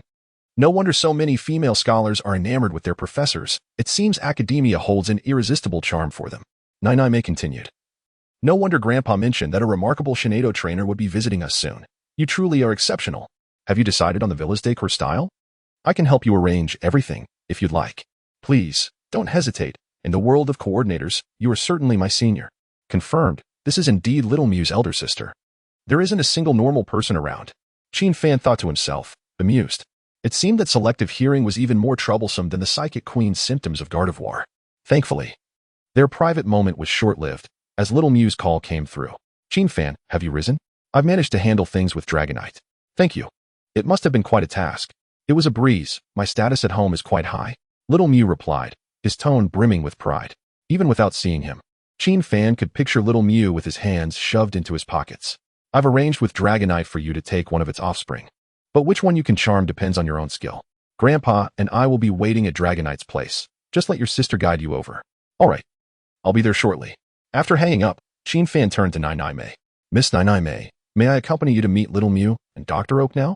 This garden is vast, and after wandering for some time, I've completely lost my way back. Certainly, esteemed senior. Before long, under Nine May's guidance, Qin Fan returned to the vicinity of the garden's entrance, where Little Mew and Dragonite were located. Upon seeing the Pokémon accompanying Qin Fan, Dr. Oak's eyes widened with incredulity. You must be Qin Fan. No wonder Little Mew holds you in such high esteem. As a distinguished Pokémon researcher, Dr. Oak immediately recognized that Shinado's potential surpassed any Pokémon he had ever encountered. The same could be said for the shimmering Volcarona at his side. The only slightly inferior aluminum steel dragon seems to be quite comparable to its own fast dragon in terms of qualifications. Greetings, Professor Oak. I am Qin Fan from Dongwang, a classmate of Xiaomao. During this time, Xiaomao has taken excellent care of me. Qin Fan spoke the truth since the college entrance examination. Xiaomao has shielded him from nearly all the academic conflicts in their class. What if I don't understand history? My grandfather is Professor Oak. What if I didn't perform well? I've been in love since I was 10. Can you all say the same? A bunch of nonsense. Only Qin Fan is worthy to be my rival. Such situations were countless, as his words nearly silenced all the academic elites in the class. Upon hearing Qin Fan's praise, Xiaomao immediately displayed his signature haughty expression. Ha ha ha, just a bit of wear and tear. The corners of Professor Oak's mouth twitched. Having devoted his life to academia, he truly could not comprehend how he ended up with such a frivolous grandson. However, at least his granddaughter, Nanami, was exceptional, possessing a dignified demeanor. With this thought, Professor Oak's mindset calmed down once more. Just then, Nanami suddenly spoke. Senior Qin Fan, you flatter me. It is my brother's honor to acquire this fast dragon for you. These mini dragons in my grandfather's yard are merely wasting their lives. Only in your presence can they discover the meaning of existence. Professor Oak was taken aback. Wait, I just remarked on your grace. How did you turn into a sycophant? Chapter 74. The change of heart of the fast dragon. Fortunately, Professor Oak quickly came to understand everything. Nanami must have felt that Qin Fan's Pokémon breeding was outstanding, making her feel inadequate. With this in mind, Professor Oak became even more interested in Qin Fan's Shinado. He could hardly wait to obtain the energy data of Shinado to research a more powerful Pokédex. Since there were no other matters at hand, it was time to communicate with the mini-dragons. Alright, Qin Fan replied, unable to suppress his excitement as he turned to Professor Oak's fast dragon. Its size was slightly larger than the average fast dragon, standing about 2.5 meters tall. Its body was orange-yellow with dense cream-colored patterns on its belly. Above its resolute gaze, a pair of small antennae swept backward. Was it slightly displeased? On his journey to Kanto, Qin Fan had once consulted Chabana about certain dragon characteristics, including the emotional expressions of fast dragons. Reflecting on the earlier conversation between Xiaomao and this fast dragon, Qin Fan suddenly understood everything. Pokémon are creatures capable of emotions just like humans, whether it's Shinado, Philoemal, Aluminum Steel Dragon, or even the once-seen Venusaur and Scyther. They all share this trait. As sentient beings with feelings, they naturally wish for their offspring to remain close. If that condition is not met, they might choose a better path for their children. However, Qin Fan had just seen that this fast dragon was already at level 89, genuinely possessing champion-level strength. Its offspring were well cared for by Professor Oak, ranging from level 20 to 30. In this context, Qin Fan empathized. If he were this fast dragon, he would likely not want his offspring to leave. Suddenly, Qin Fan hesitated. To be honest, he longed for a fast dragon, yet he did not wish for the fast dragon to feel sorrow over losing its offspring. It was a conflict, like little figures in his mind battling each other. Well, the Pokémon world is vast. There is no need to put this fast dragon in a difficult position. Soon, Qin Fan made his final decision to temporarily forego acquiring a mini-dragon from here, instead staying longer in Kanto to see if there were other places to find a wild fast dragon. Of course, Qin Fan did not intend to leave empty-handed. Having called himself over from Dongwang, he must collect some interest. Amidst the astonished gazes of everyone, Qin Fan suddenly levitated from the ground, flying to the top of the fast dragon, extending his hands to rub its head vigorously. Feeling unsatisfied, he then embraced the fast dragon's large head and took a deep breath. After completing all this, without giving the fast dragon a chance to react, he swiftly ducked back behind Professor Oak. Achievement unlocked. Pat the champion-level fast dragon's head. Professor Oak, I've just thought it over. Let us not force the fast dragon. They are living happily here and have a wonderful future, so I think this is quite all right. The gloom in the fast dragon's eyes vanished, replaced by a gleam of light. What an understanding human. No wonder Xiaomao was so persistent, and Miss Nanami was willing to address him as senior. A hug. The fast dragon flapped its wings, its hefty body easily maneuvering around Professor Oak's figure, wrapping its arms around Qin Fan. Creak. Qin Fan distinctly heard the sound of bones grinding, suddenly questioning his life choices. Was this fast dragon seeking revenge? If it weren't for the super newcomer perk, just this encounter would have sent Qin Fan to the hospital to complete his journey in Kanto. Fast dragon, don't do this. Professor Oak quickly pulled the fast dragon away from Qin Fan. Seeing that Qin Fan was unharmed, he finally breathed a sigh of relief. Your physique is quite remarkable. You didn't sustain any injuries. However, your awareness signifies that Nanami and Xiaomao's judgment is not mistaken. You will definitely become an exceptional trainer. To ensure your trip was not in vain, you may spend these days interacting with the Pokémon in my yard, as long as they are willing to accompany you. Really? Qin Fan's eyes sparkled. While strolling with Shinado earlier, he had spotted a fire meow similar to that of the Shasa Pavilion owner, as well as a new leaf meow with a flexible ability. Now, the little aluminum steel dragon seemed to still be playing with the fire meow. If these Pokémon were willing to follow him, Qin Fan was confident he could nurture them to combat powers on par with demigods. Professor Oak nodded. Of course it's true. I am quite generous towards potential trainers. Just as they were about to return to the research lab, a low meowing sound echoed. A fire meow and Qin Fan's aluminum steel dragon appeared in everyone's view, swiftly dashing past. Professor Oak was instantly stunned, as was the fast dragon. What did they just witness? An aluminum steel dragon still in its juvenile phase chasing after a fire meow? This fire meow had already evolved rapidly. Qin Fan. What level is your aluminum steel dragon? Qin Fan blinked, replying, level 20. Is there something wrong? Something wrong? Professor Oak quickly pulled out a Rotom phone, scanning the aluminum steel dragon's body, his tone suddenly rising in excitement. There is indeed something extraordinary. Professor Oak felt it necessary to enlighten Qin Fan. As a dragon-type Pokémon, although the aluminum steel dragon is often referred to as a prodigy, that is merely due to its high base stats, and its evolution does not depend on leveling up. However, this certainly does not imply that raising an aluminum steel dragon is simple. Being a dragon type, its leveling speed is still significantly slower than that of other Pokémon. Now do you understand how remarkable this little 1S level is? Qin Fan nodded. He was aware of all that Professor Oak mentioned. However, he had indeed opened 3.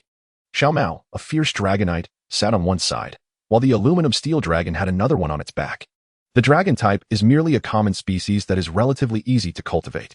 The gaze of the dragonite towards Qin Fan shifted once more. If Qin Fan's nurturing abilities were lacking, it would certainly not wish for its offspring to be taken away. Yet now, it seemed that Xiaomao was not forcing himself. Rather, he was finding an exceptional guardian for his children, with formidable cultivation skills and a profound understanding of a Pokémon's feelings.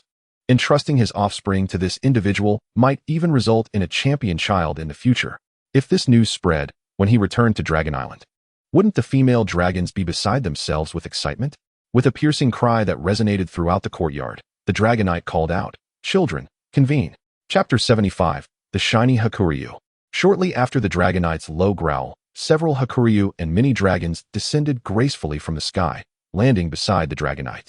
Qin Fan glanced over and noted that these Hakuryu and mini-dragons ranged from levels 20 to 40, with most possessing king-level potential.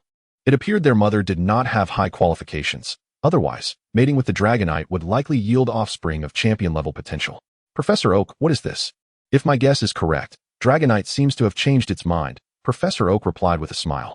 Given your exceptional nurturing skills with dragon-type Pokémon, you must be aware of the challenges involved. Perhaps you may not know, but it is indeed a fact. Professor Oak continued, initially. Dragonite was reluctant to let you take away its offspring, fearing you might hinder their development. However, upon witnessing your aluminum steel dragon, those concerns seemed to have dissipated. Before Professor Oak could finish, Qin Fan eagerly interjected, "So, it is willing to let me take its offspring?" Indeed. Professor Oak glanced at his old companion, who was explaining matters to the young ones, serving as a mouthpiece. He gathered all the children, likely allowing you to choose one freely. At that moment, the dragonite finished its discussion with its children. It had just informed them of Qin Fan's remarkable abilities in the initial decision it had made. The eyes of the Hakuryu and mini-dragons turned towards Qin Fan, as well as his companions, Shinado and Frosmith. For some inexplicable reason, upon seeing the beautiful Shinado, they felt an innate fear. Otherwise, with the words of their father, they would have rushed to surround Qin Fan. Suddenly, a soft growl emerged from behind the dragonite, as a pink little head peeked out from behind its wings. It was a shiny Hakuryu, slender and approximately 5 meters in length, adorned with scales of a pink gem-like hue, with a bright white belly. Her large, dreamy eyes indicated she had just awakened. Lo and behold, it was a champion-quality shiny Hakuryu. The Hakuryu curiously gazed at Shinado, then at herself, her large eyes squinting with delight. Such a beautiful Pokémon. Just as lovely as herself. She felt an instinctive desire to embrace. Without hesitation, the Hakuryu soared from behind the dragonite, heading straight for Shinado. Upon Shinado's embrace of the Hakuryu, the dragonite was momentarily stunned. "My dear girl, she is my most cherished one. I called others to select a master. And you simply dashed off?" The dragonite's good mood swiftly diminished, as it experienced the sensation of ghostly flames lingering below its apartment for the first time. Noting the discontent of his old companion, Professor Oak chuckled lightly. Do not fret, my friend. It is just a matter of indulging your daughter. I shall ensure her well-being. He produced a Rotom phone, identical to Xiao Mao's, and handed it to Qin Fan. In fact, since Xiao Mao returned, I have been hoping to appoint you as a researcher at the Oak Laboratory. I hope you will accept this. This device serves a straightforward purpose. It can roughly assess the potential, level, and current skills of Pokémon. I do not want to overstate its capabilities, as it recently malfunctioned with Shinado. Besides its assessment function, its greatest utility is the ability to transport Pokeballs to the Oak Laboratory. Qin Fan hesitated to accept the Rotom phone from Professor Oak's hand. He valued his freedom, and in his plans, he did not intend to attend university diligently. Rather, he aspired to explore various regions in his spare time. If the responsibilities of a researcher proved too cumbersome, he would decline Professor Oak's goodwill. If I become a researcher, what would I need to do? You wouldn't need to do much. Just occasionally send the captured Pokémon over for me to record some data. Professor Oak explained. Of course, if your Pokémon are injured, you may also bring them here for recovery. Qin Fan felt a flicker of temptation. This was not merely a researcher role, but essentially a portable Pokémon center. Beyond these advantages, it would allow the Hakurita to return home periodically to visit its siblings and father. Qin Fan believed that Pokémon with strong emotional bonds could unleash far greater power than those devoid of feelings. This principle was already validated in the partnership between Pikachu and Ash. Thank you, Professor Oak. You're welcome. Your Pokémon are vital for my research as well. Professor Oak waved his hand dismissively, not seeking credit. If there are no issues, could you allow Shinado to demonstrate some skills at the laboratory? I wish to record some experimental data. Certainly. After bidding farewell to the Dragonite and agreeing that the Hakurita would visit him monthly, Qin Fan accompanied Professor Oak and his group to the laboratory. Seeing a dragon relative join their ranks, the aluminum steel dragon expressed great excitement. Finally, there was a dragon beside the great general of its clan. While Shinado went to record experimental data, Qin Fan turned his attention to the Hakuryu frolicking with the aluminum steel dragon. Hakuryu, level 30, evolution of Hakuryu, often found in oceans or lakes, although it lacks wings. It is occasionally sighted flying in the air. Type, dragon ability, Marvel Scale. When affected by a status condition, Marvel Scale reacts, enhancing defense. Skills, Sonic Boom, Mist, Dragon Breath. Quick Attack, Water Gun, Bind, Thunder Wave, Water Tail. Potential, Champion Item, Evolutionary Stone, a wondrous stone that boosts the defense and special defense of Pokémon that can still evolve when carried. Entry, Child of the Dragon Purple, Dragon Body, Golden, Child of the Dragon, as the most cherished offspring of dragons. She receives affection from other Dragon-type Pokémon. Dragon Body, adorned with marvelous scales, damage received from attacks is halved. Upon seeing this entry, Qin Fan couldn't help but exclaim in admiration. This Hakuryu possessed a remarkable multi-scale ability. Throughout the following day, Qin Fan remained at the Oak Laboratory. After enjoying the food he prepared, the Hakuryu transformed into an affectionate little sprite, clinging to Qin Fan and refusing to let go. Even the Dragonite felt that allowing his daughter to accompany Qin Fan was an exceptionally wise decision, had it not been for the fear that Professor Oak would, like Xiao Mao, secretly weep under the covers at night. He would have eagerly joined them. That evening, after bidding farewell to Qin Fan and once again declining Nanami's offer to purchase a villa, he turned towards Xiaoji's home. I have arrived, Phoenix King. Shortly after Qin Fan departed, as Nanami prepared for bed, she was suddenly struck by a feminine, authoritative voice echoing in her heart. What is the meaning of life? The moment she heard this voice, her drowsiness dissipated. She looked around in confusion, trying to discern who was speaking. This was the Oak Research Institute, home to many powerful Pokémon. Who could possibly have come here? Earlier, she had heard someone mention that the Hakuryu and Miniryu were wasting their lives here. And only by following Qin Fan could they discover the true meaning of existence. Suddenly, a Pokémon, entirely white and previously unseen in her Pokédex, appeared before Nanami. Its tone and expression utterly serious. Upon realizing it was a Pokémon, Nanami let out a sigh of relief. Ah, so you seek meaning? How ambitious. She praised the Mewtwo, continuing, the meaning I speak of is finding what you truly wish to pursue. The children of the dragon-type frolic here daily, which is delightful. But having a goal would be even better. At Nanami's words, Mewtwo fell into a momentary silence. Since their last parting, it had been quietly following Qin Fan, contemplating the words he had spoken. Yet, it had never quite grasped the concept. If Pokémon had redeemed humanity, then whom was it to redeem? Until today, it had inadvertently heard that Pokémon held a deeper significance. Qin Fan had stated that the purpose of Pokémon was to save humanity, But what was Mewtwo's purpose? Your purpose? Nanami blinked, gathering her cascading hair behind her, and began to count on her fingers. Aside from being friends to humanity, Pokémon can accomplish many things. For instance, my brother Xiaolu's Charmeleon aspires to help him win the Quartz Conference. My Jigglypuff wishes to become more beautiful. And my grandfather's Dragonite seeks to find more female companions. Oh, that last one doesn't T-count. You can discover your own purpose. I've noticed you often speak of Fan. Is it because you have met him?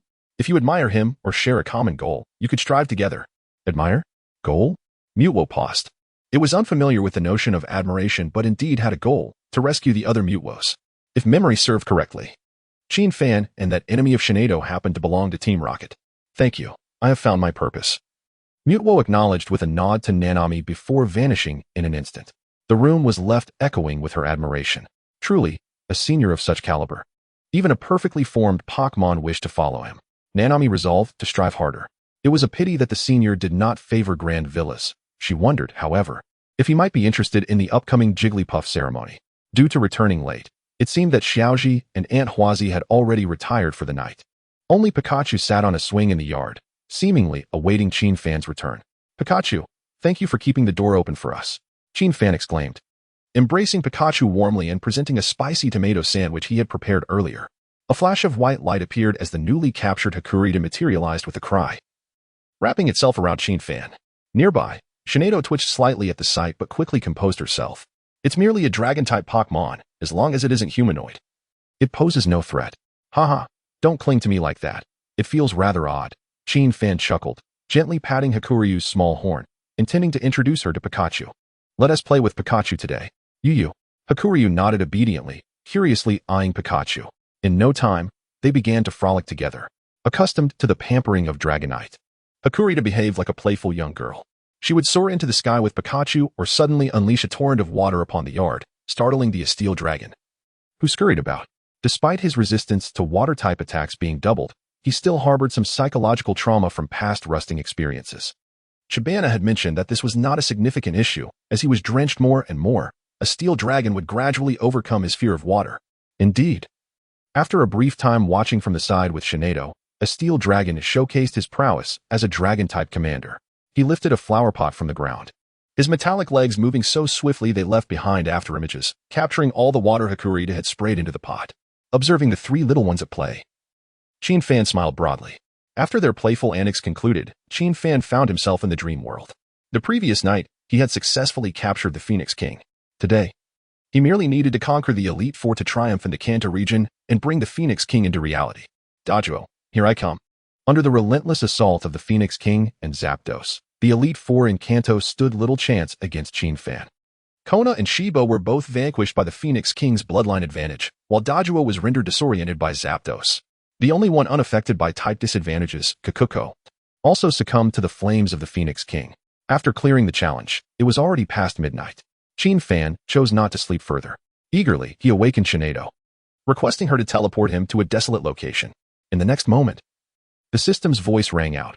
Host has successfully passed through the Kanto region and is exercising summoning privileges. Confirm summoning the Phoenix King? Without hesitation, Fan responded, yes. In an instant, a fiery red Pokeball appeared in his hand. At a glance, it seemed to be ablaze with flickering flames. Fan could distinctly feel that this fire bore no burning power. Rather, it emanated a sanctified essence, infused with the breath of life. Was this the Pokeball of the Phoenix King? A product of the system, it was indeed a masterpiece. With a sigh of appreciation, Fan eagerly pressed the button on the Pokeball. A holy flame erupted from it, roaring skyward. In the next moment, the world transformed. 7 rays of rainbow light pierced the clouds, fracturing the sky into flowing patches of color.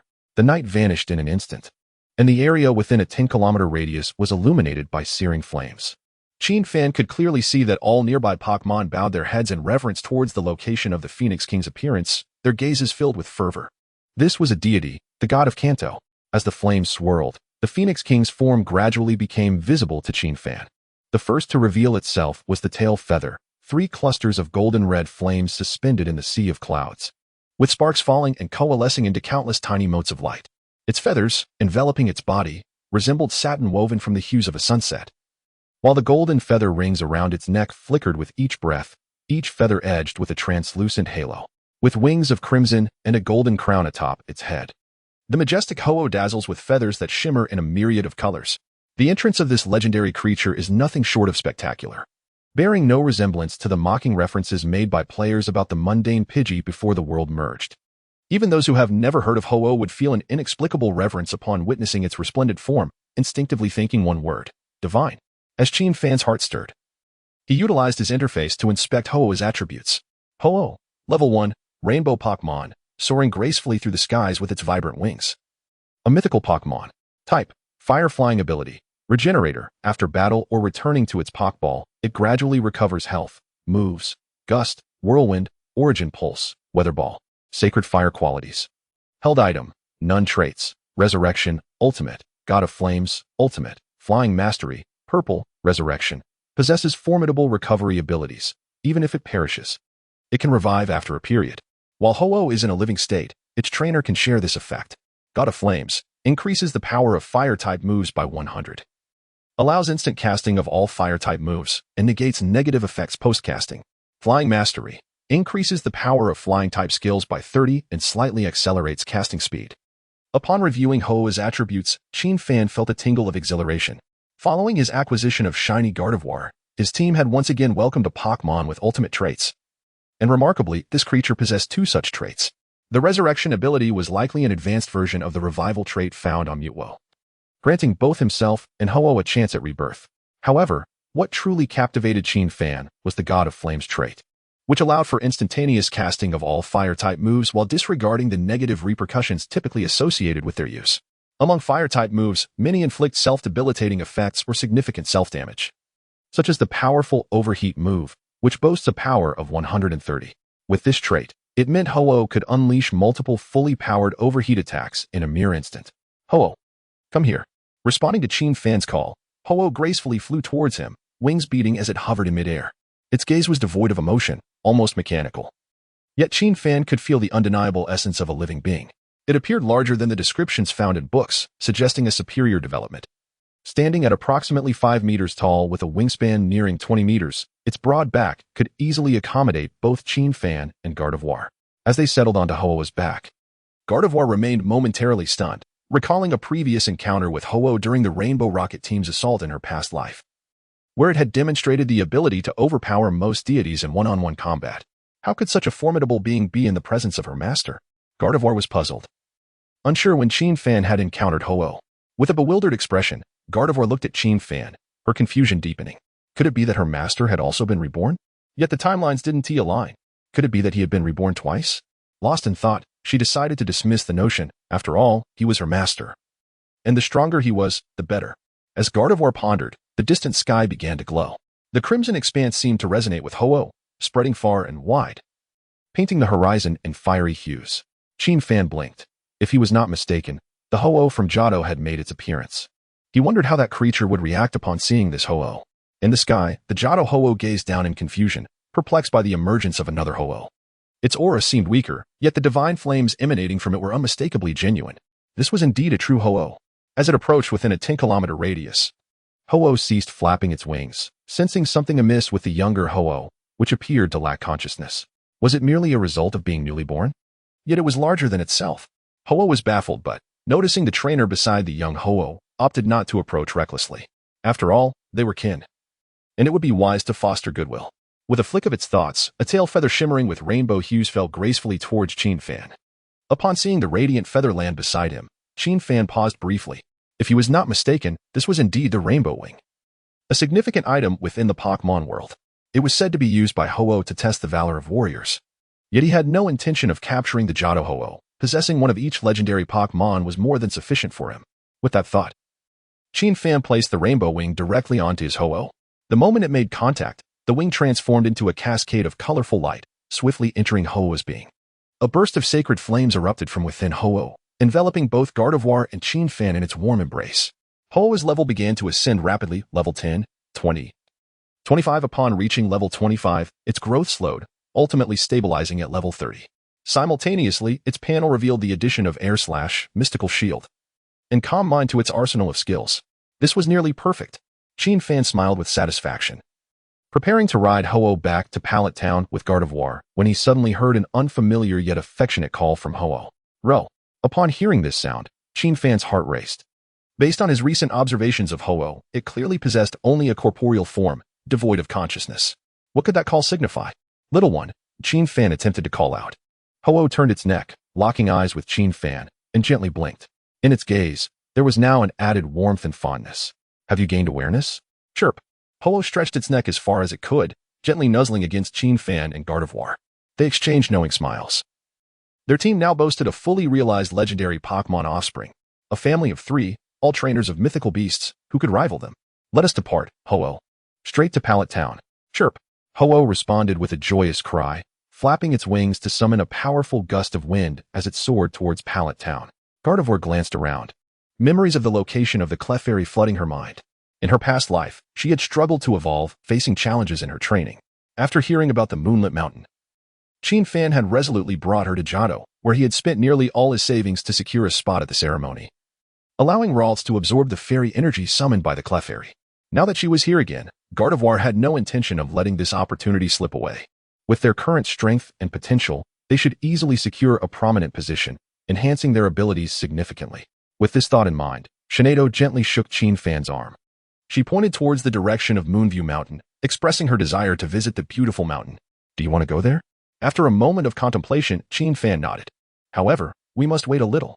After returning home today, let's rest for a while, and then I plan to challenge the Deep Gray Gym. Once the challenge is complete, shall we visit Moonview Mountain? The Deep Gray Gym was a location Qinfan had long intended to check off his list. Ever since he uncovered the entries related to Brock, his culinary skills and breeding expertise had seen a remarkable improvement, indirectly enhancing his breeding abilities. If he could replicate the experience in the real world, merging the two entries might easily surpass Brock's culinary prowess. Shauna. Xerneas leaned against Qinfan, nodding gently with a slight smile. She knew her master would never refuse her request. All she needed to do was think of where opportunities lay in her past life and lead her master there. Trust issues were of no concern. The following morning, Qinfan awoke to the sun high in the sky. Knowing Qinfan had no obligations that day, and Huazi refrained from waking him. However, Nanami called to inquire if Qinfan wished to participate in the upcoming Pikachu festival at Moonview Mountain. Initially, Qinfan intended to decline, but remembering Xerneas' eagerness to visit, he agreed. As he descended the stairs, and Huazi was already preparing lunch. Little fan, you woke up. Were you tired from your visit to Professor Oak yesterday? I heard you've become a researcher under him, making you colleagues with Ash and Gary. Today, Ash is officially embarking on his journey with Gary. But I bought plenty of ingredients. For lunch, we'll enjoy creamy buns, mushroom soup, and truffle sausages to celebrate you. Thank you, and Huazi. Qinfan looked at the ingredients in her hands, beads of sweat forming on his forehead. If he guessed correctly, Aunt Huazi's cooking would undoubtedly involve her characteristic exclamations. Soon, amidst Aunt Huazi's easily misconstrued actions, they prepared the meal. With Ash absent, Qinfan became Aunt Huazi's sole focus. Try this creamy bun. Freshly kneaded by me, so soft and round. And don't cut the sausage, it's best to swallow it whole. Watch me. Aunt Huazi demonstrated by swallowing it in one bite. See, isn't it just right? Indeed, Aunt Huazi is remarkable. After spending a few hours alone with Aunt Huazi, Qinfan finally understood the true weight behind her playful declaration, I'm your wife. It was no exaggeration at all. Fortunately, the meal didn't take too long. And after eating, Qinfan exchanged contact information with Aunt Huazi. They agreed he would visit again before setting off for Deep Gray City. Due to the crowd nearby, Qinfan chose not to summon Ho-Oh this time, opting instead to walk with Xerneas and Ferrothorn. In Qinfan's perspective, the security in the Kanto region was slightly inferior to that of the Dongwang region. If he were in Dongwang, he could ride Ho-Oh through the city without reservations. However, in Kanto, it was acceptable to use Ho-Oh during battles, but parading through the streets was best avoided. Deep Gray City was not far from Osera Town, and they took their time strolling and enjoying the sights. By the end of the day, Aluminium Dragon and Hakron had become quite familiar with one another. Their journey involved Hakron playfully teasing the local Pokémon, like Caterpie and Weedle, always delivering a gentle attack. At such times, Aluminium Dragon would rush over, apologizing profusely. As a general of the dragon race, he felt it was his duty to protect all dragonkin. As for the other companions, Aluminium Dragon decided to wait and observe for the time being. The next day at noon, after traversing the last forest, Qinfan and his companions stood at the entrance of a city. A sign made entirely of rock stood along the tranquil roadside. Welcome to Deep Gray City. Here, The gym leader Brock is a man as strong as rock. Upon seeing the gym's sign, Sheen Fan was momentarily at a loss for words. It was hard to fathom that Kanto's weakest gym leader could possess such confidence. In that case, let this rock-solid man challenge Ho-Oh. Chapter 79. I just run a gym. And you want a legendary Pokémon to challenge me? Deep Gray City was not a tourist destination, with few attractions to explore. Sheen Fan stored away Shinado and Ferrothorn, heading towards the Deep Gray Gym with Aluminium Dragon and Hackran. The gym, built entirely of rock, exuded a grand medieval European style. Upon arriving, he found many trainers gathered to watch. Wow, a powerful dragon-type trainer has arrived. Is this one here to challenge gym leader Brock? Deep Gray City has been bustling lately. Hearing their whispers, Sheen Fan smiled slightly. The increased popularity of the Deep Gray Gym was likely due to the recent influx of trainers from Masera Town. He wondered if Ash had already cleared this gym. Sheen Fan recalled that Ash had attempted to challenge it twice. He was curious if this gym corresponded to a special episode. If so, Ash would likely be here for quite some time. With this thought in mind, Sheen Fan activated the Rotom phone Professor Oak had just given him. Rotom. The phone blinked and floated before him. This phone boasted many functions, akin to a game box, allowing Pokémon to be sent to Professor Oak. Additionally, it featured intelligent capabilities, such as locating informative websites. Help me check the Kanto trainer's reviews on the Deep Gray Gym. Rotom. The Rotom phone spun around, and a plethora of comments about the Deep Gray Gym appeared on the screen, with a few highlighted by the phone itself. Red. What an exhilarating battle. Green. If there's no challenge, focus on training. Gary, with hands in pockets photo before Mini-Fu. It's just a bit of hardship. Ash. I will never give up. It was evident that this gym corresponded to a special episode. Otherwise, Red, being a fighter, wouldn't have found it so exhilarating. Without hesitation, Sheen Fan registered at the front desk and stepped through the doors of the Deep Gray Gym. Just then, Ash exited, looking utterly dejected. It seems not all trainers from Masera Town are formidable. Perhaps you should let your Pikachu and Pidgey train a bit more before returning, Brock said, arms crossed. His tone as icy as could be. From the perspective of bravado, he certainly had some merit. However, since Sheen Fan was already there, Brock's bravado would be put to the test. Ash. Sheen Fan stood protectively in front of Xiaoji, cradling Pikachu in his arms while spraying a few puffs of healing mist. Pikachu's voice was feeble. It forced itself to muster some energy and gently licked Sheen Fan's cheek. Do not worry, Pikachu. You are merely at a disadvantage due to type matchups. It does not imply that you are inferior to Xiao Mao and the others. Xiaoji's eyes brightened, a spark igniting within him as he gazed intently at Sheen Fan. So, if I study type advantages, could I also triumph in this gym battle? No, absolutely not. Sheen Fan hastily waved his hands. He was reluctant to interfere in Xiaoji's growth. Xiaoji's development was unique in this world. No one had the right to dictate it. Bonds were the most precious aspect of this realm. As long as both the trainer and Pokémon are sufficiently strong, battling against type disadvantages can indeed be manageable. In a while, I shall demonstrate it for you. Is it true that with strong bonds, one can overcome type disadvantages? Xiaoji murmured to himself, a glimmer of realization flashing in his eyes. Thank you, Sheen Fan. I will remember this for a lifetime. Pikachu also clenched its tiny fist. Pika. Sheen Fan returned Pikachu to Xiaoji and moved to one side of the arena. In the depths of the gym, the shadow of Xiao Gang lurked in the darkness, mocking. To claim that one can win despite being at a type disadvantage is quite naive. I suggest you both continue your training. Sheen Fan chuckled. Then tell me, how many times is Pikachu at a disadvantage against your Pidgey? Twice, hence they cannot defeat me. Then, do you think a Pokémon that is 4 times weak to yours could possibly win against you? 4 times weak? Xiao Gang furrowed his brow, immediately thinking of Charizard. Are you trying to leverage Charizard to impose a level advantage over me? How naive. But since you've come, I shall ensure you experience my formidable rock-like strength. The moment Xiao Gang finished speaking, the dark gym suddenly illuminated. With arms crossed and head held high, his narrowed eyes were filled with an intense depth.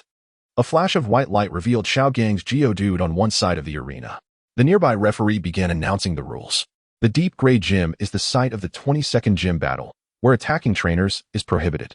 The gym leader sends out their Pokémon first, and they cannot freely switch Pokémon mid-battle, while challengers may switch at will. Victory is declared when either side's 2 Pokémon lose their ability to battle. 3, 2, 1, begin. Xiao Fan, did you really capture a Charizard? Sheen Fan shook his head. Charizard is the final form of a Pokémon. Even if I were fortunate enough to have a Charmander, I could not train it into a Charizard in just a few days. Overhearing their conversation, Xiao Gang secretly sighed in relief. If it wasn't Charizard, then it must be another Pokémon. There are still quite a few types that are 4 times weak to ground and rock. However, compared to other Pokémon, Charizard is indeed one of the stronger ones. This is secure. The advantage is mine. Challenger, release your Pokémon. I can hardly wait to show you my rock-solid will. Alright. Fan suppressed a smile and retrieved a fiery red Pokeball from his waist. A divine flame erupted, transforming into the shape of a bird in midair. Upon seeing the Pokémon Fan unleashed, Xiaogang was left dumbfounded. 4 times weak? You truly weren't lying. Fire flying is indeed 4 times weak to rock. But, am I to face a deity just for running a gym? Is that not a bit excessive? Xiaoxi's gaze was practically glued to Ho-Oh, his voice filled with excitement. Fan, when did you acquire Ho-Oh? This is incredible! Fan grinned. What is so impressive about Ho-Oh? It is Xiaogang's rock-like will that is far more formidable. Xiaogang, please make your move. I am eager to witness your rock-solid determination. By the way, do enlighten me on the significance of type advantages, would you? Chapter 80. Ho-Oh vs. Geodude. Type advantages? Xiaogang suddenly felt his rock-like will shatter. Before a legendary Pokémon, what was the point of discussing type advantages? After experiencing Xiao Mao's underhanded tactics, Xiaogang was well aware of the truth that if one cannot win, one must join forces. He had devised a strategy involving a spike tactic with Sandstorm, which had significantly bolstered his strength in a short time. In just half a day, the ranking of the Deep Gray Gym had widened significantly compared to the usually comparable Hualon Gym. Thus, it had attracted so many challengers in such a short period. However, now Xiaogang felt genuinely overwhelmed. According to the legends of Kanto, a child recognized by Ho-Oh would become lucky. What about the uncle who gets beaten by Ho-Oh? Will he struggle even to drink water in the future? Xiaogang, remaining motionless, wondered if he should launch the first attack. No. Let us strike together. Xiaogang quickly rejected the notion. After all, type advantages do not guarantee absolute victory. He still had much to learn from Fan. In Xiaogang's view, although his opponent was Ho-Oh, his own Pokémon were all rock types, and if he could attack first, he would not necessarily suffer a humiliating defeat. He thought to himself, when I face the next challenger, I can boast that I fought against a deity and nearly triumphed. With that in mind, Xiaogang issued the command, Geodude, use takedown. Geodude, trembling with fear of the deity, cautiously lifted its right hand. A massive boulder was summoned from the ground, propelled by rock-type energy, and appeared in Geodude's grasp. With a rush of wind, the boulder surged skyward, aimed directly at Ho-Oh. Fan remained calm and did not rush Ho-Oh into action. As this would be the deity's first battle, he wanted Ho-Oh to demonstrate its overwhelming prowess. Only in this manner could a divine Pokémon trainer feel their efforts were not in vain. I am a legendary Pokémon trainer. Do you think I would engage in a battle of wits with you? As the rock was about to strike Ho-Oh, the latter's gaze remained unwavering, as if the boulder were not aimed at it at all. As a legendary Pokémon, even one newly emerged, it possessed its own pride. Ho-Oh, use sacred fire. With a cry, Ho-Oh tilted its head back, and the rainbow-colored halo expanded fully behind it, unleashing a torrent of concentrated sacred flames. The path of the flames scorched reality, revealing a starry phoenix-shaped totem among the charred cracks. Under the impact of this flame, Geodude's takedown attack was instantly obliterated. Beneath the shining totem, the entire gym was illuminated as if it were daylight, with temperatures soaring above a terrifying 50 degrees. The sprinkler system on the ceiling activated instantly, unleashing a deluge of water from the heavy roof, indiscriminately dousing both Ho-Oh and Geodude. Upon encountering the flow of water, the small Onix felt an unsettling discomfort coursing through its body. The fear instilled by the majestic Ho-Oh was amplified to an extreme, almost extinguishing its fighting spirit. In contrast, Ho-Oh, being a creature accustomed to the flames of battle, exhibited a far superior performance against the water. The deluge created by the sprinkler system could not penetrate the fiery aura enveloping Ho-Oh. As the water and flames collided, they transformed instantaneously into a thick mist, enveloping the entire arena. It was a foggy day. Ash stood in bewilderment, astounded that someone could harness the environment to unleash their abilities. In such fog, the accuracy of skills would be severely diminished. The rock-type moves of his small Onix had a limited range, making it challenging to hit Ho-Oh. In contrast, Ash recalled the wide-reaching skills Ho-Oh had just unleashed, capable of easily covering the entire battlefield. Now, both sides were rendered nearly blind, however, while Ash wielded a sniper rifle. His opponent was equipped with a mortar. What kind of trainer was this? Despite possessing overwhelming strength, they resorted to such underhanded tactics. Fan blinked in surprise. He had intended to unleash a barrage of attacks, but the situation had taken an unexpected turn. Oh no, I'm not becoming corrupt to the core, am I? He quickly dismissed this dreadful thought and focused on his small Ho-Oh. Given the fog, it was time to utilize a specific move. The Onix, being a Pokémon with an extremely skewed stat distribution, boasted a physical defense of 100, yet its special defense was alarmingly low. When compared to the physical damage of Sacred Fire, it was evident that special attacks would inflict far greater pain on the small Onix. Ho-Oh, use Weather Ball. Qin-Fan commanded. Ho-Oh gently waved its wings, and the iridescent halo behind it shimmered as a nearly transparent sphere materialized before it. As the sphere traversed the field, it absorbed some of the mist, transforming into a hazy, unstable orb. Weather Ball is a particularly unique skill. Its effects and attributes vary significantly, depending on the weather. While its base power is merely 50, it can escalate to 100 under special conditions. Moreover, with changes such as sunny or hail weather, its type could shift to fire, ice, or others. In the foggy arena, Ho-Oh's Weather Ball remained a normal type attack, which the Onix resisted at double effectiveness. Nevertheless, given the sheer force of its 100 points of power, it was still lethal. With a thunderous boom, a terrifying shockwave swept across the arena. The small Onix was hurled into the air, its rocky body marred with dents. Witnessing the Onix topple to the ground, nearly devoid of combat capability, Qin-Fan wasted no time in commanding Ho-Oh to execute the next skill. Ho-Oh, use Calm Mind. Ho-Oh flared its wings, and the halo behind it released a radiant flame. Two upward arcs of holy light emerged, significantly boosting Ho-Oh's presence. Its special attack and special defense were both elevated by one stage. Observing Qin-Fan's reaction, Brock's expression twitched. Who is this guy? As a legendary Pokémon trainer, doesn't he have any sense of decorum? He asked, taking advantage of the situation to bolster his strength. Determined to prevent Qin-Fan from further enhancing his Pokémon, Brock raised his hand. My Onix concedes. I request the opposing trainer to cease using skills. He added, the next battle will take a moment. I need to prepare items for my Onix. Qin-Fan glanced at the impending sunny weather that would soon be ignited by Ho-Oh's flames, silently mourning for Brock. If the weather turned sunny, Weather Ball would transform into a fire-type move. Coincidentally, Ho-Oh could unleash fire-type moves instantaneously. Brock, are you sure you want a pause? Brock blinked. In my gym. Can you really deny me a pause? Even if a legendary Pokémon appears today, I must take a break. Chapter 81. The VIP card of the Celadon Sisters. A few minutes later, Brock returned to the arena, his eyes ablaze with determination. During the brief interlude, he had retrieved a citrus berry from his storage for his Onix. This berry's effect was straightforward. It would bolster his special defense upon receiving a special attack. Having witnessed Ho-Oh's displayed prowess and the opponent's unscrupulous fighting style, Brock's mindset was now simple. Survival without being knocked out was tantamount to victory. Onix's defense was notably unique. Its only weakness lay in its special defense. Equipped with this berry, he was confident of his chances. Mr. Qin-Fan, thank you for your patience. I'm ready. As the mist dissipated, Brock gazed with satisfaction at Ho-Oh soaring in the skies, quietly activating the gym's recording feature. If he could withstand the opponent's assault without being defeated, he would achieve fame. Are you certain you are prepared? Absolutely. Brock nodded vigorously, clutching the pop ball containing his Onix, and released it onto the field. Onix, use Rock Slide. However, before Brock could finish his command, he was rendered speechless. He watched in disbelief as Ho-Oh unleashed a barrage of 9 weather balls in an instant. The appearance of these 9 spheres resembled the ancient 9 suns from Eastern myths, crashing down upon Onix with tremendous force. If struck, Onix would surely be reduced to rubble. As the subject of this impending disaster, Onix's reflexes were evidently swifter than Brock's.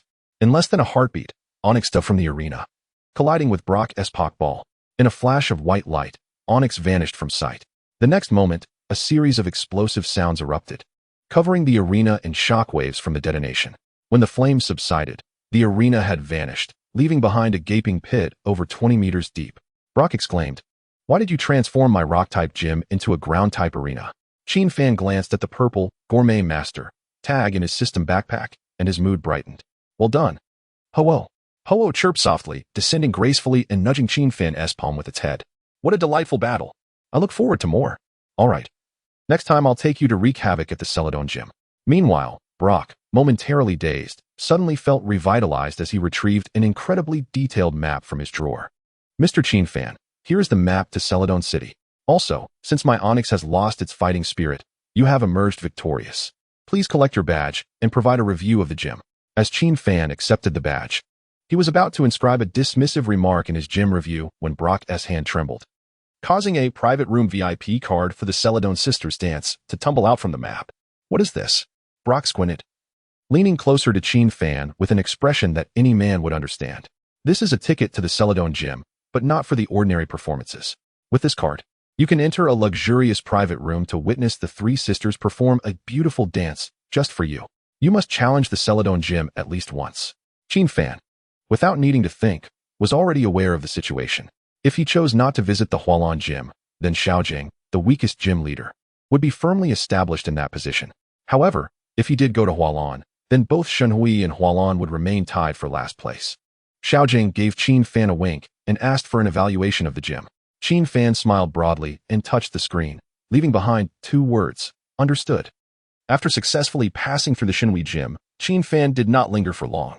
Originally, Hualan City was not part of his itinerary.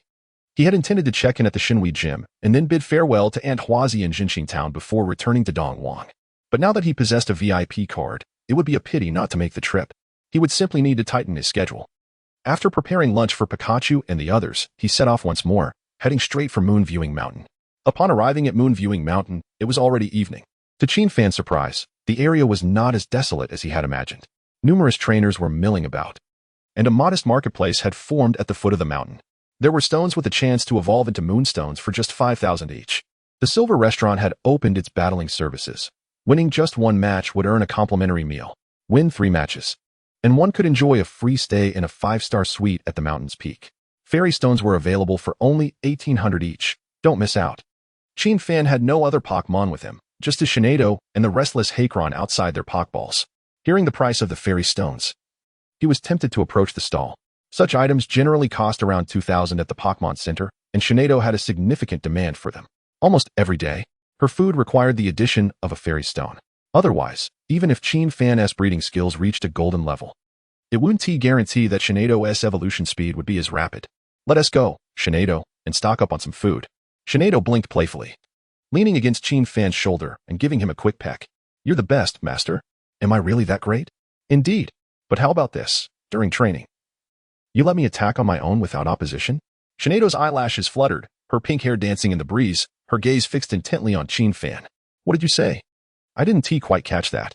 Faced with Shinado's adorable eyes, Qin Fan quickly conceded. I was asking if you wanted to try some fried skewers.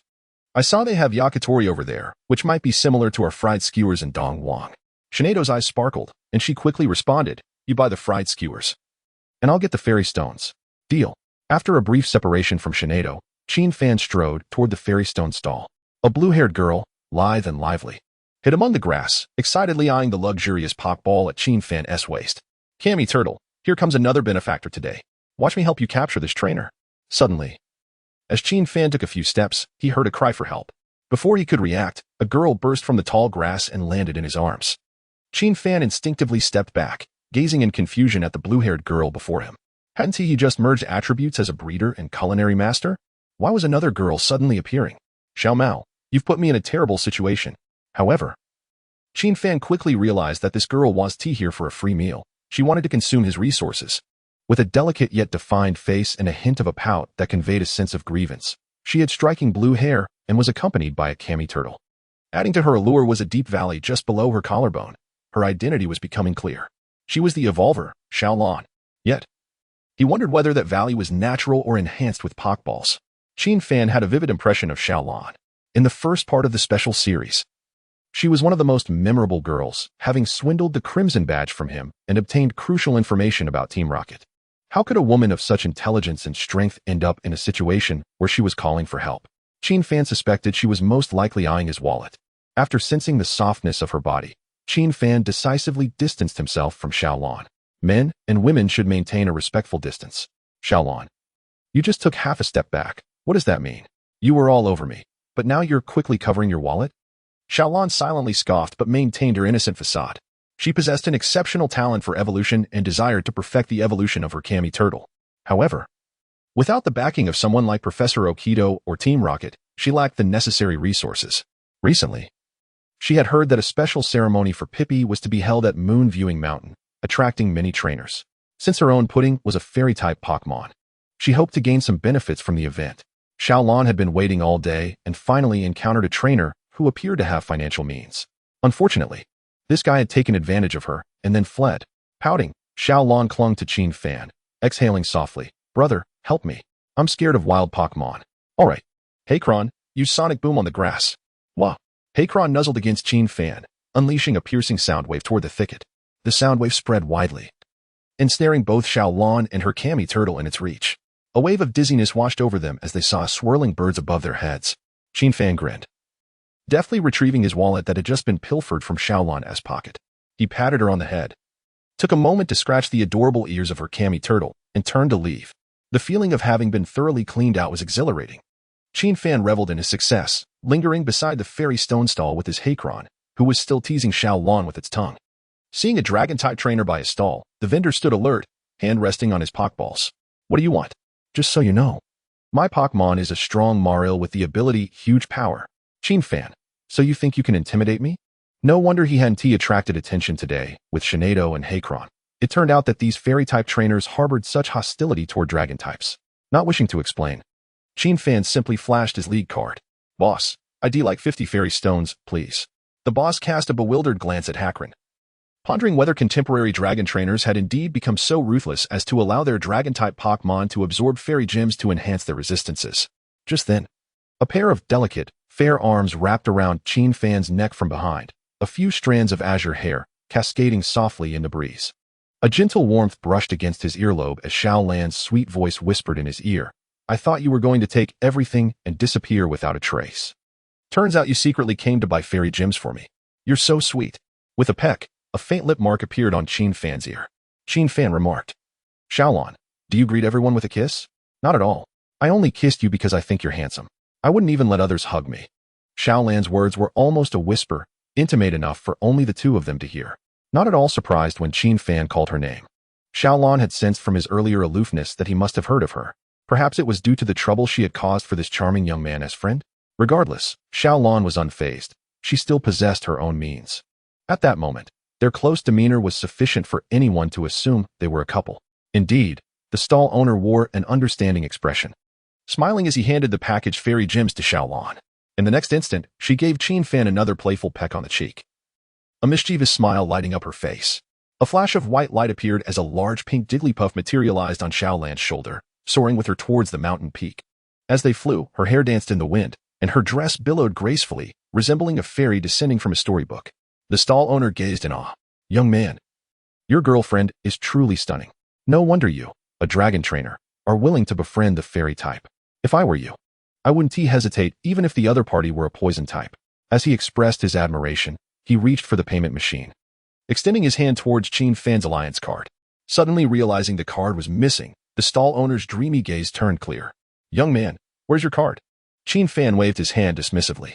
Just sell the items to her. Why seek payment from me? If I were you, I would have my Pokémon knock her down from the sky right now. The stall owner retorted, impossible. She kissed you. You must be her boyfriend. Qinfan rolled his eyes. Boyfriend? What about my Shinado? Before the stall owner could respond, a breathtaking Shinado appeared behind Qinfan, its flowing pink hair radiating a gentle fairy-type energy. Just a glance evoked a sense of purity that one could only associate with the most innocent of beings. After a brief moment of contemplation, the stall owner decisively released his Pokémon. With such a stunning Shinado around, who would bother dating a human trainer? This is the true obsession of a fairy-type trainer. Frostmoth, cover that girl in the sky with cream. With an enchanting call, a delightful cream-colored Pokémon emerged amidst a dazzling white light. This Pokémon, resembling an adorable ice cream, boasted a creamy white body and striking red eyes that sparkled like gemstones, adorned with strawberry decorations atop its head. It was indeed a unique Pokémon from the Galar region, Frostmoth. Upon its arrival, Frostmoth playfully nibbled its finger, gazing adorably at its owner. As a cream Pokémon, most Frostmoth were averse to combat. They preferred the sweet-scented ambience of a cake shop. Frostmoth, that girl stole our fairy gems. Retrieve them. Xiaolon exclaimed, huh? Typical of men, always acting like pigs. They called me cute before seeing Shinado, and now they refer to me as that girl. How infuriating. Upon learning that Xiaolon had taken its treasures, Frostmoth's innocent gaze instantly turned fierce. How dare she steal from my home? What will my owner and I do without money? Unforgivable. Frostmoth pondered for a moment, but ultimately resolved not to let the cute Jigglypuff and Xiaolon escape unpunished. However, attacking directly seemed inappropriate. They were too adorable, and surely, if they were harmed, they would cry. Looking back at its owner, Frostmoth gently patted its creamy head. What a dilemma, dear owner. The stall owner remarked, your Pokémon is far too peace-loving. It lacks any combat spirit. In light of this, Frostmoth decided to cover the Jigglypuff's eyes with cream instead. Its eyes sparkled with determination as it nodded vigorously, releasing a large dollop of sweet cream that soared towards the airborne Jigglypuff. The cream whirled through the air, accurately hitting Jigglypuff's eyes. Not fair. Jigglypuff screeched in alarm, losing its balance and flailing like a deflated balloon. Just as Xiaolan was about to crash to the ground, Qin Fan waved his hand gently, using psychic powers to catch both Xiaolan and Jigglypuff safely. Qin Fan bore no ill will towards Xiaolan. She was, after all, a protagonist of sorts and possessed a genuinely kind nature. Have you had enough of this ruckus? You can return the fairy gems now. If you're short on cash, think of other ways. Deceit is not the answer. Humph. Xiaolan huffed, hands on her hips, glaring at Qin Fan's Rotom phone. You researchers have it easy, don't you? I want to grow stronger too. What's wrong with robbing the rich to help the poor? Qin Fan chuckled, moving to Xiaolan's side. First returning the fairy gems to the stall owner before speaking leisurely, are you really in dire need of money? Of course, Xiaolan replied with an air of indignation. Then you might consider joining Team Rocket. I hear they're particularly rampant in Kanto. Capturing some of their members for bounty would be quite beneficial. Xiaolan was momentarily taken aback. Is that something a person would suggest? They're villains, not an ATM. If you're unwilling, that's fine. I'm merely presenting an idea. Qin Fan had no expectations for Xiaolan to immediately confront Team Rocket. After all, the growth of these protagonists unfolded gradually. Even if he didn't plant the seed of thought today, Xiaolan would inevitably pursue Team Rocket later. Observing Xiaolan's determination, her refusal to relent until she acquired her money, Qin Fan shifted gears. How about a battle? If you win, I'll give you 20,000. Instantly, Xiaolan's eyes lit up, her previous dissatisfaction evaporating. Really? Handsome? Qin Fan nodded. Absolutely. From the moment he had laid eyes on Xiaolan, he had already discerned her attributes. Evolutionary insight. Gold enables precise identification of the moment a Pokémon is set to evolve, significantly enhancing its attributes post-evolution. Seduction. Purple possessing a silver tongue, she excels at infiltrating enemy ranks, compelling them to willingly serve her. Qin Fan had already verified the first trait. Both Xiaolan's Squirtle and Jigglypuff were notably larger than their typical counterparts.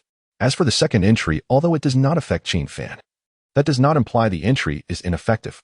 In the original work, Xiaolan successfully infiltrated Team Rocket by relying on this entry. Spending 20,000 yuan for a single match with Xiaolan is undeniably a bargain. More importantly, Qin Fan has no intention of losing. So, have you decided? Will you fight? Seeing Xiaolan hesitate to agree immediately, Qin Fan prompted her again. Will I have to give up if I lose? Qin Fan blinked, quickly realizing that Xiaolan was lacking in confidence. As a character who has faced sorrow from a young age, if he were to say that nothing was required, Xiaolan might very well turn and leave. Given this, he decided to propose a condition. Actually, it's quite simple. If you lose, you can help me as a nanny for a few days. I've been quite exhausted from cooking lately. Upon hearing Qin Fan's condition, Xiaolan's eyes ignited with determination. Deal. The Elder Frost Fairy uncle willingly assumed the role of referee. The battle between trainers Qin Fan and Xiaolan now commences. During the battle, attacking the trainers themselves is prohibited. So what level will you fight at?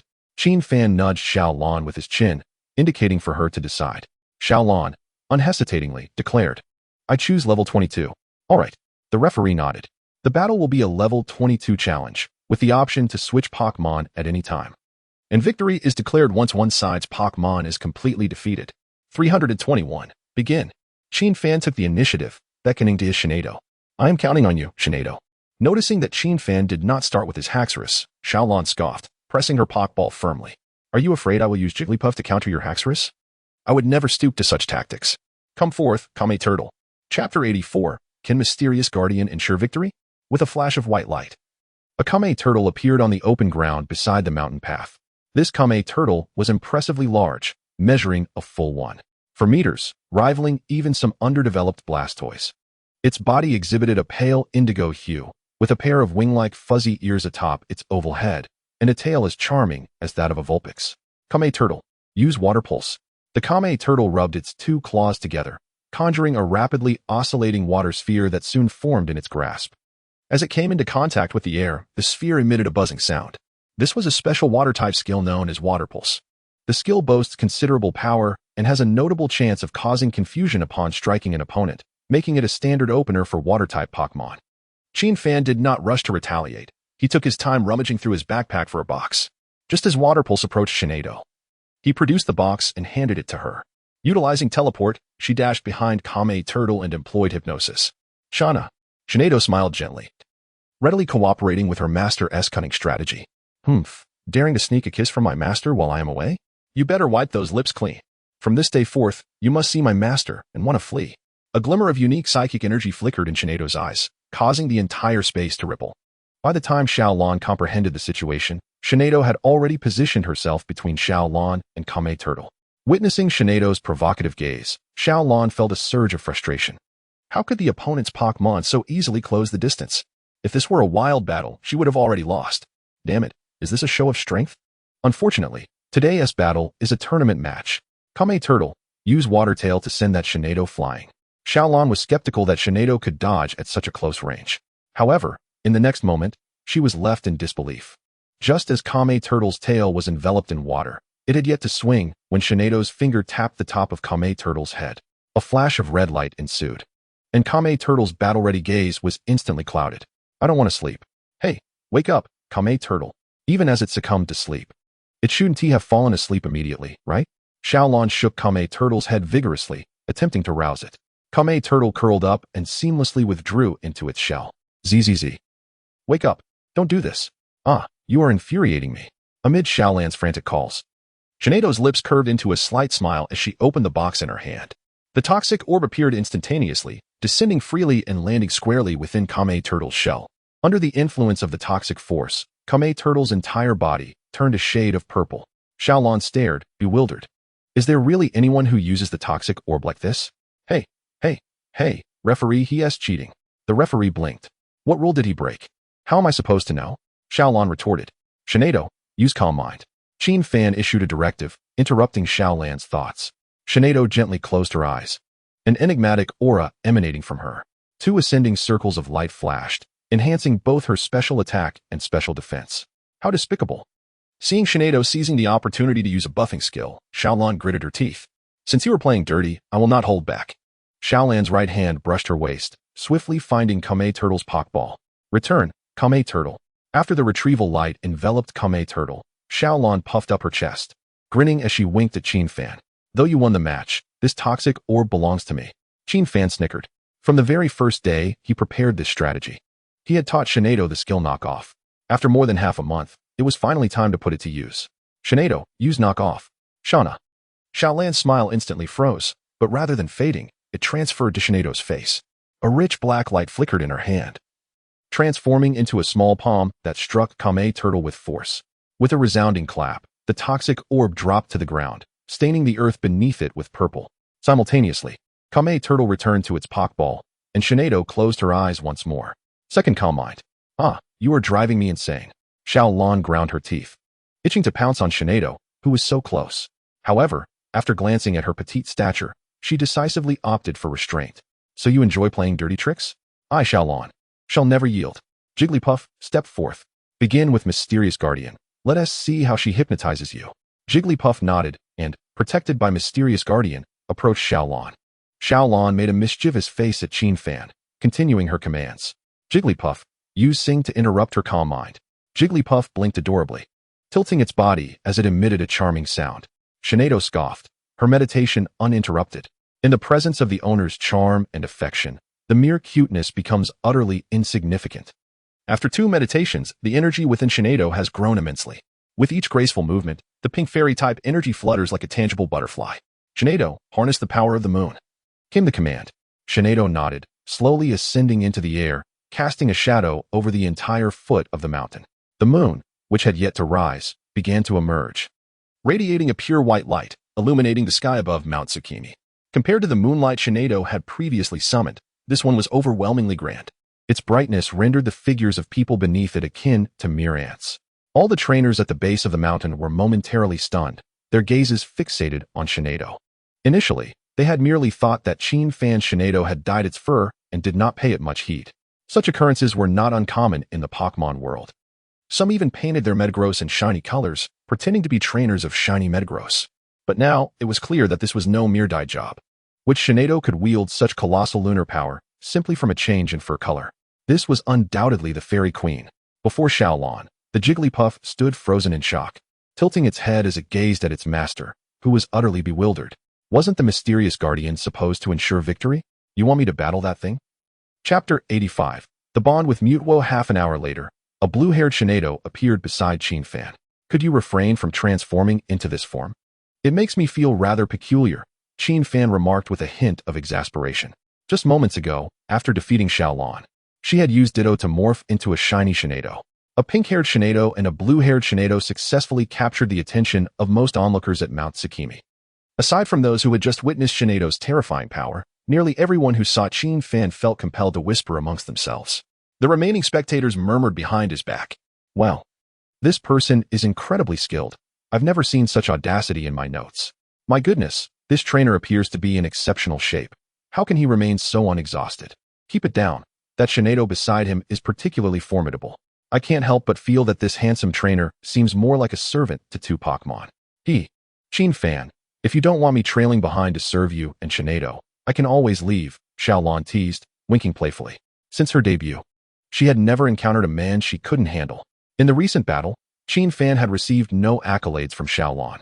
Until he earned her recognition, she would not be leaving. With a cold smirk, Fan squatted to prepare a meal for Shinado and the others. After acquiring a purple culinary master title from Xiaojiang, he noticed subtle changes in his cooking, even though his cultivation partner remained red. Preparing food became increasingly effortless, often without conscious thought, resulting in dishes that were more delectable. He wondered if the newly made food would yield better cultivation effects. With this thought, Fan's hands moved faster, quickly preparing a feast of Shinado's favorite dishes. He placed a souffle sprinkled with fairy gem powder beside Shinado, and then released all his Pokeballs. Ferrothorn, Steelix, Ho-Oh, come forth. Upon hearing Ferrothorn and Steelix, Xiaolan's expression became increasingly exaggerated, her mouth agape, rivaling Aunt Huazi's astonishment. When Fan uttered the name Ho-Oh, her expression completely unraveled. The legendary creature alongside Steelix was already absurd, but Ho-Oh? In the midst of Xiaolan's near meltdown, Steelix was the first to emerge, letting out an excited roar before swiftly handing a rock cake to Dragonite. Hurry and eat. This is a reward from your commander. Dragonite responded, bro. You seem to be genuinely unwell. Next came Ferrothorn, who, upon appearing, cast a signature world-weary glance at the nearby Xiaolon, her purple eyes glimmering with disdain. This transformation is subpar. It pales in comparison to Sister Duo. Xiaolon completely ignored the disdainful look from Ferrothorn, unable to suppress her saliva. The first two had appeared successfully, and Ferrothorn was even shiny. Surely, this man couldn't truly possess Ho-Oh? As Xiaolon gazed in disbelief, a Pokeball emanating a holy flame burst forth, spiraling in the air until it took the form of a bird Pokémon. The next moment, a being that seemed to have descended from myth landed gracefully before Fan. It too cast a glance at Xiaolon, offering no reaction as it approached Fan, affectionately nuzzling against him and Shinado. After a moment's contemplation, it also rubbed against Ferrothorn, who was nearby. Ferrothorn, reluctantly I wish to retreat. Please, dear child. Do not be so understanding. Your sister suffers from social anxiety. Let us all dine together. Fan removed the rock cake from Dragonite's mouth and placed it directly in Steelix's maw. He then distributed the remaining food to the other Pokémon. Observing the final portion of food, Xiaolon eagerly rubbed her fingers together. This is food favored by deities. It must be a delicacy, right? Smack. Fan swatted Xiaolan's hand. This is for the Pokémon. It contains cultivation resources, and it would be wasteful for humans. Xiaolon, feeling aggrieved, clenched her fists. Then why did you make an extra portion? Fan paused for a moment, caught in a peculiar sensation as if his body were instinctively cooking. But why had he prepared an extra portion? Just then, a spark of realization struck him. He finally remembered. A certain Pokémon had been accompanying him since they boarded the ship, but later, upon encountering Sakaki, Fan, fearing exposure, instinctively sealed this Pokémon's presence deep within his consciousness. It seemed that even after intentionally ignoring it, his heart yearned for Mewtwo to accompany him, rubbing his temples. Fan temporarily set that thought aside. According to Mewtwo's original design and his instructions to it that day, it should have already arrived in the Unova region. He would visit it there when the opportunity arose. With this in mind, Fan felt little anxiety about the future. After all, with Ho-Oh at his side, he would undoubtedly earn the right to stand alongside deities. At worst, they could become friends. Fan never regarded himself as a paragon simply because he possessed a system. This was the world of Pokémon, where bonds and emotions reigned supreme. Hey, you still haven't answered me. Xiaolon, avoiding the gazes of Ho-Oh, Shinado, and Ferrothorn, quietly slipped behind Fan, whispering, It's nothing. Since I've prepared meals, I'll make a portion for your Pokémon as well. However, I lack the corresponding water-type resources, so you'll have to provide some. Additionally, I find no pleasure in preparing human meals. You may assist me in procuring sustenance. Very well. Xiaolon readily agreed. From the moment Qin Fan began cooking, she discerned that he was an exceptional nurturer. If she could partake in the culinary delights crafted by him, perhaps the evolution of her Kami turtle would no longer trouble her. Xiaolon, delighted in clinging to the strong. Unbeknownst to them, during their conversation, both Shinado and Ho-Oh inadvertently cast their gazes towards a low hill. In that direction, the entirely white Mewtwo stood resolutely behind a massive stone, murmuring to itself. The meal it prepared seemed to resonate profoundly with my genetic makeup. Intertwined in mutual regard and trust, the anime watched in recent days was not in vain. This exemplified the bonds between ninjas. I have, at last, discovered the meaning of life. As it whispered, a sudden wave of psychic energy surged forth. Shinado intruded upon Mewtwo's ocean of consciousness, gazing intently at it. You are correct. Yet not entirely. Beyond mutual trust and concern, there lies the necessity of cohabitation. Chapter 86. The culturally invaded Mewtwo. Mutual regard, interdependence, cohabitation? Mewtwo furrowed its brow. Lost in contemplation. Is it akin to what you two experience at night? Absolutely not. Shinado swiftly interrupted Mewtwo's thoughts. Simply partake in his meals, grow alongside him, and engage in battle. Mewtwo nodded, understanding that partaking in such endeavors was your purpose, not mine. Precisely. Shinado sighed in relief. So, would you not join my master now for a delightful meal and request a Pokeball from him? Mewtwo glanced at the few Pokémon devouring their food with fervor, and a hint of resistance flickered in its eyes. A Pokeball is acceptable, but dining is not. After departing from Nanami, it journeyed alongside Qin Fan, traversing numerous locations. Simultaneously, it recognized that formidable ninjas and assassins exuded an air of aloofness. To achieve the salvation of another Mewtwo, it too must embody that cold, ruthless demeanor. Yet, the sight of those Pokémon indulging in their meals was anything but aloof, particularly that resplendent bird trailing a rainbow. Mewtwo had witnessed Ho-Oh's prowess, which starkly contrasted with its demeanor while feasting. In action, it danced through the skies, a deity commanding life and death. Yet, during mealtime, it resembled a gluttonous creature that had not eaten for 30 days.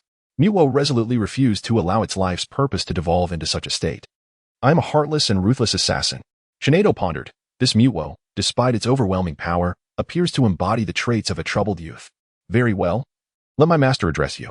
Moments later, Shinado's consciousness returned to her own body, the wisdom and depth in her eyes vanishing, replaced by a naive expression. Master, I was just pulled away by that white Pokemon's consciousness. It seems to be awaiting you on the hillside. Mewtwo has arrived? Qin Fan's eyes lit up. He had been contemplating Mewtwo's situation, never expecting its actual arrival. Yet, he wondered why it had not ventured to the Unova region. Keep an eye on them. Ensure the little ones do not cause any trouble. Remember, do not let Xiaolon escape. She is yet to prepare my dinner. Shinado nodded earnestly, her psychic energy swirling as she placed Xiaolon beneath the feasting Ho-Oh. Xiaolon, I thank you for holding me in such high regard. Qin Fan picked up the food prepared by Mewtwo, following the direction indicated by Shinado, and soon discovered Mewtwo feigning aloofness. Why not indulge in a meal? Because my purpose is that of a cold-blooded assassin. Qin Fan was perplexed. What connection does being an assassin have with abstaining from food? Assassins must maintain their aloofness. Qin Fan, where did you learn that? From the Naruto ninja frog. Upon hearing those 4 words, Qin Fan nearly choked. So, Mewtwo had been seeking the meaning of life within anime during its absence. The action-packed series from Kanto was indeed remarkable, yet there was no need to emulate it. Was there? You are inherently a guardian spirit. Why pursue the path of an assassin? Heeding my advice, consume your meal first, and then refrain from watching such anime. Though impressive, they are not suited for you. Mewtwo tilted its head. Then what should I watch? Without hesitation, Qin Fan opened his Rotom phone, swiftly bringing forth an animated series. Here, this merry sheep and the big bad wolf is delightful. Upon viewing the cover art, Mewtwo's eyes brimmed with resistance. I shall not watch. Very well, but first, eat something. Mewtwo, perplexed, took a bite of the superpower-infused meal prepared by Qin Fan. It was a spoon-shaped chocolate soup. Entirely edible, whether the spoon or the soup within. Upon tasting the first spoonful, Mewtwo's expression remained grave, resembling a heartless assassin.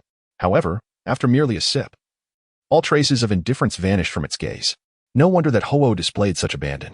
This delectable dish could surely entice even a deity. Eating is no disgrace. Mewtwo opened its mouth wide, yearning to devour both the spoon and the soup. Just then, Qin Fan swiftly covered Mewtwo's mouth. Mewtwo struggled to open its mouth but found it impossible to break free from Qin Fan's grip. What is the meaning of this? One must engage with their phone while dining. Mewtwo? Is this world turned upside down? What kind of guardian raises their child in such a manner? Lord Mewtwo must embody the essence of a heartless assassin. Seizing a moment when Qin Fan was distracted, Mewtwo pressed a button on an empty Pokeball hanging from Qin Fan's waist. A flash of white light enveloped it, and Mewtwo vanished from sight, clutching the superpower-infused meal. Qin Fan's mind echoed with Mewtwo's voice. I can dine without watching your animated series. The corners of Qin Fan's mouth stiffened. He had never anticipated forming a bond with a divine creature in such a manner. How on earth could he coax Mewtwo back? You are a guardian spirit. Nevertheless, having captured it, Qin Fan would never abandon a Pokémon. It was not out of fear of retribution from Mewtwo, but simply because he was a good person. Qin Fan retracted the Pokeball, fastening it to his specialized belt. Unbeknownst to him, he had already assembled a full team of Pokémon: Ferrothorn, Shinado, Steelix, Dratini, Ho-Oh, and Mewtwo. Among them, Mewtwo was a legendary Pokémon of the highest caliber. The only regret was that he had arrived at the Dark Gray Gym a bit too early. Otherwise, he could have tempered Xiao Gang's Rock Solid Will even more effectively. However, he consoled himself with the thought that the renowned Hualon Gym awaited him, celebrated as the most beautiful in Kanto. With Mewtwo's encouragement, the Hualon sisters would surely remember this day for all their lives. One could only wonder if those lovely maidens would also appear striking when brought to tears. After capturing Mewtwo, Qin Fan soon departed from the small hill, reuniting with his other Pokémon. The remaining Pokémon had completed their meals, each one contentedly patting its belly. The Phoenix King continued to maintain its stance of pinning down Little Blue, while Harklong fully embraced its role, chasing after Little Blue's Pokémon with the assistance of its elder brother, the Aluminum Steel Dragon. Upon seeing Qin Fan approach, the Phoenix King swiftly grabbed Little Blue and flew to Qin Fan's side, gently rubbing against him, as if presenting a treasure. Roar. Little Phoenix has been quite obedient, taking good care of them. Due to its psychic abilities, Qin Fan could vaguely sense the Phoenix King's intentions. He floated up and gently patted the Phoenix King's head, affirming, "Very well done." Little Blue interjected, "We have been obedient too. Are you thinking that you are also very obedient?" Caught off guard by Qin Fan's gaze and the revelation of her innermost thoughts, Little Blue was left bewildered. The earlier script had her capturing numerous trainers. Yet after encountering this individual, she felt as though she had been captured instead, and in such a forceful manner. Glancing at the Phoenix King above her, she decisively nodded. Yes, I am the most obedient." "Good. Then you can prepare the meal," Qin Fan suggested. "What do I know about cooking? Can I just get you a chef?" Half an hour later, Qin Fan looked up at the restaurant sign adorned with a Pokeball, beginning to question his life choices. "Little Blue, is this what you call cooking?" Once the Phoenix King returned to its Pokeball, Little Blue became emboldened, placing her hands on her hips with an air of defiance. "It's not like I have to cook for you. You can't dictate how I bring food."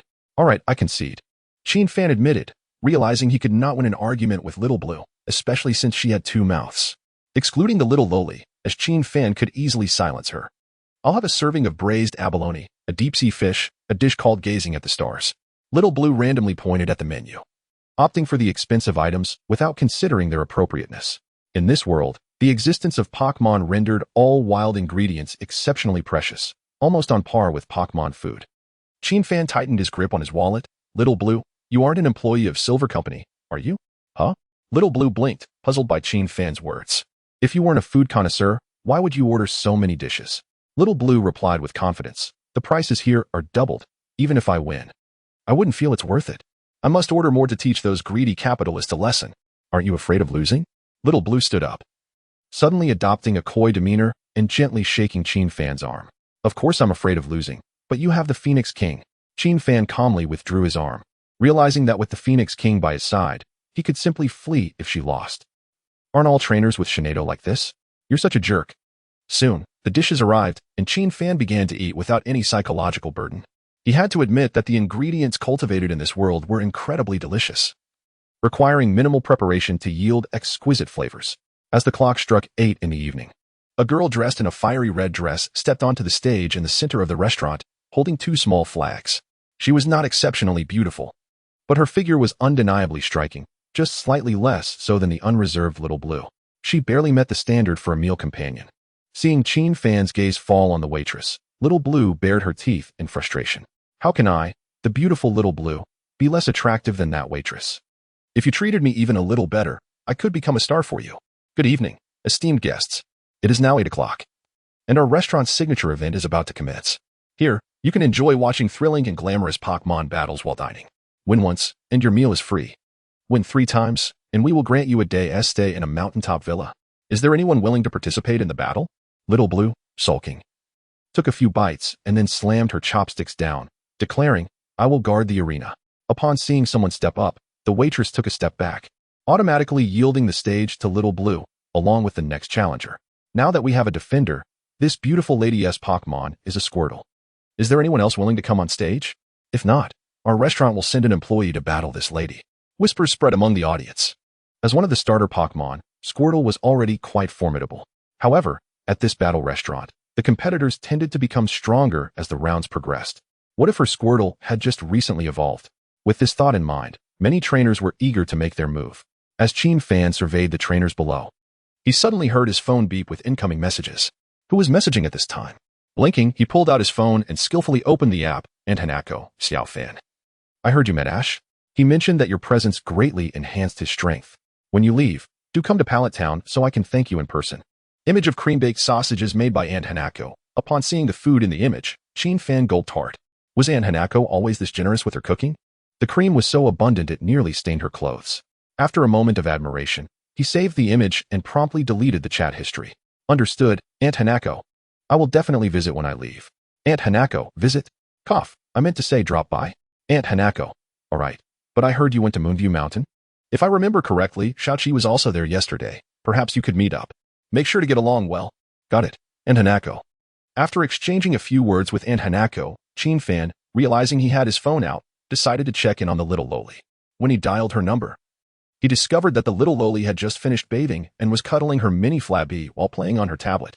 However, unlike her usual self, the little loli now had a serious expression, deeply focused, contrasting starkly with her usually whimsical demeanor. She was so engrossed that she didn't even notice she was still in her pajamas. Rotom, activate privacy mode. After instructing Rotom, Chin Fan leisurely admired the scene on the screen. After waiting for a while, the little loli finally completed her tasks. You haven't called me in days, Chin Fan. Chin Fan blinked, thinking, had I known you would offer such generous benefits, I would have called you every day. What benefits? I haven't finished my research yet. I'm just at the preliminary stage. Don't belittle yourself. The progress is already substantial. The little loli blinked, sensing that Chin Fan seemed a bit off today. Yet, through the screen, she couldn't discern anything unusual about him. His eyes were clear, devoid of any mischievousness, and he appeared slightly more handsome than before. Aside from a bit more admiration, everything else seemed normal. Driven by her investigative spirit, the little loli nearly pressed her eyes against the screen, causing Chin Fan to feel a pang of heartache. Please, maintain a respectful distance, he thought, appreciating the space. Just as he pondered how to persuade the young girl to return, he suddenly heard her voice filled with curiosity. Hey, Chin Fan, why is that woman behind you wearing the same clothes as my mother? Is this outfit trending in Kanto? Chin Fan paused momentarily, puzzled by her words. The same outfit? What do you mean? This isn't Team Rocket, is it? Chapter 88. Mewtwo's correction. Upon hearing the girl's remark, Chin Fan adeptly multitasked, adjusting his phone's volume while continuing the conversation and discreetly observing the artwork. Simultaneously, he utilized his psychic abilities to eavesdrop on the conversation at the nearby Team Rocket table. Although the two individuals spoke in hushed tones, he managed to catch a gist of their dialogue. Uncle, let's make her move. That carapace looks like an easy catch. And the Shinado in front is stunning. It would fetch a high price. Are you out of your mind? The man referred to as Uncle scolded his companion, slapping him on the back. We're just low-ranking members. We might not even stand a chance against the carapace, let alone the Shinado. Just eat your noodles and leave the Pokémon capturing for tomorrow when Lord Apollo arrives. And for heaven's sake, turn your shirt inside out. Do you really think no one can recognize Team Rocket? If you flaunt that insignia, you might just attract a powerful trainer who will take you away. The bounties on Team Rocket members are severe right now. Even a regular member could fetch tens of thousands. Listening to their exchange, Chin Fan blinked, his pace of chewing slowing. Apollo from Team Rocket was coming to Tsukimi Mountain? He had a vague understanding of this individual. Apollo was the most reminiscent of Sakaki within the entire Team Rocket. Sakaki had ideals and was capable of accepting defeat, yet was swift in executing nefarious deeds. Apollo, on the other hand, appeared gentlemanly but was deeply corrupted. Among the three executives, the worst was Apollo, the cruelest was Lance, and the weakest was Athena. As Chin Fan hesitated about informing Nai about this development, Shinado's eyes suddenly gleamed with realization. She recalled the details about Tsukimi Mountain. In her previous life, when she had arrived at Tsukimi Mountain, she encountered the Kanto Team Rocket causing chaos. The leader of that group was none other than one of the three executives, Apollo. In that battle, Apollo had stolen the lunar power summoned by the Pippi with a team of rocket grunts using a special container for biological experiments, aiming to study multi-attribute Pokémon. During that encounter, nearly half of the trainers at Tsukimi Mountain had perished, nearly leading to a generational gap among Kanno's fairy-type trainers. Ultimately, it was Nai who promptly contacted Professor Okido, summoning a powerful Dragonite that swept through Team Rocket, allowing the Pippi to complete their ritual. That Dragonite, having saved the ritual, received the moon's blessing, gaining immunity to fairy-type attacks. Shinado assessed her master's current combat power. During the Pippi ceremony, her lunar power would be significantly enhanced. Apollo should not stand a chance against her. Even if things went awry, Mewtwo would serve as a safeguard. With this thought, Shinado's beautiful eyes sparkled. It seemed this opportunity could indeed befall her master. The small Hakuryu her master had captured was quite adorable, and she could continue to cherish it. Furthermore, with careful planning, they could potentially capture a few Team Rocket executives, hastening the team's downfall. The more she contemplated, the more exhilarated she became. Master, would you like me to fetch you some fried skewers? With so much food already, why buy fried skewers? Oh, you want some, Master? Then allow me to get it for you. Completely disregarding Qin Fan's response, Shinado's eyes glinted with an almost uncontrollable ferocity. After flashing a sweet smile at Qin Fan, a spatial distortion occurred, and she vanished with the two Team Rocket members. Qin Fan, why take two Team Rocket members with you? Anxiously, he scanned his surroundings, hoping to discern the direction in which Shinado had departed. However, she had utilized teleportation, leaving no trace behind. He hastily retrieved Mewtwo's Pokeball and released it discreetly. Mewtwo, please ensure Shinado's safety. She just left with those Team Rocket members. Understood. A commanding voice resonated. Mewtwo, before fully emerging from the Pokeball, used teleportation to pursue Shinado's path. On a nearby cliff, Shinado, accompanied by the two bewildered Team Rocket members, suddenly materialized. Before they could comprehend the situation, they felt a searing red light burst from their chests. Shinado's psychic force struck them like a hammer, causing them to spew blood. What is happening? We were just enjoying our meal when suddenly a strange Pokémon dragged us out of the restaurant. Uncle momentarily froze, instinctively reaching for his Pokeball. Shinado smirked with derision, her eyes flashing with red light. Before Uncle could react, he tumbled down the cliff. The other Team Rocket member was utterly stunned. Did I just encounter a villain? But aren't we the villains? And villains don't act this way. Didn't Uncle say each Team Rocket member could be traded for tens of thousands at the League? Why resort to murder? Confusion reigned as Mewtwo, who had just followed them, was equally perplexed. Why is there suddenly a killing spree? Shinado's eyes glowed crimson. Memories from her past life surged in her mind. Ultimately, her chilling voice echoed in Mewtwo's and the surviving members' minds. Team Rocket deserves to perish. Oh, so it's Team Rocket. That explains everything. Mewtwo's thoughts were interrupted as he sensed something amiss. But Team Rocket shouldn't be killed outright. Shinado, calm down. Calm down? What if there are good people in Team Rocket? They too have the right to seek the meaning of their lives. Shinado's expression was frigid. Their meaning is to die by my hand. Mewtwo, aren't you the one devoid of emotions?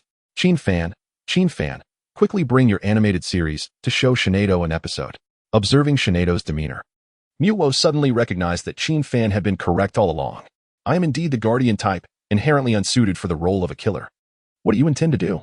Do you wish to eliminate those who have tormented you within Team Rocket? Shinado's voice was as cold as ice. If that is the case, then let me allow you to kill this one. However, before you do, I must use him to make a call to Apollo to bring more Team Rocket members.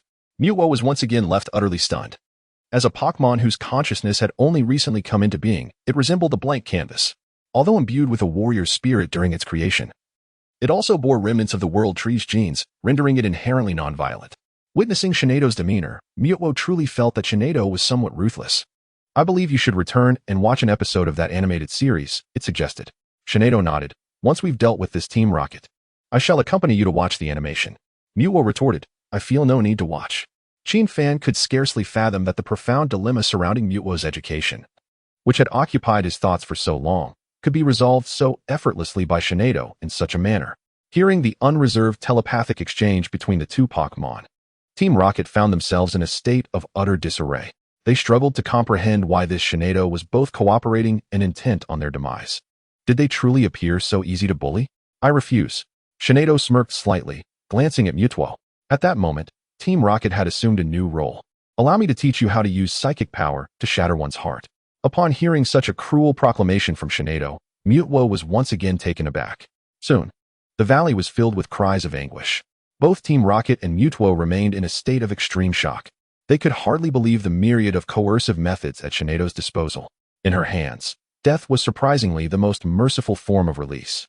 Just before their demise, the members of Team Rocket finally exhaled in relief, casting a wary glance at Shinedo. They eagerly dialed a number. Lord Apollo. The trainers and Pokémon here are exceptionally formidable. It would be prudent for you to bring assistance when you come to collect. Chapter 89. Two Little Blues. Double the joy by the time Shinedo returned to the dining area. Fan had already satisfied his hunger. Little Blue had also triumphed in 3 battles, securing the right to reside in the mountaintop villa at no charge. After casting a triumphant glance at Fan from the arena, Little Blue descended with her head held high. Just then, the little girl, eager to end her call, declared, "I must go. My mother has asked me to deliver some clothes. Don't forget to bring me a gift when you return." Fan nodded, reluctantly averting his gaze. "Be sure to dress appropriately before venturing out, lest your mother suspect you of engaging in strange activities online." Fan, you scoundrel. How am I a scoundrel? Ugh. The little girl bared her teeth in frustration, hanging up the phone and forcefully throwing her pillow at Fan's picture. She had refrained from teasing him for several days, fearing he might, in a moment of weakness, act oddly towards Shinedo or others. However, she never anticipated that a significant wave would arise unexpectedly. This is infuriating. Determined, the little girl resolved to video call Fan until dawn, leaving him no opportunity to escape. At that moment, Little Blue settled beside Fan, nudging his arm with pride. "So, did you see my recent battle? Am I impressive, or what?" "Indeed, quite pale. At least 87 of it was white. The remaining 13 was not observed." Little Blue. The following morning, Fan, sporting dark circles under his eyes, ended the call with the little girl. He had not wasted time the previous day, returning to the villa early alongside Little Blue. Initially, he had intended to inquire about what had happened to those 2 members of Team Rocket and to train with Shinedo to hone his psychic abilities. However, barely parting ways with Little Blue, the little girl's call had interrupted him. To make matters worse, Shinedo, not to be outdone, was equally chatty and busy. If it were not for the Super Rookie title, thanks to Aunt Hanako for giving birth to such a fine son. Fan rubbed his face, cradling the equally exhausted Shinedo in his arms. "Wake up. It's time for breakfast." "Ugh, if I'm full, don't call me." Hearing Shinedo's words, Fan resignedly closed his eyes. "You're already full? Then I shall prepare breakfast for Firo and the others. Are you sleeping in the Pokeball or in the room?" Shinedo propped her head, skillfully entering the Pokeball. The moment she entered, the laziness vanished from her face, replaced by a cunning smile. "Silly master, I want to be confronting Mewtwo alongside you. After all I contributed last night. Do you really expect me to be pulled out of my ball to be scolded because of 2 Team Rocket members?" As he neared the door, Fan took a moment to meditate, closing his eyes. His psychic powers had reached a considerable level. Although meditating would not yield terrifying enhancements, it significantly improved his focus. When he opened his eyes again, the dark circles had faded somewhat, no longer betraying a night spent awake. Fan clicked his tongue. Had he possessed such abilities in his previous life, he would not have been left with only a shiny Ponyta in Arceus. "You're awake." Just as Fan stepped outside, he heard Little Blue's sweet voice. Following the sound, he noticed she appeared freshly bathed, her azure hair cascading softly over her shoulders. Dressed in a black spaghetti-strap nightgown that barely covered her thighs, her voluptuous figure was perfectly showcased. Her pristine feet graced the floor, seemingly flawless. Unfortunately, Fan, in a sage state, felt little interest after a mere glance. "Have you prepared breakfast?" "Not yet." Little Blue's voice fell flat. "Then you should cook." "I'll rest for a bit." Leaning against the sofa, Fan casually turned on a news segment about Moonview Mountain, half-heartedly watching. Little Blue clenched her fists and vigorously waved at Fan's back. Men are truly insufferable. She had awoken early to prepare herself, hoping to captivate Fan with her beauty and persuade him to prepare a special meal for her Squirtle once more. With that, she was confident that her Squirtle would evolve perfectly, allowing her a share of the spoils when Team Rocket caused chaos later. However, she had not anticipated that after 3 hours of preparation, Fan would only spare her a single glance.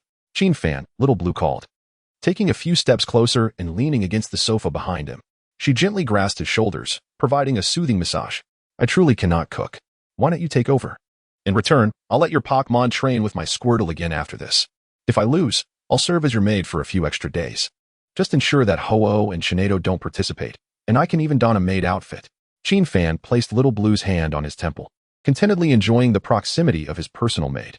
Had this been their first encounter, he might have felt a twinge of sympathy. However, having read the original story, he understood her character all too well.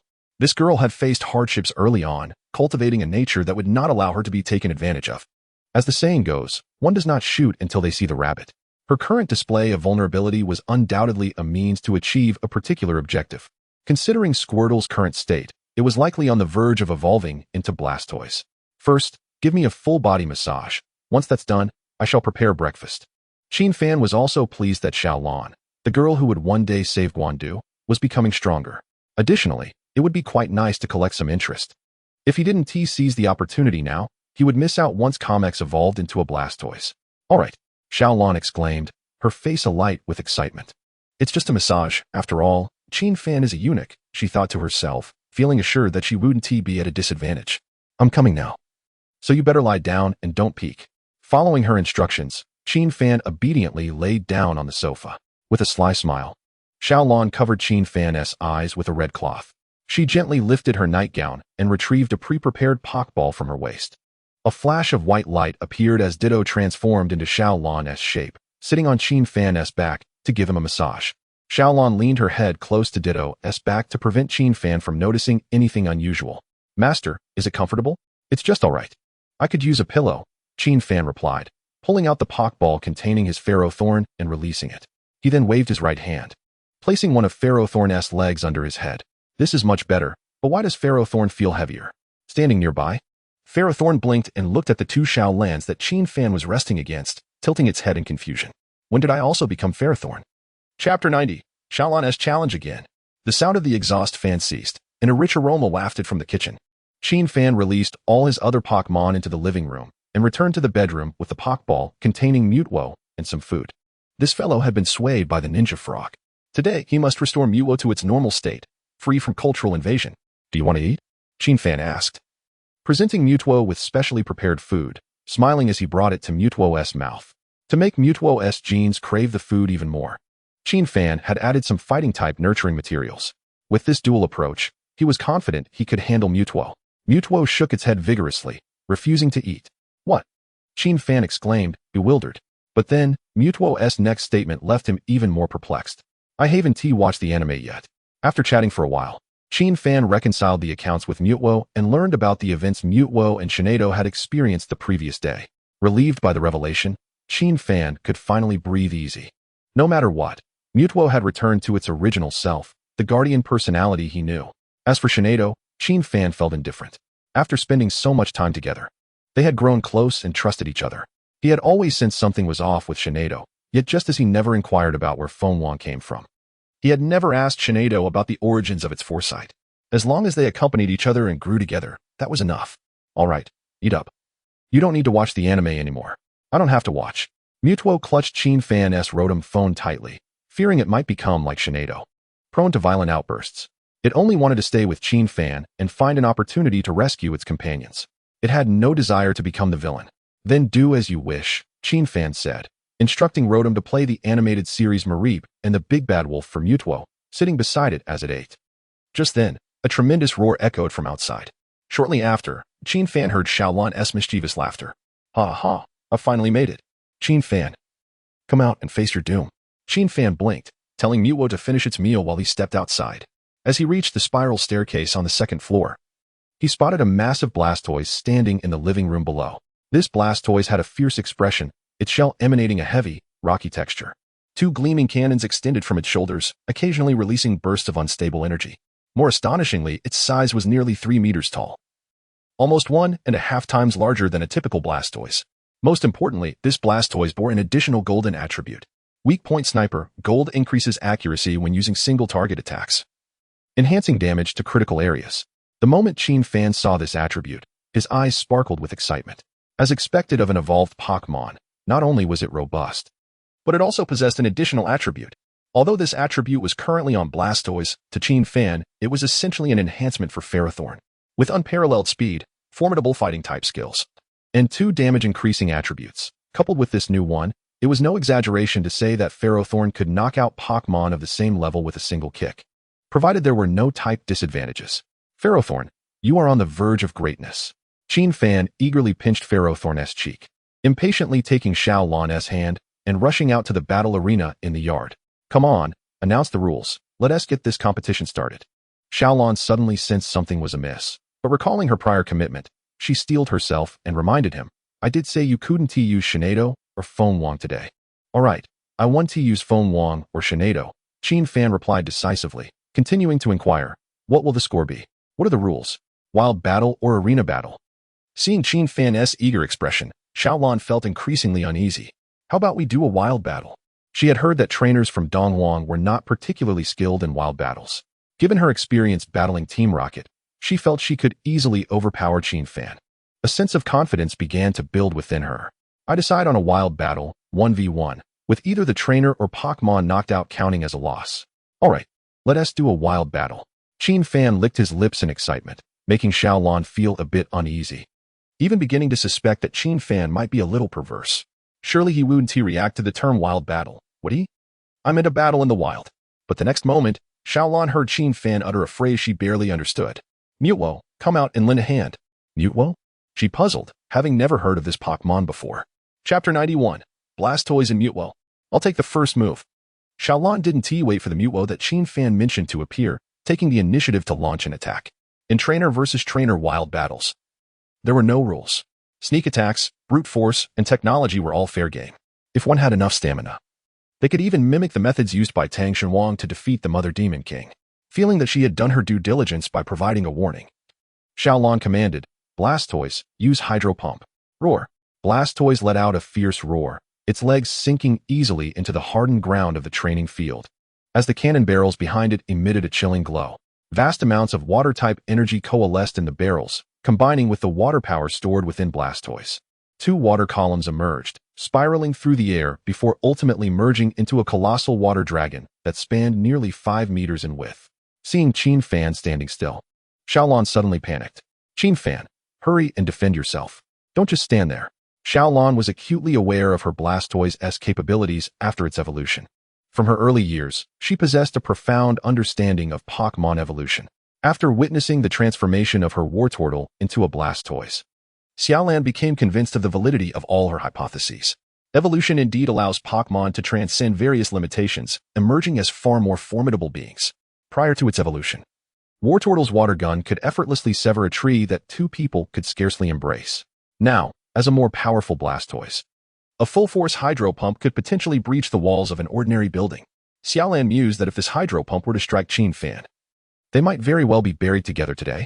Is this what wild battles entail? As the hydro pump approached, Qin Fan felt a surge of excitement. The thrill of battle was invigorating. Even trainers could be caught in the fray. Only then could it be deemed a true confrontation. Mewtwo, shatter this hydro pump. Qin Fan commanded not aloud, but through a psychic link, directing Mewtwo via telepathy. From the moment he encountered Gardevoir, he had been envious of this mode of command. Now, with his enhanced mental prowess, he could utilize this ability to instruct his psychic-type Pokémon. This method of command was swifter and more discreet, effectively evading any countermeasures from opposing trainers. In the blink of an eye, a brilliant white light materialized before him. Mewtwo, resplendent in its alabaster form, held a meal prepared by Qin Fan in one hand, while Rotom Phone hovered nearby. Its eyes radiated an aura of authority as they fell upon the approaching hydro pump. A colossal wave of psychic energy surged forth, crashing against Blastoise's hydro pump. With a resounding boom, the destructive power of the hydro pump shattered, transforming into a mist of water that gently descended upon the battlefield.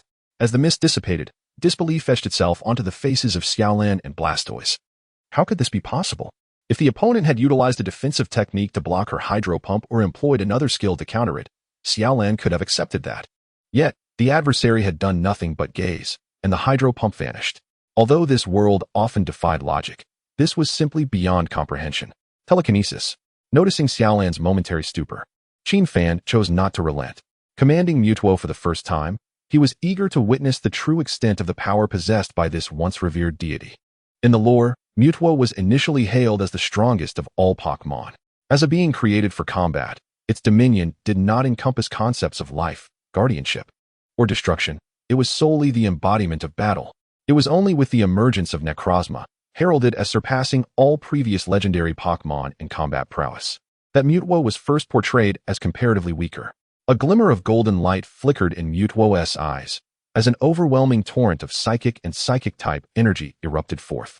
Mewtwo's telekinetic force enveloped Xiaolan and Blastoise, rendering them utterly defenseless. The battlefield, forged from reinforced Earth-type Pokémon, could not withstand Mewtwo's overwhelming presence, fracturing under the strain. Countless debris lifted into the air, resembling a rain of meteors. With the loss of the stones and ground attributes, the battlefield was riddled with gaping chasms. Had this attack been unleashed within a city, it could have easily obliterated a skyscraper. What was even more outrageous was that the architect of this devastation had yet to unleash its full power. Qin Fan harbored deep suspicions that if Mewtwo were not preoccupied with its meal and watching cartoons, this strike could have manifested in even greater force. I was wrong. Xiaolan trembled in fear, gazing into the abyss below her. What manner of Pokémon is this? It had merely employed a telekinetic skill to collapse the battlefield. If it had unleashed a move like Future Sight, it would surely have leveled a mountain. Darn it, I'm about to wet myself. If this continues, I'll need another bath after the battle. Hearing Xiaolan concede, Qin Fan grinned, having no intention of halting. Much like yesterday's encounter, Xiaolan had yet to utter a single word of protest. Truly, she was a miserly woman, unwilling to concede even this small advantage. Mewtwo, employ hypnosis and let Xiaolan and I engage in another battle. Mewtwo nodded, gently probing into Xiaolan's mind, altering her recent memories in a manner reminiscent of Gardevoir's abilities. Moments later, Xiaolan ceased trembling, seemingly disregarding the ravaged battlefield. Qin Fan, let us engage in a wild battle, adhering to the rules of 1v1, with no other restrictions. With that, a sly smile graced Xiaolan's lips. Blastoise, don't give him a chance to react, unleash Hydro Pump. If I win this match, I shall never act as a mate again. Blastoise let out a deep roar, attempting to caution Xiaolan to observe the ground. However, before it could complete its warning, it instinctively raised its head, locking eyes with Mewtwo. Though Mewtwo remained silent, Blastoise felt an instant understanding of its intent. Mind your own business. I will fight. Is that not sufficient? Mewtwo, let us test Psychic Surge this time. Mewtwo nodded gently, a crimson glow enveloping the entire battlefield. Blastoise emitted a low grunt, abruptly ceasing its Hydro Pump, resolutely shielding Xiaolan. Blastoise, use Protect. With a fierce determination in its eyes, Blastoise radiated a brilliant white light.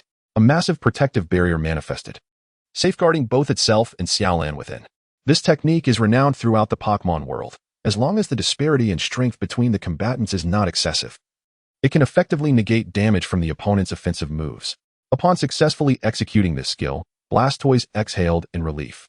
The previous defeat had been due to a control issue. Surely that would not happen again.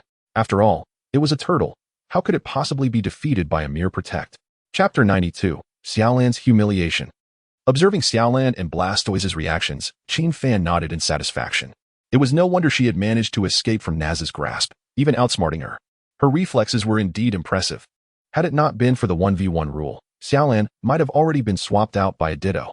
Unfortunately, the disparity in raw strength was insurmountable. Even if Naz were placed before Mewtwo, she would be effortlessly overpowered, let alone a mere fledgling like Xiaolan. Mewtwo's psychic fluctuations grew increasingly formidable, swiftly enveloping the entire battlefield before ceasing to expand. Qin Fan was acutely aware that this was not Mewtwo's limit, but rather the threshold of the battlefield itself. In a truly unrestricted battle, a champion-level Mewtwo could effortlessly obliterate the entire Moonlit Mountain Villa area. The ominous crimson light intensified, and the debris in the sky emitted faint cracking sounds as it transformed into dust, drifting through the air. Except for the area where Blastoise stood, the entire battlefield had become a vast pit. The protective barrier enveloping Blastoise and Xiaolan visibly faded, soon dissipating entirely. A terrifying mental force surged through Blastoise and Xiaolan's bodies, penetrating directly into their minds. A terrified roar echoed as both Blastoise and Xiaolan, trembling, gazed at Mewtwo. This Pokémon had effortlessly shattered their protective skill, and it was a wide-area attack at that. Enough, came Qin Fan's voice, resonating within Mewtwo's consciousness just as Blastoise was on the brink of losing its fighting spirit. In that instant, a golden entry appeared in Qin Fan's backpack, weak point sniping. Without hesitation, he equipped this entry onto his Heracross. The moment the entry was equipped, Heracross tilted its head slightly, its large purple eyes blinking with delight as it gazed at Qin Fan. Heracross sensed a profound enhancement in its combat skills. It felt as though it could now triumph over Blastoise, which previously seemed formidable. My master is truly remarkable, it mused, inching closer to Qin Fan and naturally reaching out to grasp his hand. Feeling Heracross's cool touch, Qin Fan glanced at it in surprise. This little creature seldom exhibited such initiative. It usually only sought his company when he encouraged it to play with other Pokémon. Let us reward you. Qin Fan cheerfully opened his system backpack and upgraded Heracross's Fighting Mastery entry to Red using a Food entry. With the increase in Fighting-type skill power, he nodded in satisfaction. Generally, a trainer's strongest Pokémon is their initial one. Even if that wasn't the case, initial Pokémon would certainly rank among the top 3 in any team. With the enhancement of 2 entries today and the recent level-ups, Heracross finally resembled an initial Pokémon. Heracross's large purple eyes sparkled with newfound understanding of Fighting-type skills. Indeed, my master possesses extraordinary abilities. No wonder Jia rushes to my master's room daily. She must be receiving special training. It vowed to seek similar opportunities for itself in the future. After briefly enhancing Heracross, Qin Fan turned his attention to Xiaolan. She was evidently shaken by Mewtwo's attack. Cowering on Blastoise's massive shell, trembling uncontrollably. After a considerable pause, Xiaolan finally emerged from the vivid crimson scene in her mind, casting a resentful glance at Qin Fan. That vile creature frightened me to this extent. I feel like retaliating. Noticing Xiaolan's demeanor, Qin Fan quickly communicated with Mewtwo. Xiaolan still had 2 entries unclaimed, and he couldn't allow her to concede just yet. At the very least, he wanted to extract the Evolve entry. Mewtwo, help her forget what just happened. Mewtwo replied. It's done. Everything has been cleared. No wonder Shinado becomes so frenzied during battles. It seems to share a similar mindset with you, Qin Fan. Brainwashing can affect intelligence. Continuous brainwashing may lead to deterioration. Upon hearing Mewtwo's words, Qin Fan blinked, the light in his eyes dimming considerably. He had hoped to achieve all the entries in one go today, yet Xiaolan appeared rather unyielding. With a sigh, he resolved to adopt a more challenging approach. At the very least, they needed to battle once more. Whether they could obtain the entries would be left to fate. If not, he would take Xiaolan to the Hualan Gym and continue their quest on the way. With this thought, Qin Fan displayed a warm smile. Floating beside Xiaolan and lifting her into his arms, soaring to the edge of the arena. A gentle wave of mental energy emanated from him, soothing Xiaolan's emotions. Xiaolan, are you feeling better now?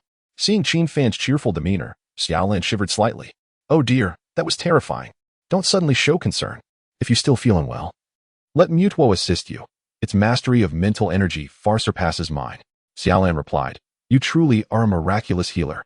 I suddenly feel stable. Without hesitation, she leapt from Qin Fan's embrace, landing gracefully on the ground. I feel much better now. Qin Fan nodded. In that case, let us continue our battle. Xiaolan, who had not yet had a moment to rejoice, was taken aback by his words. Isn't this not how our script was supposed to go? Qin Fan, we don't need to continue fighting. Though there is no concept of losing fighting spirit in wild battles, I'm genuinely done. Perhaps I should buy a maid outfit instead? Blastoise fervently nodded in agreement. Yes.